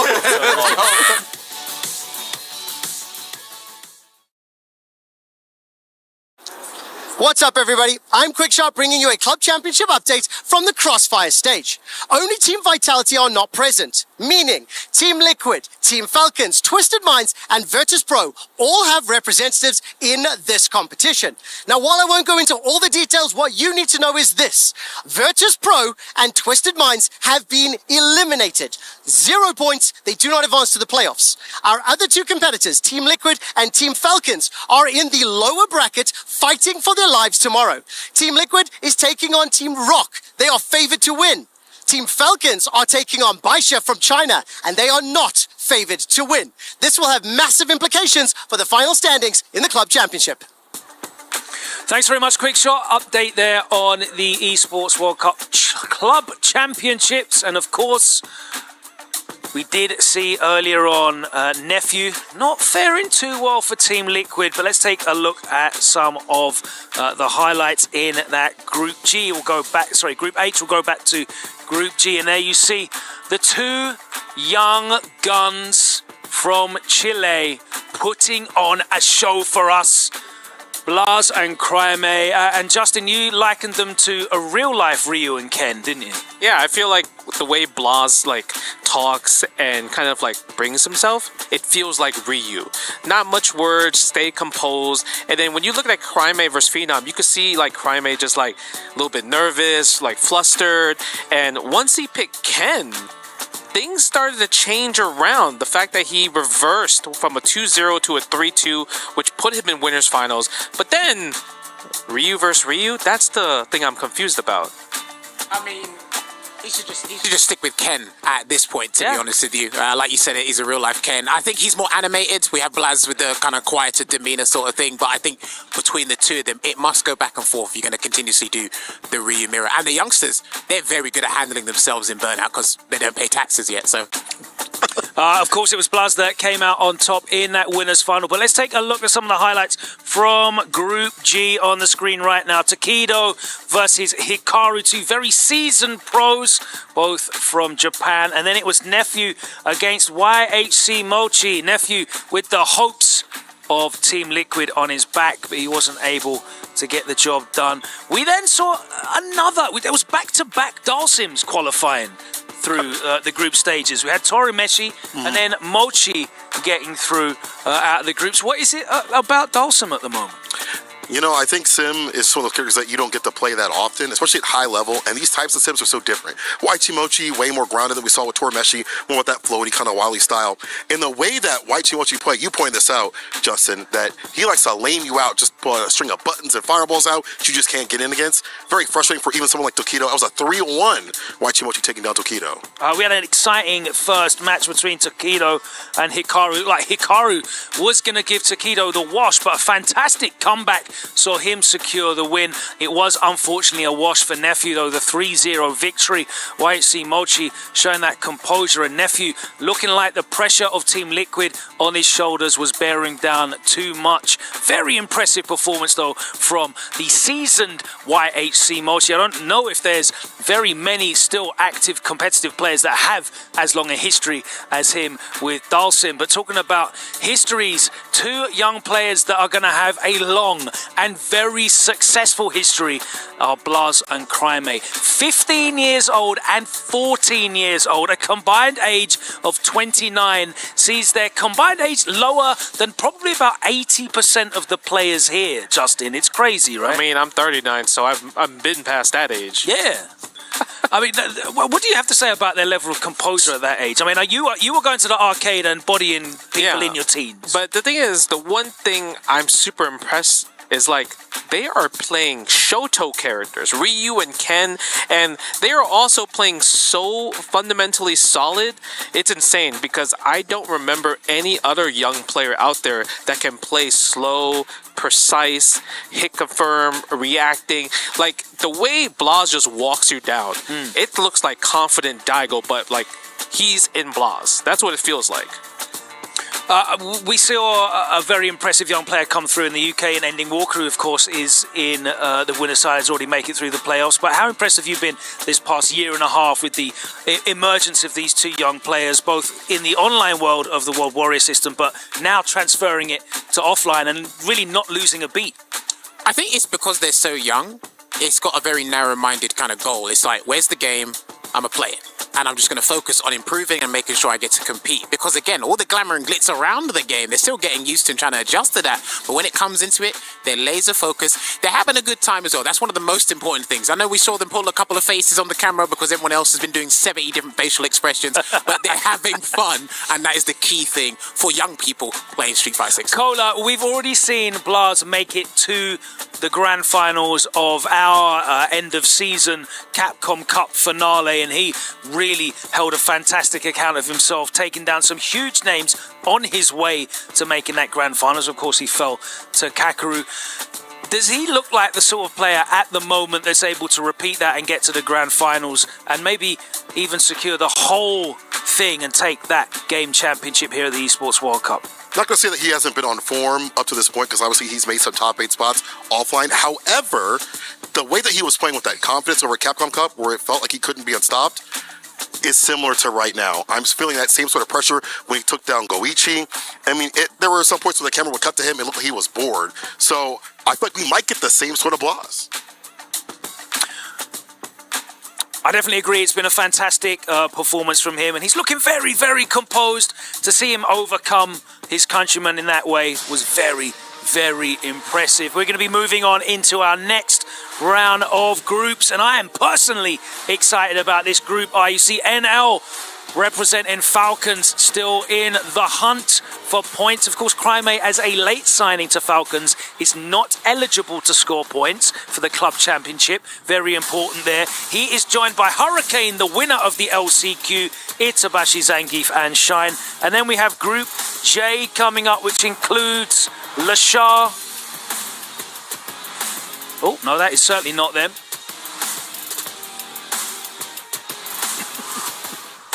Let's take a look at the brackets anyway. And as you can see, Group I and Group J are the ones that should be coming up, although we did have DCQ and Kusanagi walking into the arena, of course, wanting to make sure that they had their eyes on potential matchups coming on. But Hurricane is the one whose many eyes are after his breakout performance at the LCQ. He was going to be facing NL first match, and that's going to be a big test for him. NL very, very established, very experienced and very composed. Shine looking for a breakout performance here on the world stage. He's gone up against Itsubashi Zangief. And let's talk about this Group J, because I'm really looking forward to this one. We didn't get to see the players entering in, but Lashar going up against Kincho, who was another absolute breakout performance at that LCQ with the Terry. We haven't seen a lot of Terry. Exciting to see some of him after Riddle's performance earlier today. I'm curious if we're going to see a Terry mirror match, or are we going to see Terry versus Mai? Because the thing is, Lashar, Terry versus Ed, maybe. Yeah, maybe, because I felt like Lashar was not confident at CO with Terry, but even though like the crowd kind of like gave him and egged him on to pick Terry, he picked Terry, and he finally was able to win against NL. So I don't know if he finally believes Terry, or are we still sticking with Demai? And last of all, Veggie against Higuchi. Higuchi is another young talent that looks very, very solid on the big stage. Veggie, he wants to make a statement, or doesn't he, Jammers? Real quick, can he make it out of this group? I think he can, because Veggie has beaten Higuchi before. That was at the LCQ for Capcom Cup 10. That was first to 2 format. Good memory. That was first to 2 format. And Zangief, as we spoke about this before, Logan, he has one of the worst changes in the game now, which is the hurtbox issue. So things are going to be a completely different story now. So I have faith. Only the results will tell. Carla, who you got making it out of Group J here?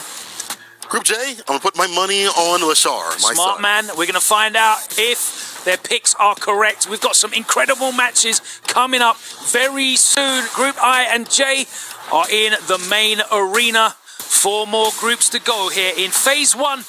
We'll find out who will be making it to the playoffs and who's going to be coming back tomorrow to find out their fate.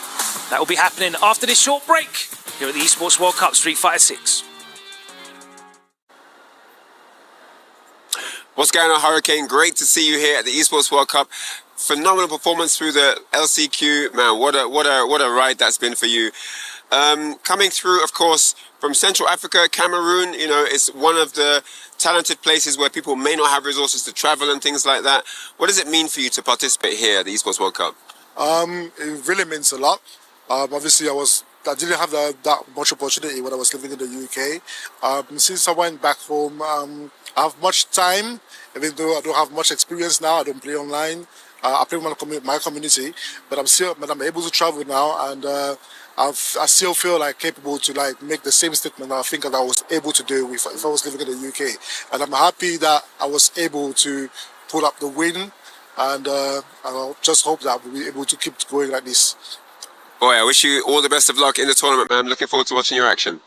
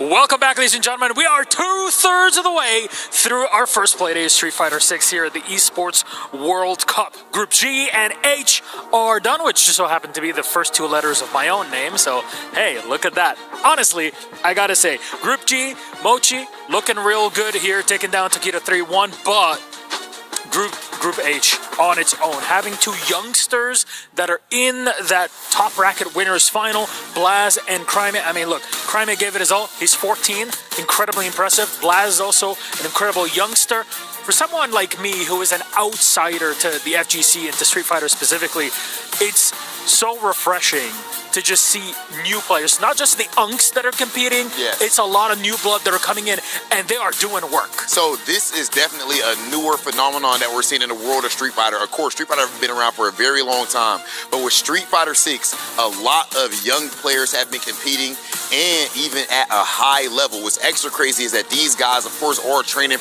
partners. I look at them as brothers. They're not literally, of course, both fighting out of Chile. Shout out to the whole South America FGC. But really quick, before we talk about that, I do want to make sure we shout out these Dawson players. Not shout out, but talk to y'all. Dawson players, you told me that he not good. You want to see some Dawson buffs. He can't get it done. Did Torameshi and Mochi just not make it to the finals? Calm down, sit down. Maybe you're not that good. Tweet me if I'm tripping. That said, what is good is our next match that we have. We're heading on over to Group II. The Dawson players trying to curse me from the chat. And we're going to have Hurricane versus NL, and then, of course, Itabashi versus Shine. That group is absolutely insane. Really looking forward to it here. It's really going to kick off the last leg of our night, and I'm just hyped to get it started. All right, let's get into it, ladies and gentlemen. Hurricane, qualifying from the LCQ, is going head-to-head with NL. Let's send things over to our commentators. Appreciate to our fabulous host, man, passing it off to me and Vicious. Going to be holding down Group I. I'm very excited for this matchup because we all know how prestigious and godlike Hurricane is in the game of Street Fighter 5, and just Street Fighter in general, excuse me. So for him to have the opportunity to start traveling, this is phenomenal. Welcome to the grand stage, Hurricane. He will be going up against Falcon's own NL. So it's going to be a Wolves versus Falcon fight, the Birds versus the Dogs. That's what I'm saying. Man. Yeah, we definitely can pretty much associate it in that way because there's definitely a dog on the screen with Hurricane. Over 2,000 hours on ranked alone. Sheesh. That is insane. Worth it. Now look. The fruits of his labor, my friend, right here. And he won through the last chance qualifier, what makes it even more epic. My goodness, I know Hurricane is going to make this count. However, talk to me. This is NL we're talking about. This guy's not only one of the most seasoned veterans in the game when it comes to Street Fighter, well, starting from the Street Fighter 5 side of things, but this man is very solid fighting against Cammy. We've seen it against Punk last year at EWC, and now moving forward here, we're going up against Hurricane. It might be a different look for Hurricane. Let's see what he brings to the table when it comes to the blueprint. Yeah, we've seen a lot of the specific tech against Cammy that is shown off in CEO, facing off against Punk, by the way. So we'll see if Hurricane can match up to that status or even surpass it with his style of Cammy. Here we go, game one. Let's go. Already representing the spin though. Why not? You gotta see where NL's head's at, right? Conditioning starting early. I like the block there. A little bit too far out for the adamant though. He's getting his maul on. Ooh, right out of range of that throw, but that's all right. Man, that's big damage. Could have been worse, but he's trying to preserve some drive gauge for the end of it. Yeah, there was a counter hit on board with the crouching medium punch, but not ready for it, but also not willing to put himself into burnout, which is totally understandable. Ooh, plus frames, yes. Drive rush? No, not even. Oh, I didn't notice he didn't have that much bar. But it still hurts though, nonetheless, right? Oh my God, what are we gonna do to get out this corner? The wake up low forward, why not? Sniped out the stagger. Okay, Hurricane. I see a lot of barnyards and houses in the middle of the air. What's going on here? Just a lot of that. A lot of that. Oh my goodness. Damn, a very expensive opener. Oh, I like that. Wow, hit the brakes. He could have done that dive kick. Wow, the anti-air there from NL. Yeah, it makes a lot of sense too. It could have been a dive kick. It could have clipped out the medium kick from NL. But we'll see what the corner control is like. He's backing up a little bit. He's rather healthy with a drive gauge. What a stop against the spin knuckle. Let's go. Just wailing at the drive gauge. What a catch. Trying to catch him walking back. I like that. The feint there on the demon flip. Ooh. Chopped him right in half. It beat it outright. I thought there was going to be an exchange because of how active that back roundhouse is. Yeah. That is wild. Block your leg. That was match distance too, and I was aware. No throws. Looking for the tech there with the delayed jab. No bite from Hurricane immediately. Damn. Into the level 3. I concur. Jump out the damage. Dust them off a little bit as well. One more sequence for a burnout potentially is, oh my. Okay, I thought Hurricane was going to put himself at least in a position to maybe parry a normal into like an OD uppercut perhaps, but no. All right, Hurricane finds a way to push out, but as soon as I speak, he gets hit. Ooh, yeah, that low health, yeah. All right, Hurricane collects a little bit of data. So let's see what happens next game. NL looking strong as usual. Rather clean too. A little bit of a slow start in the very beginning, at least the first round, but very much so aggressive as soon as he was able to act. Yeah, and all revolved around the drive gauge too, right? NL getting these big openers. Okay, just a couple of lights in the DP, and then immediate drive rush. Checking down below, Hurricane not ready for the approach. Damn, he just ate the entire Fierce to the grill. Oh my God, NL, you got something to prove. We know you're good, bro. Okay, there we go. Put yourself out the corner. Cross under, big damage. Beautiful positioning, so important. Woo! You thought it dropped. I thought it dropped. NL did too. Nice. Oh, the reaction. That's enough. What a way to be ready for that scenario. Hurricane got a little thirsty there. But that's all right. 74 seconds on the clock, by the way. These rounds are going mad fast. These guys are slugging. Okay. Hurricane got to play a little cleaner here. I don't even know if Hurricane ever played this guy. Obviously, he hasn't been traveling through certain scenarios, but here he is playing that high-level play. Let's go. Oh, no finish. He's getting that stand roundhouse range. Oh, trying to go for the dive kick as well. He's trying to snipe out the counter poke low forward. That makes sense. Within that range, that's a very common scenario. However, not finding a lot of success. I think NL is already prepped for that exact moment. Ooh, that's confirmed. Target combo. Unhand me. She said, release me. No, that's not what she said. I heard it. Thank you. I thought you were my friend. All right, stand roundhouse. Oh, the DP. He always, usually for certain ranges, he'll do the fierce one. So just to cover all, like, the ranges of the dive kick. Yeah. Oh, my God, scoop. There's another one. Trying to go for the counter hit. No bite. NL, great defense. He ain't panicking. He's trying to react to something. You see him buffering. Oh, no DP. Oh, that could be more than enough. It is going to be more than enough with a drive gauge at hand. Level 1, not even needing the level 2 at all. Very, very impressive start for NL. Like Hurricane's taking his time, thinking about it. All right, yeah, get some water. Yes, Hurricane is far from over, baby. This is 3 out of 5. So many more chances to work with. You're starting to see how NL is starting to play. Maybe we'll see a little bit of a couple of more checks down below, which exactly he does with the low medium kick to start. That was pretty good. Feel like NL trying to stagger. Okay, that's the first one represented. We'll take. Oh, no, actually the second one. That's why Hurricane got that big punish first time. You're right. Okay. Oh, they did it again. Wow. Ese falta de respeto. What he said twice. Yes. You know what I said. Oh! That's a universal language. I felt that one. No. That's also your universal language. That's rough, man. Hey, papo. Wow, spacing. Sheesh. Oh my God. Now, on top of that, just to piggyback off what I said earlier about NL knowing the matchup, he plays Cammy himself on his all-time. Oh, word? I mean, that is one of his characters. If you check out his previous iterations of Street Fighter 2, right? For sure. We're just familiar. Even if he doesn't play Cammy anymore, he's just familiar in terms of the direction all Cammy players are trying to go for. Yeah, that's fair. You get the side switch off of the Spiral Arrow. OD version, excuse me. We do cause that burnout. Pretty significant roundhouse clipping him.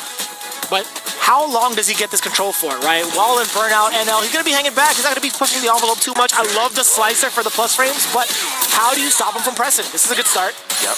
Oh, and back on touching the grass. We touching earth. Mother Earth. Oh, my God. No! Level transfer, of course, for the burn now. Looking dehydrated right now. It's kind of tough, man. Putting him in the air fryer, taking away all the moisture. Seriously. We need a humidifier here for this burnout. For this dry heat. My goodness. NL dominant performance. 3-0 for the obvious. Never lacking. NL 3-0 against the Hurricane. The storm has been quelled immediately out the gate, but still so much more potential to come. Hurricane knocked into lower bracket. I mean, he was the one that made it through from the last chance qualifier, completely stacked, so not going to be the last we see of him, but just so impressive with the way that NL layering his offense, making the correct reads against Hurricane throughout the entire set. doing it that consistently against the man who was so unpredictable in the LCQ is mad impressive. And he demoralized Hurricane for throwing dodge kicks like that.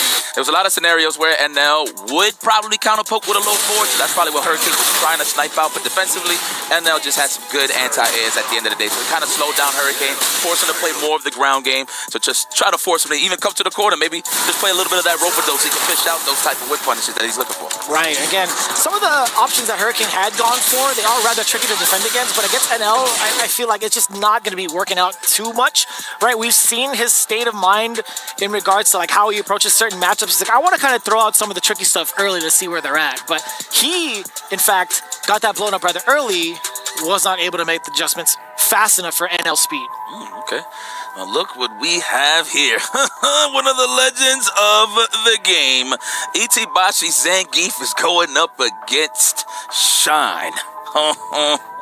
We can see so many different paces too. You saw like the amount of, I guess, the speed in comparison between like Hurricane and NL. I don't know if that tone is going to be set between Itabashi and Zangief and Shine, right? Shine can definitely dictate the pace with Kimberly, but Itabashi is known to be rather active in a lot of cases as Zangief. He's very disrespectful with that character. I'm going to tell you that right now. Detonation Focus versus 100 Thieves. There you have it. Will Shine rob him blind? Is the question. Is he a real thief?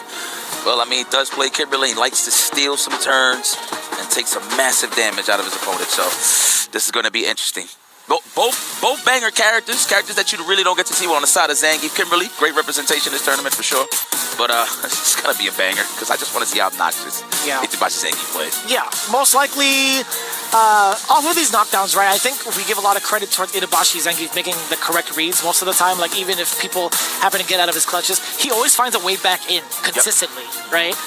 And also being able to control the neutral with the tools that Zangief does have, and also the tool that he's using on his lap. Dear Lord Almighty. That looked like a skateboard park. I'm telling you, that's what I think about it every time. I'm like, that is a personalized Tony Hawk Tech Deck theme park or skate park on his lap, man. He's like, listen, I always wanted a skateboard. I always wanted to be on a bicycle. But I play Street Fighter, so to represent my childhood dreams, I'm just gonna make this thing. The fact that it leans like that is crazy. It's weird, right? Yeah. That's gotta be like maximum support. Both of these guys hit buttons mad hard. I'm just telling you that right now. Yeah, I mean, Shine has definitely been of that nature, right? Like a part of like the arcade culture too, right? To a degree. I don't know if he was like old enough actually. Now that I think about it, I do remember seeing him a bunch at like NLBC, like a ton. Yeah. So I would think it comes from there. Man, listen, much respect to Shine. Look, Itabashi Zangief. I ain't even know him from Street Fighter. If you know, you know. Yes. But credit to Shine, man. I seen this guy when he was a baby. He had no facial hair, bro. This is crazy. Didn't even need the $3. From breaking tables and IKEA to moving forward here at EWC. I'm so proud of this kid. You know what I'm talking about. Yeah, you know there's a full compilation of him doing that, right? I found it on YouTube randomly. I definitely decided to like analyze it on stream. I'm like, what did he actually do for this to break? He's alive, ready to destroy. Dude, well, we gotta be flexing like that in the future, I'll tell you what. You got the forearms out like this, you know what I'm saying? Yo, carrying all that weight look like it hurts, son. Shoot. Yeah. Frolic. Yeah, it feels a little inconvenient, right? I feel like to the point of bodybuilding, if you can't reach your own back, that feels uncomfortable. That's if somebody were to slap a sticker right down the middle of your back and you can't get it. Oh yeah, nah, hell no, I'll never get that. What, big back? Hell no. Different type of big back. Yeah. Listen, can I do that now? Oh yeah, good. All right. Yeah, you're fine. Thank you. Let me see. Do it. No, I can't. I can't. You can't? Well, you are getting brolic. Oh no, you can do it. What you talking about? I mean, I can't reach. I used to be able to reach like that's all right. You'll be fine. Look at that. I hear the grinding all over the place. The combo build up. For those you know, you know. I don't even know how you open that thing. I see the screws on the side, but I think it's like you know, it's fake. Man, great piece of hardware, man. Perspective. I actually got the one Shine got. Unfortunately, the one Itabashi got, it's not on sale. It looks like it's a custom. I'm kind of jealous. I am low-key kind of jealous. I'm like, how do you even come up with that idea? Like, what was like the thought process of how you wanted your design in terms of like ergonomic comfort? Like, why was it that the angle you chose was the final choice? I like that you said ergonomical. So maybe it's because he has his legs like in that slant position. Possibly. So he could hit the buttons at the same. Wow, you know what? See, I'm getting too deep into this. As you should. What's this? Is it a rule book? Is this a note from somebody in the crowd? He's like, Dear Itabashi, I know you're about to deal with Shine, and that's all right. You have massive health points, so he's going to have to hit you 1,000 times. Your friend, random fan. Yeah. Honestly, so we're so used to seeing Itabashi bring out his phone for notes. I wonder if there's just like a different kind of thing here at play where it's like, you know what, we're gonna just, allow you to bring like notes instead of like a cell phone. I don't even know actually what the rules are in regards to like actually bringing your phone out, but I like that. Old school's fire. It's valid that I say that because every single stream that you see Itabashi play on, whether it's like actually stream or not, like even off stream, right? If you have like YouTube footage of him, between every match or before every match, he checks his phones for the extensive notes he puts for his opponents. Okay. Genuinely. Every single time. Well, he got notes like MapQuest. That's perfect. Damn, he printed it out this morning? Remember that? I hella do. Wow. I mean, I don't drive, but I remember my homie said, hey, man, you want to go to a spot? Yeah, just print out the MapQuest. I'm like, all right. Throwback. Jesus. Look at her. She's like, mm-hmm. All right. Let's get it poppin'. Zangief versus Shine. I was literally talking about the characters, but that is Itabachi's name, for real. All right, looking for the count ahead already with the stand round. Oh! Wow! What is it still goes around it regardless. Yes, sir. Heck! That reach, too. Oh, my God. Slap to the chest. Wow, the space out. Oh, my God. Counter vote with an SPD. He's hitting me with a vintage Lee Chung. Lee Chung likes to do this. Oh, my God. Oh, my God. Leave her alone! Get out of there!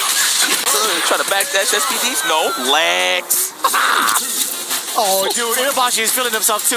He's talking to himself, he's already turning the stick, and he's laughing. That is the trifecta for disaster. Damn! I heard that through the headphones. He's like, oh God, he's gonna do it again, I promise. Oh! Yeah, watch the watch, peep the watch. All right, Sean, you're losing real estate here. It's getting dangerous. We out. Nah. Okay. That's tech? Question mark? We'll take it. Next time it's a drive rush, I guarantee you. If we see that scenario again. No bar on the side of Shine. Of course, he's respecting the standing fierce and the drive impact, right? Right. And the stand strong. Ooh.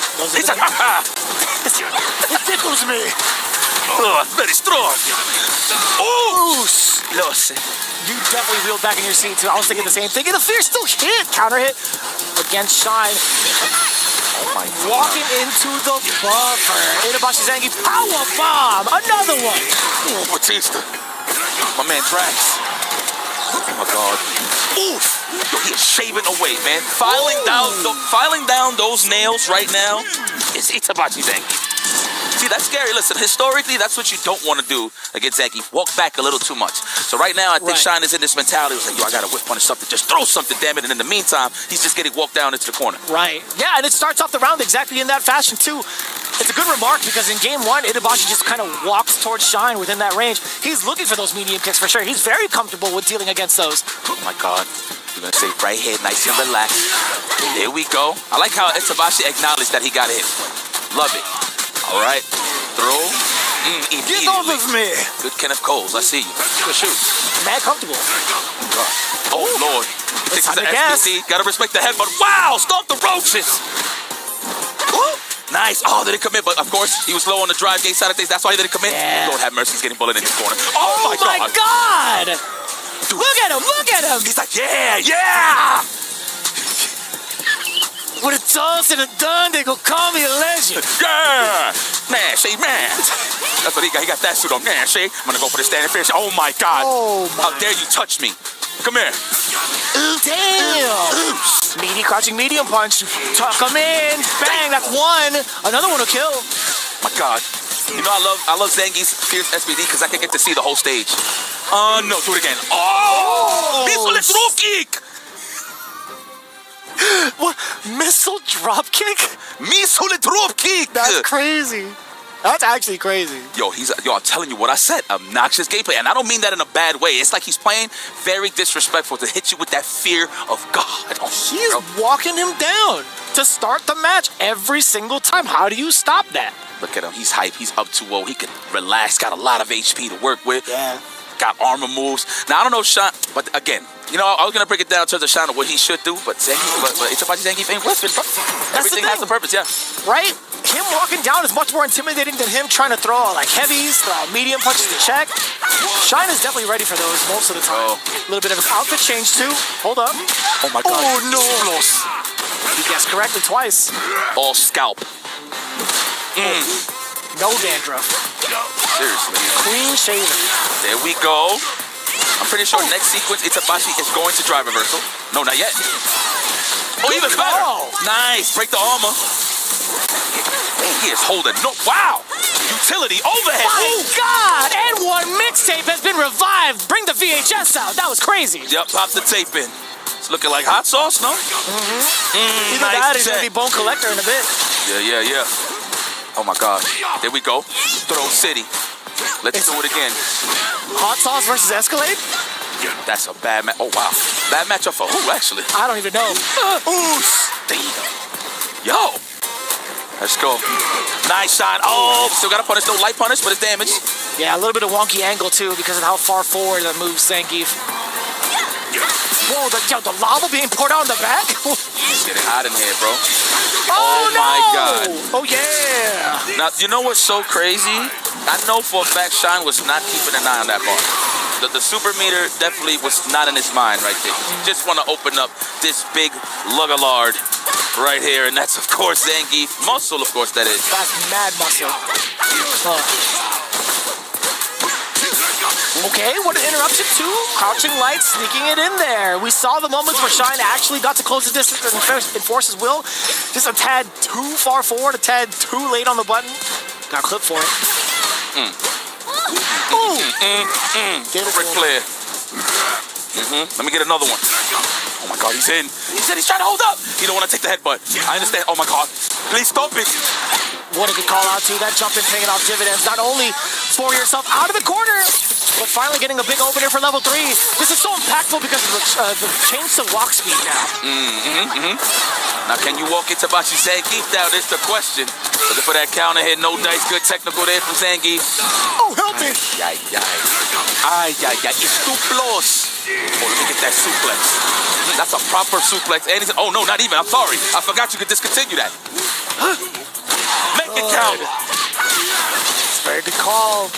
Shine just a couple of sequences away. Itabashi one big punish counter away. You seen those long-winded strings? That way he could just snipe out the counter poke SPD from Itabashi Zangief. That's fair. Let's go, Shine. Nice block on the Almighty! One of the best punishes you could ask for off of a perfect parry, by the way. You like that, huh? Why had to flex that, though? Oh, that tickles. It's a Bashi Zangief, ladies and gentlemen. I don't like how you pose so accurate. I mean, hey, that's what we saw, man. Man, the game plan was set from the beginning of the match. Itabachi Zangief said, I am just going to bully. It is up to you, Shine, to deal with my shenanigans at the end of the day. Now, it took a little bit for Shine down 2-0 to actually pick up the pace a little bit. He got a little more comfortable with his drive rush setups in terms of like standing medium kick, low forward, right, to set the tone into an overhead or stand roundhouse. But it just wasn't enough due to the fact that Zangief has a lot of health. So that means that Itabachi Zangief could take a lot more risks. Yeah, I mean, he felt like it was his time to be active with normals throughout the entirety of the set. Like, if you want to talk about taking risks, I think I want to say slightly the opposite. Like, you do have that kind of leverage with your health for sure, and you also have armor behind your fierces. But how often did you catch Shine trying to jump out of certain occasions? Multiple times, right? It's because of the fact that Itabashi was so settled on utilizing these normals majority of the time. The headbutt. That's the main of the game with Geef, right? Just maul him till you get him to the corner. You know what I'm saying? Don't give him no space. Headbutt City. It's in range all the time. Plus range. That's why you saw a lot of times after the headbutt, you seen the crouch is strong right after it. And it just finished the job. Well, moving forward, never backwards. So it looks like Itabashi's going to sit still here. Yes, absolutely. Yeah, he has to fight off against NL. Yes, this is going to be a good one. Just had a phenomenal performance over Hurricane, excuse me, pardon me. 3-0, of course, very convincing. So let's see what Akuma does against Itabashi Zangief. And man, when I say Akuma's made out of glass, it only brings a smile to my face because this is Itabashi Zangief. Yeah. It's going to hurt when it matters the most. I think this is one of the more entertaining matches to watch, not just because of the pace, but how fast the health melts, right? Like, you could tickle Zangief as much as you want, but eventually that SPD is coming. It's what you do afterwards that really, really sets you apart from the rest of it. But Itabashi Zangief, again, he's been putting so many people through the asphalt for years. Seriously. He plants a lot of people, man. Plant people and trees. Jeez. Well, one of the most decorated players of our time. If you follow the FGC, this man has played multiple fighting games in his time. So him taking his talents over to Street Fighter, it just makes sense. That's hard. I was actually trying to see if I could touch the floor like that. This guy Itabachi's pretty limber. God, yo, he's athletic. Oh, let me tell you something. So shout out to Blink. We was at Blink one year. No, we did the showdown, the Blink showdown. It was the 5v5 Japan versus DR, right? And afterwards, Blink they take us to like a private beach and stuff. Bless them. Yeah. So basically, Itabashi Zangief was there, and he was having so much fun just seeing the water, whatever. This guy was swinging from tree to tree. I can't make this up. Huh? Yeah, ask Steve. He was swinging from tree to tree. Swinging how? Yeah, Georgia the Jungle. No, like all vines and now all log. That's crazy. Yeah, I was like, wow, Zangief. And then we started seeing it. We was like showing him love, like, man, that's pretty good. And he was like, I thought I was in private. And then he just walked off. Then he just... Yeah, we messed it up. I'm so sorry. You guys ruined it for him, man. But also, these guys have played before, all right? 2-0, all right? So it looked like NL wants a little bit of revenge. Wait a minute. Rock, paper, scissors for the side? Possibly, I want to say. Okay, it is confirmed. It is for the side. Okay, 1, 2, 3, shoot. Ooh, okay, I like this. 1, 2, 3. 1, 2, 3. Yeah, he went rock again. He's like, hold on. He was like, wow, I got washed. You saw that? And then was still there like, I'm sure that was one. They got to do the Korean version, right? 2 hands, -1. Rock, paper, scissors, -1. Come on now. Oh, that's from this joint. Don't say nothing. You know it. Yes. It's the tip of your tongue. It's the squid. Squid games. Yes. Woo. Classic. That is a cool one to do though, but like when your life's on the line, it's kind of... No, it's kind of messed up. Yeah. Oh man. Okay. Well, Akuma versus Zangief, I'm pretty sure it's going to be the characters here. Yeah. So, talking about the matchup on paper, character-wise, Akuma versus Zangief. We've talked about the elephant in the room, which is the amount of damage that Akuma cannot take, and the amount of damage that Zangief can dish out. But let's talk about, I want to say the approach, right? Akuma does a really, really fine job of keeping Zangief at bay, both whether he approaches airborne or even on the ground. I mean, Lariat can be a factor if he tries to do air fireball, but I feel like the demon flip that lands just right above Zangief can be a little bit problematic too. But overall, I think NL, the way that he's been playing thus far, he's had so much control of the ground game. But even if he decides to not press buttons, right? Let's just say he's just playing passive. His walk speed alone makes it so hard to tell when you're allowed to press buttons. You talked about how Shine couldn't get his game plan off because there were no buttons with. Well, I think Akuma's one to kind of entice that a little bit more. Because he's chucking plasma all day, right? So, I'm not going to sit here all day and just take this plasma, right? But, we do have the representation of the drive impact and the stand fierce, of course. But name of the game for Zangief, walk you down. He'll lose 50% just walking you down. But once he gets you in that range for that headbutt, that's when the story begins for NL. Will he survive the pressure? We'll find out. But that's what it's so important about neutral, right? You try to keep it in the opening gambit. That way you never end that situation. So that's the beauty of Akuma having that fast walk speed. So I do agree with you. So we'll see. I think it all really relies on what the opening gambit looks like. And I think by the design of Zangief, it's like, again, he can take all the hits as he needs to. He does have that extra health behind him. If he just lands that single grab or that single impactful knockdown, it's pure guessing. But that's not gonna be the case. As you see on the screen, Marisa is going to be the choice. You're looking a little perplexed there, Yipes. Well, we do have armor. Man, so, what's kind of crazy, so I haven't seen them play, so I've seen that it looks like Itabachi Zangief has beat NL twice, so I wonder if it was with Marisa. We can look that up. I can definitely look that up as you had mentioned it. Appreciate you, brother. Oh my goodness, please stay away. Oh! Damn! Violence. Bro, violence. I'm so mad I missed it. Oh my God. He started off the match with Dry Rush Gladius.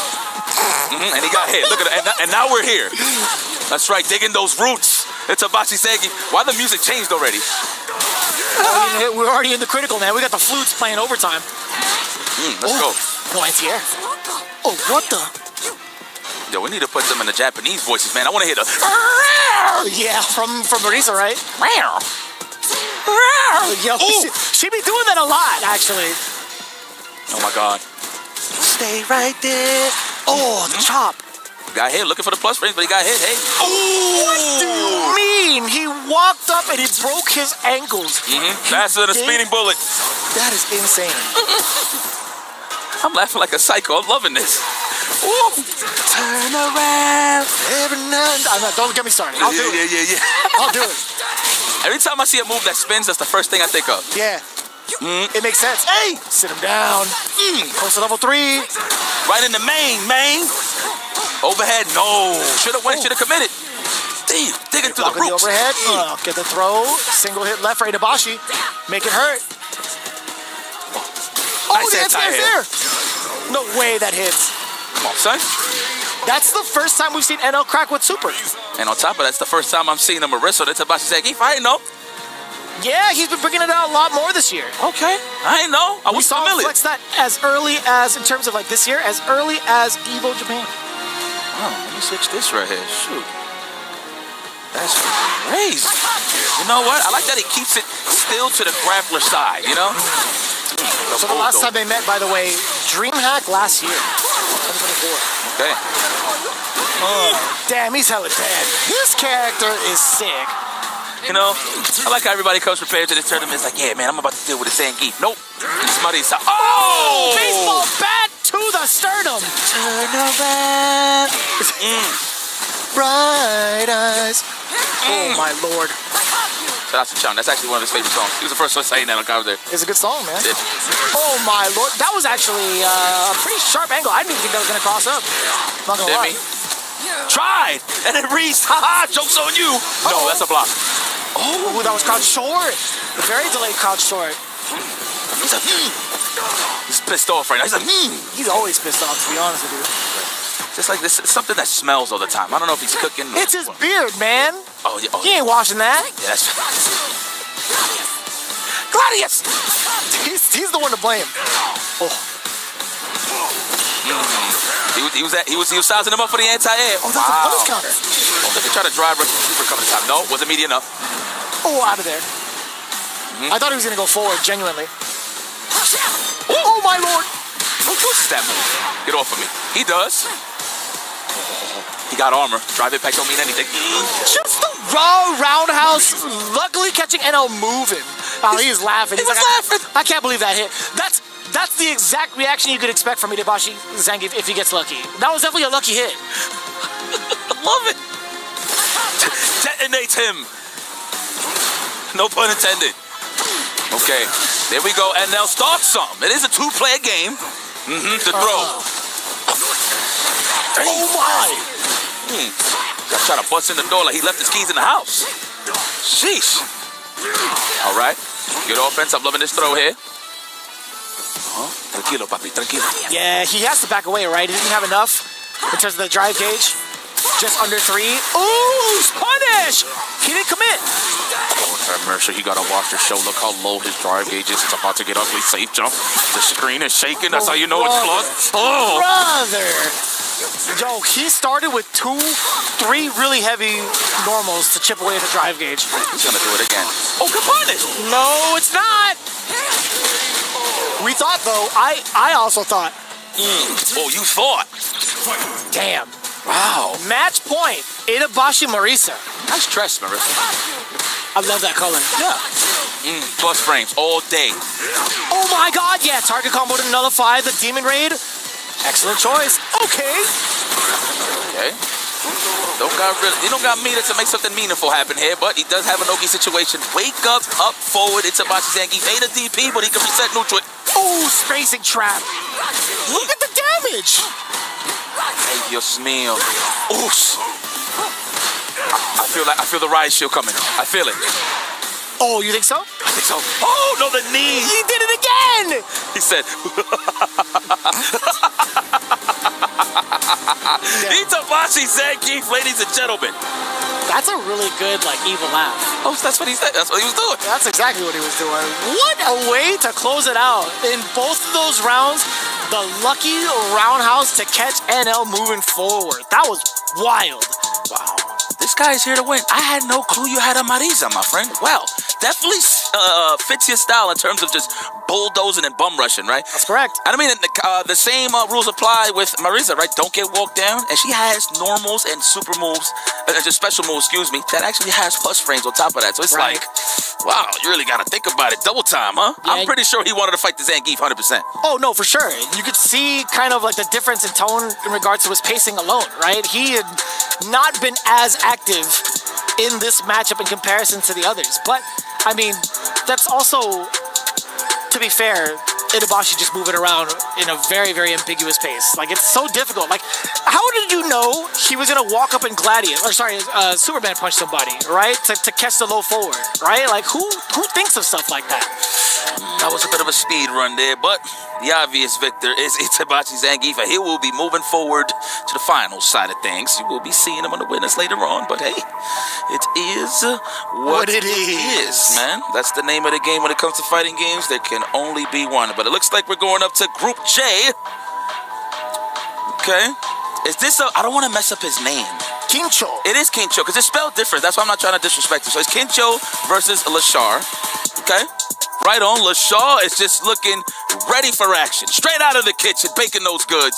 Lashar is out here showing his worth. And mind you, he has been super focused on the SFL side of things. Right. Since he's already, preparing for it. Since he's already qualified for the cup, right? Correct, yeah. So, I mean, back-to-back major champion, right? So who else can really say that? How much more do you need from him? And also coming in fresh off the heels of Evo. But, yeah, dude, just look at this. Major top 8s, 5 this year alone. That is a hefty amount. Look at him. And Kincho, I want to see, this is respectfully, I don't know who this is. I should have done my homework on this group so I can keep it a buck. I don't lie to my people. So I'm definitely looking forward to see what Kincho brings to the table here. Sure. I mean, like, if you're just looking at based off of results, he had participated in Evo just outside of top 64, just taking a look over at in-cross stats as well. He's been very active with, like, CPTs in the past over in Japan, obviously. He'd been a part of the Super Premiere as well. But I could name a ton of different events, but his overall results were not very impactful, right? It was all like some significant progression, sure, but he hasn't found himself in a top 8 scenario. He hasn't found himself even in like a top 16 scenario that consistently. But something changed in 2025 for him, and I think that changes Terry. Okay. Oh, okay. So he's a Bulgardian. He is one of the Bulgardians of the galaxy, actually. Okay, that's bars. Jesus. Wow, vicious. I should have thought of that. But it is what it is. Let's see what he brings to the table. Oh, man. Terry. And, you know, obviously the Shar is very familiar with Terry. He does play Terry as well. So. Yeah, actually one CEO in partial with that character, too. Had the Mai and Terry on deck, and also the tertiary character he needed, or that he has. It is his main, obviously, but the way he plays, all of them are considered main level. So that is going to be a little bit of a question. I think Ed wouldn't be too bad of a choice against Terry. Okay. So he made his way through LCQ. For Kincho? How did he make it? I'm actually curious. I could double check for you in just a bit, actually. He made it through as 3rd place in the last chance qualifier, falling short to Hikaru. Okay. Very nice. All right, well, you definitely earned your keep. Now, can you keep going is the question. Yeah. Since it's a tall order, it's like, sure, I know you've been watching TV, Kincho. Trust me. Yeah, I think, you can also kind of use that against Lashar, right? How much information does Lashar have against Kincho? Actually, I can kind of take that all back because Lashar spent a decent amount of time in Japan. Like, while he was in SFL Japan, he was living also in I think I want to say Tokyo, perhaps. But either way, he was living in Japan. So I'd imagine they had to have run into each other a certain amount of times, right? True. Online, I feel like everybody bumps into each other out there. That's how high, like, the legend rating is. The ultimate grandmaster, the legend rating. Yeah, there's a lot of points out there to be kind of like thrown around in Japan. I'll tell you what. I'll be honest, though. When I was playing online in Japan, my MR was safe. I like that. Yeah, no, seriously. Like, in terms of, like, losing, so, like, I will win, but I will lose. But when I will lose, it's not big. It's not big because you always bump into the rank that you're playing. So you're either fighting a legend or an ultimate grandmaster. Yeah. But that's here nor there. We're on the offline. Cut those Ethernet cables off. It's time. Who wants to get this big bag? But you got to make it there first. Terry Bogard. Oh, I've never seen this color. Do you want peanuts with this knockdown? Says Ed. I'd like that, yeah. You like peanuts? You're a cashew guy or almond guy or just straight up peanuts? I like cashews a lot. Me too. See? That's how I know you're cool. Let's go. My guy. And already with the knockdown, looking for that counter hit. No dice. Hey. Cancel out of it. And that target combo. A little bit dry on the meter. Damn! And the hat still stays intact? Man, I haven't seen Stanfierce represented yet from Kincho. Not yet. Oh, throw loose city. All right. LaShaw looks like he's filling it out on the defense. Ooh, so we thought the backup, the fadeaway medium punch coming in from Kincho. First round, pretty explosive. It's time to wake up, son. And it's like, I don't know who this guy is, but he looks cool. Ooh, okay. Nice. Damn, that was slick. Okay, you been watching the tapes, Kid Joe? There's the Fierce represented as you were talking. Yeah, that's like the first one, rarely. Usually you'll see like a straight up drive rush to stand fierce just to try to bait out a throw or just shave out on the drive. Yeah, that's fair. That's the Southtown solar plexus is what it is. Same purpose, right? Yeah. That's Throw City, the jump back. Want to kiss myself. LaShaw. Trying to get the counter hit. Get off of me, please. Trying to get the counter hit. I see you, Kid Show, with them staggers. Damn. All right. Well earned throw. So aggressive. Okay, just swinging for the fences, too. That overhead does get blocked. We'll take that trade all day. Come here. Into the level 3. Yes. See, I want to do some cardio. Come here. Compact, what was it? Compact cardio, what's it called? Strike, I forgot what it was. Possibly. I'm not too sure. I'm not lying. Come here. Think about it. That's right. Those hit workouts. Yes. Yeah. There we go. That's the LaShaw we know. High intensity interval training? Yeah, hit. That's right. Yeah. There you go. Bang, bang. Ooh. Speaking of which, stand fierce lands. Big damage. Into the level 3. I agree. We want that drive gauge lead immediately. It just makes so much sense, right? So much of a lead, both in the drive gauge and the life bar, but also this corner pressure is going to be so important. Even after that gets blocked, it's still going to be your turn regardless. Nice snipe out on the backdash. Oh, perfect. On the shard? You know who that man is? That's Kincho. I just found out about him today. And he's great. Nah, you've definitely seen his name before. For sure. I never seen him fight though. That's fair. That is fair, and I will agree with you there. My God. Yo, that rib cage is getting touched, son. Uh-oh, that's a throw. Ooh, off the back. Even LaShaw thought about it. That's a throwback throw. No, looking for the shimmy. Trying to play that meta game that is Street Fighter 6, the back throw scenario. Speaking of back throws, we do get one from the side of the shard. He's holding it. He's draining the rest of that gauge. That was a hefty amount of drive gauge taken away. Terrific. It's all right, though. Better that than a combo, right? That is fair. Burn knuckle. Force fed him the fist. Interesting. You know, with how late that startup is on the uppercut, I don't blame that happening at least once for LaShaw. It just so happened to be at a round ender, which is unfortunate. I love how he catches the emotions, man. He just tilted his head. He said, it's kind of rough. And he rarely misses those. Yeah. Nice. The plus range, you got to respect me on the offense. You're just going to have to wait your turn here, LaShaw. Like the power wave range right now. Oh, try to meet him halfway, but LaShaw wins. Oh my God, did you see the buff? Watch out for this throw. Yep, that's it. This is a pure guess right here. You're going to have to think about it. That's why he tech. 100%, I'm pretty sure it was like a low forward. Trying to catch the walk back, shimmy, whatever the case may be. But I like that for LaShaw. Get his maul on. Here we go. Get the forward throw to start. Kill rush on in there. Still within space to be compact with some of the medium normals that he presents. The kick normals, again, being able to keep Terry away. Not in this case, though. I know LaShaw thought that was an overhead, but he was just going to let it rip regardless. Good check. No conversion into the level 2. Looking for it. The dream. Damn. No. What a drop. Big brain fart right there from LaShaw. Unfortunate. All right, next hit should be it. Definitely with the level 3 as well. So Kincho has to be careful. Take a couple of throws. Oh, that could have been another whiff punish. No way that works. Punishment. You're grounded. You're grounded. That is punishment. Whoa. Level 3 to back it up just in case. Very close to a double perfect. LaShaw making the proper adjustments. All tied up one apiece. It's looking comfortable. Looks like he needed a couple of games to just recalibrate. Let me see what's going on. Let's get it. Kincho though looking good still. Not like he's in a donut. I guess LaShaw, this is something you can build up on. Makes sense. Oh, I was picking up what you were putting down. Thank you. Checking the drive rush again. A lot of liberties being taken from Kincho off of these drive rushes, thinking LaShaw is just going to like lay back and just take it. That's a fair assessment because that's what happened in game 1, right? Kincho was just kind of running him over with a lot of these drive rush cancels. Wow, he didn't make it on the cross up. Interesting. All right. That's an up wiper. Let's go. The knockdown. Over the door. Guess who's home? That big old fierce LaShaw looking like his usual self now. He's like, all right, let's play for real, huh? That's how when you play that uncle in the function. Yeah, I'm gonna play for real now, kids. Ooh, okay, trying to hold up forward or back. Maybe a jump back to avoid the throw. I think so. Yeah, same line of thinking. Give it a forward throw, drive rush on in there, looking pretty dry from the side of Kincho though. Oh no! Ah! You know, the better option would have been the jab and just jump back. But he probably would have got clipped with the crouch short regardless. The world may never know. For real. Come here, I don't like the color orange.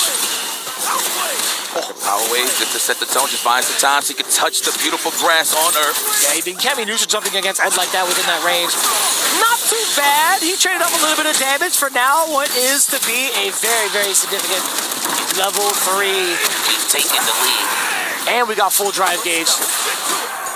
Ooh! You bitch, I did. Class is a session on. That is rough. Yeah, we're always expecting that fierce coming in from drive rush just to like maintain your turns and maintain your status, but I like crouching short a lot because it's always thinking to yourself, oh, it might be a tick now, right? Ooh, the big trade! Ooh, what if we would have went with jab, but probably wasn't gonna reach? Throw loose city. It's my favorite cereal. He's gonna do it again. Looking for the counter hit. No dice. Kincho. Good defense. Don't crack. He's looking for that whip punish scenario. Put the anti-air. LaShaw sizing you up. Oh yeah, full charge. Give me. Level 1 if you wanted to. Safe jump. Stop. Ooh, frame trap. Stop.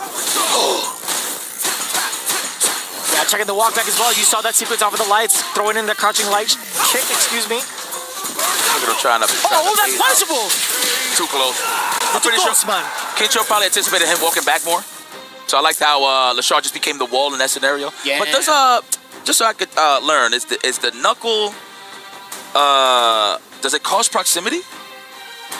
I never really noticed. I actually haven't noticed either because I'm always far away. Yeah. Okay. All right. I can check it out though. Let us know on Twitter too, y'all. For everybody that's watching at home, I don't know if it's too late over there overseas in America. Pretty sure it is. But thank you guys for just kicking with us and just vibing with us. Some beautiful Street Fighter 6 action is being displayed right now from some of the best players around the world. Hard earned, rightfully so. Damn, put us up at burnout already. Are you kidding me? That's dangerous. Oh no. As long as he doesn't get back thrown, I think it's fine. Yeah. Right? He can kind of space himself out with power waves or burn knuckles if he thinks LaShar's going to be timid about it. Come here. Trying to open him up with those jabs, no dice. That low. The mids.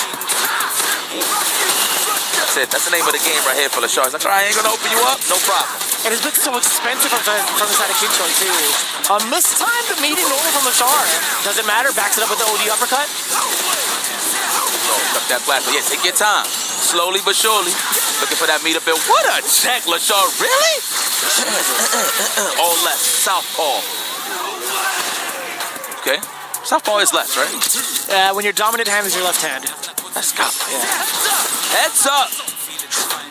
Yeah, I couldn't check if it costs proximity guard or not. Okay. Well, I appreciate you for even checking for me, brother. Oh, I mean, I need to know too because that's pretty impactful, right? Like if you made the right call of possibly doing like a burn knuckle, thinking he could actually walk back all the way, it's even smarter for LaShaw to sit still, right? Adds a lot of context. Put that in my back pocket. Look at LaShaw. He's like, yep, I got some cookies to bake. So let's get this going fast. All right. What kind of cookies though? He looked like a oatmeal cookie kind of guy. Okay. Yeah. I can get down with that. Yeah, I like oatmeal. People think it's overrated. I actually like oatmeal cookies. It's not bad. Yeah. Texture you can definitely get used to. Kind of tasty as well. Forward throw. I'm loving the respect on their counter pose. Right? They just know that that stuff is coming. They gotta respect it. It's so funny. You see Kincho kind of back away momentarily and then immediately go into normal drive rush, right? He's not afraid of burning himself out. Oh, but he should be. he might steal this in the lower bracket. LaShar ending the rest of it with the speed bang. What a professional. You know what? I was a little worried for you, LaShar. Especially, but I like in the middle of the match, you saw the emotions, right? Credit to Kincho, but LaShar's season, he's a beast. I mean, there was a point in time when he was chilling in Japan. I was talking to Tokido and at Singapore for the Asia premiere, right? Yeah. And he literally said that nobody could beat LaShar. Like, he was just washing everybody in long sets. That was pretty tough. Because I asked him, like, who is the best in Japan currently? He said it's LaShar, and that's because he was living there for a second, right? So credit to LaShar, man. He just showed how seasoned he was. He was down the game. He kind of like nodded his head a little bit, like, kind of making a lot of mistakes here. Yeah. Just tuned it up a little bit and just finished the job, man. He kind of respected Kincho's offense a little more. That's why that just raised his survivability a little more, just to get the win. Makes a lot of sense too. What's funny is we actually haven't seen a lot of the big technical aspects of Ed being shown off. It lets you know that Lashar was also like, he was keeping it rather simple, just trying to get these offensive sequences going against like Kincho, and also like forcing a lot of mistakes from the side of Kincho and just punishing him accordingly, right? Like you think about it, there wasn't any big flicker conversions that causes the knockdown into like extra damage or whatever. We didn't see the dream really, right? That's one of the big components that we always talk about when we see an Ed on screen. Is it gonna happen? Is it not, right? No, he just kept it real basic, genuine. Yeah. And it's more too, usually when Lashar catches his like counter poke jabs into the short, or just counter poke short into the Rumble in the Bronx, into the level 2, right? But yeah, he kept it solid. It was just big damage at the end of the day. He just held it for the bigger stuff. So I do agree with you on that. He did keep it very simple, but in a good way. All right. Well, I see you, Lashar. Look, again, I didn't doubt you, my boy, but it was looking shaky. It was mad shaky in game 1. I was thinking to myself, like, man, Kincho has actually got the game plan. Well, you know what? Hopefully this is a start. So look, you know, sometimes you lose in big tournaments like this, but you never know. It might be that momentum starter for you. Possibly, yeah. It's going to be the wake-up call. I mean, thankfully enough, he still has a whole other bracket to go through in phase number 2 starting tomorrow. But we shift over to the next matchup. This is going to be important. Higuchi, representing Zeta Division, versus Veggie. Ninjas in pajamas. Let's go. Pardon to cut you off, my brother. I'm just so excited, man. This guy is good. And I want to see what he brings to the table. This is going to be tough. Jammers did point out, first Capcom Cup, he did defeat Higuchi 2-0, but it's a different game, different meta. Great memory. Shout out to Jammers. Yeah, this man is cerebro. Shoot. With braids. Yeah, he doesn't need the helmet. Yeah, with braids. It's installed already. Yeah, look at this. Last time they met, as you can see, the scoreboard is there. Okay, you get a golden star on your report card, Jim. Ow. All right. And of course, big major places here for Higuchi. Of course, Zeta Zone versus NIP Ninjas in pajamas. This is kind of unfair, man. Look at that portrait. Look at that picture from Veggie. Well, good hair, looks great, in shape, and you're at EWC for Street Fighter 6? You gotta take one of those away, man. Yeah, and if he steals your girlfriend, I'm not gonna help you. I'm not talking to you. No, I mean, he could. Yeah. I wasn't gonna deny it. Yeah. I don't think I need help because I'd willingly give it up. So I'm like, you know what, Veggie, you got it, bro. Let's go, man. Zangief versus Gaio. Really? We were just talking about this match a little bit. I don't think it's bad for Zangief. I don't think so either. Same rules apply in terms of walking Gaio down, because naturally Gaio has to walk back to charge. Although you could down back, of course, for the Sonic Boom, but in certain scenarios where you're going to see Gaio trying to look for like a whip punish. Maybe see a standing fierce from Zangief, goes for the sweep. Probably bazooka knee to the other side. Little things like that, little intricate things. Just to make sure he's not in the corner, he has a state to work with, right? Because you have to stay as mobile as possible away from Zangief. But yeah, charging is definitely going to be a factor. Whether or not Veggie recognizes how Higuchi is trying to create space or maintain space is going to be the big key to success. Okay. All right. We can zoom in on Veggie's stick again. Looks like he got carbon fiber on there. Really? Is that a thing? I like it. Yeah. The first person I ever seen with like a carbon fiber top was Flash. Okay. On his like TE, long time ago. I was like, yo, what is that? He's like, yo, it's the tech. Wow, that man's smooth. Carbon fiber. What? Did you find that like in a volcano or something? I don't know, bro. This looks pretty sweet. You know, this whole time I thought Veggie was a pad player, bro. I thought he was a pad player. I don't know why. I don't know if it's because he's I don't know why, but no. I'm trying to think about it. Like, I don't recall him like really seeing his peripherals. Yeah. I always think big damage is coming. I always think about character. I never think about the peripheral when it comes to this guy specifically. Man, we got a lot of buttons on the sticks, huh? Well, opening gambit time. Higuchi versus Veggie. We got the yellow spandex.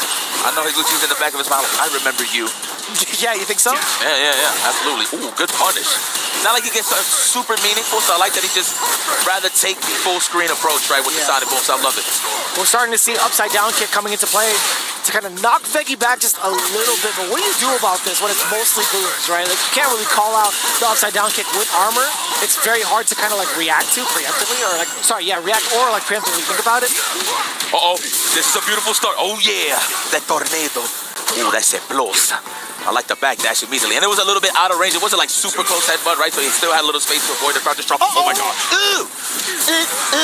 Lucha Libre over here, boy. Oh, you know he tried to SVD that. Man, he was going to hit you with the YI order. Yeah, fierce. Yeah. He was charging it up. Mm-hmm. Let me at him. Oh no! Solid puncher. Oh! Beautiful. Okay, let me cállate la boca, yikes. Ooh, looking for the shimmy. No, good defense, Becky. Woo! Yo, you was close. You had the right idea. Wow, great reaction to Higuchi. He jumped back at the nick of time. Excellent call out from Higuchi. That solid puncher just making its worth in that round. Oh no! That clips. Oh yeah. Let's go. Get in there. Turn green. Green is money. Keep that in mind. Green is money. Oh, you still managed to get that on time? Jesus. No. Scoop do it. Yes. I didn't realize that you're going for a ride. You're going for a ride. If you drive Impact, you're going for a ride. If he dies, he dies. Yo, look at this Russian homie. He's holding belts. That's Zangief allowing him to hold championship belts. You see that? That's cool. Like, this guy's weak. My bear's strong. To be fair, I think they're a tag team duo, right? Oh yeah. Zangief's not in that division unless Armika shows up or something. That's true. Look at you. Eyes are wide open. Oh, is looking for a flash kick maybe? A drive reverse? I think so. There it is. Speaking of which. That's like the most sneakiest way to land a flash kick. Your master blocks it, he's standing, right? Yeah, that's right. Yeah, I think I've mentioned that a couple of times too in like other tournaments. It's very, very deceptive. Just you see a guy all standing in an animation, you think no charge is held. Uh-oh. Nice. Okay, could have been bigger. I thought it'd be like a level 1 perhaps or something. If it was high enough. You see Becky walking forward, so he could build that drive gauge a lot faster. Here we go. We back on the greener side of things. And I like that he blocked that overhead. Very sneaky of Higuchi to throw that out. We need to point it. All right. Well, a little bit of a back and forth, but who had full control there was Higuchi, cut from a different cloth, of course. Very nice guy. He hit him with the crusty old dirt from the jeans. Extra slap on that. What do we call those jeans? Are those flares? Is that what we call those? I have no idea. I just see bootleg jeans. Bootleg jeans. All right, we'll take it. I love it. That's what production told us that we're gonna ride with. Okay, let's chuck this plasma. Stay nice and easy. Stay right over there is what Higuchi's doing. This is gonna be tough for Becky, for sure. Yeah, he's just been a wall, right? Like he's switched up gears so many times from normal, special normals, and sonic booms. Like you would think about the options, the wheel options that he has. It feels like he has access to all of them at the same time. Exactly. And it's all offense too at the end of the day. It looks like keep away, but it's really not. Yeah, in a way, sure, but it's actual pressure from full screen because you're just getting weird down. Good punish. I don't even blame Veggie for trying to snipe him out walking back. I think if anything, that's a really good definition that Rin just pointed out multiple times over the years of like fighting game commentary. Active defense, right? Higuchi's been throwing out so much against Veggie while maintaining his defensive positioning. Like that, exactly, right? Being able to anticipate air approaches, being able to transition so quickly. Yeah, exactly. Active defense. I like that. Oh, rich. Okay. You going for the sweep? No? Ooh, that could have been it. Or stand fierce. Could have been, yeah. The offense. OD flash kick to top it off, unnecessary. And you gotta start over. That's the worst. Being sent back. Man, and it's crazy. They kept that from Street Fighter 5, if you noticed. Yeah. Yeah. Like, I'll leave it. Let's go. My man, Guile Belmont, you better walk back. It's pretty good. It's the hairstyle, right? Yeah. He's a Belmont for sure. All right. I think it's more so the vest combo with the hair. You know? Oh no. Yeah. Get in there, Becky. Smother. From that range. Oh, he almost had the right idea. Just did it a little slow. That would have been a punish counter as well. Yeah. Seen him be able to knock him up, but good outs for Higuchi too, right? Like still standing his ground, still maintaining his positioning, even while his back is towards the corner. Like he's been mad comfortable facing off in that corner, as most styles should be at this point. So really impressive. Now putting him up 2-0 against Veggie. Looking for the counter hit. That is pure. Drive rush, stand short into a throw. Help me. Go. Just knocks him so far back. Now, he could be in range to perfect parry one of the Sonic Booms and then jump in on the second one. Right? He has been throwing him very consistent. Speaking of which, jumping. Oh, yeah, get in there. Turn green. Oh. It's all right. You got the lead. Just kick back. That drive gauge is suffering a little bit. It's on the buttery side. Hold it down. Become the wall. Build cash with the parries on the Sonic Boom. Was a little too close for comfort. Skull whoop. That's one. Do it again. Meets him air to air, but nothing from the side of Veggie. There you go. I don't know if he anticipated a drive reversal. He went for the jump. I can see that world. Yeah. I can see that in the realm of possibilities for sure. Get off of me. Do you believe in the parallel universe? Scoop him. Oh! Get a neutral jump that if he was really ready. All right. Still holding it down. Now it's block stun city. Nice jump in. That's a good call. It is so tricky, rather, to neutral jump against the Guile, though. Right? Like, if you make that wrong decision and they actually have flash kick maintained, you're getting set so far back. Oh, that's a punch and a half because of the solid puncher behind it. Now we going Rainbow Edition Guile here. Ooh, combos. Yeah, beat the leather. Damn, that's a good-looking combo.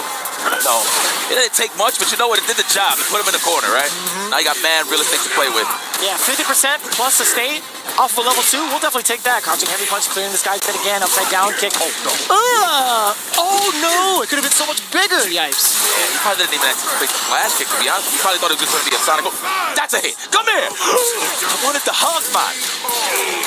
I wanted the hug, man. I thought that's what was going to happen as well. But you saw the green only, by the way. No commitment from Higuchi being able to jump out of there. I thought it was going to be a normal from the way that Guile looked. Well, at least we we're winning a bit of the neutral here, walking him down. But as soon as I speak, confirm right here, Higuchi from the low forward, it's a flash kick. Start over again. Yeah, reeling back in your seat, I totally understand, man. It is rather frustrating. You have to deal with this multiple times over just off of one mistake. Credit to all you Geef players. I can't live this life. That's hard. Look at that. Start again. I'll stay with the cage. The 3 and 4 range, allowing yourself to throw booms like that. It feels awful sometimes, man. Tighten up them laces, Geef. Let's go, Veggie. Oh, man, I'm not trying to be biased here, ladies and gentlemen, but I'm just trying to root for my guy, Veggie. He is down for the count here. Higuchi's just playing too dominant right now with Guile, keeping Zangief at bay. Yeah, man, if it's any other Zangief he can work against, it's definitely Inabashi, so he understands the pacing he needs to play at. Oh, we tried to get a tech throw going, but it didn't hit. Nice! Come here! I like how you try to press a button just say, oh, you know what, I'm hit, but you know what, I'm going to make it count. Nice. One hit away. The drive impact, which should build a lot of cash. With that drop hit, the sneaky overhead. There you have it, ladies and gentlemen. Zeta Division Zone. Higuchi not only wins the match, but he gets his revenge on Veggie from the first Capcom Cup. Very nice. First Street Fighter 6, of course. Very nice. Veggie's still in the mix, but that was a tough draw, man. That's not an easy matchup. So I can't even blame Veggie to fall to a guy like Higuchi. And he claimed, you know what? And he straight up said he didn't have to say that he's the best guy. He just always says he's the strongest guy. So, I mean, kind of the same. I've just defeated the purpose of what I just said. But I was wondering where you were going with that. Yeah, I messed up. Don't worry about it, man. You know, sometimes you always got to restart in the booth. Be like, yo, man, start it over again. But just to touch up on the gameplay here, Higuchi just did phenomenal work keeping Veggie at bay, man. There was a lot of pocket moments where he did land hits, but it was like nothing that could lead into true danger. It was like a couple of jabs into something, and even when Higuchi got hit, he still had all the space necessary to keep Veggie at bay. Yeah, and you can see a couple of mishaps from the side of Veggie. He was in disbelief of what he had saw on his screen, and that's got to be also in that exact moment he reeled back. He's like, man, I honestly thought I was going to get that punish counter. I thought I was going to get that whiff punish, but some of these small mistakes just lead to so much, right? Like, it's not even just getting hit. It's not even a matter of that. It's the whole process of starting over that's really so detrimental to someone's mental. It's like having to close that space against someone so hyperactive on defense like Higuchi is... It's so tough. It really is genuinely tough. I appreciate it. You saw that he acknowledged. He's like, man, I got kept away. And it is what it is. The man with the AWSD on the right side. It's just crazy. Lashar, one of the best in the business. Already in the cup. We're getting ready for the SFL, but that's here nor there because he is here to try to defeat Zeta Division's own Higuchi live here at EWC. This is what matters right here. Big bag, of course. A lot of pride. You know, obviously people are here for the money, but, you know what I mean? Everybody wants a nice trophy in their living room, man. Like, who doesn't? That's a nice plate. There's a lot of prestige that goes with it. Right, exactly. Like, even if they don't want to talk about it, everybody and their moms will always be like, yo, did you see who won EWC this year? That'll always be a point of contention for a lot of players, but also such a prideful talking point for a lot of commentators, a lot of the players out there as well. So even if they're not really thinking about the money, it's the prestige of having man. the title EWC champion. Something you can look back to. And some nice little chunk of change, man. Save it for your future kids. Bless your mom and pop with a house. Who knows, man? If anything, it enables your future plans for family. Yeah, seriously. It's time to have kids. Yeah. So, a little bit of a rehash here. Combo breaker. We talked about Lashar. We talked about his dominance over there. He having to take down Higuchi 2-0 in that tournament. Okay. This is a plan for revenge here for Gucci, so he definitely studied the tapes. I'm pretty sure once he landed in his group, he's like, gosh darn it. Gotta deal with this guy again. But if anybody could do it, it is Higuchi. You know what? Let me see how Lashar fights Guile. I don't remember seeing him fight Guile at the highest level. Certain ranges, I think there's going to be a pretty decent time to kind of reset the timing against Guile's booms. Being able to nullify the first boom with the ignition and then going into the spark, right? Going for the fireball, right? So 2 chances to kind of set the pace that way because your fireball could be at 3 different speeds. But at certain ranges, I feel like he would opt to go for flicker. Okay. Right? I think that'd be pretty impactful to get a punish counter flicker or even a counter hit flicker from the side of Ed to kind of control that space. It would really be up to Gucci to create maybe a further zoning kind of game plan against Ed. But to that point, you lose so much estate, right? You force yourself into the corner, guess what? If he gets a significant knockdown or calls off your timing against Sonic Booms, he's going to be closing in that space pretty significantly. And I like Ed much more in a compact space than I do trying to contest projectile to projectile against Guile. I just think he has a slight advantage, personally, in terms of timing, being able to do the spark into fireball against the Sonic Booms against Guile. Yep. The clash. Force the clash just to get that one pocket to get in against Guile. I agree with you there. Good call. All right. Here we go. Back to it. Vacant seat. Bison, you left your hat. All right. That's true. Let's go. With all the Seth bodies in the background, too. I thought that was really cool about the lore of the stage. Yeah. All right. Chuck the flash. There we go. Getting hyper aggressive. Wow. Really? Yes, really. He'll definitely check those drive rushes. Oof, almost. You see how much more he's slugging it out, right? Within that range, within flicker range. Time to hustle. I got a 9 to 5 waiting, and it's me playing Street Fighter. Lord, dominant. All they needed was that one whip punish. It got the party started. Conditioned him well, caught the first shimmy, led to the big damage. Round 1 for Lashar. The jump in already. Trying to just close the distance. Higuchi's just trying to read Lashar's movements here exactly to see how he want to approach. Nice punish. Oh, that's ridiculous base combos. That was sick. Come here. Could have went for a crotch fist. Yeah, could have opted for that, but you know what? Kept it safe with the throw. Sometimes Lashar likes doing empty jumps into parries. He does. That's true. We've seen that in a couple of his highlights in previous matches. Yeah, being able to check that too as soon as you try to jump over the fireball. Look at the lack of Sonic Booms we just see overall from Higuchi, already setting the tone. Yeah, he's like, you know what? I like how Higuchi's like, I'm going to have to take the slugger approach a little bit. Like the counter poke game, the rock, paper, scissors, the tick for tat. But we out of range though. You see the space in here, immaculate for Lashar. Higuchi though, however, almost got that. Whoa! Yo, the setup for the cross gets denied. No! That was fire. Drive rush all the way through from the corner, by the way, into a sweep. Oh, that confident. Oh, really? Oh, he had the bar. I didn't catch that. He was trying to bait out maybe some sort of reversal from the side of Higuchi. Both in burnout now. Lashar, I was going to say, if he managed to get a flicker, he could force chip. Higuchi, what do you got? Swing and a miss. He had to. Like, obviously, so he tried to buy some time so he could get the drive gauge. He was almost close, but who was closer was Lashar. So, a stand fist. So that's probably what he was trying to bank. That's why he did the level 3. So, good stuff from Lashar for just walking up and blocking. Seasoned. You know, at this point, Lashar's a seasoned veteran. No, agreed. Because mind you, the first game that I seen him play, it was not Street Fighter 6. So I already knew this guy was talented a long time ago. So thank you for the reminder. Shout out to my man Damascus. Oh, I like that. Driving forward, low medium kick as a punish counter. You heard the tab parry attempt from the side of Lashar. And now within the, like maybe the 3 range.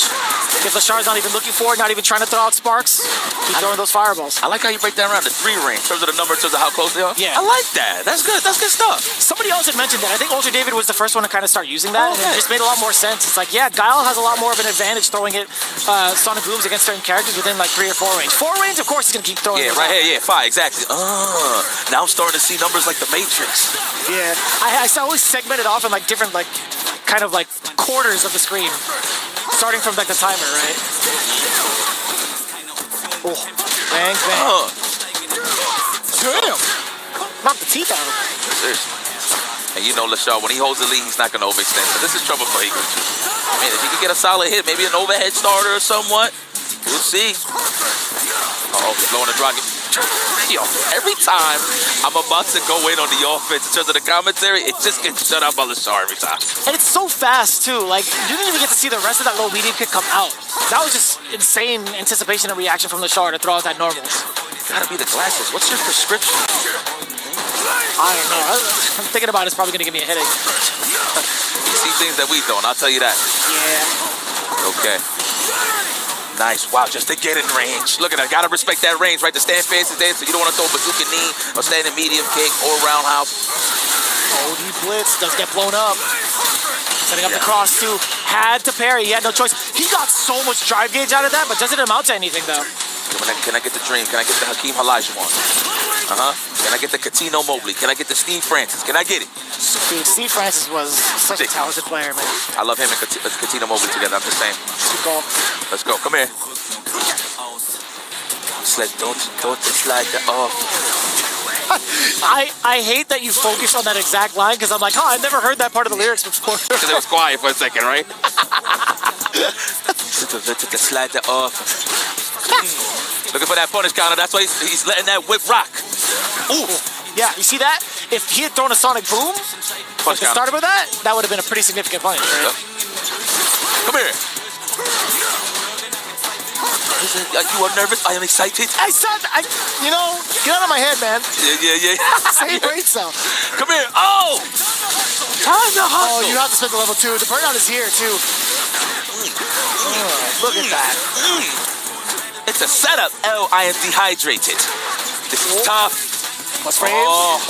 And he's not giving that drive impact easy neither. It's just all buttons and throws. Come here.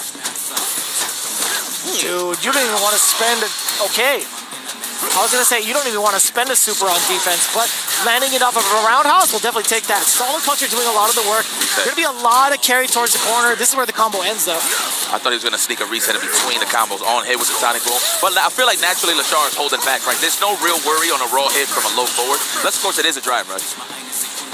That is fair. Yeah. What's he going to do? Drake Fang's going to do the overhead. Right. A little bit of damage. Or so you thought you could sneak the drive impact in. That was the first one of the game. That was the first one of the game. And he was ready. This guy's cracked out, man. That's terrifying. Leshard is going to make it very far. There's no cracks in the armor with Lashard, I feel like. Too good, man. Like ever. Come here. Fully charged. What you doing? What you thinking? Wow, and you got the back throw. You're in trouble. Nice bazooka knee, but he didn't get no conversion there. He probably was so shocked that he even hit. Yeah, that's fair. Either that or it's too close. One of the two. Oh. Checking the dash. We like that. Full conversion. Low medium kick, too. Oh, man, finally. Then that was on the technical side. He got hit standing up, so he definitely tried to take the throw. Okay, Fierce, another one? Help me. It's getting too quiet here in the nooch. Ooh, good check with the jab. I like that. The faster the button, the better, right? Yeah, but mind you, that's precision behind it because he had to wait till he was that close to get the jab. You do it too fast, it'll whiff, right? I don't even know what the hitbox looks like, but I'll tell you what this looks like. That Fierce into a lot of damage. Forward throw. Dash up and in there again. What in the hell? How are you that ready? He drive rushed towards Higuchi, baited out the invincibility with his own invincibility. Are you kidding me, son? Nah, that's the set. That's gotta be the set. Give me a batch of cookies now, Lashard. That was amazing. I mean, he be baking. Yeah, he's baking for real. Look, see what I'm talking about? He be baking. No, you hear me? I'm connected with the button. Wow, that reads? Level 3? No. He's confident. Letting it simmer just a little bit, right? Yeah. Not rushing the timer. I'm just so thirsty for burnouts, you know? I just want these cookies. I'm sorry. Come Cookie's so great. What do you want me to say? It's oatmeal. It's oatmeal offense right here. Oh. Makes no sense. But hey, run with it. Stand fierce. We're looking for it. Don't whiff anything. It's real gritty, right? Oh. Don't whiff. I like that. Higuchi's making it count. Ooh, that would have been so big. Relax. Tranquilo, papi. Tranquilo, papi. You got him where you want him. You got him where you want him. Tranquilo. Single hit for both. Definitely single hit for both. Can Higuchi survive? Oh, on the walk back. No conversion there from Lashar. He wasn't ready. Oh, okay. He had to for the drive gate safety. Oh, we got hit wrong. Oh, you couldn't do anything else after that because of the speed of the booms? Yeah, actually, yes. You're right. You wanted space. Oh my God! Damn! He said you'll regret being born. Now, mind you, it was just a micro walk to avoid the cross-up and caught him on the landing recovery frames. Unfortunate for Higuchi, but Lashar displaying why he's one of the most seasoned veterans here in Street Fighter 6. And best believe this is a guy that you will be seeing moving forward into this tournament because he does qualify to the playoffs. You talk about, the way that Lashar be baking cookies, man. He be baking everybody up with the way he's been playing both offense and defense. He might be a snickerdoodle kind of guy. He got two different flavors on there. But all jokes aside, when it comes to food, man, he ain't playing with his food ever when it comes to the competition. 3-0 against Higuchi.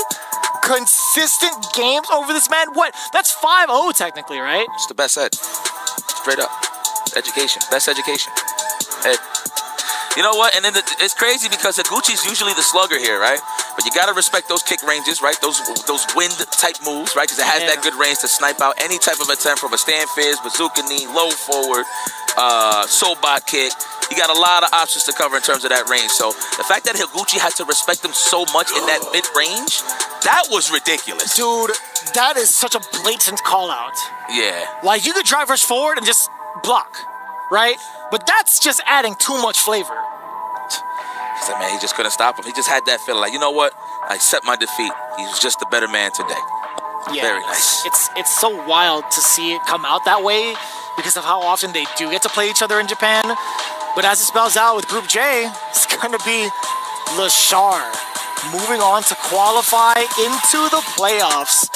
Although we still have Kincho, Vegi, and Higuchi. But that spells the rest of Group J kind of phenomenal in regards to how it all played out. And guess what?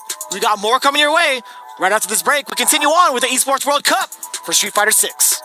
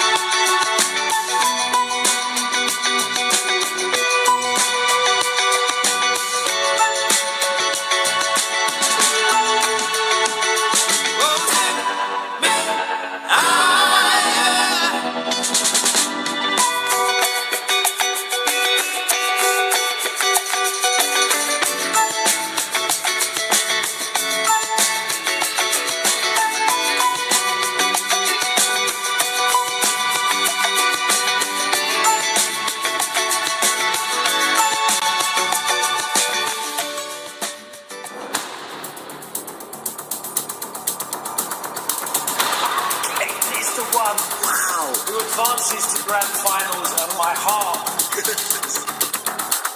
Who is Hurricane?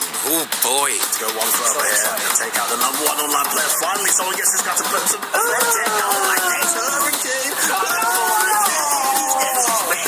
My journey was quite a short one. I had 2 shots. I didn't really request much to qualify. I'm not gonna lie, I was quite confident about this. Making a top 8 is not that hard, but I'm happy that I've made it by securing a spot and actually winning the whole tournament. He is a very active player, one of the most competitive spirits I know in our fighting game background. 優勝したっていうことで、気持ち的にもメンタル的にも自信がついたんじゃないかなっていうのは思うんで、多分彼はすごい今自信に満ち溢れてるんじゃないかなというふうに思います。He also has quite a few tricks up his sleeve, and he'll kind of test the waters once or twice, and if you don't handle those tricks, well, he's probably got another 9 or 10 in the bank. Had some hard games, had some games were looking easier, and everything went as planned, and it was just a success. So he won the last chance qualifier. No one had his names on the card to win it. He was an underdog. He came through, and he won. That's something that people who know him personally kind of knew that was going to happen. Now that he's in the ring with 47 other players, he can go toe-to-toe with these guys. I can see him getting to probably phase 2 and maybe slipping up somewhere. What I have to say to my opponents to EWC, good luck.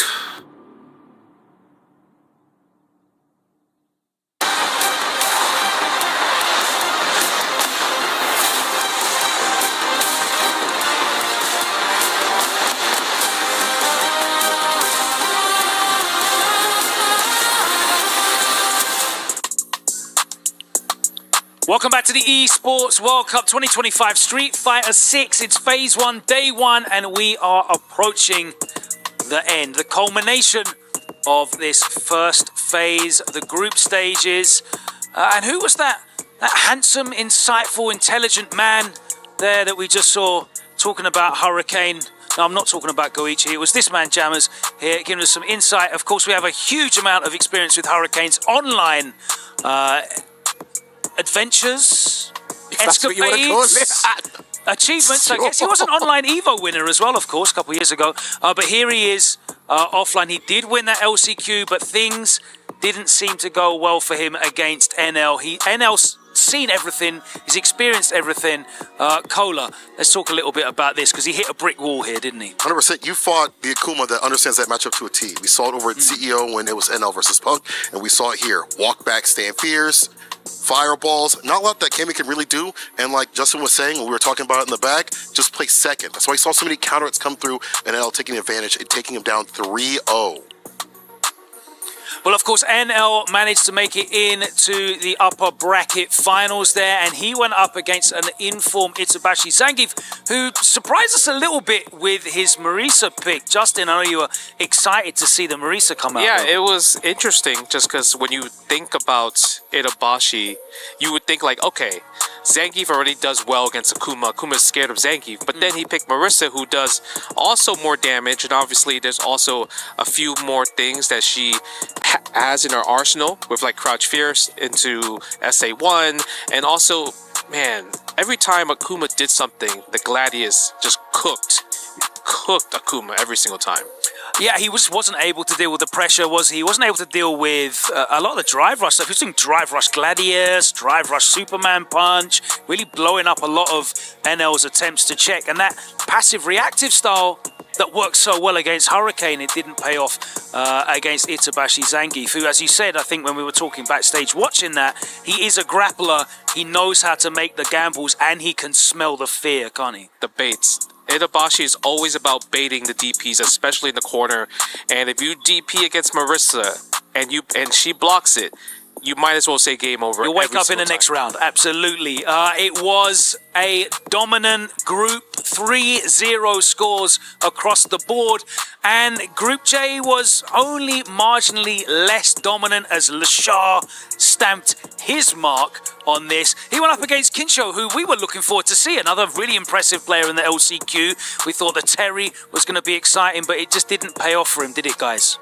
No, honestly, with Lashar, he's kind of turned this group into his stomping ground, and it's very interesting because I think his gameplay's smooth overall, and every decision he makes, to me, there's intention. Even if it doesn't work out, I can feel the intention, and you can see it. And we actually saw that in the Higuchi match. We done the drive rush into the Psycho Uppercut, and then we saw Higuchi do his reversal, and it was like, okay, you had an intention there, but a new scenario came from that outcome. So it was very interesting to see. We saw Higuchi up against Veggie, and Veggie started out really well, didn't he, Justin? But he just didn't have that killer instinct, maybe that deviousness that you might need as a grappler player. Sometimes you just have to do it, and I think Veggie shows way too much respect, right? We talked about it, and it's like when he wins, it has to be dominant. But when it comes down to clutch situations where it's like down to the wire and he has to like really gamble, he's gonna hold back. That's the unfortunate part. But if you're a Zangief, if you're a grappler, you have to live and die by the grapple. Lashar obviously got a big win in winners finals to book his place in the playoffs. He selected from his array of characters that all do so well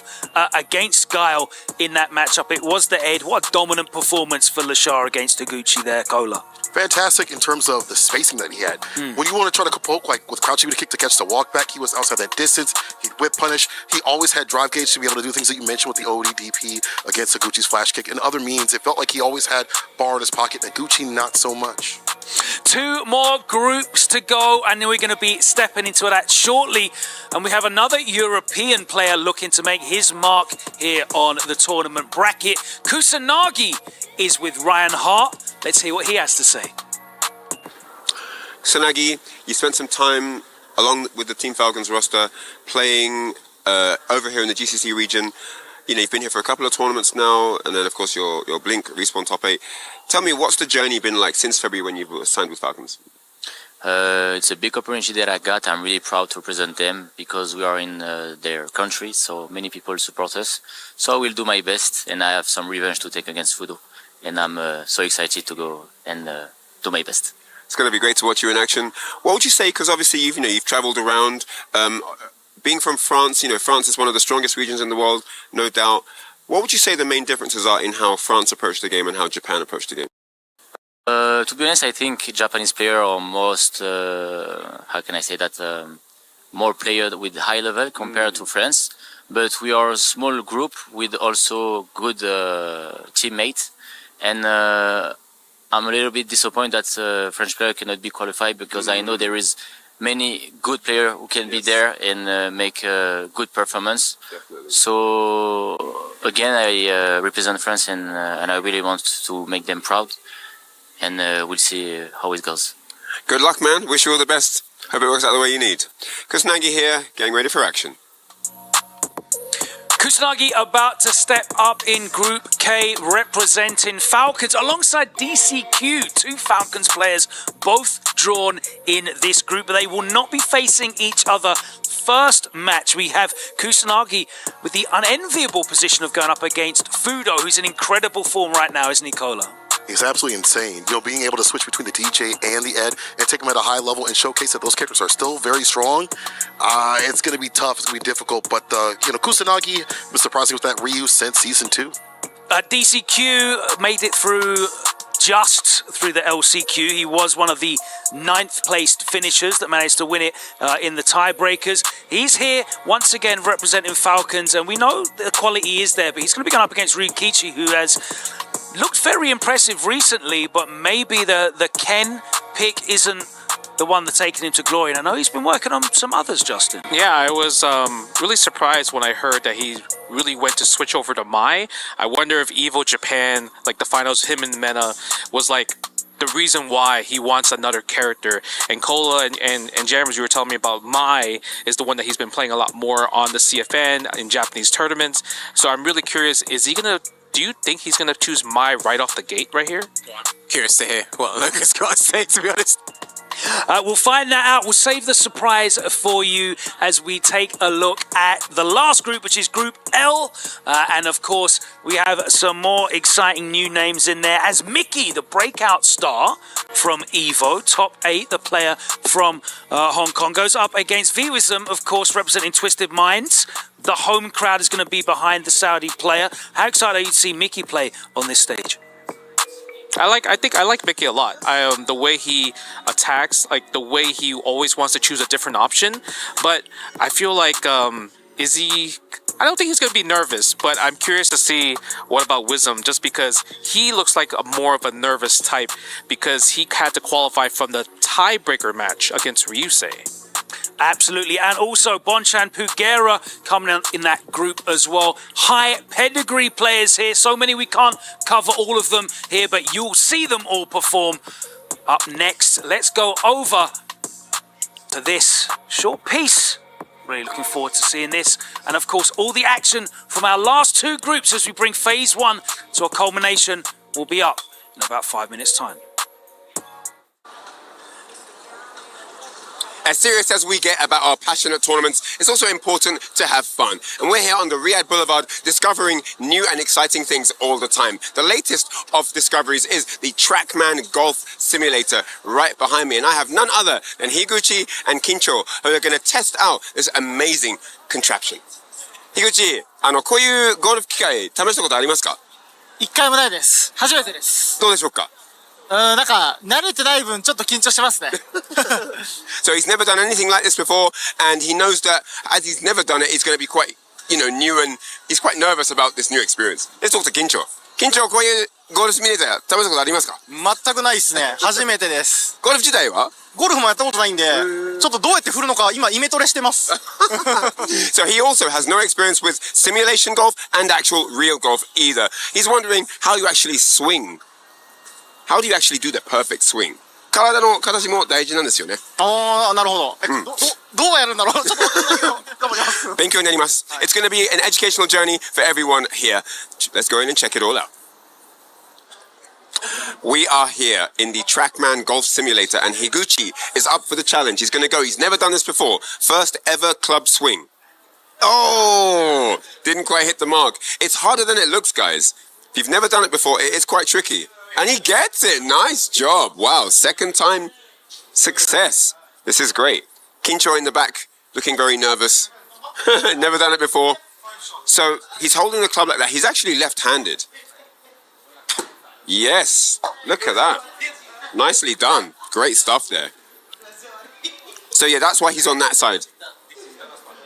All right, so third time's the charm here. Last strike before Kincho goes up. Well done. All right. Change. Switch. Kincho, you're up. どうでしたか？なんかでも気持ちいいですね。打つの。楽しいです。体を動かせて。He really enjoys it. He likes the fact that he can do a bit of exercise, move his body around. And yeah, he's smiling, man. I haven't seen him smile that much all week. He's really getting into it. Let's see how Kincho gets along. He's really nervous, and it's funny that Kincho in Japanese means being nervous, but yeah. All right, he's teaching him how to swing. And Kincho, fascinatingly enough, is actually ambidextrous. He can use his left and his right hand. Here we go, first ever swing. Oh! Very, very difficult. If you've never done it before, there we go. He made contact. That's better than me. He made contact. That's good stuff. He said it's really hard. Here we go, second time. Oi! Well done. Making waves like Terry. Let's do it. Okay. Third and final shot. What you got for us? Woo! Very good, very good. Kincho, どうでしょうか？めっちゃむずいっす。Said it's really, really hard. 楽しかったっす。はい。面白かったです。はい。面白かったっす。But he said it's really fun. Really hard, but really fun. So yeah, he's having a great time. That's it. Golf Simulator is over. Higuchi and Kincho had an amazing time. Their first time, but they said it was great exercise. It was really difficult, but it was amazing fun. It's all great here at the Riyadh Boulevard at the Esports World Cup. Thank you for joining us, and we'll see you next time round.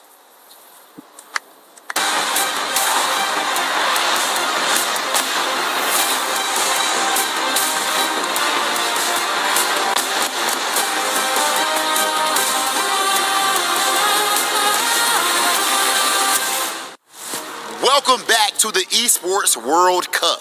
So far, as you would expect, Street Fighter 6 has delivered on all fronts, and we are not done yet. Again, this is only day one. We just had Group I and Group J, and we did see some blow-ups. I'm not gonna sit up here and lie. People was getting smoked. Absolutely. Now, once, like, I was just pure 3-0s. No two ways around. And then a 3-1 followed by 2 3-0s in Group J. Lashar kind of expected to kind of get out of here. Made it easy. 3-0s, all easy. Kincho, he kind of gave him a hard time with one game, but that's about it.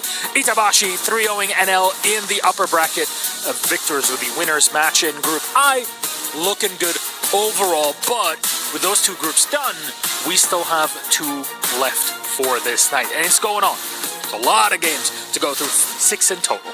One thing I want to make sure that I bring up is when you look at Itabashi winning both of his matches 3-0, there's something to be said about command grab players. If you're using a command grab character, you're always pretty much gambling. You're under pressure even at the biggest events. So in these events, when it's a super big money, huge prestige event, I think those guys have a much better chance of performing. We're seeing that so far. But in our next 2 groups, of course, we have KK and LL. This next one, as you see behind me, we got DCQ versus Ryukichi, and of course the match after that is Kusanagi versus Fudo.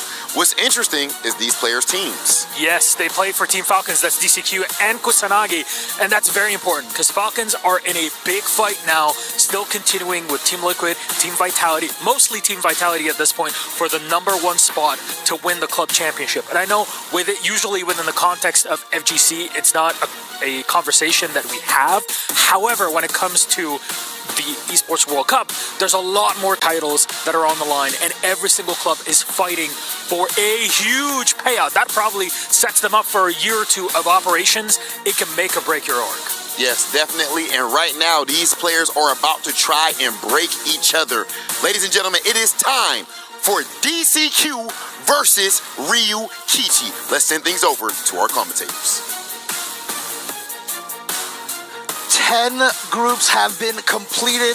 Only 2 left for day #1 to find out who the last 2 players are who are going to join the other 10 players who have already qualified into the top 16.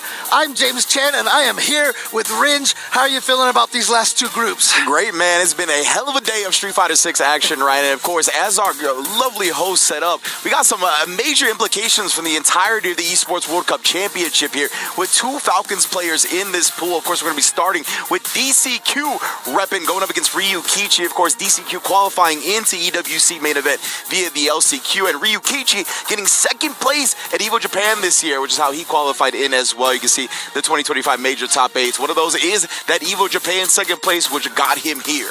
Yeah, I'm really curious to see which characters these players are going to go with. As you heard the analysts say that, you know, Ryukichi obviously known for his Ken, but they said that he's picking up the Mai. I mean, with that Ken, he was 2 EVO Japan top 8s in a row. Yeah. 2nd place, as you mentioned earlier this year. But I'm curious to see what he's going to go with, if he is going to switch to the Mai. And then obviously DCQ, he's got the Bison, he's got the JP. Yeah, exactly. Ryukichi, as you mentioned, a lot of success on that Ken, but despite that, right, the coalition, the Illuminati of Ken down players in the shadows were not able to save the character from changes that have affected him heavily. And we'll see, right? Ryukichi obviously can still get the job done. Ken in general can still get the job done, but with that Mai in your back pocket, it's always a temptation. Then as you mentioned, DCQ got 2 very strong characters. The purple stuff, he's about that, right? The Purple City Bird Gang, he is repping it hard, whether it be with Bison or JP, and it's going to be M. Bison going up against Mai. It's kind of what we expected, so let's get into it. All right. Oh, she's trying to counter. You see the purple hair? I see you. Okay. Ryukichi's trying to counter with his own purple stuff. Trying to pretend that she's part of the psycho power team here. That was already showing out, right? Stand medium punch. Just have the buffer DRC behind it. Ryukichi already starting getting corner control, but oh no, trying to parry after the neutral jump like that. Thought DCQ would make him block something when he landed.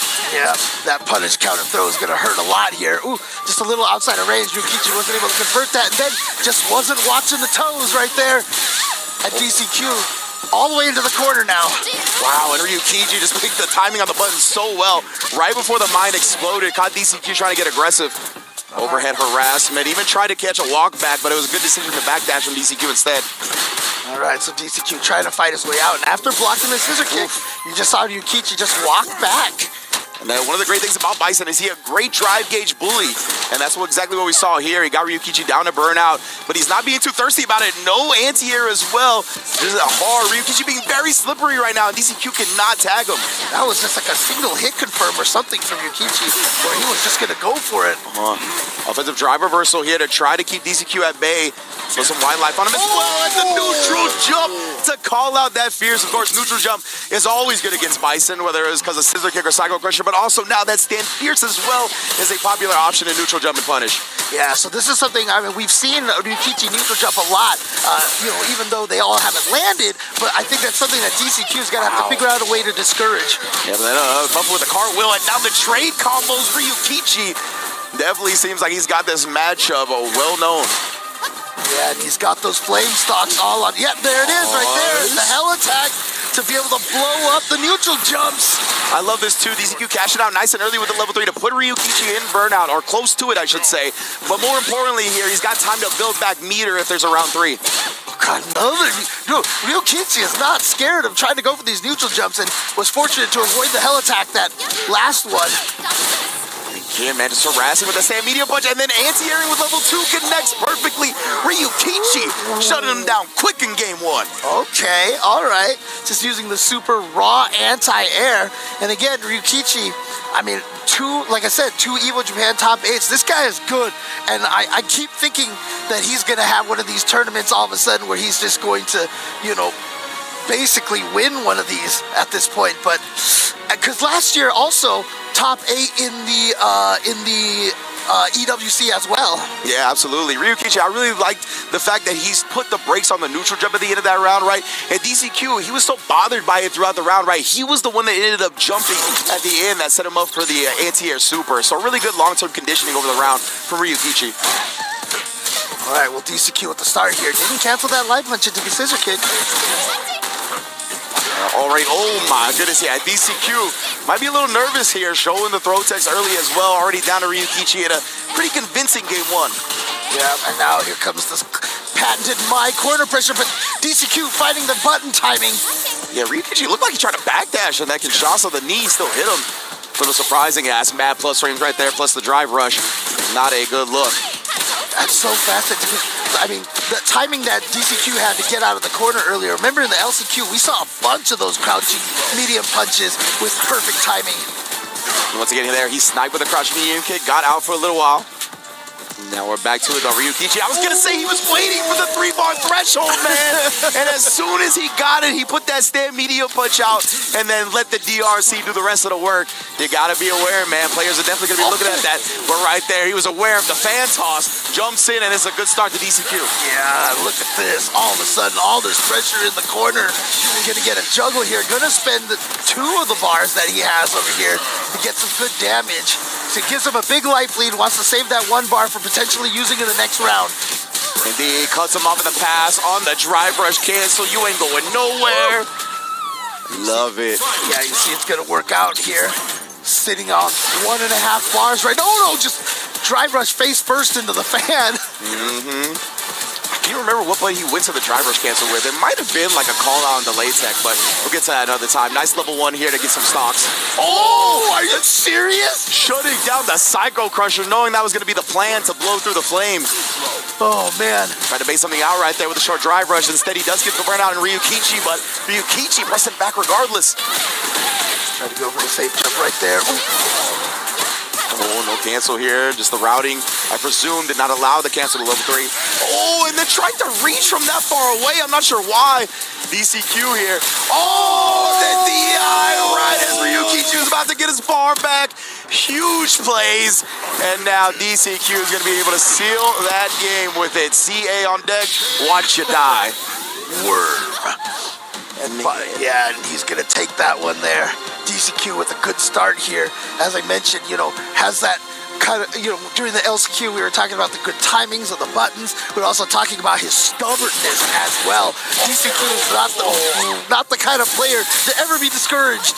And of course, the drive rush scissor kick is a great way to check people's attempts at checking your drive rush. And now look at this, bro. Combo exhibitions from Bison. All right, gets out of there with that ODDP, but you know what? I don't think DCQ is too worried about that right now. Good defense against The OD fans right there. Again, that drive rush bully game, man. Oh, steps just back outside. Baits him into doing the stand heavy kick. Oh, and then stomps him for good measure. One more throw. DCQ smothering right now. Oh man, this is abuse right here, right now. DCQ is just destroying Ryukichi. And of course, he established the counter to the drive rush check last time with the drive rush scissor kick. Now he just goes drive rush knee. Knows that he's got Ryukichi hesitating. Good jump timing. Basically, got that free jump in thanks to the mine exploding. Oh, okay. Baits out the drive parry, able to get the punish counter throw. Ooh. Oh no, ended up going with the throw. I'm not sure if that was supposed to be a bait or just the quickest throw as possible. He misjudged the range, but unfortunate for Ryukichi now. He's burnt out and DCQ's got all the control in the world. Oh, and they're going to be punishable into the level 3, and DCQ looking so strong here for the start. We started the day out with a bunch of 3-0s, and we've been having a lot of 3-0s during the course of the day, but DCQ is telling us he wants to add another one to that list. Remember, he's got Team Falcons on his back as well, who's fighting for the first place, the overall Esports World Championship with millions of dollars on the line. But this is Mr. Easy Cake, right? He's used to the big lights. He's used to the pressure. He thrives in environments like that. And we're seeing it right now. Even with the first game loss, he's bounced back in dominant fashion in games 2 and 3. Dude, I gotta tell you, man, when you say millions on the line, like, I could barely believe Crazy, it coming right? from where we came from, It's just like, holy crap. Yeah, but you're right, though. This is life-changing money for these players here. Imagine how many holes you could have played at Sunny Hills Golf Land with the millions of dollars that you win at EWC. Yeah, it's been a long time, man. I would have did really well those holes with the golf simulator, right? Yeah, exactly. Get that little maxi golf surgery from Happy Gilmore 2. Drive that bad boy 500 yards, you feel me? Oh, man. Oh, man, but yeah, indeed, right? So this is humble beginnings, and now we're here playing for millions of dollars on the worldwide stage. And of course, Ryukichi is going to try to bring out the character that's propelled him on that worldwide stage before with the Ken you mentioned, right? This is the character we all know him for. He tried the Maya, got him a game. Now he just needs 2 straight. Yeah, this is kind of what I was expecting was going to happen because the Maya was not working out at the end there. So here we go to the Ken, and look at that. 3 perfect parries in a row on those projectiles. Yeah, DCQ lightning coming out of his eyes right now. EI is okay if you block it because we're close enough to the corner. Expert stuff from DCQ. Yeah, DCQ is basically saying right now, I don't care who you pick, I'm going to rush you down just the same. Exactly right. Oh, he actually got the imperfect parry because it was the crouch light kick, so he wasn't down backing. Ooh, okay, here's an opportunity for Ryukichi. And to be honest with you, despite the way I feel like this round has been going, they're pretty even in life right now. Yeah, right. It felt very convincing for DCQ, but right now Ryukichi has been firing back low on the drive, so he's trying to get some space. DCQ doesn't want to be too linear or predictable about the approach. Oh my! Yeah. Trying to fade out a check or something. Yeah, indeed, right there. That was also usually a counter to the tap parry, so I assume Ryukichi held it. The great combo, though. Now it's going to be very dangerous. Both players gray dayed up. He's trying to chip him out here. Yeah, so scary. It's still a threat to get chipped out from DCQ side as well, and the fireball from that space does the job that he needs it to do. Yeah, just like I said, despite the fact that it felt like DCQ was just running over him like the other game, Ryukichi's the one who takes that round, and get one more round here, he can get himself on the board, and that'll feel really good because we have had some 0-3, 0-2 comebacks here. Oh yeah, numerous. Yeah, honestly, here on day 1, fireball again, nice placement from Ryukichi, even better with the sweep.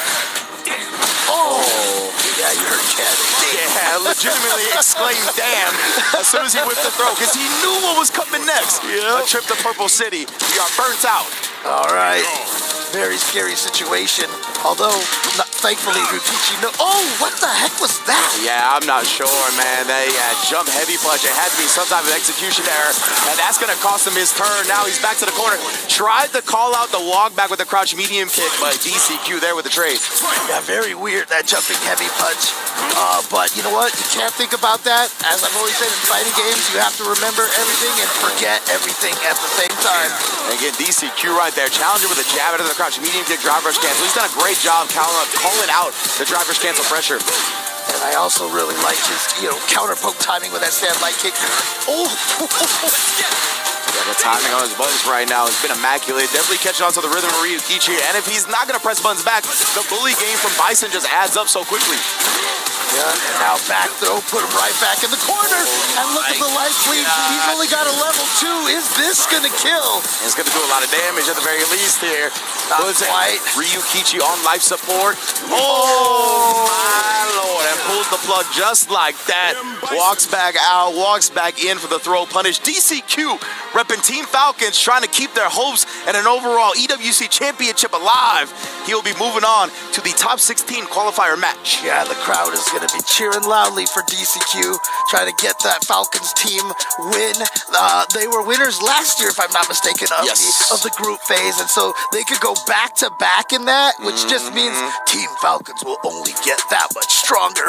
Yeah, precisely, man. You heard like not only life-changing money for the players on the line here, but definitely money that really affects orgs, right? It could definitely propel them to get roster additions, different type of training environments going forward. Could definitely propel their team and their members to new heights. So this is all on the line here. As DCQ, remember, he dropped that first game, and since then, he just 3-straighted Ryukichi. Yeah. Incredible adjustments. That's one of the things DCQ is known for, though, right? If he drops a game or a round early, he doesn't just keep going to the same well, right? He has the good balance of stubbornness and adjustments that top players are made out of. Yeah, and you can just see the expression. See that jumping heavy punch. I'm still not sure what that was, and it cost him the round, obviously, as you can see right here. Yeah, I really valiant attempt to try to call out the walk back, right? Especially because a lot of the time people will do that in that situation to play it safe as possible. But that was good timing from DCQ, right? Covering multiple bases, not just walking back, but having a little delay to the jab, able to trade with the crouch medium kick, and of course closed it out in that final game 4. Incredible stuff. And now his Team Falcons brethren, Kusanagi, come into the plate to take on one of the hottest Street Fighter 6 players in the business right now. We're gonna see here in a second in Mr. Fudo. Yes, indeed, bro. Yeah, and Fudo, obviously, he has won so much going into EVO. He won Blink Respawn. He won the Topanga League group that he was in. And so Fudo was on a very hot streak going into EVO. And here he is, and I feel like he is definitely one of the favorites here just based off of that. And he is sporting decades of fighting game experience, not even just fighting games too. I always forget the name of that one gun game that with the guns that attach to each other. About that. Yeah, he was the champion of that in Japan, you know? I forgot about that. This dude is an arcade rat, bro. He is in there playing whatever. He is the man when it comes to the gaming side of things, right? So yeah, as you mentioned, first definitely Respawn, first at Topanga, got top 8 at EVO as well. But Kusanagi, he is a second-generation fighting game player himself, right? He grew up around fighting games constantly. When he won UFA last year, he talked about, I play Ryu because my dad played Ryu. It's literally in my blood. So, you know, both of these players are, like, gaming is literally baked into their DNA at this point. Oh, yeah, and you were the one who was interviewing him on that one there, and I could see you get a little emotional on that. It was one of the best interviews that I've seen. Definitely the best interview I've ever been a part of. Like, just getting to hear him kind of lay out his journey and doing it for the family and kind of carrying on the tradition that his dad started, and obviously doing such a great job doing it, right? Not only winning UFA last year, but qualifying into EWC this year and having so much success in Street Fighter 6. And we got glimpses of it leading up to it in Street Fighter 5 and different other games. But here in Street Fighter 6, he's really starting to peak and come into his own as a competitive player. I mean, he's very young, obviously, but he is a veteran, basically, at this point. If you actually check his Wikipedia entry and go to his results, he has results in Street Fighter 4. Like, he's been playing since there. And I mean, how old he was? Like a Blaz or a Cryme back then, you know, kind of situation. So, and I've heard a lot of the EU players even say, like, man, you got to watch out for this guy. Like, he's gonna. And then other ones are like, yeah, ever since he was little, you could tell he was gonna be really good. But you know what? When your parents are like, do better at Street Fighter, you know, and that, you know, that helps for sure. But yeah, like you said, there's pictures of like a 9-year-old Kusanagi with Daigo, right? Like when he would go to the European tournaments, like he has been around the FGC for as long as he's existed. So like, it's so cool to see stuff like that. And obviously Fudo has been around for a very long time as well. So yeah, these players right here, despite the age gap, have been around for, I mean, decades in the scene. And Fudo has done the same. In fact, I was told a story, I think by Gerald, you know, shout out to LA Akira, that they would play in an arcade Virtua Fighter, and nobody could get rid of Fudo off the machine. But that arcade had a closing time, which they had to kick out all the kids, and all the adults got to stay. And when that time would run up, Fudo had to get off the machine, and all the other players would be like, bye. Yeah, exactly. Bye. Everybody just cheers that the child is gone. They're like, finally, we get to play. But here we go, man. You got to deal with another child, and he's no longer one. Kusanagi, a grown man, and looking to put a body in a bag here. Fudo already in a corner. Yeah, with that grown man Ryu damage there. All right. And then the solar plexus as well, just shaving off. That's why Fudo immediately went to the drive parry as well. Didn't want to keep letting that drive gauge tick down. All right, but Fudo getting this back into the neutral a little bit. There she go. Oh, the empty jump in the crouching knee kick, because that wasn't enough to kill. Tried to steal it off with the overhead, but now he is in a burnout situation. Did Fudo commit? Oh, he did indeed. Taking him down with the level 2 right there. I'm not even sure if like a cancel would have got him out of the situation. Maybe he didn't commit. Maybe ODDP has a lot of invincibility frames, even though it has long startup. Yeah, but that air reset situation again, when you're trying to confirm off of hits, you might actually confirm off of an air hit like that. It can cost you some massive chunks of life. Level 1 here as well, but a quick tech throw. Give Kusanagi some breathing room, but right now, this is Ed's B&B. Staying in this corner at flicker range, stand medium kick range. As soon as you flinch, you die. Oh man, that standing medium kick is what makes Ed so scary in neutral. Can whiff punish so many things. Ooh, I thought Fudo, had like the DP or something to hit from the other side. Yeah, I think he just thought he had gotten so far forward that he wouldn't have to block the cross-up jump. There we go, bust out with the ODDP there. And again, that just harassment with the stand medium kick, nullifying the projectiles with a flicker. Can also do it with the start of a fireball and then still send his projectile. Not looking at that well just yet, though. Yeah, still just concentrating on the flicker. Baits out that drive parry right there. Ooh, locked into it. Yeah, caught the rhythm of Kusanagi's movement and button timing perfectly. It's one of the things, right? Fudo been around so long, he's gonna have that sixth sense. He'll be able to hone in on people's timings a lot better than most.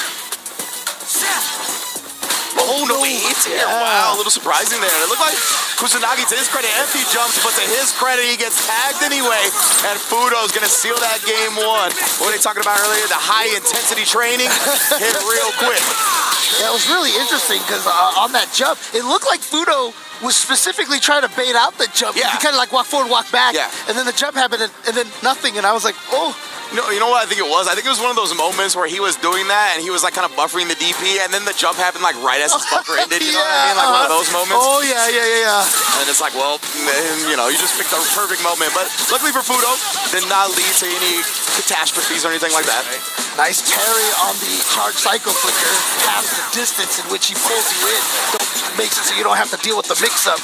And there was that fireball notification with Ed's own fireball that we were talking about. Denjin charge as well. Sends it behind him for the first fireball, but my goodness, Fudo quickly takes his turn back and then punishes the attempt. Okay, yeah, frame trapping with the Waya Hashogeki there. Oh my goodness, yeah, the fears. You saw him let it wind up a little bit there. Oh my, ODDP? Was that a reaction to the solar plexus? that looked like a Street Fighter 4 Zangief green hand situation, right? Okay. Oh man, Fudo is locked in, to say the least. Oh man. You ain't gonna ODDP that one. Gets the full punish count on the solar plexus. Now we go for the Kona. Oh, that was so sick. Unfortunately, it was not. The ODDP gets there too quick. I'm so sad because that was so cool. Yeah, man, and just the way Ed's fireball works, right? It has so many more hits, and you can still send the fireball out. So that was so good for Fudo to nullify, matching the priority, and then getting the level 3. He really just snowballed after that. Incredible stuff from Fudo right here to take a 2-0 lead quick over Falcon's own Kusanagi. Yeah, and if you're an Ed player, you have that standing medium kick on lockdown as soon as you block a sweep. Like, there's a lot of characters that can sweep at that one range where it makes it a little ambiguous. No, Ed, you just for a standing medium kick and just, you know, feast on some damage. Yeah, big reward, right? Just like a stable punish for a sweep. So honestly, definitely very good. Even against players that don't use sweep too much, Kusanagi actually uses sweep more than the average player, right? Yeah. So definitely that comes into even more play. That's a good point. Oh, man, Fudo starting again, just being a bully. Yeah, man. You could tell, very confident in his decisions right now. Feels comfortable in the matchup. Oh my, and then the whip, and Kusanagi tried to get the sweep whip punish, but just a little bit late on that one. And it's tough to whip punish and on these normals. You really got to take it to the lab and know what you're doing.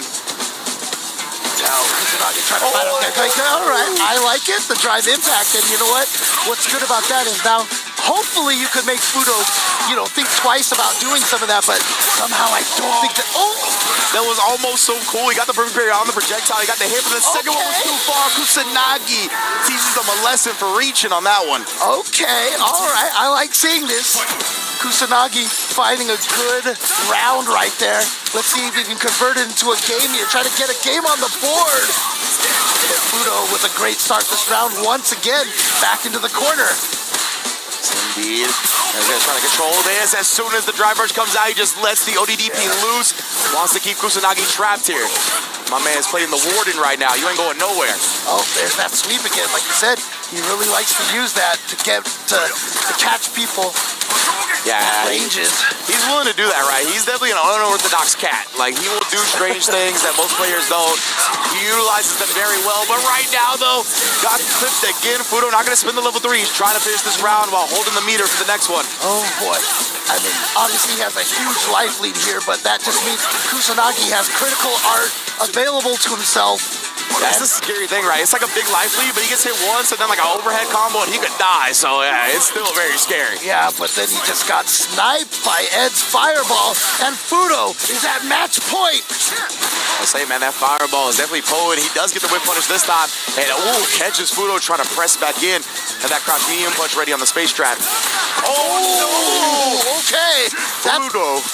That's going to be huge damage and a burnout here. So this is looking really good for Kusanagi, but don't get comfortable here. Oh, he tried to immediately use the level 3. I respect it, right? The Hashigeki is going to be super plus and burnout.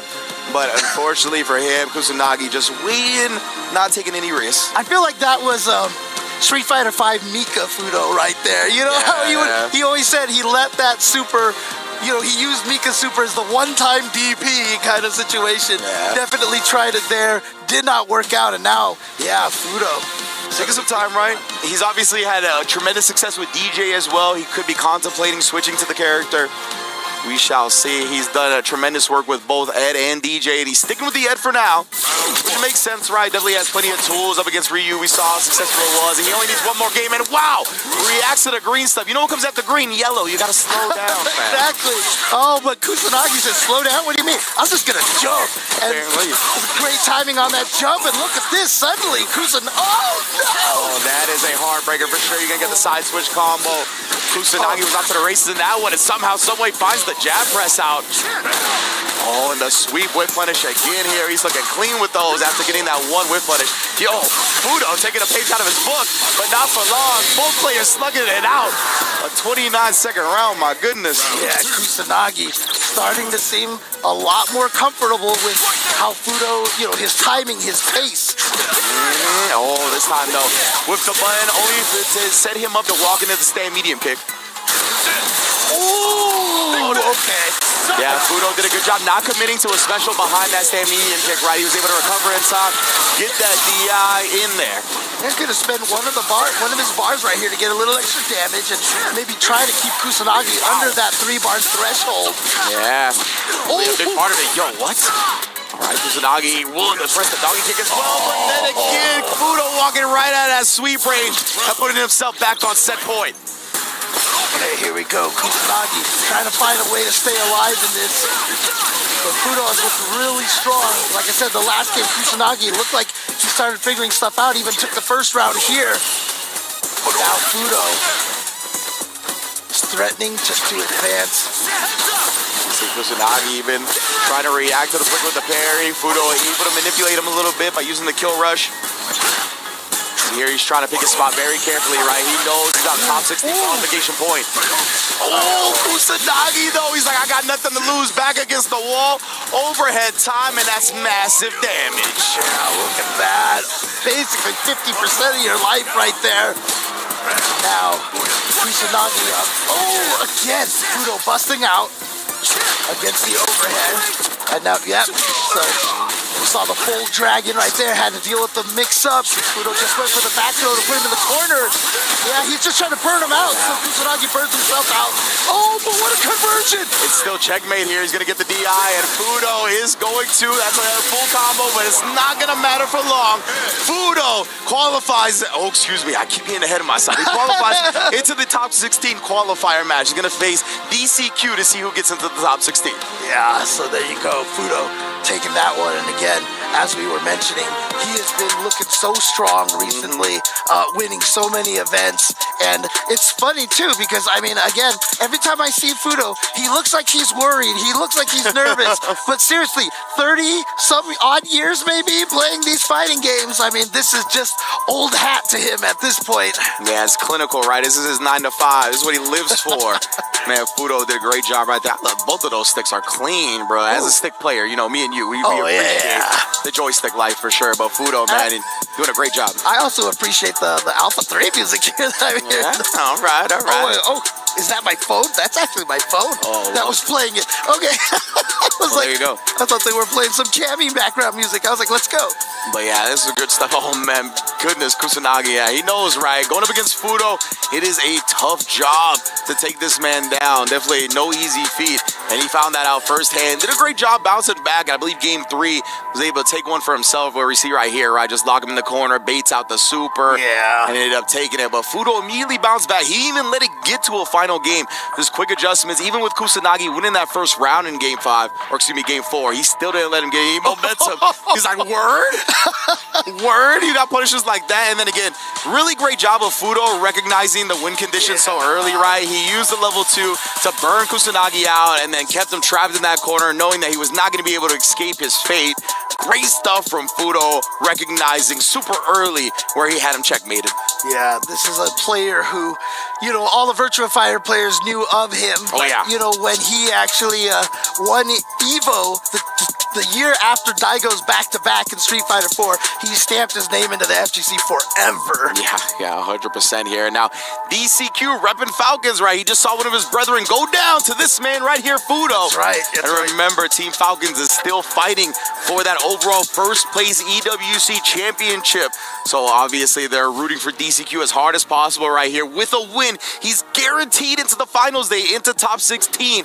All of these winners finals in these small brackets are so hefty. So now the question is, again, both of these players using multiple characters, and I really do feel like that is starting to become a distinct advantage. Yeah. To have 2 characters that you play at the same high level. I'm really curious, like, I mean, what do you think? What do you think these guys are going to go with in this matchup here? So, yeah, that's a good point. I think DCQ, like we said before, had the Bison and the JP, but it really seems to me like he's trying to prioritize the Bison, and he goes for JP in these niche matchups where it was like, oh, Zangief's over there, I'll play JP, right? Like, I've seen him do that a lot. Right. So I think his default is Bison, and in response to that, I wonder what Fudo is going to play, whether it be the Ed or the DJ. Right. I'm trying to think about on paper what I'd prefer in the matchup up against Bison. From that range where Bison likes to play, I think Ed always gives people trouble, right? I think maybe that's probably a better thing to prioritize over the DJ that can, like, obviously have good fireball game, good anti-meta strats, but I feel like Ed is probably the better space controller. We'll see what Fudo thinks, though, in a moment. I just started thinking about it, and I was like, out of the 4 characters these guys use, DJ is the only one without psycho power. Yeah, that's true. That's true. Who knows what that means for DJ in the future, right? Right. I would love to see a DJ possessed by the psycho power. That'd be a wild character, bro. Just because of this matchup here, we're going to add some Street Fighter lore. We're going to have a, Shin DJ here. That would be so sick. Oh, my goodness. Well, you know how, like, the costume 4s are based off of that one art of the characters on the beach? DJ's buried in the sand. It's just his head is. I still want them to make the costume of DJ, and he just walks around in a block of sand, like how kind of like Tofu from like Resident Evil or something like that. I think that would be amazing. Oh my goodness! I want to see the viability of that costume in competitive play. Like, you're gonna get banned real quick, like the Blanca from Street Fighter V that was all crazy. Yeah, definitely get put on the bench. That costume would be sand and banned. Yeah, exactly. Oh man! And it is gonna be what we expected, right? It's gonna be the Ed versus the Bison. Expected that's what Fudo was gonna go with, just in terms of space control, where Bison likes to play. I think Ed definitely annoys him a bit more than the DJ. Yeah, nice jump timing over that fireball, by the way. Try to jump early. And this time DCQ off of the scramble as well, gets the corner, but Fudo, man, his reversals so on point here today. Yeah, but you can see DCQ trying to walk Fudo to the corner, just why Fudo tried that, surprise drive rush. There, he's got the anti-air, the empty jump now. Very nice, tags him low as well. Fudo, he had a lot of drive here. I'm surprised he didn't commit to the drive rush cancel, but instead the drive parry, perfect style, as soon as DCQ approached. Yeah, and there's no better way to get out of the corner. A lot of times, if you can get out of the corner with minimal damage, you're happy. But if you can get out of the corner by doing a ton of damage, that's even better. Yeah, that's having your cake and eat it too. Sorry, Mr. DCQ. Oh, open up as well. Yes, perfect time for the explosion here. Big damage, you already. Now, try to apply this corner pressure, but it's hard against Ed because of the range on those buttons. Oh man, and DCQ called out the walk back button timing perfectly, beat him to the punch literally. Crouch medium, we all tied up in game one. I'm surprised DCQ hasn't changed his name to ECQ for like the easy cake quote. Right, yeah. Oh, of course. And it's so nice to have that check because it reaches so far, you can do it early, and it's cancelable. Yeah, and then we saw Aaron Blitz come out, a Psycho Blitz, and DCQ didn't even try to punish. That was a little strange. But nonetheless here, Fudo caught him flinching out of the corner, and you're going to pay with your life. Fudo is going to be able to close this one out. And again here, remember, a lot of those Team Falcons hold rest on DCQ as he gets perfected to end game one. Yeah, but for, everybody watching this right now, obviously we haven't played out any of the loser side bracket. Those will all be played out tomorrow. The person on the loser side also makes it to the top 16. And then the person in the losers goes into the round robin. Oh, that's right, the round robin. Yeah. There's that one extra phase right in between. I always forget that one extra phase. Yeah, then they have to go into the round robin. But the other two players will be eliminated. Yes, that's why it's so key to get the dub here if you can, right? Because then you avoid not only having to play that losers bracket side, but also the round robin that follows it for the players that do make it out of the losers bracket. So, yeah, you have to go through quite a bit if you don't make it out here and winners directly into the top 16. And that's what's on the line here right now. Fudo looking to be the one to make it out, as well as DCQ definitely wants to crush some of these Falcon dreams here. Oh, I'm sorry, no, Fudo's the one trying to crush the Falcon dreams. My bad. I forgot too, we're gonna get the key crushes tomorrow. We didn't even get any of that today. That's right. Oh, I'm gonna be hyped. Get the crusher action.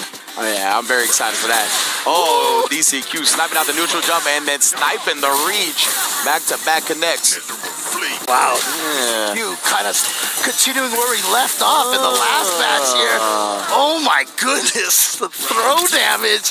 Yeah, Fudo got caught holding parry on the second one, I believe, to absorb that mine, but DCQ was able to sneak the throw in right before the pop. And it's always the funniest part, because like if you're even a little too late, doesn't matter, the mine will keep you safe. So, yeah, exactly. It's like, or I'm sorry, Bison laugh. Let's again, the perfect parry response to the Psycho Crusher that gets rid of the mine this time. Yeah, just look at her ass here, finding that button timing. He didn't want to commit to anything though. Oh, does commit there to the backdash, catching DCQ, trying to throw. Yep. Reaching and then just getting punished right there. Ooh, nice air to air. Good job, just setting up that plus frames into the throw, trying to work Fudo to this corner. But Fudo here, yeah, he's got a big chance to kind of bully DCQ's drive gauge down. See again with the flicker, actually got hit. Ooh, okay. Yeah, the holding of the parry, trying to get that drive gauge back. Fudo just backdashing instead, keeping the distance right here. He just wants to keep DCQ from being able to get in.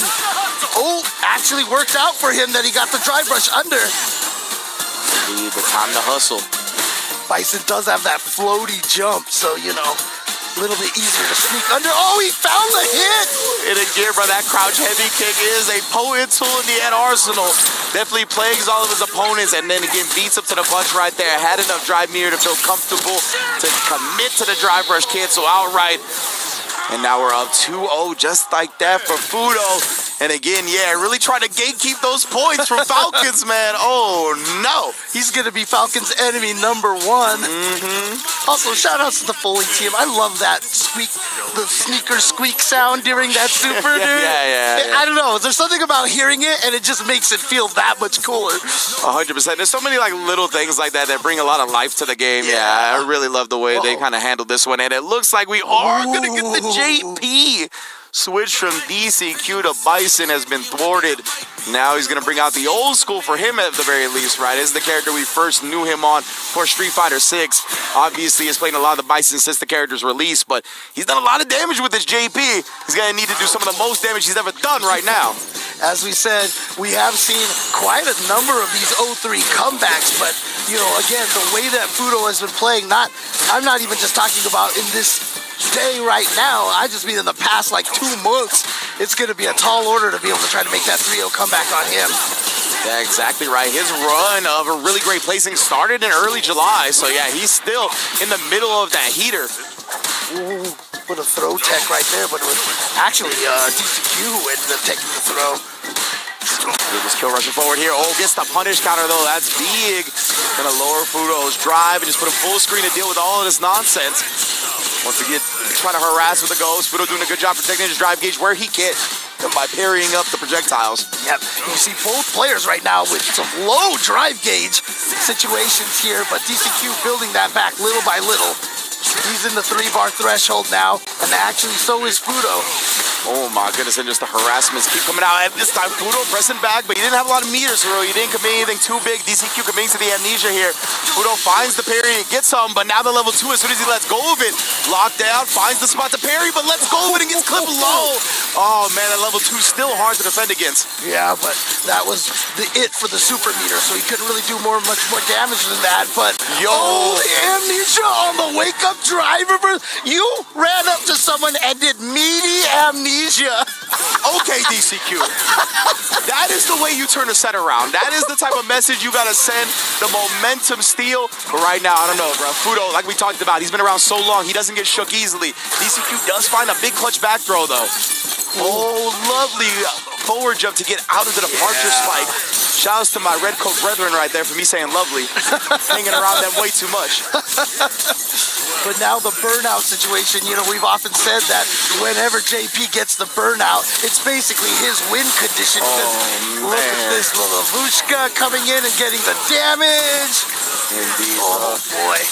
And the harassment is here with the spikes. Fudo's about to get his drive gauge back though. Yeah, DCQ tried to sneak in some extra damage. Getting there close, and now Fudo got his stuff back. I mean, either character now, one hit will take this. Oh, he's going to go for the level 2. Caught it just in time. Indeed, here he's not going to commit to any level 1 routing like that. He couldn't find the punish on the whip throw. Give DCQ another chance here. The trade, and it actually connects for DCQ afterwards. Oh, God, you got to worry about. Yeah, you got to navigate this. But OD Fireball he can do. He absorb a projectile and send it at DCQ's way. Oh, but instead he just gets point blank and relies on the ODDP. Figures it would chip out if DCQ was blocking anyway. What a bet from Fudo right there. What a way to survive on that pixel. Yeah, again, these players like Fudo, their clutch is just so strong. DCQ now tries to go for a shimmy, but you saw Fudo right there staying very, very solid on the defense. The punish counter crumple, as well as what started this whole game, immediately teleported out. The way he's been playing around OD departure has been very impressive. DCQ hasn't really been able to contain him when he puts that on the screen. Of course, this full level 2 combo, though, gonna drain a lot of life and drive. Oh, man, look, where did all of that drive gauge go? But actually, dude, he gained so much of that back. committing to the whole parry right there. DCQ didn't try to call it out with a throw. Oh, DI, I'm a little surprised Fudo didn't get one out himself. It looked like he tried to do something, but got lost in the sauce, unfortunately. Yeah, I mean, that was the last thing maybe he was expecting right there. Might have been just frames too late to be able to get that counter DI going, but that puts DCQ on the board with the JP. A lot of the 0-3 comebacks we've seen have been accompanied with character switches as well. Yeah, definitely we saw that. That happened with Jen with a Bison switch, a couple of others as well. Hey, maybe DCQ is inspired by what he's seen from all those other players. Yeah, it's just weird. Like Fudo, usually when you get the hit stop from a normal being absorbed, plus the screen creep from the drive rush, usually DI comes out. I'm just not sure what happened. The departure triggers it right away. Tries to bait out a drive rush check. Oh, that stick just went right under Ed's arm right there. Mm-hmm. You definitely don't walk with the stick, my man. You're not Andre 3000. I am. Oh, what? He just used amnesia in neutral like that. Interesting, yeah. He knows the range that Edge's got, right? So maybe just trying to throw Fudo off his game a little bit. Now the OD amnesia, of course. Oh, weird timing on that jump in. I think it definitely threw off Fudo's defense. Interesting. I gotta say right now, DCQ's amnesia success rate has been very high. We haven't seen Fudo manage. Oh! And that, even if that didn't kill, now it combos into the Lavushka. Yeah, the level 2 has done so much damage. It's been such a key part of DCQ's game, right? Fudo saw it, immediately tried to parry, but DCQ was like, I know that's the key escape route. Beautiful, perfect parry. Couldn't get the punish, but outright, Fudo still gets the hit. All right, now here is the corner position. Backs himself out, but that never means that Ed is at range where he's not threatening. Oh! All right, DCQ checking the drive rush attempt. Yeah, that's the standard, right? You do the parry, and if nothing happens, you drive rush forward to try to not waste that meter. DCQ has called it out. And here he's trying to harass a little bit. Ooh, finds the jab, but he was already committed to the flicker after, so no big damage. Nothing committed afterwards there, but finds the hit regardless. Fudo really caught on at the end there, like 3 back-to-back hits. Finally made the last one count. Yep. And so he's at what? Drive rush uppercut catches DCQ on the tip. All right. Oh man. Even though it worked, we still have to just call that out for how crazy that was. That was, yeah, it was a little strange, I gotta say. Maybe it was supposed to be like dry rush fireball. That would have made a little more sense, but either way, level 2 here. And again, this is what we talked about, right? DCQ, he's been making his money with this level 2. And again, the extension, I honestly thought that was the overhead reset, but no, everything is comboed so far. Yep. Oh, a little too early on, a little too late on that throw, I should say. Harassment, big throw tech. That got Fudo some meter back. Allowing him to freely throw out the crouch heavy, getting to have the confidence for the drive rush cancel behind it. Ooh, sniping with that standing medium kick. Again, yeah, or maybe that as well, right? That's a popular drive rush counter check if you do the drive rush into the flicker. You know, honestly, as good of the range as Ed has, JP's range is really strong too, so he's been able to keep up. Spends the meter, now Fudo's almost at word up at the confirm! Into the level 3 is gonna send Fudo into the top 16! Beautiful stuff right there from Fudo. Had the flicker already buffered in after the stand medium kick and then used that to confirm it to the level 3. Fudo, baby, taking down both Falcons in the process, trying to keep them away from that championship. That's going to hurt for the squad, but you know, Fudo is feeling really great as we talked about how much momentum he's had coming into this tournament, right? First at Blink Respawn, first at Topanga, top 8 Evo, and now he is guaranteed top 16 here at EWC, where he has already advanced to that single elimination first to 5 stage. Oh my God! I mean, that is definitely a list of accomplishments right there. Probably only outpaced, obviously, by Mena RD's accomplishments. But outside of that, Fudo probably coming in here as the second hottest. It's like Mena, Fudo, and Lashar, the ones coming in here with the most accolades this year so far. Absolutely right. I think those are the players that a lot of people are favoring A lot of the players that people are expecting to go very far in this tournament here. And Fudo not letting anybody down, doing a great job here. Even with DCQ bouncing back and making it look a little bit scary with that JP. We wonder how it could have been different if he started with this character. But I get it. Bison is his main nowadays. That is the character he is definitely prioritizing. Now, I don't even know. Production definitely heard our reaction and was like, we got to put that in the replays because the casters are completely baffled. And yeah, I'll tell you what, I'm still baffled even after seeing the replay. Yeah, I know. I mean, that's just one of those, like, I just know, and I'm going to do it. Yeah, again, I think it could have potentially been like a fireball, like that way to kind of halt your momentum, but whatever it may have been, it ended up working out, and Fudo goes on to the top 16, taking down DCQ in the process here, and now we're going to get to Group L, the last group of the day, and we're going to start with the home country boy out of Saudi Arabia, B. Wasim, going up against the wonderkin from Evo, Mickey, doing a great job here. There's going to be two young gunners, two young slingers, going to be able to duke it out here. I'm very excited to watch this one. Yeah, the tough part is that usually when one of these young players does have just kind of like a breakout tournament like Mickey, you know, the next couple of tournaments, people are now a little more expecting them. They're more prepared. They've studied the tapes, you know, so we'll see if Mickey can kind of continue that run, because prior to that Evo success, obviously he had been doing strong in a lot of the World Warriors and stuff like that, but it never felt like he was like stand out, like let's get third place at Evo kind of situation. Exactly.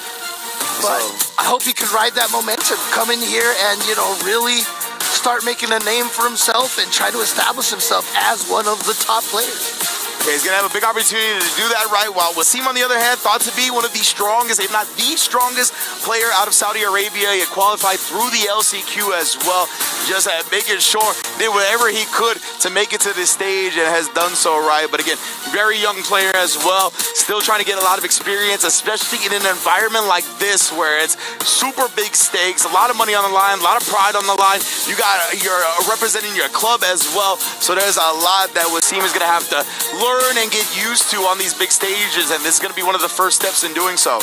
And yeah, like you said, could be said, we could say the same thing for Mickey as well. Being so young, not being exposed to the world stage very often, mainly sticking to success in his region of Southeast Asia and doing the World Warrior events. But yeah, man, he is here and ready to continue to make a name for himself where he started at Evo. And I know I keep saying this on all of my streams and stuff like that, but I can only do it for basically about one more year. He's only 17 years old, so I've been calling him Mickey 17 right now. So he's, like I said, next year I won't be able to do that anymore. But here he is, trying to continue the success that he had from Evo. Yes, indeed, man. So it's going to be a dope one. Two young guns. I want to see how they play. To me, Wasim is actually like quite a patient player a lot of the time. Like he has moments, again, where he likes to play like maybe more of a hit and run, I should probably say, because he has moments where he's willing to take some big risks, go for some aggressive drive rushes in the neutral and whatnot. But to me, a lot of the time, he likes to sit back, relax, try to whip punish his opponent, rely on his young man reactions to whip punish and play a solid ground game. And Mickey, we saw like this man, to me at Evo, he gambled quite a bit and just kept being right. Right, like on defense, he woke up with a lot of OD dive kicks. He did so time and time again. It was what led him to defeat Phenom in that all-important set in top 8. So yeah, man, I mean, Mickey up against Wasim is going to be a battle of two players here trying to just begin their fighting game careers, really. Yeah, and oftentimes I like seeing it when young players are playing, you know, a game like Street Fighter 6, because they bring some interesting ideas into matches that, you know, maybe some other people, you know, they're used to the way Street Fighter is, quote, supposed to play, unquote, right? Because we also, at that Evo Top 8, we saw Mickey do a round 1 start drive impact.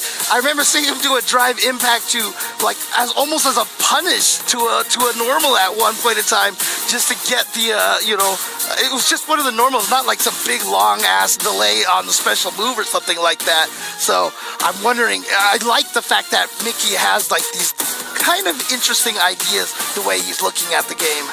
Yeah, hopefully we get to see a lot of that put on display here Two young guns, right? Yeah, they don't have the baggage that a lot of us veteran fighting game players have, where we've determined our certain play style over the years, right? They are still forming their play style, still forming how they want to play the game. So it's dope to see that creative expression in such an infancy still. So let's get into it, baby. Mickey versus V-Wasim. Yep. And now Mickey starting off with the throw. Obviously, Akuma with the lower health over here. It's going to be dangerous. And Mickey, he just commits to that quick spin knuckle and then sniping with the crouch medium kick right there, just being Wasim to the button. Oh no, and the big bait walks up and lets him swing for the fences. Mickey with a quick round on the board. All right. Yeah, big harassment with that heavy kick from Cammy as well, right? Only -3 on block. And I have to imagine that was an execution error. Probably wanted a fireball, but nonetheless didn't pay for it. Yeah, very fortunate in that situation. That was the homie drop. He's like, I know you didn't mean to do that. Not going to punish you. It's cool. Yeah, but we also got that perfect parry on the fireball from Mickey to get to try to push V-Wasim into the corner, but nice. I was wondering if he was going to go for the damage or the back throw right there. Yeah, just takes the damage, and he knows the corner carry is pretty potent, right? We're almost all the way to the other side of the screen anyway. And no almost about it, we are here in the corner. Yeah, I was going to say that cannon spike was a little high, but nonetheless, Mickey takes his turn back after Wasim, makes him block a couple of lights, establishes the +1 into the throw, and then the OD Hooligan, he's going to do a combo as well. I think he could have killed just going into the level 3, but you know, it's okay. Mickey's like, I have judged this correctly, even with a little bit more addition to the combo, we should be just fine. 1-0. Yeah, and shout outs to, once again, to Logan when we were sitting back there when, you know, that punk situation happened. He was like, no, you just do, you know, drive rush back, heavy kick, drive rush cancel forward, heavy kick, light drill into, and that's exactly what Mickey just did right there. Yeah, so, exactly. Got the extra damage. Optimal combo route from Mickey after the OD Hooligan throw, making sure he left no damage on the table, even against Akuma, right? Like I said, with Akuma's health, he probably could have just went into the level 3 and it would have been fine. But Mickey is one of those players where he has a lot of optimal combos. He likes to optimize in these situations, make his opponent really feel the threat level. Yep. And so V-Wasim, okay, gonna start off being very aggressive there, just drive rush, light punch, and then just use it as a tick throw. But nice counter poke with that stand medium punch from Cammy. Got the counter hit, was able to combo into the drill afterwards. And here Wasim, I gotta commit to the dry rush pressure. Mickey tried to jump back, ended up getting karate chopped back down, and now, yeah, Mickey, he will try to wiggle out a lot on defense, right? So you gotta keep your pressure tight, try to make sure you leave him just small gaps, and what a perfect parry response to the quick spin knuckle. Yes, twice now against that quick spin knuckle. So according to V-Wasim, he's like, that's not quick at all. Yeah, right. I can react to that, no problem. Not quick enough for me, and that's, oh, yep. Okay. Caught him, trying to wiggle out again, like we said, after the drive rush jab. It is plus frame, so medium caught him. Yeah, as you can see, V-Wasim is being really aggressive with his drive gauge usage, I feel like, as well. Just drive rush canceling right at the start of the round. Oh. Wow, that perfect parry in response to the dive kick as well. Like we said, likes to rely on his young man reactions. He's got them for sure. It's hard to drive perfect parry when the dive kick hits you like on the foot like that. Oh, you know? Yeah. And then again here, the overhead set him up. This is going to be enough damage maybe to kill. We got the level 3. He only did the DP as soon as he got into the yellow. Yeah, so it's going to be close. Oh, not quite. Oh, try the overhead, and he actually perfect parried it. Now Mickey's going to get the side switch. Can you bring this back? He tried to bait out a reversal from Akuma. Oh! DP in that dead zone. It was tough. He was going to have to move one way or the other and then try to stabilize the DP that way. Fortunately, it went right under Akuma, allowing Wasim to get on the board. Yeah, that was the classic right there. You're just like, oh, DP, and then you're just like, man. Yeah, that hurts for sure. But good stuff right there. V-Wasim bringing it back, tying it up 1-1. Yeah, man, it was a little bit scary for a second there. Ooh, and then the fireball perfect parried at the start. Mickey going to work again. Yeah, look at this. Half health gone. I mean, like, maybe 3/5 of his health gone in, like, less than 10 seconds. Trying to slowly walk him down. But you can see Wasim, he's trying to maintain a certain amount of space as well. Every time Mickey moves forward, he's moving back a little bit more. Like that back dash to avoid the proximity guard. He does it again there. Yeah. Avoiding, blocking those stand heavy kicks. But another execution error coming out from Wasim. We saw the DP from full screen earlier. Now the Tatsu. That hurts, man. Yeah, that is not what you want to see. You know, when your opponent beats you, like, and outplays you, you're like, cool. When you die to, like, execution errors like that, it hurts. It's painful. Absolutely. That's the ones where you lose sleep at night. Oh, yeah. Just a little bit outside of the range of the crouch medium punch. Great recognition from Mickey. Ooh, no perfect parry on the dive kick that time. Yeah, it was spaced low enough to where Mickey was comfortable taking his turn. Oh. Now Mickey has this corner. Oh, he did it there. He's like, I'll show you, James. I got that. Super sick to see it. So, and then the light kick.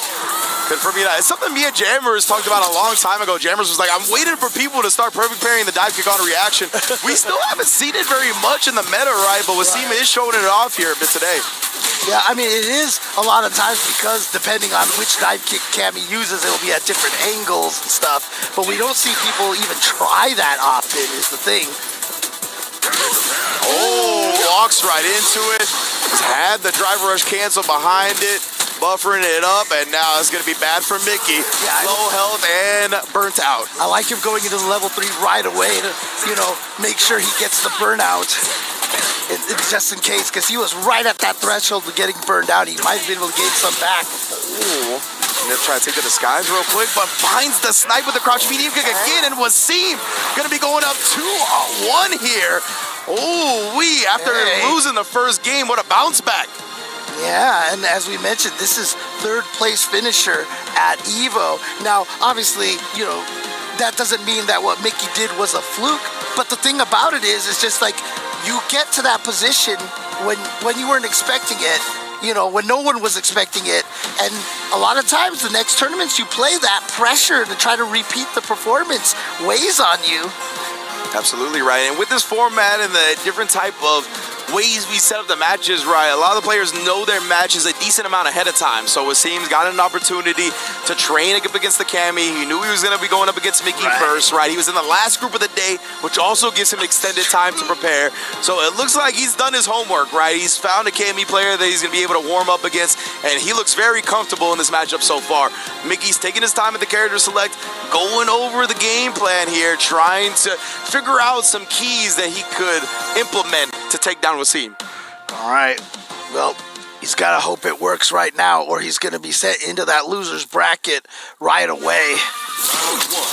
Yes, indeed here. Back against the wall for Mickey now. Cannot afford to drop another game.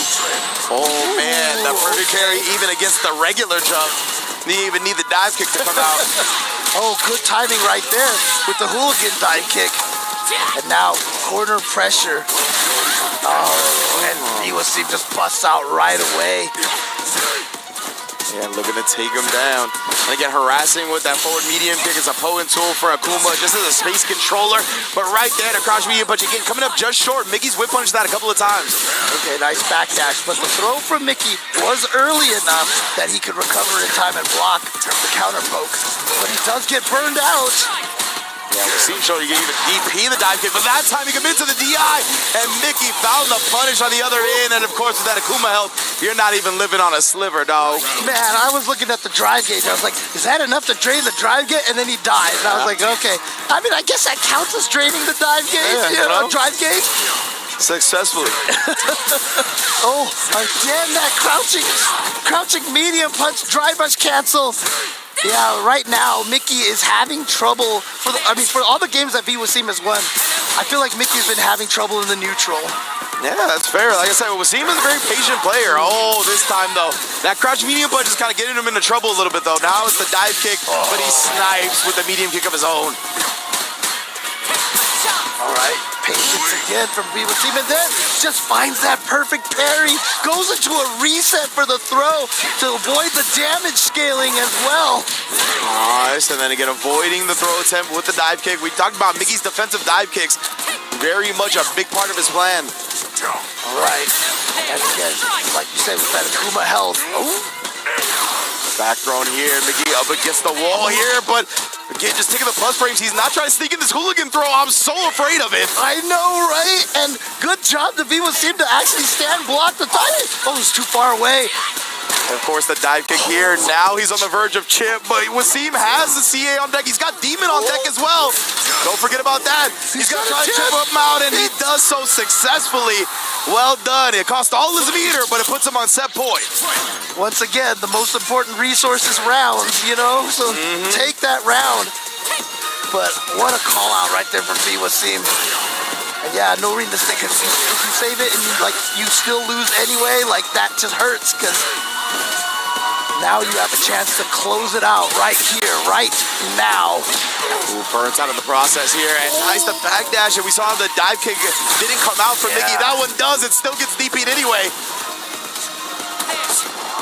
Ooh, I love that he didn't bite on that hooligan feint either. Just do raw drill as the whip punish like that. Worked out. It's a good idea. Cammy's like to look for that when the opponent's in burn now, but this time Wasim snipes him low again. Not enough meter to kill outright, and the defensive dive kicks, we talk about it. That is Mickey's bread and butter, man. He's going to try to drain as much life as possible with CA, with the Kuma health. Is it going to kill, James? Is this going to kill? Indeed. 2-2. Mickey takes him down here and bounces back in game 4 to force a final game between the two young guns. Yeah, with the CA on deck with Akuma health. Oh, but I mean, look,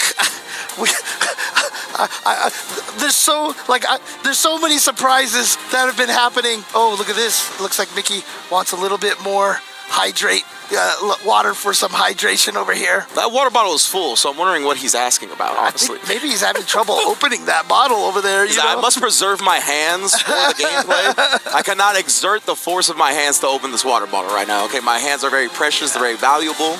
Got them insured.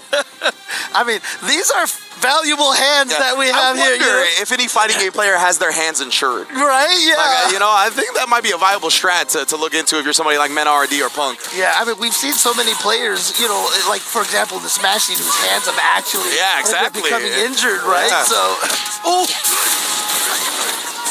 Wasim right now.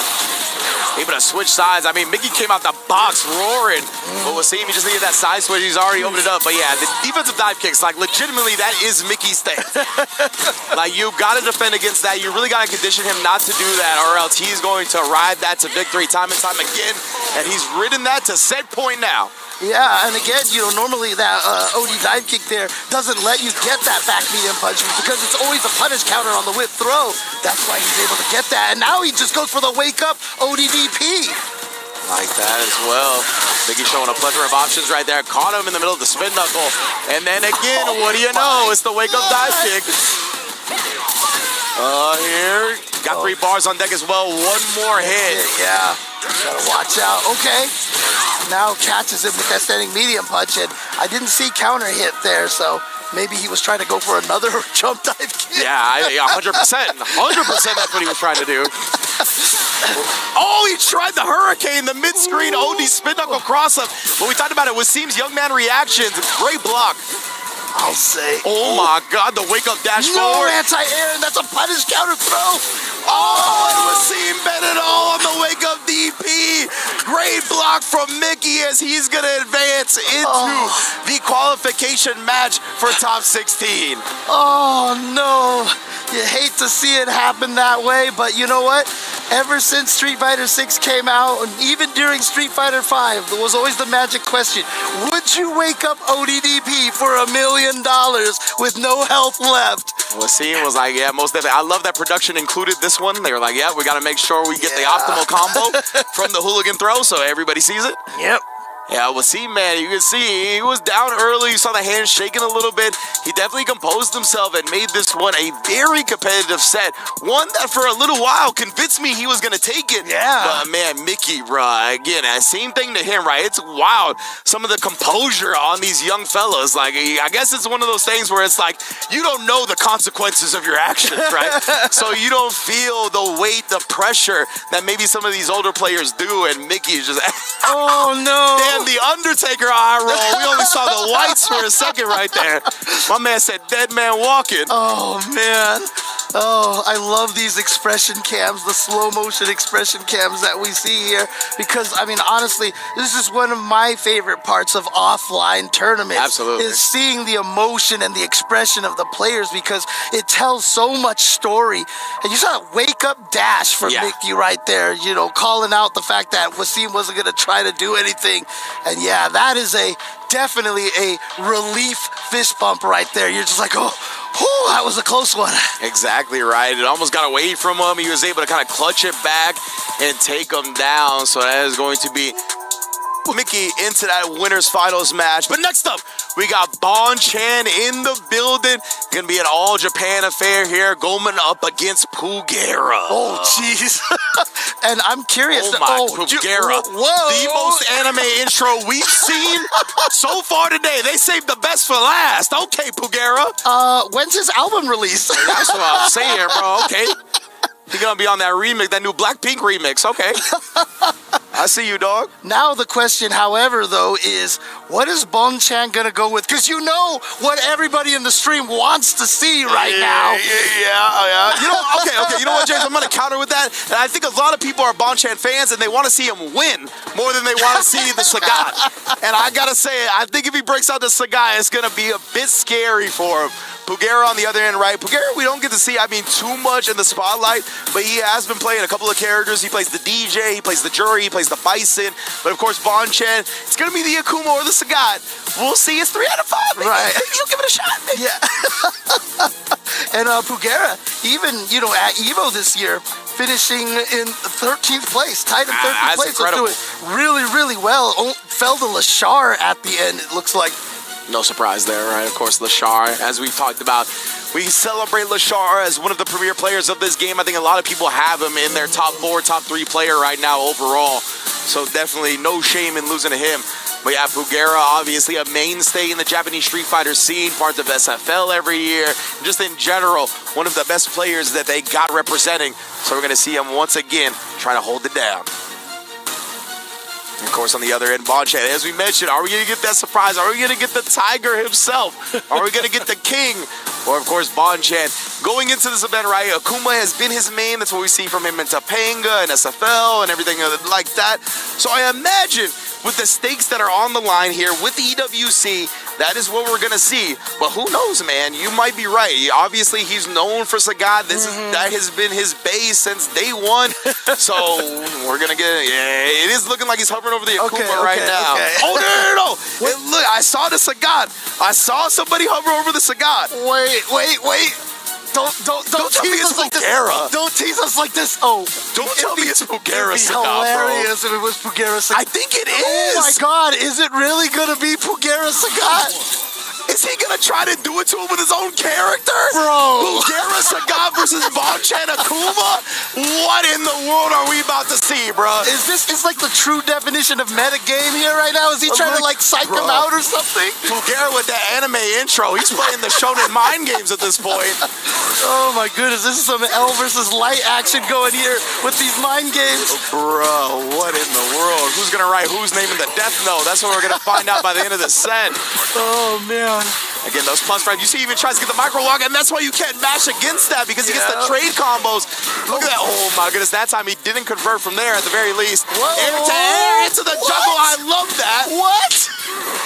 One of the things people have been, not so happy about with Sagat has been anti-air. It's a little bit niche. You got to pick the right one. His air-to-air game is really good. A lot of the times we don't want to look to that as a traditional way to shut down the air, but it's a strong strat for Sagat in this game.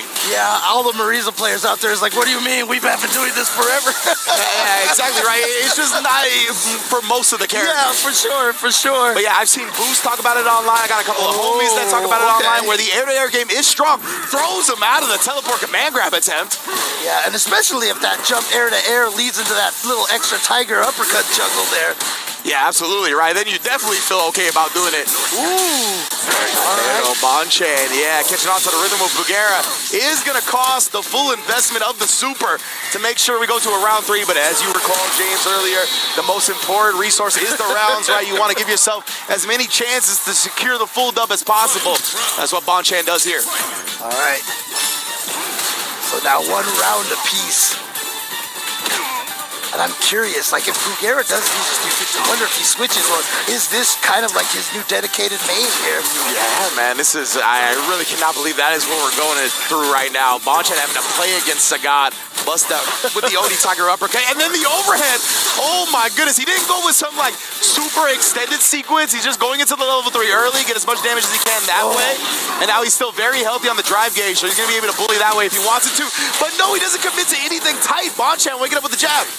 Nicely done for Bonchan. And now Bonchan trying to stay alive here. Oh, burns himself out. Oh, no, and then the Tiger Knee Pugera. You're feeling a little thirsty for the kill right now, fam. Yeah, that's a little bit too much of that desperation right there. And then the OD Fireball catching Pugera out of the start of his jump. Bonchan, that was so smart, right? Taking advantage of the extra frame advantage from the burnout on that first fireball, knowing that the OD fireball would catch the jump afterwards. Very, very smart. Yeah, it was a lot of drive rush fireball at the end. He just didn't want to get too close, you know, to give him a chance to give Pugera a chance to, ooh, nice back right there. And so, yeah, the drive rush fireballs worked out for him. Took that first game. And Pugera's already put himself in burnout as well, but Bonchan backed up. And okay, I guess he's just trying to bait the Tiger Knee. Does get it the second time. And now he gets the burnout stun. Very well calculated for Bonchan. Yeah. And Pugera gonna get up, get his meter back, but Bonchan, okay, finally gets away with that OD Tiger uppercut. Let's see. Again, he's got to count on the range for Sagat right now. Goodness. Yeah, you can see he was even whiffing intentionally trying to get him. Oh, it does give him a move there, but it was only a regular hit, right? Wow. That burnout right there. Pugera was just going after it. Wow. The heavy DP, and then the drive rush, meaty stand, medium punch. That time, Bonchan trying to wake up with a button again, but this was timed properly. Yeah, when you land that heavy DP as an anti-air with Sagat, there's a little bit of mind games in there too, because you're like, I knew you were going to jump so long ago. ODDP that time gets baited out. Bonchan here using the teleport for the frame kill and the chase down, but can't make the most of the advantage afterwards. Oh, perfect parry on the step kick. OD. What a response from Bonchan right there, and going into the level 2 here. Draining some resources, trying to bait something out for Pugera, but he is chilling. Oh, until now, and he gets the down back perfect parry as well. He had to specify that was the low. Well done from Bonchan, knowing which button he was going to press back with. Oh, again, the fireball catching before he could get into the air fully. And it was off that burnout again, right? Bonchan knows that extended block stun keeps you locked down. You are not going to be able to escape via jump without eating the fireball. Right now, Bonchan walking and blocking, being very careful trying to approach. He knows Sagat's range is a lot longer than his. Tiger Knee baited out yet again. Bonchan, man, he is looking very proud. As you mentioned, right, this is all of the character he's been playing on stream since the release has been Sagat. Right? Oh, the drive rush into the level 2 to blow past the fireball. Oh, CTE City. Yeah, he's going to do the more damage, but keep him close ender right there. Of course, chooses one between the 4 ended. What? If he did that on purpose, I don't know what to say. Well, I mean, he just committed to the Tiger Knee, and then Bonchan kind of dodged it with a chop, but didn't work out for him. He still got punished outright. And then the overhead to close it out. Pugera definitely in the building right now. One up against Bonchan with his own character. Yeah. Oh, man. Because we were talking, me and Jeremy were talking about this before when, you know, you play Ken against Phenom, right? You know, it's like, you know, trying to, you know, twist the knife a little bit kind of thing. But I wonder if Pugera, you know, is thinking of that. But again, you can tell it's Sagat very well practiced here. Yeah, most definitely. Trying to risk the jump, thinking that Bonchan would commit to more fireballs. Oh my God, just bullying him down and then catching the backdash as well. All right, so Bonchan is going to spend the ODDP to shake out of that situation, but I think Pugera's kind of okay with that. Bonchan is still under the 3-bar threshold, finds the drive impact. Caught him with a sweep, yeah. Bonchan trying to go with one of his long-range options. Nice empty jump, but a better jump over the fireball. Pugera lost some momentum now. That jump heavy punch hit so deep, and it looked painful. That was definitely some Tony Jaa elbows from the sky there. He gets into this corner. Oh, he tried to swing back with that crouch medium punch. And he instead, that was nice. I think he ended up blocking a standing. Let's confirm here, he wants the overhead again, bro. Especially now he's got 3 bars after the throw. It'd be very scary if Bonchan gets opened up. Oh, yeah. Owen got the free turn as well. Indeed, the greedy knee. He found it. And yeah, he's going to be able to juggle in the kill here. That is one of the primary pros of Sagat. What a way to convert all the way into the kill. And now Bugera is up 2-1 on Bonchan. You know what everyone wants to see? It's not going to happen. Oh, man. But, I mean, I don't know. This tournament has been full of surprises so far. And Bonchan, he's not going to risk that. He's going back into the Akuma immediately. If he decides to go with Sagat eventually, probably doesn't feel it's ready yet. Yeah, Bonchan, it definitely hasn't been the quickest to adapt to this new style of Sagat. If you've been paying attention to the streams, he's definitely been a little bit of a struggle so far. You know, he's got a lot of years established, a lot of baggage when it comes to how to play Sagat. He hasn't quite worked that all out yet, but the Akuma, what a showing in that round here, not going quietly into the night. Yeah, how many of the long-time Sagat players have a tiger need when they meant to throw a low tiger? Yeah, exactly. Ooh. Yeah, been flaying from a long distance. Good spacing on that. And now the towards heavy punch. Oh, no confirm on that target combo off the same medium kick. And yet again, the tiger knee faded out from Bonchan. Builds to the level 3 as well. Gonna keep it holstered for the next hit. Will kill. Yeah, Bonchan's backwards movement has been very surprising for Bugera. I mean, that tiger knee hits really well, and I swear Bonchan has made it look like it has the worst hurt box ever, because he has backdashed and walked back to avoid it so many times and gotten the full whiff punish. Yeah, that's the thing, right? Akuma, great back walk speed as well. Pretty good back dash. So because of that, just getting outside the range of the tiger knees a lot of the time. As Bugera's primary tool does confirm the target combo that time into the overhead. This is a great start for him. I don't know what it is in this game, but there's definitely been games before where Sagat walk backwards was faster than his forward walk. I can't remember. He has the exact same movement speed as Mariza in this game. Oh, really? Yeah. Okay. Oh, gonna go frame kill into the throw. Baits it out. Oh, that's huge for Bonchan. Bugera, my goodness, getting deleted like everybody else.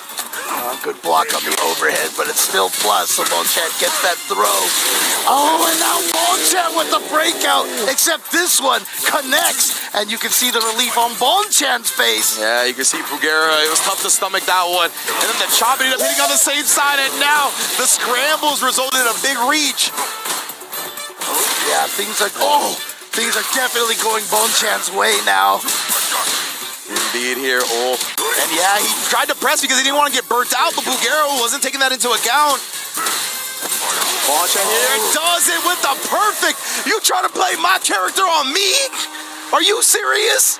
Perfect KO exclamation point from Bonchan to put the Sagat away and move into that top 16 qualification match. Yeah, great reaction. As soon as he saw that drive rush, he was just like, all right, crouch medium kick, fireball, I got you, thank you.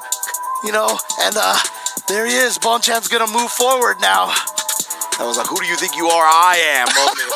From Bonchan. Oh, man. I was like, I am the Sagat here. Even if I'm not rocking him right now, you gotta know who the alpha of this character is. Oh, and man. yeah, great stuff from Bonchan, honestly. Yeah. It got real scary. Great showing from Bugera as well, right? Brand new character. Look in the 1,000-yard stare. Like, are you serious? I gotta do this to my dog right now? Gotta do this to my tiger? Hey, man, look, Bonchan, you know, we talk about a lot of the new fathers in the FGC. Bonchan's got twins, man. So, you know what? He's like, I need twice as much diaper money as the rest of you guys out here. Hey, he's looking at Bugera like, you trying to be my third son, bro? Like, you trying to play Sagat on me? I'm not your father. But apparently he is today because Bonchan still was able to put him away. And look at this. This was a 2-1 lead for Bugera as well, right? And that's another thing. A lot of people have been talking about the first to threes today. This is another set that would have ended in a different way if it was not a first to three. Bonchan was able to make those big adjustments in game 4 and 5, get really used to the style that Pugera was presenting. You know, we kept talking about the Tiger knees, being able to outspace those, and just in general, had some big reads up close, shutting down the drive rush. Yeah, it looked like Pugera thought he was going to commit to something like type of back movement, not expecting him to drive rush, but that's exactly what he expected. And now we'll see how he deals with the young phenom and Mickey coming to the plate to try to take down one of the longest tenured fighting game players in the business, and Bonchan. Yep, I mean, Mickey's, Bonchan saying, okay, Mickey's gotten 3rd place at EVO. Well, hello, I've won EVO twice. Exactly, man. Oh, no, I'm sorry. No, it was only one time. The first time he lost to Luffy in Grand Finals. I'll get that straight. I got to get that straight there. So. But yeah, EVO Grand Finalist multiple times, EVO winner as well, Bonchan, right? And of course, Mickey had an amazing showing at this past EVO as well, which is what qualified him into the EWC main event in the first place. Yep.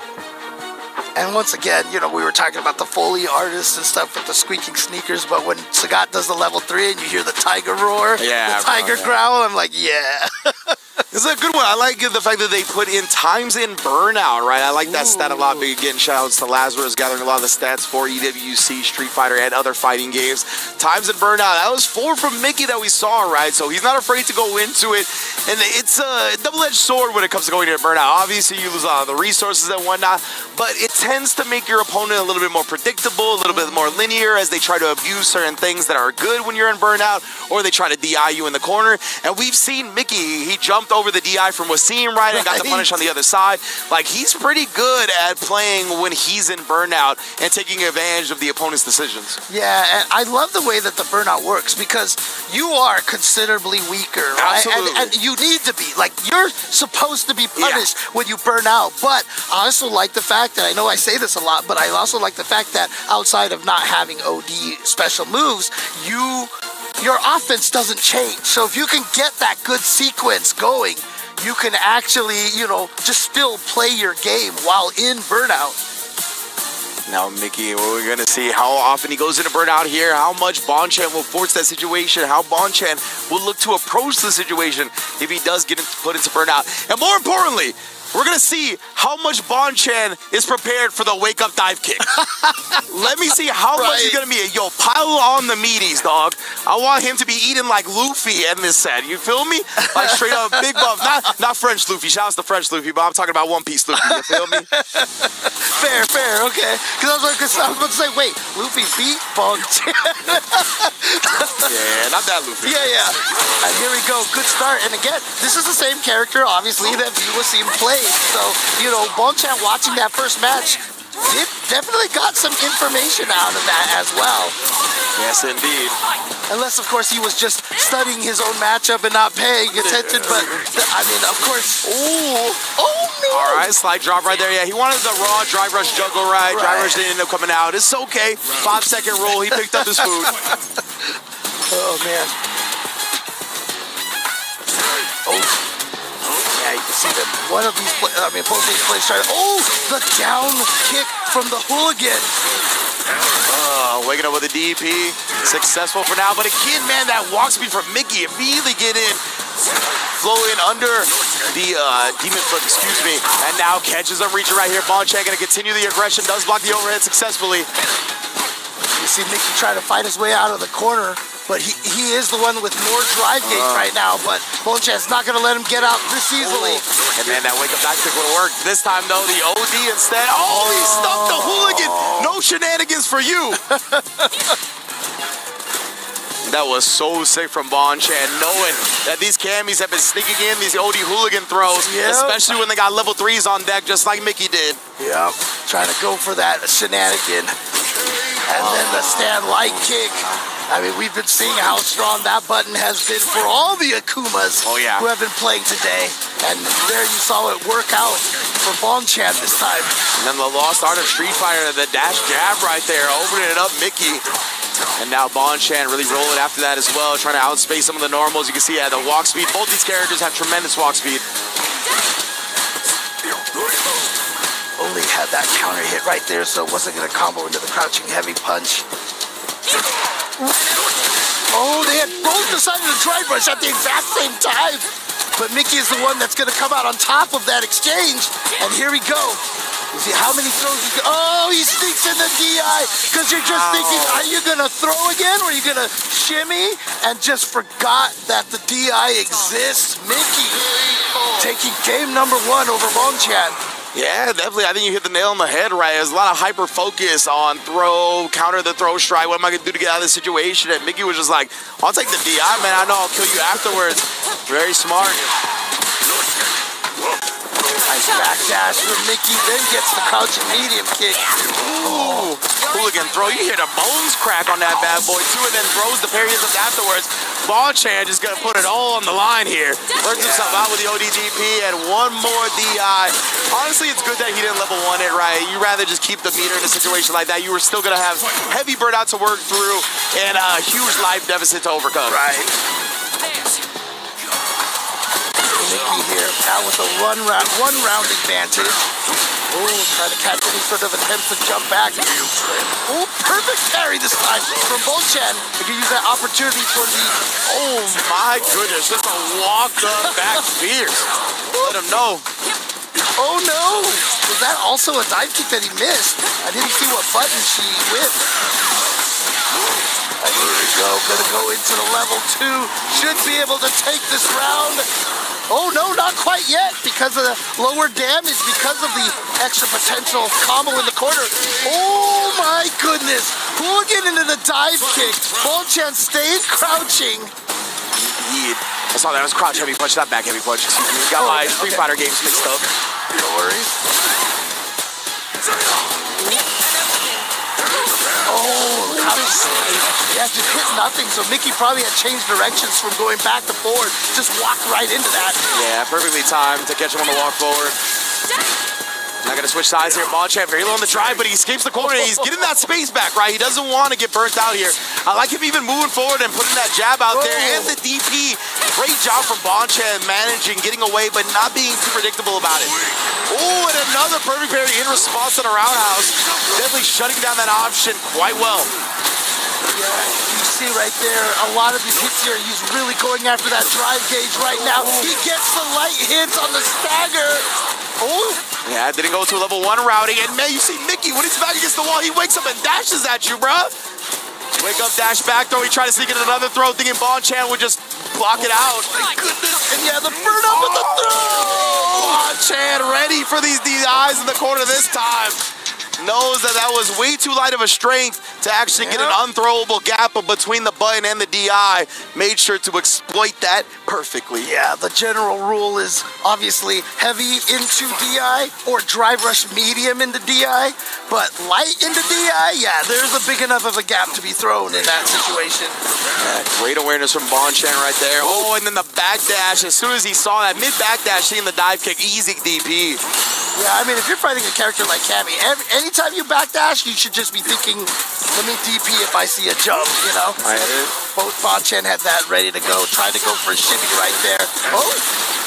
ODDP to thwart the pressure. You see that jab frame kill to the meaty one. Oh! And a Bonchan once again here. Seems like he's gotten a read on Mickey a little bit now. Ooh, yep, there it is right there, catching him standing up after the first crouch light kick. Oh, he's like, you DP my dive kick, I could DP your dive kick too. And Bonchan, he's been looking for a lot of parries, right? So good job from Mickey adjusting for a second, but Bonchan again, bruh, smacking him up. Oh, tried to walk away, but that Cammy walk speed plus the late to the crouch medium kick, you ain't going nowhere for free. Level 1 routing for the kill. That was such a sick juggle right there, and obviously they kind of added a lot of juggle potential for Cammy's light. Oh, what a confirm!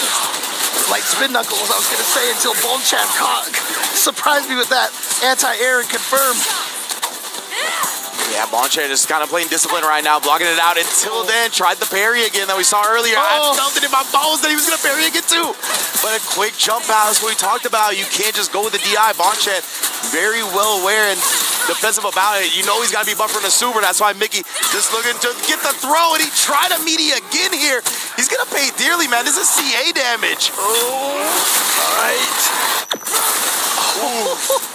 But he's still burned out. He just goes up for the meaty as well.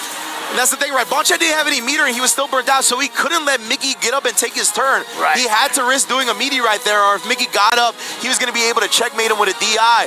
So I'm kind of surprised that Mickey got hit. I figured that's where everybody's mental was, but Bonchan being able to cover all his bases right there, what a way to clutch it out. And I want to point out, too, that those back-to-back punish counter throws, like, for any other character, it would have been 40% of their life. But for Akuma, that's near 50% of your life on 2 punish counter throws. That's a good point, man. Ooh, staying right. Oof. But Bonchan was still able to come back from that, take that. And so Bonchan here has now set himself up for this game here where he can just take it 3-1. Indeed here, but like we talked about, we've seen so many 3-game comebacks. We've seen so many 2-game comebacks today at a 2-1 deficit. This could be the makings of another one, or Bonchan could seal his spot in top 16. It's almost like these are like all the best Street Fighter players in the world or something, you know? We definitely have gathered them under one roof here at the Esports World Cup. Oh, no anti-air. And yeah, just taking the throw. Big bro tech comes out with a karate chop as well. That's definitely been giving Mickey some problems. Yeah. And now the crouch medium kick as well. Beats him to the button. Bonchan not going to commit any super just yet. Oh, DDP as well. It's getting real scary for him now. Yeah, he's jumping back. Oh, he actually gets the forward fierce at the last moment. He was jumping back and buffering super. Yes. Like he was 100% waiting for him to do like a spiral arrow or something like that.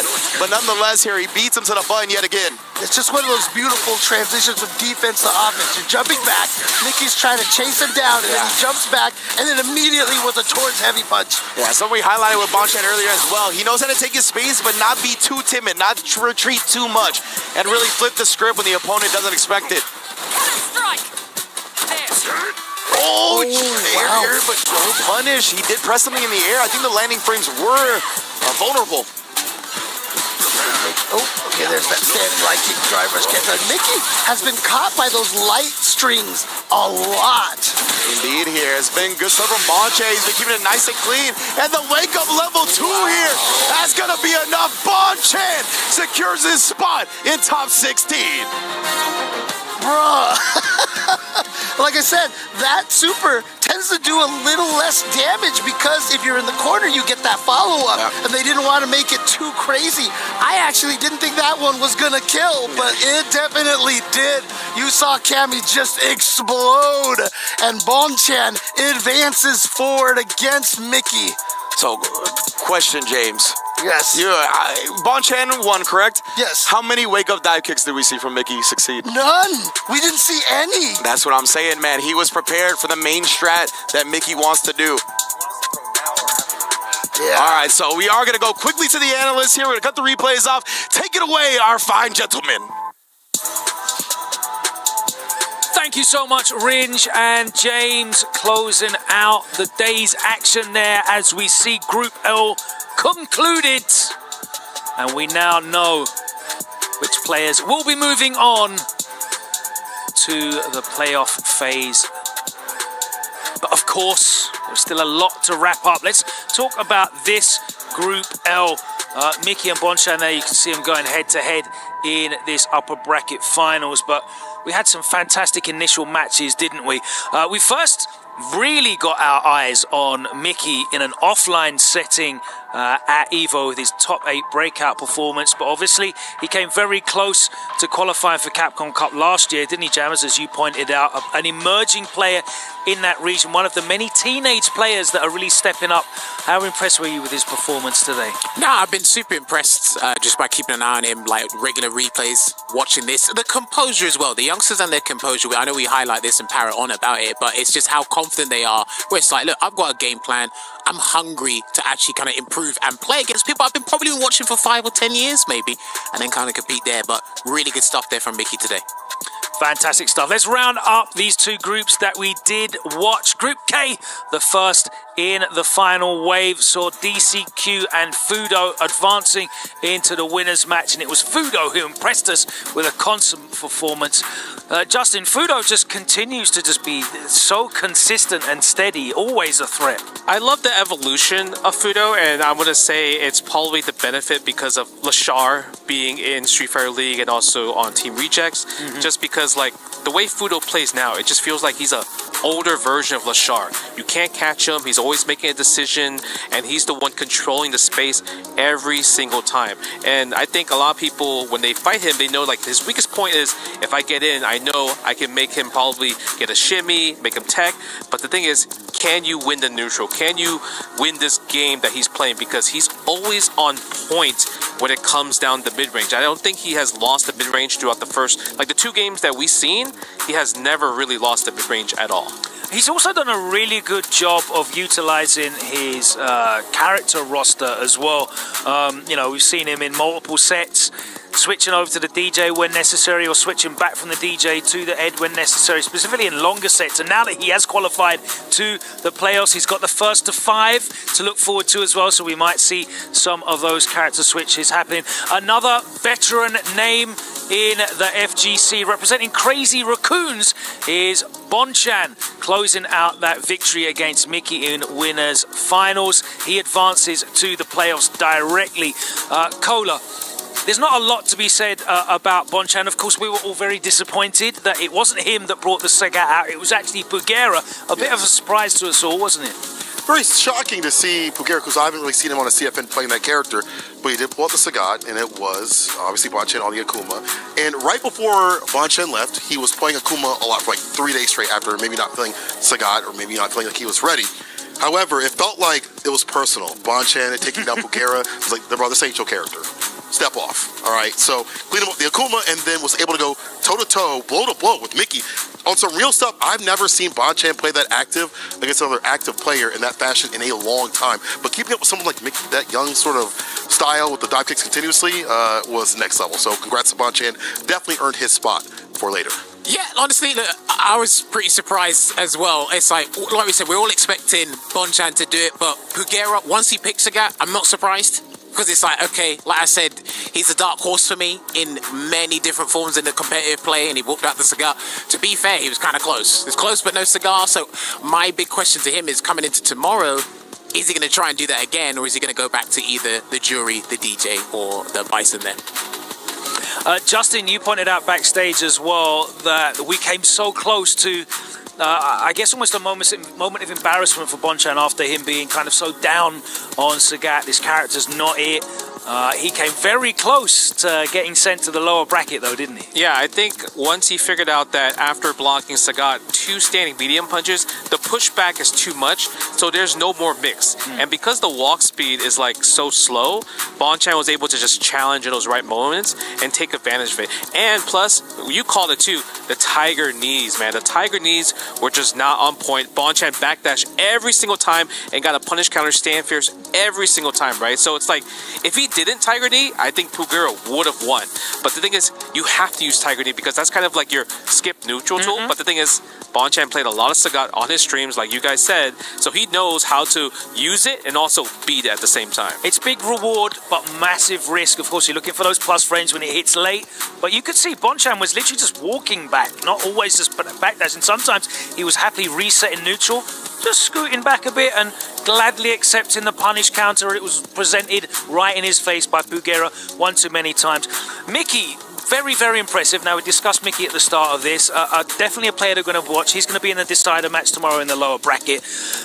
There's a lot still to be unlocked for this young player. He showed incredible poise. Bonchan, I think, you know, showed his experience, so didn't he? Managed to close it out. What was it that really changed and allowed Bonchan to pull ahead in that match, you thought, Jammers? I think it's identifying habits of not just Cammy, but in Mickey himself. And it's like, okay, there's a way I can kind of unlock your frustration, because I think there is an invisible gauge that is in Street Fighter 6 and no one really talks about. It's the frustration meter. And it's like, you can't really see that. You have to actually unlock that through fighting your opponent, identifying it real quick, and then once you see it, you're like, ah, okay, I know what you're about now. And of course, sometimes when Bonchan was in Burnout, we saw one of Mickey's signature things: drive, rush, cancel, hooligan into the overhead, because he wants you to tech in that situation. Bonchan's like, I'm not going to do that. I'm cool, like you said, resetting to neutral, relaxing there, and he's like, I really can't crack open this old man. Of course, for us, we have already seen 12 players progress through in the winner's side. There will be more joining them as the brackets continue. Tomorrow, we will be back to finish the lower bracket. Who are you expecting to really put on a show? There's certainly some players that I feel didn't account for themselves and didn't really perform to the level we may expect. Cola, who are you looking forward to seeing redeemed in the redemption bracket, I guess, tomorrow? Easily Hurricane. I already saw him post on Twitter. He said that wasn't the real me, that I didn't really have strength in my offense. We're going to see a different Hurricane tomorrow. Jammers, who you got? Oh, I got a Big Bird. He's got a, because you don't want this happening twice in 2 years. He's got to give it a go. The threat of those 0-2s are looming for some of these world-class players. Justin, let's ask you, who is your pick tomorrow? The one to watch in the lower black bracket. We've certainly... There's one big name that's in that lower bracket that no one's mentioned yet. I mean, like Jammer said, speaking of the performing last year, I need Punk to do it. Obviously, the unfortunate pop-off of not knowing like the CA is going to kill or not, I hope it does not affect him, because obviously the internet's affecting all of that, right? All the memes and everyone talking about it. So I'm hoping him versus Tachikawa. He has fought IDOM so many times. He knows the unknown matchup at this point. So I'm hoping he resets, comes back on a fresh new day, and gets through to phase 3. Well, we're going to find